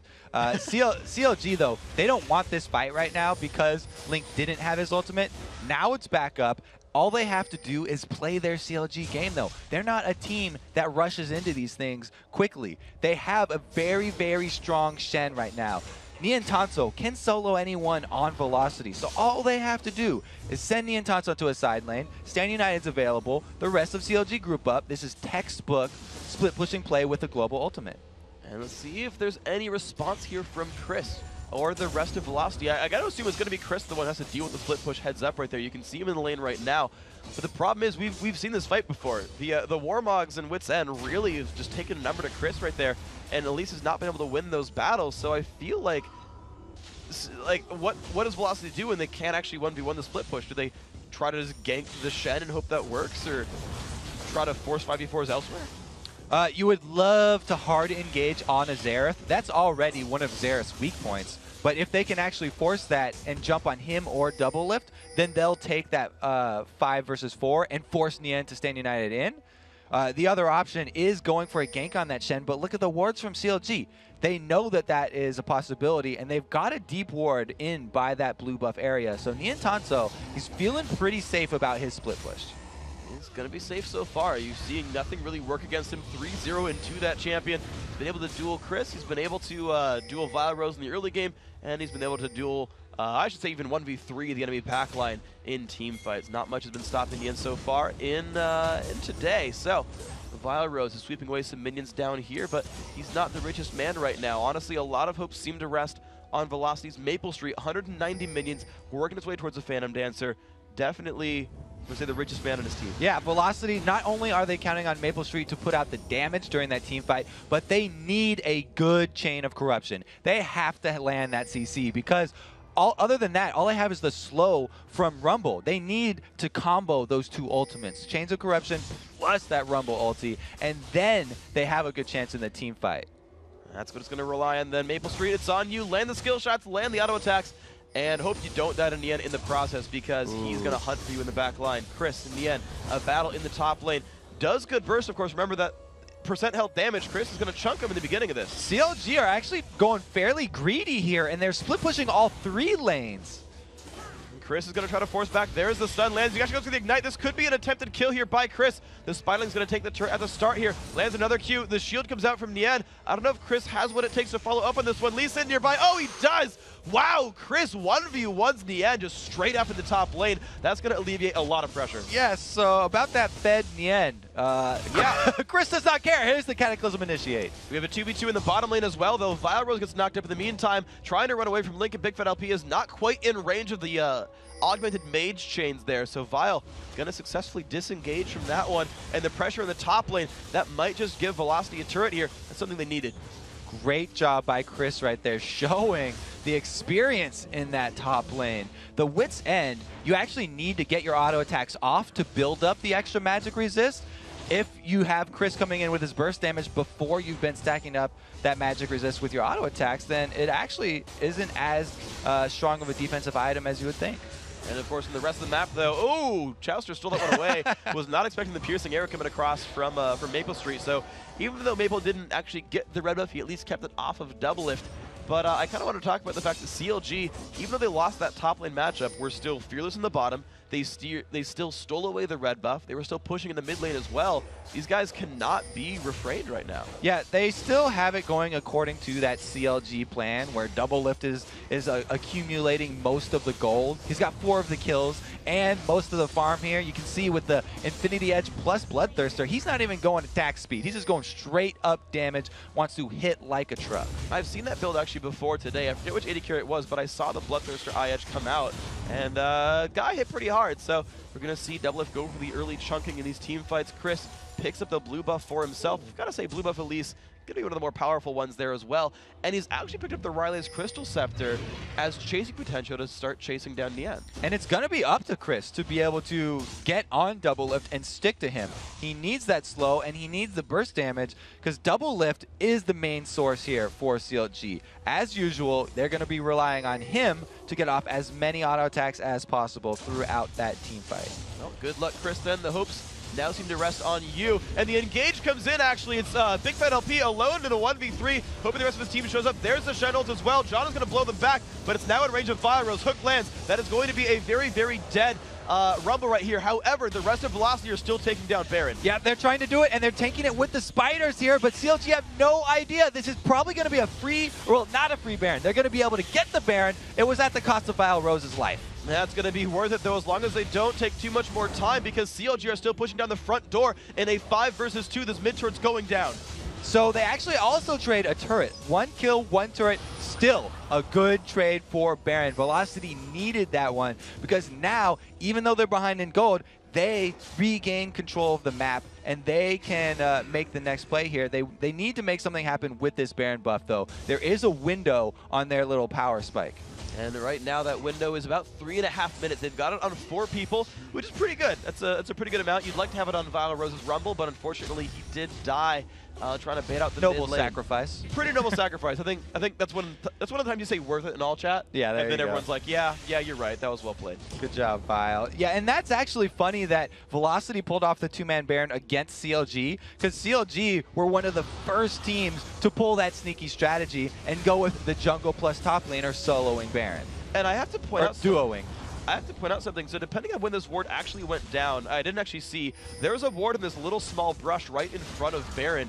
And if it's possible that Velocity managed to sneak around that cleverly, the engage comes across, so the hook lands on a Chris. The mid turret down low on health. Chris actually dodging all the damage there. This will be Velocity's turret. And of course they have the regen. Ooh, it's not quite their turret, but they have the regen from Baron to keep pushing. Yeah, so what it was is the Lee Sin plus Elise. Able to repel in, and then Lee Sin safeguard right on top of him. So good job. Some nice sneaky play there, and they do want the rest of this turret right here. CLG are going to be looking for Nien to be the one taking any damage, but it looks like they don't want to fight right now, and they'll wait out that Velocity time, the Baron buff, and then they will look to start up their split pushing game with Niantanso. And right now is a giant minion wave push on the left-hand side that Velocity must react to, but they're going to go for the engage instead. NKA gets taunted out. There's the disengage from Big Fat LP as well, but Repel just comes across. It's going to be another team fight, but do they have what it takes? The Equalizer comes across the entire team of CLG. Big Fat LP tries to disengage. He might just be able to. God. And there's the push in on Chowster. They get Chowster. Chain of Corruption lands on almost everybody, but Devlin is cutting back successfully in the end. Shields the damage away. 1 for 1 so far. Can Maple Street turn this one around? Lands the slow on a double. Does not land the snipe though. And that left-hand side turret falls down. Those minions making a big play for CLG, just like they did at MLG. What a combo right there. Usually you see the Cataclysm Rumble combo on the same team, but Big Fat LP actually using the Cataclysm and then Val Rose used that terrain against them. Got everyone in that very nice Rumble. However, CLG seemed to have gotten more out of that fight. They killed the top laner and they lost the support. CLG killed the second-hand turret on the left-hand side. There's a lot that was gained here. It looks like they're just going to back off right now. Velocity were happy with just that one turret for their Baron buff, and they're going to lick their wounds and spend their cash. And it's going to be pretty okay for them. So a 2,000 gold difference right here between these teams. Pretty small overall. So something that either team can definitely pull up. Now, I know Counterlogic Gaming likes to play for the late game, but at the same time, we tend to consider Draven a champion that is harder to play in late game team fights. Tends to have lower damage output just because you pay a lot of price in positioning. And that could be a good thing for Velocity here. It puts a lot of pressure on your front line to play perfectly when you have Draven. Because if you do have a beast for, oh my god, Chris. Oh, Chris getting found out by Big Fat LP, but of course there's a lot of damage coming across right here, forcing Big Fat to jump over the Dragon Wall successfully and safely with 1 minute to go till Dragon. So when you have Draven, you put a lot of pressure on your front line to be strong because Draven, he can put out very, very, very high damage, even in team fights, but he relies on that positioning and catching those spinning axes, which means it's up to Nien, Big Fat LP, and Chowster to hold Velocity in place and peel for him. So, Nien, it's on you this time around. He's in the bottom lane. He is playing the split push role, and well, he's holding Velocity's team split apart at the very least. You're seeing that someone has to react to Nien's split push over and over and over again, and that even when Velocity had Baron, they didn't get to do a ton with it, honestly. They got a couple of small victories here, but ultimately Velocity are down in turrets 4 to 5. Chris is doing his best to duel against Nien, but you can see the lanes are pushed into Velocity's territory. CLG are the ones controlling the map a bit. Yeah, let's take a look at Chris because he is building to stop Nien. He wants to kill Nien again. He got a taste of blood and he liked it. So you usually don't see stacking Liandry's because you can't get 2 of those same buffs, debuffs on the same person. But since Chris is probably going to be split pushing and just going heads up with Nien, it's a great item to fight against a Warmog's Sunfire Cape Shen who's stacking health. Exactly. I was going to point out that he went for Sunfire when he's fighting a magic damage dealing champion who also deals % health. Sunfire thing literally doesn't help him tank anything that Chris is putting out. Yeah, very something like Spiderling. Very, very little right there. So yeah, it's a really good building here by Chris, and you can tell what Velocity are thinking with this by that build. Looks like. Go ahead. Dragon's coming up. Dragon's coming up, and they've got a minute and a half till Baron as well, so they could successfully take this. Heck, they could burn ults for it and still have them back up for the, I assume, pending Baron fight in this battle as well. And right now, Velocity are well positioned for it. This is theirs. Yeah, this is a terrible, terrible positioning for CLG. If they run down that corridor, then it's just setting up Vile Rose for another really good Rumble ultimate. Any of these small jungle avenues that he can get a full ulti on would be game-breaking. And there's the engage. Big Fat LP just chunking the team together right there. Equalizer comes across Nien, finds the backline. Maple Street has nowhere to go. Forced to run away from Nien, flashes away as well. Shouts is going to get found out. Vile Rose forced to run away, though. Doubleth is still safe. He finds Chris. A lot of damage coming across right there. CLG look like the confident team. Oh, beautiful nugget from Evanescence stops that. Oh, Santa's side nearly lands. Another poke. No health bars left on Velocity. A 1-for-1 after the Dragon. So low right now, Velocity just get chased off, but you could see how Niantanso and Big Fat LP played that. They're blinking low right now because they went all in and they were putting Velocity on the back foot, which allowed Double Lift to continually put out the full potential of that Draven damage and catch all of his axes. And I do have to hand it to Big Fat LP. He is 0, 1, and 10. He has had a hand in every single kill Counterlogic Gaming has gotten so far this game. He is. You talk about the one, like, there was a weird Cataclysm Equalizer interaction a couple team fights ago, but he is starting these fights that are at least going equal for them, but he's certainly being involved every time CLG picks something up. Yeah, it is interesting how Vile Rose is trying to use that Cataclysm against him every single time. We just saw it again in that team fight where Big Fat LP lays down the Cataclysm, but then Vile Rose throws his ulti right on top of it. And the cool thing is the rest of CLG's lineup, aside from Nien, is more or less ranged, so they are able to play outside the Cataclysm here, and CLG just pulls in the entire team, and now they're the ones sneaking Baron. Yeah, and they say, Velocity, you think that was your trick? We've been doing this for years. They all jump over the wall, and they're doing the 3-man Baron sneak. Wards in the river are not giving Velocity anything. Absolutely amazing play right there. Baron picked up. And they're like, Link, why are you oh, crud, that's not good. You just did what we tried to do. So, Baron getting traded back and forth right there. This one, of course, picked up for Counterlogic Gaming. And that puts them now only 1,500 gold up, but they are wearing a Baron buff. Yeah, CLG showing those young whippersnappers how it's done.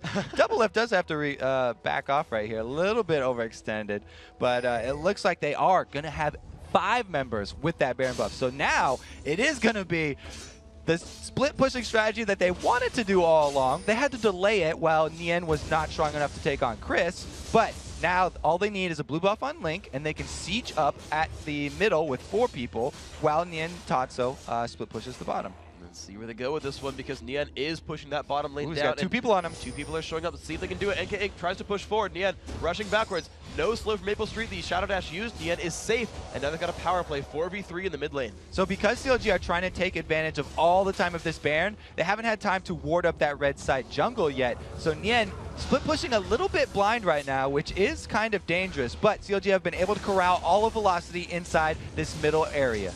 Here we go. The siege has begun. The wave clear is still pretty good from Velocity. They have picked up a lot of ability power damage, a death cap, and most of a void staff here from Vile Rose. So if he does get hit the back line, those guys are going to drop fast. And I was saying there's so much pressure on Maple Street to land that chain of corruption in the team fights because that's the hard CC his team is relying on. But look what Double Lift has rushed for his 3rd item, the defensive item. He's got the Quicksilver Sash. So even if that chain spreads to him, he'll be able to get out of it. Ouch. So good luck with that one right there.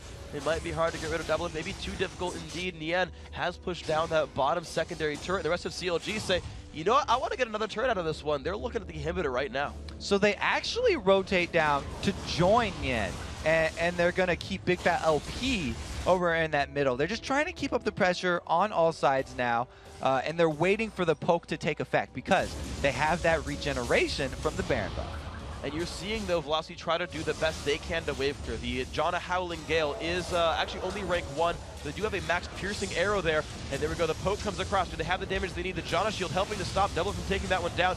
More burst comes out from Link. Doesn't do a lot of memorable damage, but that turret has been scarred for life. It's going to keep losing health every time.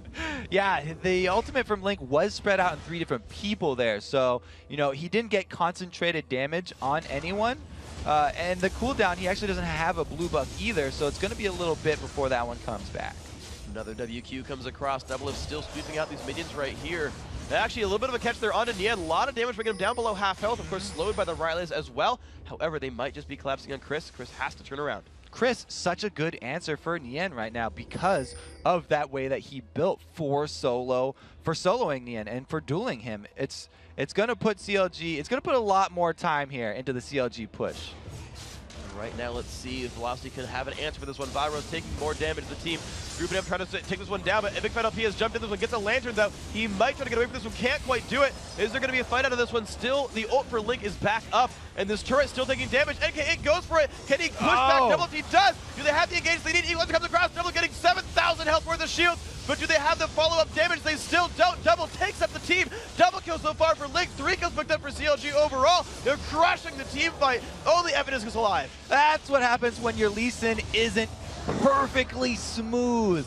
They had to trade flashes there a little bit too slow on the kickback, and Double Lift was able to just barely survive with the giant Shen ultimate plus the Lantern Shield. And now they're going on Nexus turrets. That's going to be the game. Counterlogic Gaming works for it very, very hard. Had an early game, bit of trouble, but they found the team fight they wanted. They found the push they needed. This is going to be the Nexus going down, and Counterlogic Gaming picked themselves up a win against Velocity. Congratulations, CLG. Finally able to do it right there. Niantanzo didn't have to fight with the spider any longer.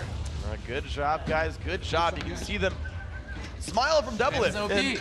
I think you heard him right there. He said, "Yeah, Draven's OP." So, bit of a 180 from Doublelift compared to a few months ago, but he seems he's a believer. He's a believer this time around. He's found what he needed to find.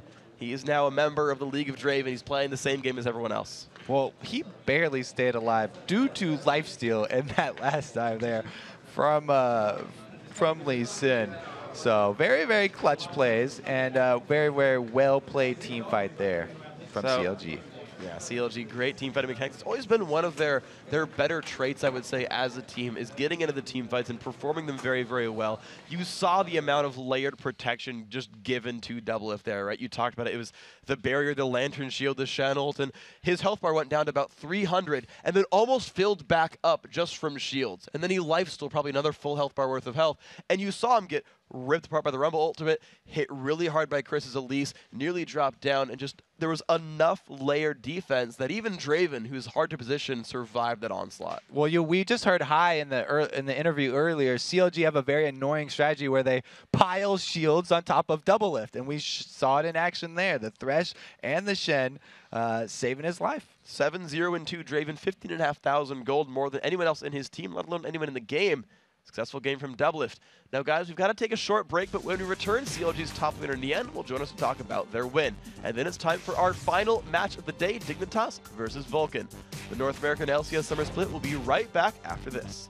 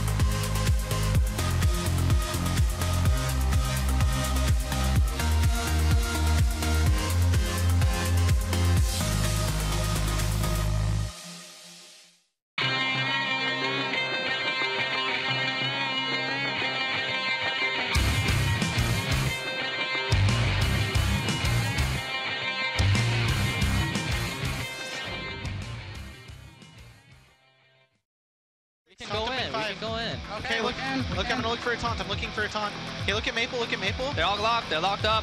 Okay, I'm on Maple. I'm on Maple. Look at Maple Street. Look Kill at this Maple guy. Street. Kill this guy. Maple. Maple. Hey, Maple. Hey, I'm on Lee Sin. He's dead. He's dead. You got him. Nice. Good job. Welcome back to week number 4 of the North American LCS Summer Split. And before we get into our last match of the day, Dignitas versus Vulcan, I'd like to welcome CLG's Nien to the desk. You guys did a pretty good job there in that game. I gotta say, we just heard you guys in the team fight there. You guys seem pretty calm in fights overall. Yeah, it's good being calm. If you're too hectic, no one knows what's going on, so it's better to just say who to go on, and everyone can be on the same page. Who tends to make the target call? Anyone on the team. When they see a good opportunity, why not just call it out? Cool. So you had an interesting first item build in this game. It really caught me by surprise because I haven't seen it in a long time. The Wits End, I was really surprised, but then I liked it a lot early game until Chris started turning around on you. Yeah. What happened with the 1v1 with Chris? I probably should have just turned around and fought him, but I just tried. I thought I could get away, but then he flash queued me really fast. Didn't really expect that, and he just killed me. I think I would have won the fight if I just started to fight him at the start, but I ran away like a coward, and I got punished for it. So what really went into the ideas behind this Wits End buy that you did? The new Wits In that steals MR is really good on Shen, especially because it gives you defensive stats and a lot of offensive capability. When you steal 25 MR from them and your passive does magic damage, your taunt does magic damage, and your Q does magic damage, it does a lot of damage to them, and especially when you get Sunfire as well. AD carry generally has 42 MR, so if you take 25 of that, when you have the Sunfire and all those other spells and you're like really tanky too, you can just kill an AD carry really, really fast. So were you worried about Chris much at all because you built Warmogs against Elise, which doesn't help a hell of a lot. You got Sunfire, which is health and armor against Elise, which doesn't help a heck of a lot. Were you just like, Wits End's enough, screw it? Yeah, pretty much. I think if I went Sunfire instead of Warmogs, I would have been much better off on him. I could have killed him a lot easier. He didn't really have that much MR, so I could have just fought him straight up, like I said, and it would have gone a lot better. So you think you can just basically tank through an Elise who goes AP by just being Shen? Yeah, Shen with his innate defensive capability and then just a Wits In is really, really strong. Can't really do much against it. Cool. So it seems like you've matured really, really well as a top laner so far. In just a few weeks here, your champion pool seems huge. You've brought out Shen now. Like, I don't want to ask if there's anything you can't play because then you just tell a bunch of people what not to be afraid of for you. But how have you picked up this role so quickly? Well, it's really easy picking up a role on CLG because you have really knowledgeable players and they can tell you why you suck, and you can just improve on why you suck. And I can just ask any of them for advice and stuff like that. Just constant scrimming every day helps out a lot. And I don't know. When I transitioned to mid lane from AD, picking up top lane after that is way easier for me because I already played a solo lane. So it's not really that hard. I just have to learn all the matchups. Yeah, one more follow-up question then, as far as talking with your teammates is concerned. Do you guys work with Hotshot much still, or is he not very involved in your practice schedule? He's not very involved. I think he's pretty busy with the challenger team that he's looking to pick up, trying to scout out new talent and take on the amateur scene, maybe a new Cloud9 from CLG, so we'll see. Cool. So is it mostly Big Fat LP doing a lot of research for level 1s and stuff, I heard, for your team, or is it everybody? Everybody does a little bit, but I'd say GG does the most for sure. He always watches the level 1s before the games, and we just talk about what they usually do and how we can counter that, what's the best way to counter that without counterplay from their end. So we just try to analyze their level 1s as much as possible, and GG most of the time does that. So what happened this game? Like, you had them predicted. You knew they were coming in through this bush, and you had a ward there. But Xerath wasn't quite with you guys, and you had 4 people, so you had to back off. Was it a little miscommunication, or...? Well, if you sit 5-man in a bush, you're banking on them checking, and if you have someone else go ward when you're sitting as 4, it's more safe because you don't want them to invade one of your sides for free, so we just wanted to get the ward off. Hopefully they don't invade fast enough for until Lynx gets there, but they did, so we couldn't really capitalize on them face checking, but yeah, it's just more safe to 4-man instead of 5-man. All right, Nien, thank you very, very much. Of course, congratulations on your win. You guys did an excellent job, and you pulled it through in the late game. And I guess you're 1 game away now from being back into the 2nd place tie that you were at the end of last week. So again, congratulations. Thank you for joining us. Of course, we've got more games today, guys. Sit tight because it's going to be awesome. It's time for our 4th of July finale, Team Dignitas versus Vulcan. Now, earlier today, Vulcan proved once again that they are one of North America's elite teams by dominating Curse for the 3rd time this summer. Yeah, not only does Vulcan have one of the best records in the league, but they're considered to be one of the best when it comes to Champion Select. They also showed that they have great game knowledge with moves like their Baron sneak attack that got them a free Baron and 2 kills. And besides the brains, they have the brawn, especially mid lane where ManCloud continues to have a great summer. He punished Curse with his Orianna today. And while Vulcan came away with the win in their first game today, Dignitas held their own against Cloud9's high-pressure system before losing a couple of costly team fights. Yeah, so Scarra started off hot on Zed again today. He got first blood and Dignitas' first 2 kills, but Cloud9 were able to counter his split pushing, and they held Dignitas' captain without a kill for the rest of the entire game. And, of course, last week at MLG, Smithy's Dragon Strikes kept Scarra in check as well and helped Vulcan melt Dignitas in their first meeting of the split. Yeah, Vulcan were able to shut down Scarra's mid-Yi by camping him in lane with the potent early game combo of Lissandra plus Jarvan IV. They punished him every time that he went for an Alpha Strike to get those minions. Plus, becoming a trend this summer is Mandatory Cloud and Psycho Sid having big games. Those two have become one of the league's best solo lane combos, and they dominated Dignitas last week, going a combined 14, 2, and 24. So the players are jumping into the lobby, and let's take a look at the starting lineups. In the blue corner, it's going to be Dignitas. In the top lane, Kiwi Kid. Crumbs in the jungle, Scarra in mid, I'm a Cutie Pie on AD carry, and Patoy on support. And in the red corner, it's Vulcan. Psycho Sid is up top. Smithy's in the jungle, Mandatory Cloud on mid, Zuna's on AD carry, and Bloodwater's supporting. And now before we get into the match ourselves, let's see who you guys think is going to come out on top.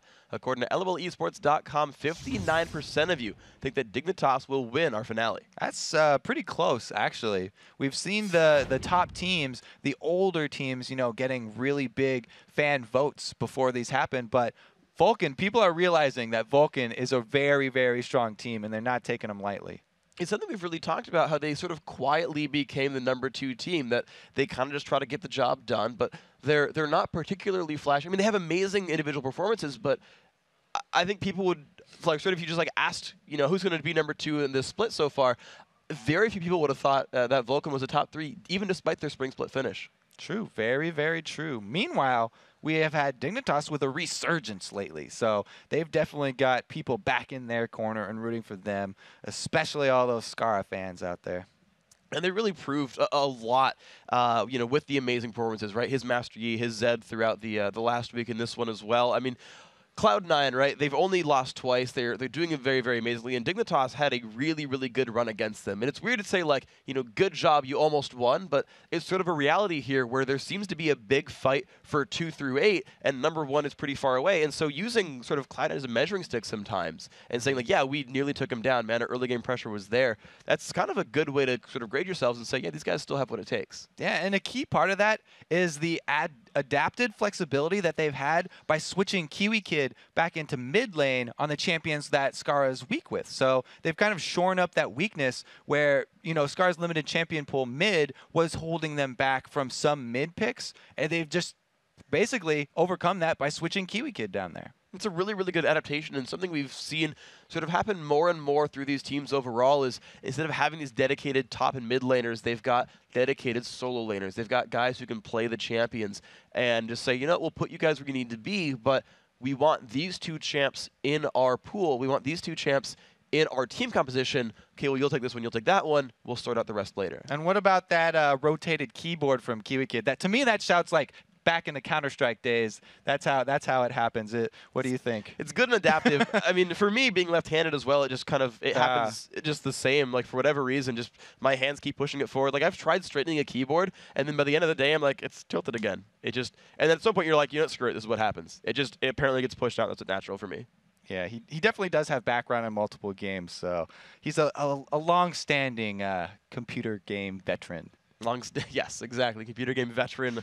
Well played. It's a good thing to be, you know, have a lot of experience. And every once in a while, you can pull tactics from something else you've done way back in the day. I mean, look at guys like Claky D and his brother Nick Wu, who were celebrated for having incredibly fast reflexes and mechanical skill from playing fighting games where you've got to put in incredibly complex button combinations and parry things with, you know, quarter-second timings and having to predict your opponent, and you live and breathe this like high-intensity environment for years in your life, and it shows in your gameplay.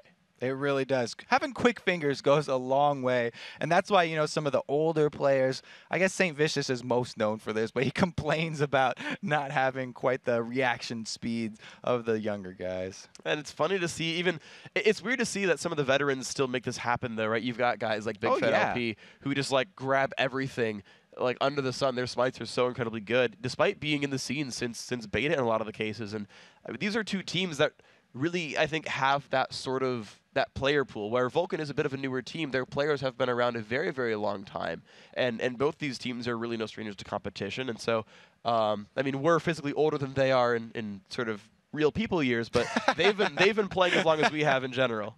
That was a weird point. In terms of summoner years, summoner years, we're equals. Smithy there, feeling the years. He is looks like a grumpy old man now. Grumpy old mandatory Cloud as we transition over to the mid lane right here. He's not grumpy at all. He's been playing amazingly, actually, right? One of those big carries. Zuna as well put on a really good performance. He's got his head in the game. He really does, and he always like leans forward too. You always see the top of his head in those shots. But he's had a very, very good time. I would say even in the Cloud9 game was holding on for a long time. Had a lot of really aggressive moves there. The level 1, he like rocket jumped on top of people, picked up extra kills there. Yeah. It's Vulcan, for as late game as they tend to play, are a pretty fearless team. Oh, yeah, and you can tell when Zuna's having a good time. The entire studio can tell when Zuna is having a good time. Usually they win a team fight, and then you're just like, let's go! And you're like, yep, Zuna got a couple of kills right there. Get some! I love that one. Gets me amped up. Casting it. Oh, he's taking it. He's recharging. You know, it does take a lot out of you when you play these games, and this is a long day. Usually our days are not 8 games straight. So definitely getting some well-deserved shut-eye right there right before the match. That's fine. That's fair. And I like the teams that also, just speaking of their pregame energy and whatnot, I like that Elements leads Coast and says, all right, guys, and like and you saw it in the video, actually, the Elements feature, right? He is yelling at the top of their lungs. Like, they're all within, like, 2 feet, and he's, like, belting out Coast on 3. It's like, they can hear you. You realize you're right there. And he's like, he's going for the energy, though. He's getting people hyped up. And I like the teams that do that have those pregame huddles, that have the, like, hardcore oomph going into it, and just you get psyched up. I think it's worthwhile. And we saw TSM. They heard the Coast chant right there, and they're like, yes, we're using this as well. Not a MLG doesn't have the crowd cheer it for you, but heck, you can do it yourselves, of course, and there you go. Now, guys, we are, of course, in a Champions League, as you can plainly see, and the Thresh immediately dropped away from Bloodwater, and Vulcan, as we've seen so many times, the red team is banning Nunu away. Surprise, surprise. No first pick Nunu for you guys. Looks like they have another Jace ban. Pretty much the same thing there. Very much expected. If you're not going to play him, a lot of teams do not like going up against that. A lot of Freljord bans coming through right now. Actually, the Lissandra dropped away. I mean, we saw that. I mean, that was what Vulcan used. It was the Lissandra Jarvan. Man, was that painful. Yeah. I'm curious to see if now with the Lissandra ban, if they let Yi go through, and they have so far. Yeah, they're going to let Yi go through. Also, though, Dignitas didn't ban out Tristana.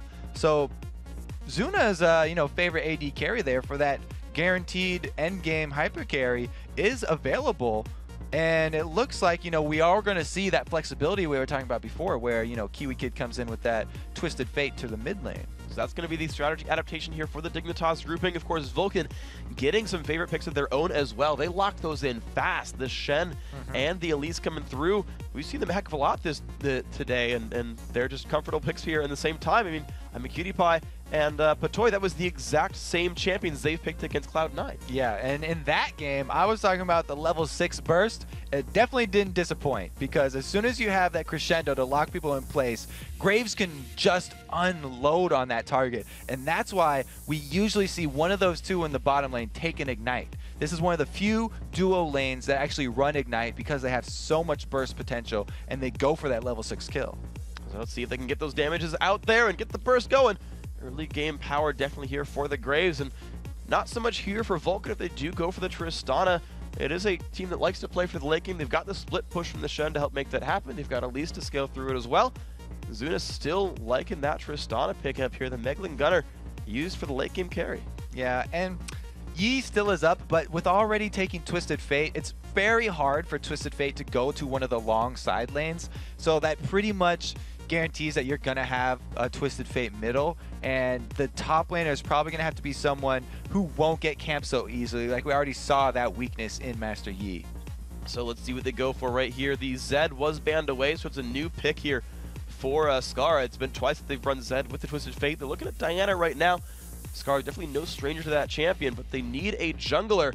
And heck, Crumbs is going to say, look, I'll go back to Xin Zhao. Very similar team for Dignitas. Yes, he loves that Xin Zhao. Even after the nerfs, he said, you know, it's been long enough. I'm returning to my man. And it's pretty good that he does have that knockback, because it's a nice extra AoE damage that he can combo after the burst that I'm a Cutie Pie and Patoy can provide. And I've actually seen players with reflexes good enough to actually like do knockbacks on Shen ultimates and like Renekton Slice and Die. Like if you can actually get the Crescent Sweep and stop an escape tool, the more power to you.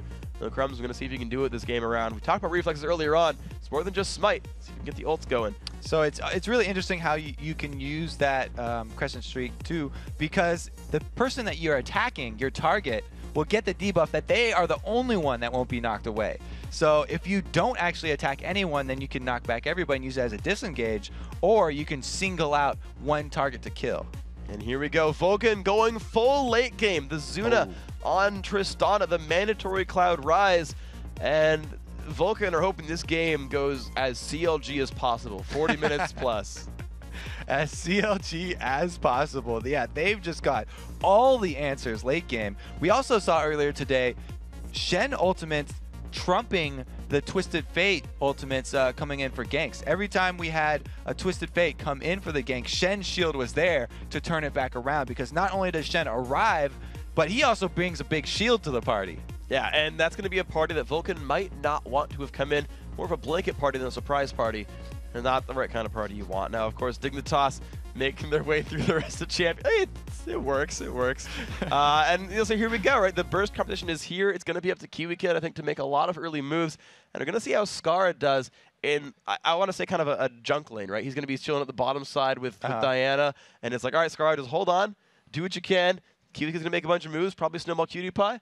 See you in like 20 minutes. Yeah, see if you can stop some of those Stand Uniteds. You know, get in there with that Moonfall, pull him back. So interestingly enough, though, I want to talk about some of these matchups, because I feel like Vulcan are going to not want to fight heads up in a 2v2. You've got a Poker and Lulu fighting a Sustainer and Sona, which is typically not a great matchup. You've got Tristana, who we've called so many times a weaker laner. You pick her for the late game. I don't think you want to fight a 2v2 there. So the thing about that, you know, Tristana early game weakness that we always talk about, Double Lift, that was a 2v2 lane. He went even in CS versus Draven. True.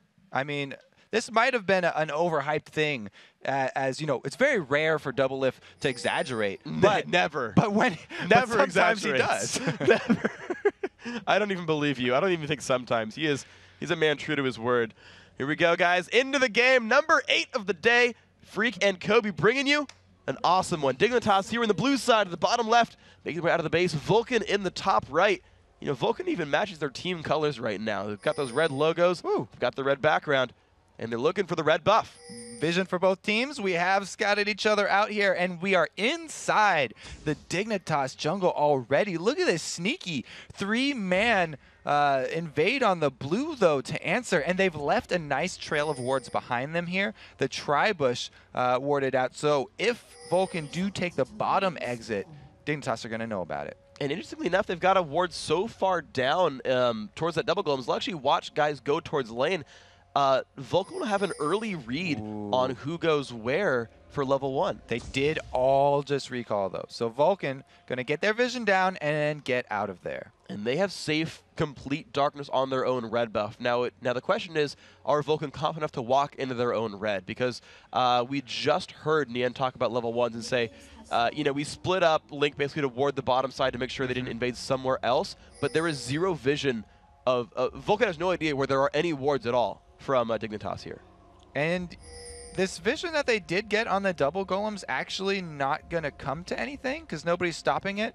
So it looks like they are going to go with those late double golem start for QtPie and Patoy, which just means that they'll either miss 1 or 2 minions. We'll have to actually see how quickly they can do this. Graves and Sona is a very good combo for bursting down these double golems and getting to lane quickly. So those are going to be going down. Free advantage here for the Dignitas lineup. Crumbs left to solo his own red buff right here. Will he burn Smite for it? No, just gets the help from Patoy and saves the Smite. We had seen Zuna and Bloodwater check the enemy blue buff. Didn't see anything there. But they have been given this 2v1 lane, so at the very least they scouted a safe lane for Zuna.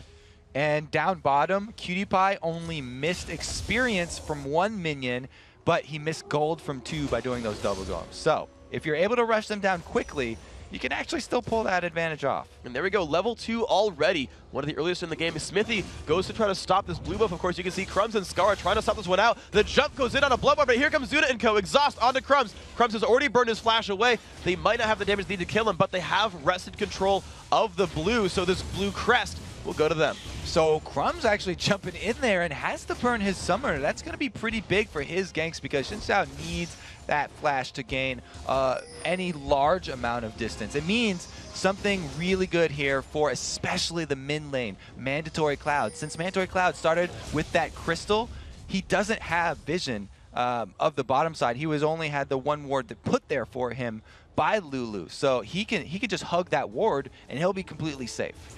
Well, good luck then to Mandatory Cloud right now. Bloodwater really hurting Scar up. Still a level 1 Diana here. And Smithy with free reign over his buff as well. QtPie actually gets taunted under the turret. Takes a shot for that one. Should be able to get sustained back up, but nice move by Sid. So 3-1. Early buffs go to Vulcan.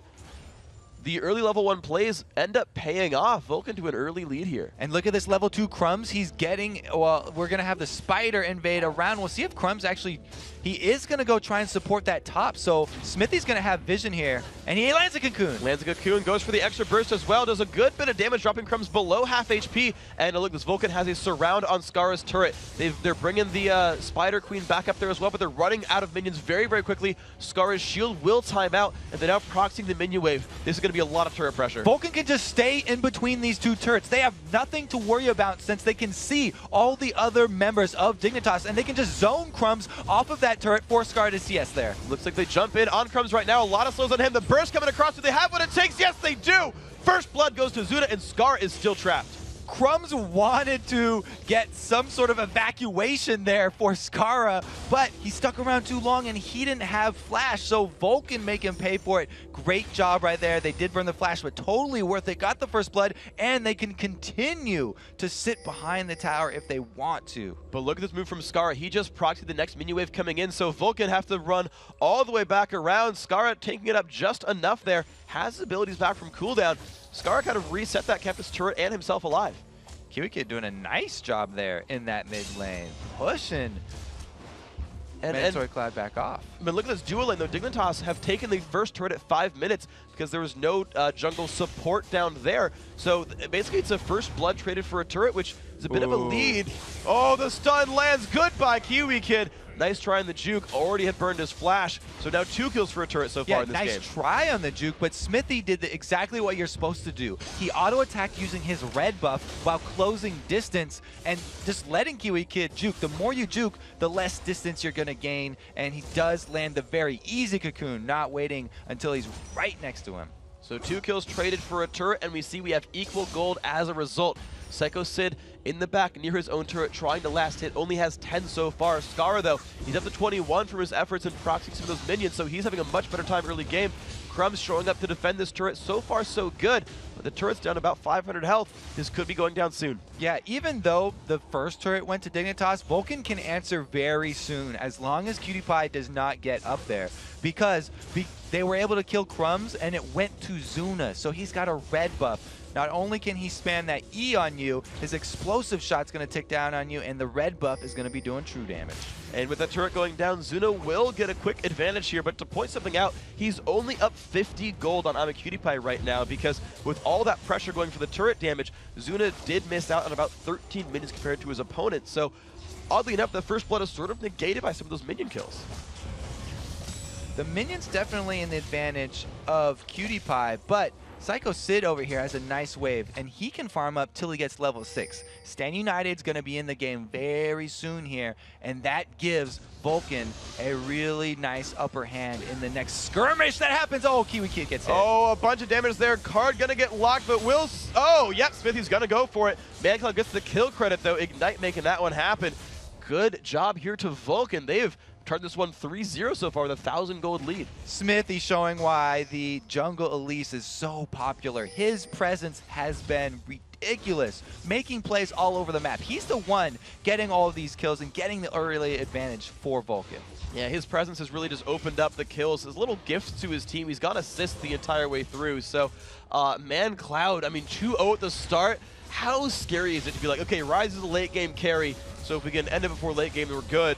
And he's got a huge head start with 2 kills. Yeah, Vulcan, we talked about having the late game team comp. It's all late game except for that jungle Elise, who has a really strong early game, and he is making it pay off so well right here. Now, for Dignitas, though, they are going to have that dual level 6 with the Sona and Graves coming in pretty soon. So we'll have to see if they can actually pull something off without being interrupted by the Shen shield coming in with his Stan United. See if they can do it, because there is Psycho Sid in the top lane split pushing. Dragon might just be next on the table, but right now ward coverage is better for Dignitas. They've got the vision ward on Dragon. That's a bit of an advantage for them. Crumb sweeps out his own jungle. I want to see if he uses Smite here. He does not, so he knows it's on the table, wants to save Smite for a pending Dragon battle. And Skara going up against Psycho Sid, even though he has a minion advantage, we have the items already purchased on Psycho Sid. So he's sitting on a Doran's belt. All right. Oh, here we go. Zuna's going in on Cutie Pie. Big shields on there, going to keep him alive right there. And now Cutie Pie is surrounded. Great taunt comes across. Good bait there by Zuna. And now Patoy forced away as well. 4-0 in kills. This could be a dragon soon for Vulcan. Yeah, that's a Giant's belt, not a Doran's belt. Doran only uses shields, swords, and rings. No belts for him. This is not a leathersmith. Leathersmith? What's the word for that? That's good enough. I think we should leave that. I've coined it. Let's leave that one be. Anyway, we did make use of that Stan United we talked about. Yes, success. Yes. And they were rewarded with a kill. Vulcan again, they're just really steamrolling this early game, which was quite unexpected. Seems the valve is opened right here. Vulcan are just really opening things up right now. There we go. Dragon goes down. Now Dignitas are countering this one top lane. Crumb's waiting in the brush as Scar pushes. Oh, Scar's going in for it, but here's the TF ult too. And it's Psycho Sid running towards the left. He still has flash. He's outrunning Kiwi Kid right now. Now can he make his way out? That turret is dead. He's got a lot of places to run. Okay, so if he waits for the Audacious charge and then taunts to also grab Crumbs in it, then he can actually get away from... Oh, he's just going to wait for it to go over the wall. Whoa! Does get knocked up at the very last second, but has made it over the wall first. Good escape there. Psycho Sid burned a lot of ults. They trade turrets for it, too. That's fine for Vulcan. He still has flash, too. He didn't have to burn a summoner even for that. Dignitas are just getting run around right now. 1,500 gold is what you get for Vulcan when you do this well early on. 73 minion kills, 2 champion kills, a dragon, and 2 turrets are making Mandatory Cloud a very, very rich rise. I lost it. I didn't want to say cloud. I was going to say like collection of evaporated water, and it was like, that's horrible. And then I just kind of died inside. So Psycho Sid, man, still on the split push. Doesn't even have his ultimate, but man, he's all right there. He's still farming up 2,500 gold on him. Zuna actually holding on to $1,500 right now. He's about to smack someone in the face with that money. $1 bill. Yes, Zuna, he can't freeze the wave back there by the turret because he is just on it, and that explosive shot is going to automatically push. So best option when you can't freeze is just shove as hard as you can. So you can see using all of his auto attacks, even using the rapid fire to try and shove that minion wave into the turret and then join his team as soon as possible, because Vulcan definitely have the upper hand right now. But Dignitas aren't yet reacting to Zuna right there. He's a little bit afraid without any ward coverage, but they've just now sent Cutie Pie and Patoy. If Zuna pushed hard enough, he'd almost get into the turret in time. But it looks like Dignitas will defend this outer turret. Dignitas, they sent 3 people down here. Crumbs is not going behind Zuna, though, so that he's actually just going to walk away. Yordle legs will be long enough this day. And if not, he could rocket jump, so whatever. Nice try there by Zuna. Nice attempt there by Crumbs. Zuna gets some farm and gets out. However, we still have that minion kill difference there. I'm a Cutie Pie just hits 100, the first person in the game to do that. has his BF sword. He's actually just about 200 gold away from Bloodthirster. That will be a really nice bonus for Dignitas because they need to burst somebody down. They have to catch someone out, lock them down with some CC, and then have PewDiePie just unload to get back in this game. They can still easily come back from this one. It's only 4 kills. Yes, they are behind, but we've seen bigger comebacks, and those come from catching out members of Vulcan. Something that Dignitas are definitely very, very good at doing. Destiny, the Twisted Fate Ultimate, really good at making those happen for sure. He missed the last one, but it's back up now. However, we talked about this in the pregame. Psycho Sid's Global is also available, so the shields are here to defend a Twisted Fate gank. So what Vulcan want to do is just play safe because they know Dignitas are going to look for that pick. They're looking to catch off some straggler, and Vulcan really needs to up their ward game here and increase the vision. Oh, good escape right there. Just out of range of the Crescent Strike from Scar right there. That was a close call. Zuna almost went forward in the lane as well and said, okay. So, yeah, Dignitas are waiting right there on the river. Oh, they do miss the cocoon, but Mandatory Cloud already the 12-minute Rod of Ages plus tier and boots. He is on a very, very quick path to victory. You'd say he's on Mandatory Cloud 9 right now. And I mean that in terms of he's very, very happy as opposed to the other team. All right, that one failed. Moving on. Dignitas holding on to the remains of their mid lane right here. Of course, that turret has already gone down. Vulcan actually, it's surprising me they're not split pushing that exposed outer turret in the bottom. They're kind of just letting that one sit as it is and just letting Psycho Sid stay in the top lane, even though I don't know if he's going to get onto that turret. Dignitas looking for the engage. They find that onto Bloodwater right here. Good sheep, though. They still get the pull in. The battle is going to begin. Oh, my God. The burst on a Bloodwater does not get to use Wild Growth. And now Smithy kind of lurking around in the shadows. Skara might be going down. That kill is found. Smithy flashes over the wall. Does not hit the wild card. Zuna knocks back out of Crumbs. Still trying to run away. I'm a Cutie Pie. They're trying to clean up right here. Can they chase out a Mandatory Cloud? Oh, Cubican finds one. Now looking to flank on the enemy team. A 3-for-1, though. Dignitas, huge team fight. Cutie Pie hits the Bloodthirster. Bam, they go in for the AoE, and now Mandatory Cloud wants Patoy, but just barely denied. Just no health left on that guy right here. Mandatory Cloud. This is a little bit risky. Cutie Pie's life stealing up successfully with that Bloodthirster, and they have the wave to push this mid turret down. Oh, yeah. Dignitas just got a whole bunch of confidence off of that last fight. We just had Scar do a beautiful job setting up that crescendo. Patoy landing it, and now Crumb's in trouble. He does get caught. Oh, man. He did not expect Bloodwater to come in time. That's slow. Really helping him pick that one up right there. Now, I'm a Cutie Pie forced to run. If the Whimsy can help ManCloud move forward, that might just be enough to get the catch on the Cutie Pie. Almost into range, but gives respect to the possible gold card from Kiwi Kid. Kiwi Kid did pick up a card right there, and it did have it. Oh, Smithy comes in for the invade, though. If he actually had used Repel right there, he could have revealed the low health Twisted Fate at double golems, but they just throw down a ward instead. Vulcan a little bit afraid of the enemy jungle. They could have stolen away the red if they wanted to, but didn't know what was waiting around the corners. Decided, we'll let this one go for now. Play it a little bit safer. Let's not do anything too risky. We're getting the late game team with Ryze and Tristana. Let's just get there. Yeah, they just saw exactly what Dignitas are playing right here. The Scar engage, group people up with his Moonfall, and then have Patoy come in, lay the crescendo beautifully across those 3 people, and have Cutie Pie use his entire burst combo on the dancers. Yeah, Patoy's ultimate is really music to Dignitas' ears. It's winning them the team fights right now, but Zuna is constantly applying the pressure. He's actually doing a better job split pushing, I would say, than Psycho Sid right there. While Vulcan are taking this dragon, and Zuna can escape if he gets ganked. This is a great move by Vulcan. Yeah, but Dignitas, they're not going to contest this move. They're actually sending 3 members top to push down that turret even faster. Really, really smart adaptation there. Dignitas going to push this one down. The attack speed buff there for Crumbs. And this is going to be another turret answered back right there as Cutie Pie did push away Zuna, winning that duel in the bottom lane. So, secondary upper turret traded for a dragon. Pretty good move. And Vulcan are not making headway in this mid lane. Yeah. Patoy actually fending off 2 people right there. I thought they might even dive, but it looks like Dignitas did a really good job. They answered, plus they gave Cutie Pie the free farm to stack his Bloodthirster fully. That's an extra 30 damage and 6% lifesteal. 139 CS to 105. You compare the gold, and he is now 600 above Zuna right there. That late game 80 carry, he was given first blood. They've kept the turrets close, but I'm a Cutie Pie is just much more massive right there. Richest guy on his team, almost at 6K, barely beneath this Mandatory Cloud we were hyping up before. So I'm a Cutie Pie, big factor in this game. Well, yeah, this is the part of the game where Graves is stronger than Tristana. Tristana had a really good early game, and that's a great start. But Blade of the Ruin King on her early, she doesn't have the punch that Graves has right now where he's built full damage. Zuna, he usually goes with that Infinity Edge after the Blade of the Ruin King, and that's really when he starts to hurt. So another about 2,700 gold still to go till Zuna can pick up that item. Sitting at about 1,200 right now, can get the pickaxe. Could wait for a BF sword, but still a ways to go.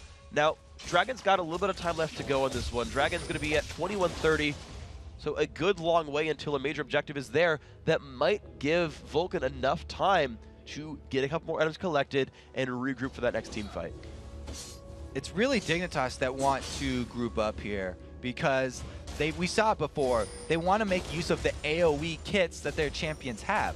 If your Graves burst combo is only being used on one person, then Vulcan actually still have the option to coming back in and re-engaging. Here, Zuna's going for the 1v1. That's not a good one for Zuna. Just it gets exploded right there, but Cutie Pie still has half health left as well. Despite the Blade of the Ruin King active being used, just was not enough. So Zuna, he's going to have to rethink this one. This push could be successful for a turret here, Dignitas. Yeah, Cutie Pie, AD carry dominance achieved. He just showed Zuna what's up right there. No more 1v1. I mean, Blade of the Ruin King is a nice dueling item, but Zuna's reliant too much on auto attacks. Here goes the TF ulti coming into mid lane, but he actually just wanted to get vision for the split push for Crumbs and Cutie Pie. And that turret did go down. There's the ult from Crumbs. Well-timed, blocking the Q in from McSmith. He did not want to get chased out. The reflexes are there. Bloodwater hasting up ManCloud. ManCloud will not find Kiwi Kid. Who gets hasted away by Patoy. So Vulcan not finding the counter engage they wanted. 4-2 now in turrets. And that means a 600 gold lead now for Dignitas. The seems the fates have twisted here, and Dignitas now in a bit of a lead as they hold on and look for their next team fight. And once again, it seems a lot of Dignitas' hope are resting on Cutie Pie right now. He jokes around a lot about being able to carry any team, but you know, he really needs to put in the work to carry a lot of these recent games, and he's doing a good job against Zuna. Zuna, I don't know if you're going to like this one very much. Rocket Jump gets canceled out by the Q from Crumbs. Pushes back on a Cutie Pie. That gives him an isolated kill onto Crumbs. Crumbs goes down. Does not land the taunt on a Cutie Pie, but Cutie Pie is going to be caught alone. Fails to flash over the wall. This is not good. Bloodwater's going to be nearby. Oh, the counter back onto Zuna. That was beautiful. Sorry, he did not fail his splash. He saved that for this move right here. Now Bloodwater, can he get the slow he needs? Actually lands the second Glitter Lance on a Cutie Pie. Here's the exhaust as well. There's the taunt. Cutie Pie barriers. He doesn't want to go down for this one. Gives the kill over. Oh, Cutie Pie with the beautiful switcheroo there, though, right over the wall. And he does kill Zuna one more time. Worth. Very stylish play right there. And Cutie Pie picks up a static shiv for his efforts, so even more burst on this AD carry. However, Vulcan are answering back. They've put minions, put their members, I should say, towards the mid lane, looking for something here. Kiwi get down to half health. They find the engage on a Patoy. The cocoon lands as well. Crescendo goes back across, but now Vulcan's got to be afraid. They're getting a little bit surrounded. Smithy forced to run away. Mandatory Cloud in the mid lane, getting jumped on actually. Crumbs making that happen. Kiwi Kid goes down, but the chase is on. Skara makes that one happen. 1 for 1 so far. That was, again, Skara was split pushing in that top lane, and he walked all the way down here. He's joined, and Crumbs keeps up the chase. Here we go, 3v3 about to happen. Bloodwater flashes the wall. Psycho Sid coming around, does not land the taunt. Crumbs dashes in too quickly. Smithy forced to run away. He might just make it out right here, but Crumbs will have the dash soon. He's got it. Joins the fight. Oh, this could be rough. Psycho Sid gets jumped on. His taunt. It's up in 2 seconds right there. It's a disengage. Nothing else found. So there's a giant minion wave up top, which is drawing Vulcan back. Dignitas could actually use this opportunity to shove up the middle and keep some pressure on. That turret is just still standing a little bit longer. 1,100 health in that one. Not much to go. About 1/3 HP. Crumbs shoving that up. And unsurprisingly, Vulcan does donate that top lane farm to Zuna, though, putting a lot of their hopes on his tiny little Yordle shoulders. And meanwhile, it's Skara who's been cleaning up most of these free lane minion kills here. He went from top in the free lane down to bottom. Now he's cleaning up all the rest of that money down there. So Skara is actually accumulating quite a bit of gold. And once he gets his Zanyas, his Initiate's going to be even more scary because that's exactly what they want to do to set up the crescendo. He'll be able to Zanyas after that, and he won't have to fear for his life.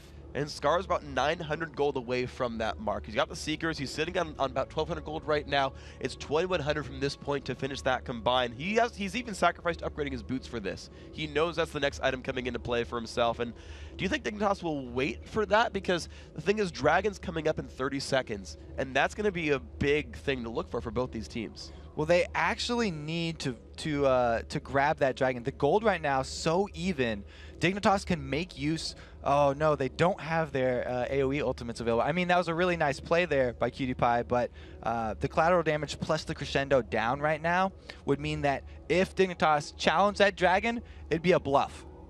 It would be a bluff, and the thing is, there are some of their own cooldowns down as well, for what it's worth. Psycho Sid has about a minute left on his Stand United. There's this weird sort of mix of, does everyone know exactly what summoners and what ultimates are available? Because a lot of these teams are actually without ultis. Bloodwater's ult's down. ManCloud, I guess his Rise doesn't care too much, but there's these interesting situations where cooldowns aren't there for either side. Yeah, the ult's just so much more important for Dignitas, though. They have to have that AoE combo to be able to win these team fights.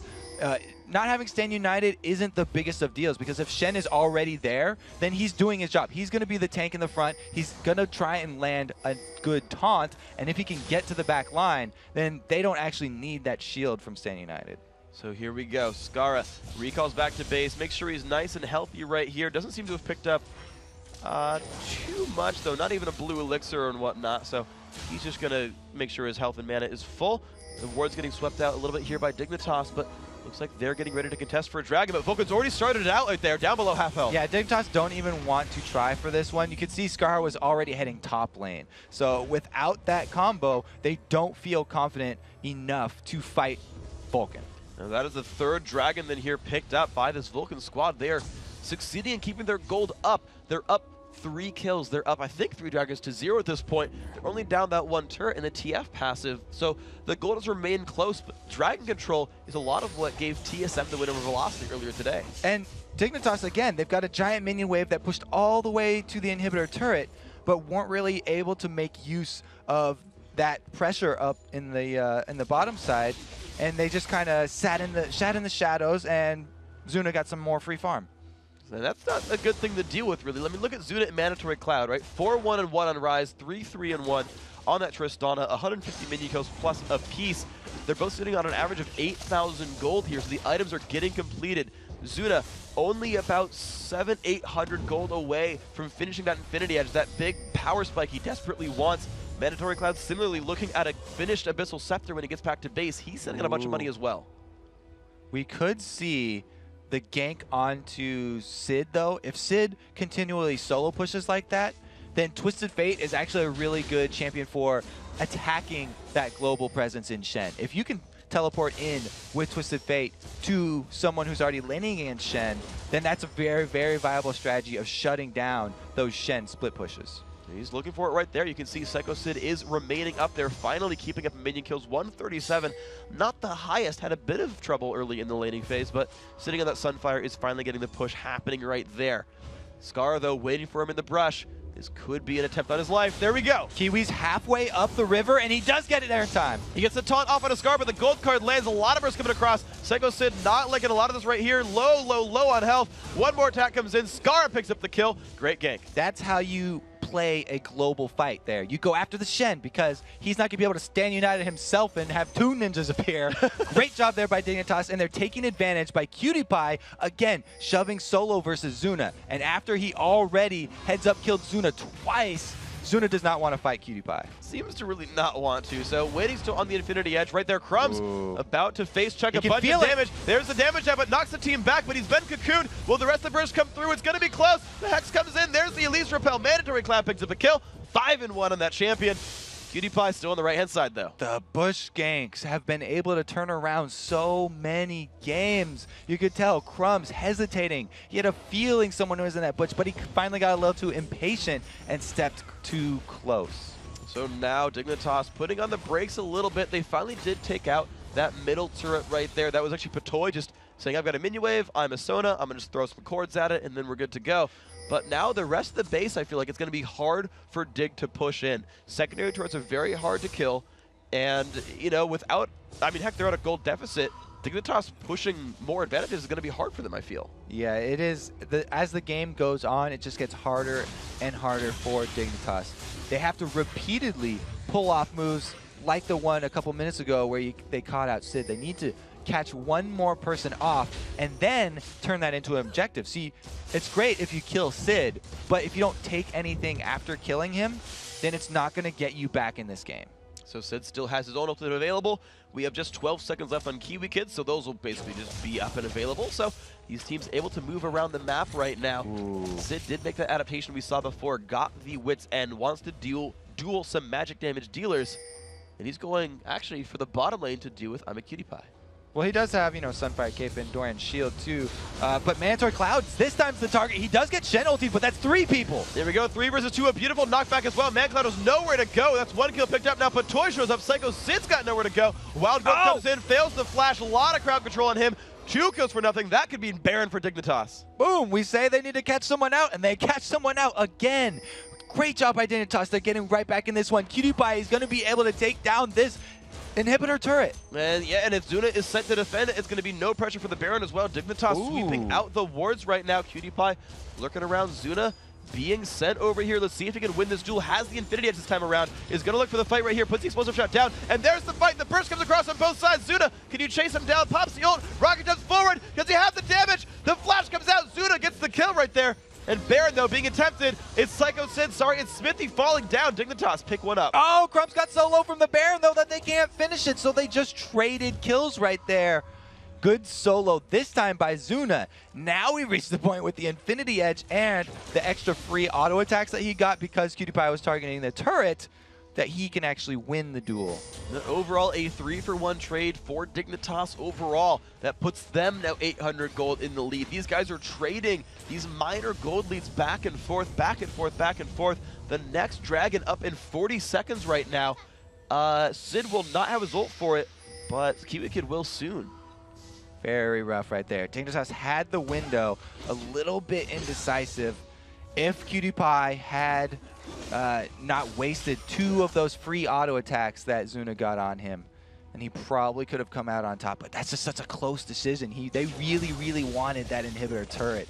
It's this late game. We're already getting there. Even if it's only 27 minutes, but we're already having to see the decisions between going for the inhibitor turrets or the Barons. And 209 health is all that's left on that bottom lane turret. So speaking of, pressure and making the right decisions, we've seen so many games where Baron and Inhibitors are 2 different objectives split amongst the teams right there. Now Vulcan have still controlled Dragon, though. That is really, I feel, keeping them in this game. It's going to be another one over and over and over again.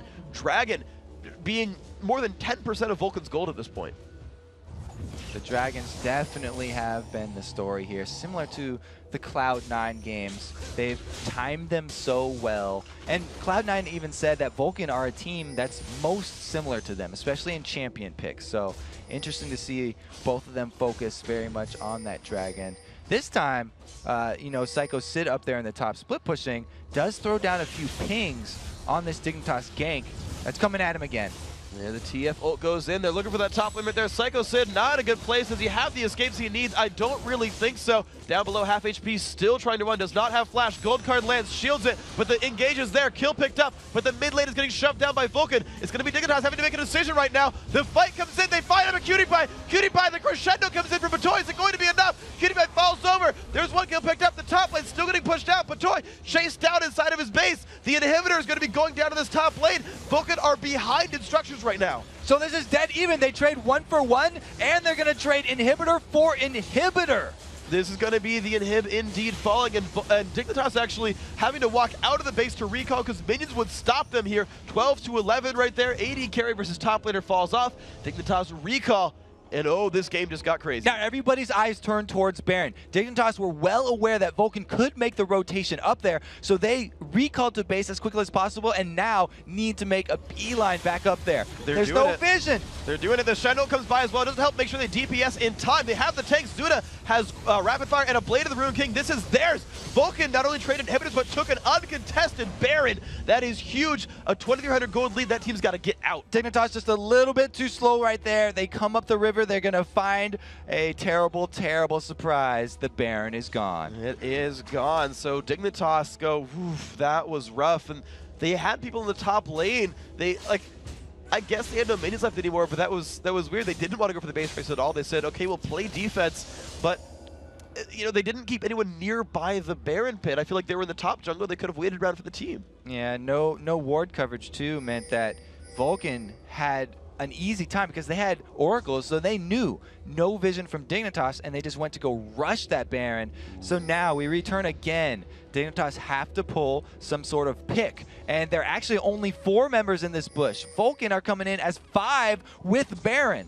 Smithy's lurking around the side. They're getting antsy. The gold card is locked. Oh, he wards over the wall, and they catch on to Crumbs. Will it be the engage? Bulljo Spiderling comes across the haste on a Psycho Sid. They're diving in for it. Do they have the damage they need? Gold card lands on Smithy. The collateral damage is burned. There's a knockup. Crumbs pops the ult, though. He will go down, but there's Magcloud getting caught out by Scar. He flashes out. Scar is Zodius. Smithy goes down 1 for 1 so far. Now Scar, what can he do in this one? Getting jumped on. Zuna survives, and Magcloud picks up the kill. Now it's a 4 versus 3. Vulcan's going to get out. So Dignitas actually able to salvage a kill from that one, turning it around. Really well played. They're able to get 1 Baron buff down. And look at the work of the top minion wave there. It means Vulcan going to have to retreat to their base now. They retreat to their base, but it also means a significant amount of farm about to be going to one of the major carries now of Vulcan. You look at Zuna, he's added Last Whisper to the repertoire. You look at Mandatory Cloud, he's getting close to Frozen Heart right now. And you've got 3 champions who want to auto-attack a lot on Dignitas. Frozen Heart is going to be a pretty important power spike. It's going to be very interesting how Vulcan actually play the late game team fights, because yes, they do have Tristana, which is one of the best tools you can have in these very end game team fights, but Dignitas have so much burst and dive in their composition that they can easily burst down Zuna and make him a non-factor in that fight. It's really going to depend on the quality of Psycho Sid's either stand united onto Zuna or his taunts to peel for Zuna.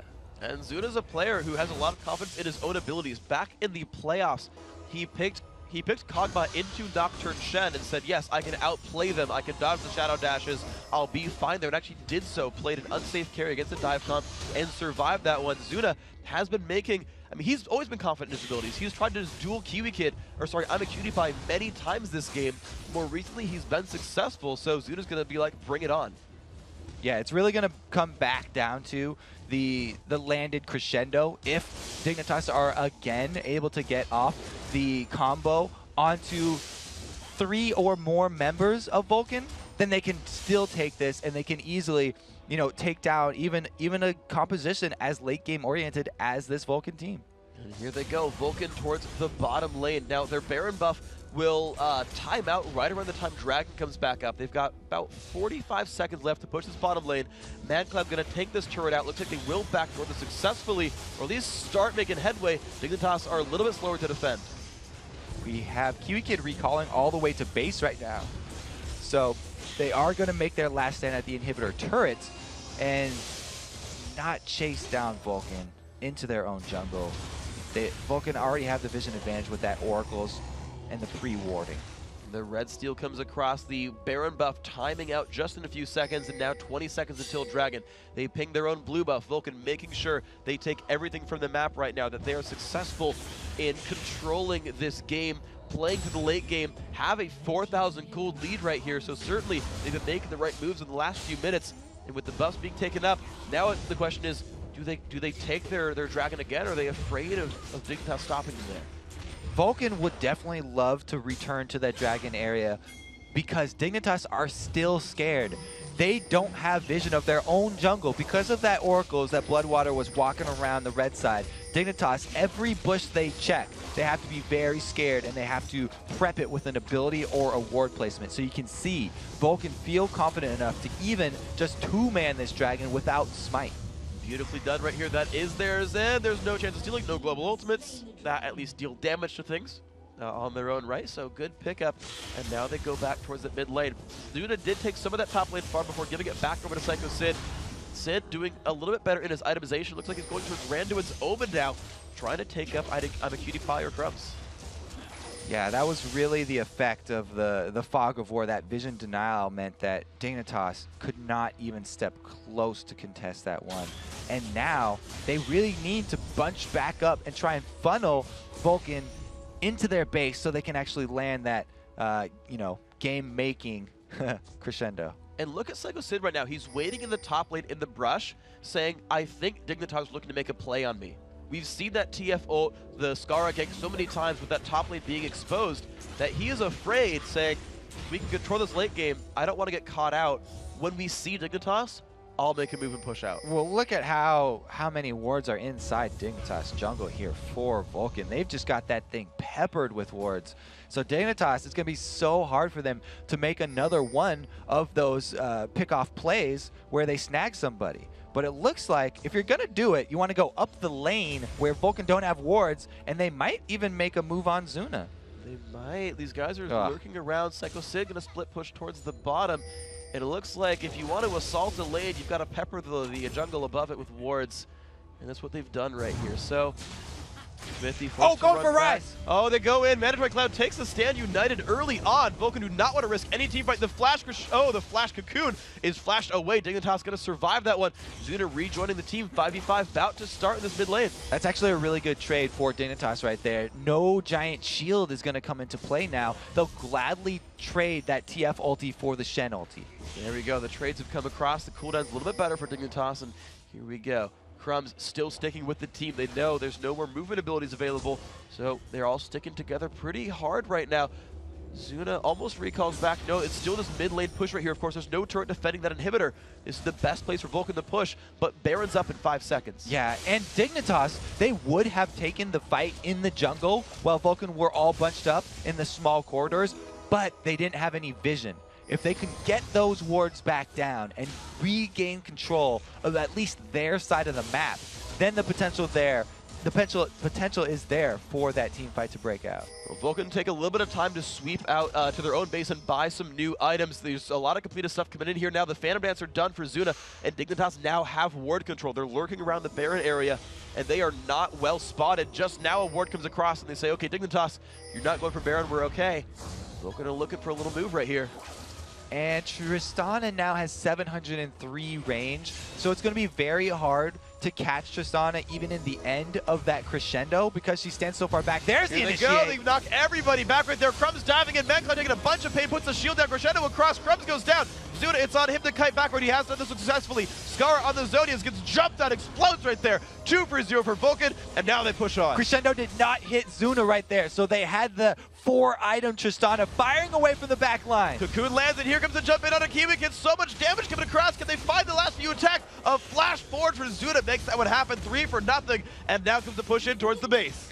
Looks like Vulcan are going to make this one all the way towards the Nexus. Here we go, guys. The inhibitor goes on down, and now what do they look for? The shield off of Smith. He's going to take up a couple of turret shots. There's the backdoor starting on in Nexus turret number 1. Cutie Pie is there. The taunt comes across. They find one. Psycho Sid survives with shields just barely, and that first turret is going to fall down. Only Patoy is left alive. This could be enough damage for the Vulcan squad right here.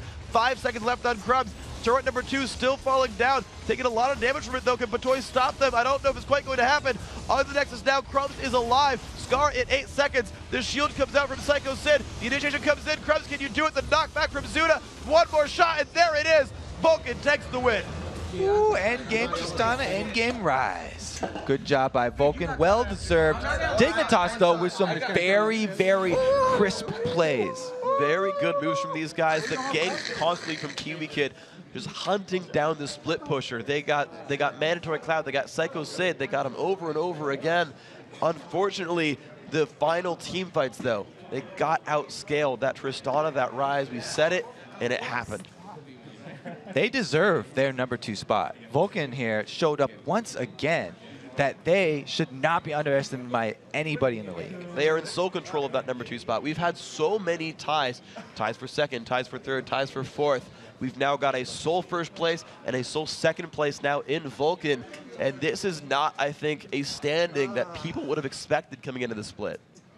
I wouldn't have predicted that one. Actually, we did predictions, and I had, I think, TSM up there at number 2 with Cloud9. Didn't quite turn out that way, and that's why we watched the LCS. Yeah, find out who's really putting on the good moves. And so far, it's Mandatory Cloud, Psycho Sid, Smithy, Zuna, and Bloodwater. These guys had an amazingly well-deserved win, bringing it to late game. The back-and-forth trades that made it happen. I gotta say, man, the 7-3-5 Zuna on Tristana was, I think, a big factor there. He had a couple of hairy moments there. Right? I'm a cutie pie, won a couple of trades, but he kept up with it and made it in the end. I still think for Vulcan, that early game that was enabled by Smithy with his work up top and then his ganks on the middle too, just kind of made it for them, because that got the end game oriented team off to an early game start, which they were able to ride. Even though Dignitas made some nice mid game plays, they finally were able to finish it off. A lot of props to Smithy for that one. Well played, of course, to Vulcan. Now, we've got to take a short break, but when we return, it's Vulcan's ManCloud and Zuna. They're going to join us to talk about their perfect Week 4.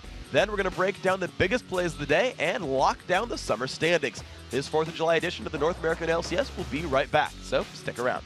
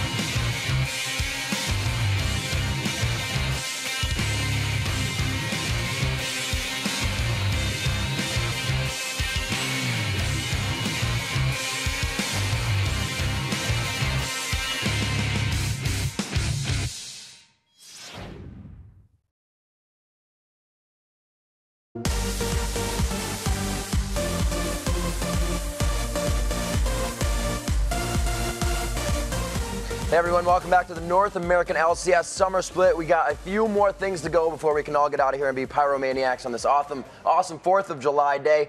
I'm now joined by Mandatory Cloud and Zuna, Team Vulcan. Guys, congratulations. Now taking second place. How's it feel to know all the hard work is paying off? Definitely feels great. Being top 2 is what we wanted to do season 1, but we didn't have the chance to. Now the start of a new split, and we're top 2 right where we wanted to be. So, Mandatory Cloud, obviously you guys have been getting a bigger fan base. People know about Vulcan, but what do you guys think when, you hear that people aren't really kind of gunning for you? They aren't really thinking about who's in second. You guys came up from the bottom last year, and still people are just kind of, yeah, Vulcan. We don't care as long as we win, so it's fine. We're trying to get a fan base though, so I mean, our polls will start looking in our favor from now on instead of like 30% against Curse if we beat 3 times. It has to at some point. The consistency of second place being always near the top is definitely going to give you some fans at some point. So going into this game, 3-man ganks kind of hindered a lot of the middle part of the game. The TF ults coming in, they kept focusing Shen at the top. How'd you guys get around this? Because it seemed to really put hinder on the strat. Well, I think pretty much Cloud was really fed, and our late game was just way better. And then one team fight we botched pretty hard, and then a couple times I got caught sleeping. I just didn't do anything and just died. I'm bad. That's all I can say. Now, that caught sleeping, you guys had first and last game of the day, plus a bit of a delay. So this is kind of a literal thing, caught sleeping. It's been kind of a long day. Yeah, definitely. The whole game right before we started, I was pretty much asleep, and my team's like, Chris, wake up, wake up. I'm like, oh God, this is not going to be good. So then, obviously, the comfort of Tristani, you were kind of able to go outside your bounds again with your late game carry. How'd that game go for you? Yeah, it went pretty bad. I could have played so much better. Like, I never had to die once, but I just was playing bad because I'm going to just make excuses and say I was tired. And a pretty awesome statistic you guys brought out in that game. We've seen a lot of play, and I'll go with ManCloud for this one. Turrets. Everybody pushing turrets. Then some of the objectives. You guys have 5 dragons and a Baron before you were really not going for the turrets, but before you started crushing down the base. What's the objective of this? They definitely crushed us in turrets that game. That was why the 3-man ganks were hindering us so much, because we just couldn't push out without getting ganked by TF. But I think we got like one good fight and then a Baron, and we were able to turn that around. But obviously you want all the objectives. We were only getting the dragons, and they were crushing us in turrets. Right on. And against Dig, how do you, once they start a 3-man split push, they try to come back on you, what's the best way do you guys have found to stop that? You want to go? Oh, sure. Go ahead. Pretty much it's as long as we don't fall behind too far, because we do have a better late game and a better team fight. We just had to play the team fight well once and have a good, their team comp is like they have to force on us. So as long as we play it safe, whenever they force on us, they'll never be in good position, so we'll win the fights. And we just baited them at the end. They just came at us, and then I think we just killed Diana and Xin. And we never really had any threats to chase them, so as long as we're doing more damage and they have to go chase us, then we have to chase them, then eventually you'll win the team fights and take over map control. So Vulcan, guys, final question here. It's just kind of a hypothetical. Coming into, the spring split and the summer split, you guys have been a momentum-based, late-game team. If the adaptability had to be there, could you guys force yourself into an early game composition and still come up with the same results? I definitely think so. Right now, we're still pretty late game, but we've made it so our early game doesn't falter nearly as much. If you've noticed, most of our games, we don't fall super behind ever. We're always going maybe 2-3K behind at all times. So as long as you don't fall behind early, then it doesn't really matter if you have a late game comp. All right, guys, thanks for the quick chat. Zuna, Mandatory Cloud coming in now second place for Vulcan. Congrats on the standings through the summer split here. And there is so much more to go. A little bit of replay, a little bit of standing recap. So we're going to head over right now to Jad on the telestrator to start that off. Thank you very much, Riv. And I wanted to look back on a CLG versus Velocity team fight that after this ended the game. And a couple things to prep this clip. Right now, Doublelift has just been hit by Elise Sinkyu, and he was 5 of the 10 CLG kills on the game. So Velocity really wanted to kill him. And it's about really trying to get to Doublelift and how his shields go. So let's roll this at half speed to see how Velocity tries to get in. NK Inc. jumps in, doesn't get the kick immediately. It's a bit delayed, so CLG's ready to react to it. Look how much damage Doublelift actually starts taking. Let's pause it here. Look at that. Doublelift has about under 100 health left, a bar. But we talked about the strategy for CLG. Everybody shield Doublelift. Let's see if he can live. If we actually roll this at full speed, we'll get to see Shen, Barrier, and it keeps him alive. Doublelift, how did he not die in this fight is what everyone on Velocity is saying. Even Chris couldn't finish him off because the Thresh Lantern shield came in. But actually pause it here. How did 4 people on Velocity die? There were only 2 people diving Doublelift. Let's rewind this clip and figure out what really happened in this fight because everyone was focused on Doublelift. So right at the start of the fight, let's pause it here. Everyone forgets about Link, who's off on the side. Maple Street exists in this game. Watch now how, don't look at Doublelift. Try to track what Link's doing. Roll this in full speed. He's off on the side of the screen. He kills 2 people along with Big Fat LP almost immediately. Maple Street's dead. That got called out. He was off the screen. Also, Rumble died to Big Fat and Link. So the big thing to note here is last split, when teams tried to kill Doublelift, they would get him and COG would lose. But now COG is trying to capitalize on teams' over-aggression on Doublelift with plays like Link just made. That's one of the reasons they're much improved this split. Let's send it back to you guys at the desk. Thanks very much, Jat. And so after an incredible day of action, let's take a look at the North American standings. Cloud9 remains in first place, going a perfect 2-0 this week, sitting at 10-2, while Vulcan sits alone in second place after winning both of their games as well, 8-4. CLG owns third with a 7-5 record. Team Coast and TSM are tied for fourth, and Dignitas, Curse, and Velocity are sitting at the bottom of the standings after all going 0-2. And now it's time to name our most valuable player for week number 4, and for helping his team go 2-0, the MVP award goes to TSM's Dyrus. Yeah, TSM had a rough week at MLG, losing all 3 games, and Dyrus talked about how he should be playing more consistent rather than trying to carry the game in his interview today. So, you know, he really showed it with his Jace play. In their 2 games, he went 13-0-11 combined in their wins against Velocity and Team Coast. He was in the right place at the right time, and he was able to push teams off objectives all by himself. So congratulations to Dyrus. And wow, that just about wraps it up here for week 4 of the North American LCS. Week 4 in Europe will kick off this Saturday. Up first, Fnatic versus Meet Your Makers, then Gambit takes on Team Alternate, and Evil Geniuses faces off against Lemon Dogs. After that, Ninjas in Pajamas face off against SK, Lemon Dogs take on Fnatic, and Gambit squares off against Meet Your Makers. The party starts this Saturday at 9 a.m. Pacific and 6 p.m. Central European Summertime. And then next Thursday, we kick off week 5 here in North America with 6 huge games. Up first, Vulcan versus TSM. Then Cloud9 faces off against CLG, and Velocity takes on Dignitas. After that, it's Coast versus Curse, then TSM taking on Velocity, and Cloud9 squaring off against Vulcan. Week 5 of the North American LCS kicks off Thursday at 1 p.m. Pacific and 10 p.m. Central European Summertime. And that does it here for week 4 of the North American LCS. So for myself, Kobe, Riv, Jat, and the entire live broadcast crew, GG, thanks for watching. And for those who celebrate it, happy 4th of July.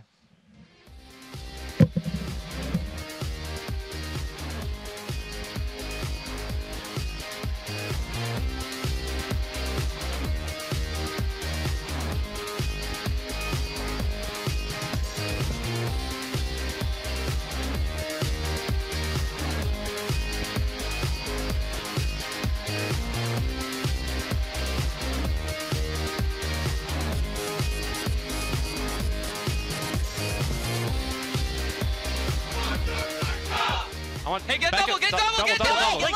Link, he's dead, he's dead! Yes! Over here, over here. The turnaround forgot the flash, the barrier, but he goes down. Triple kill for Sneaky.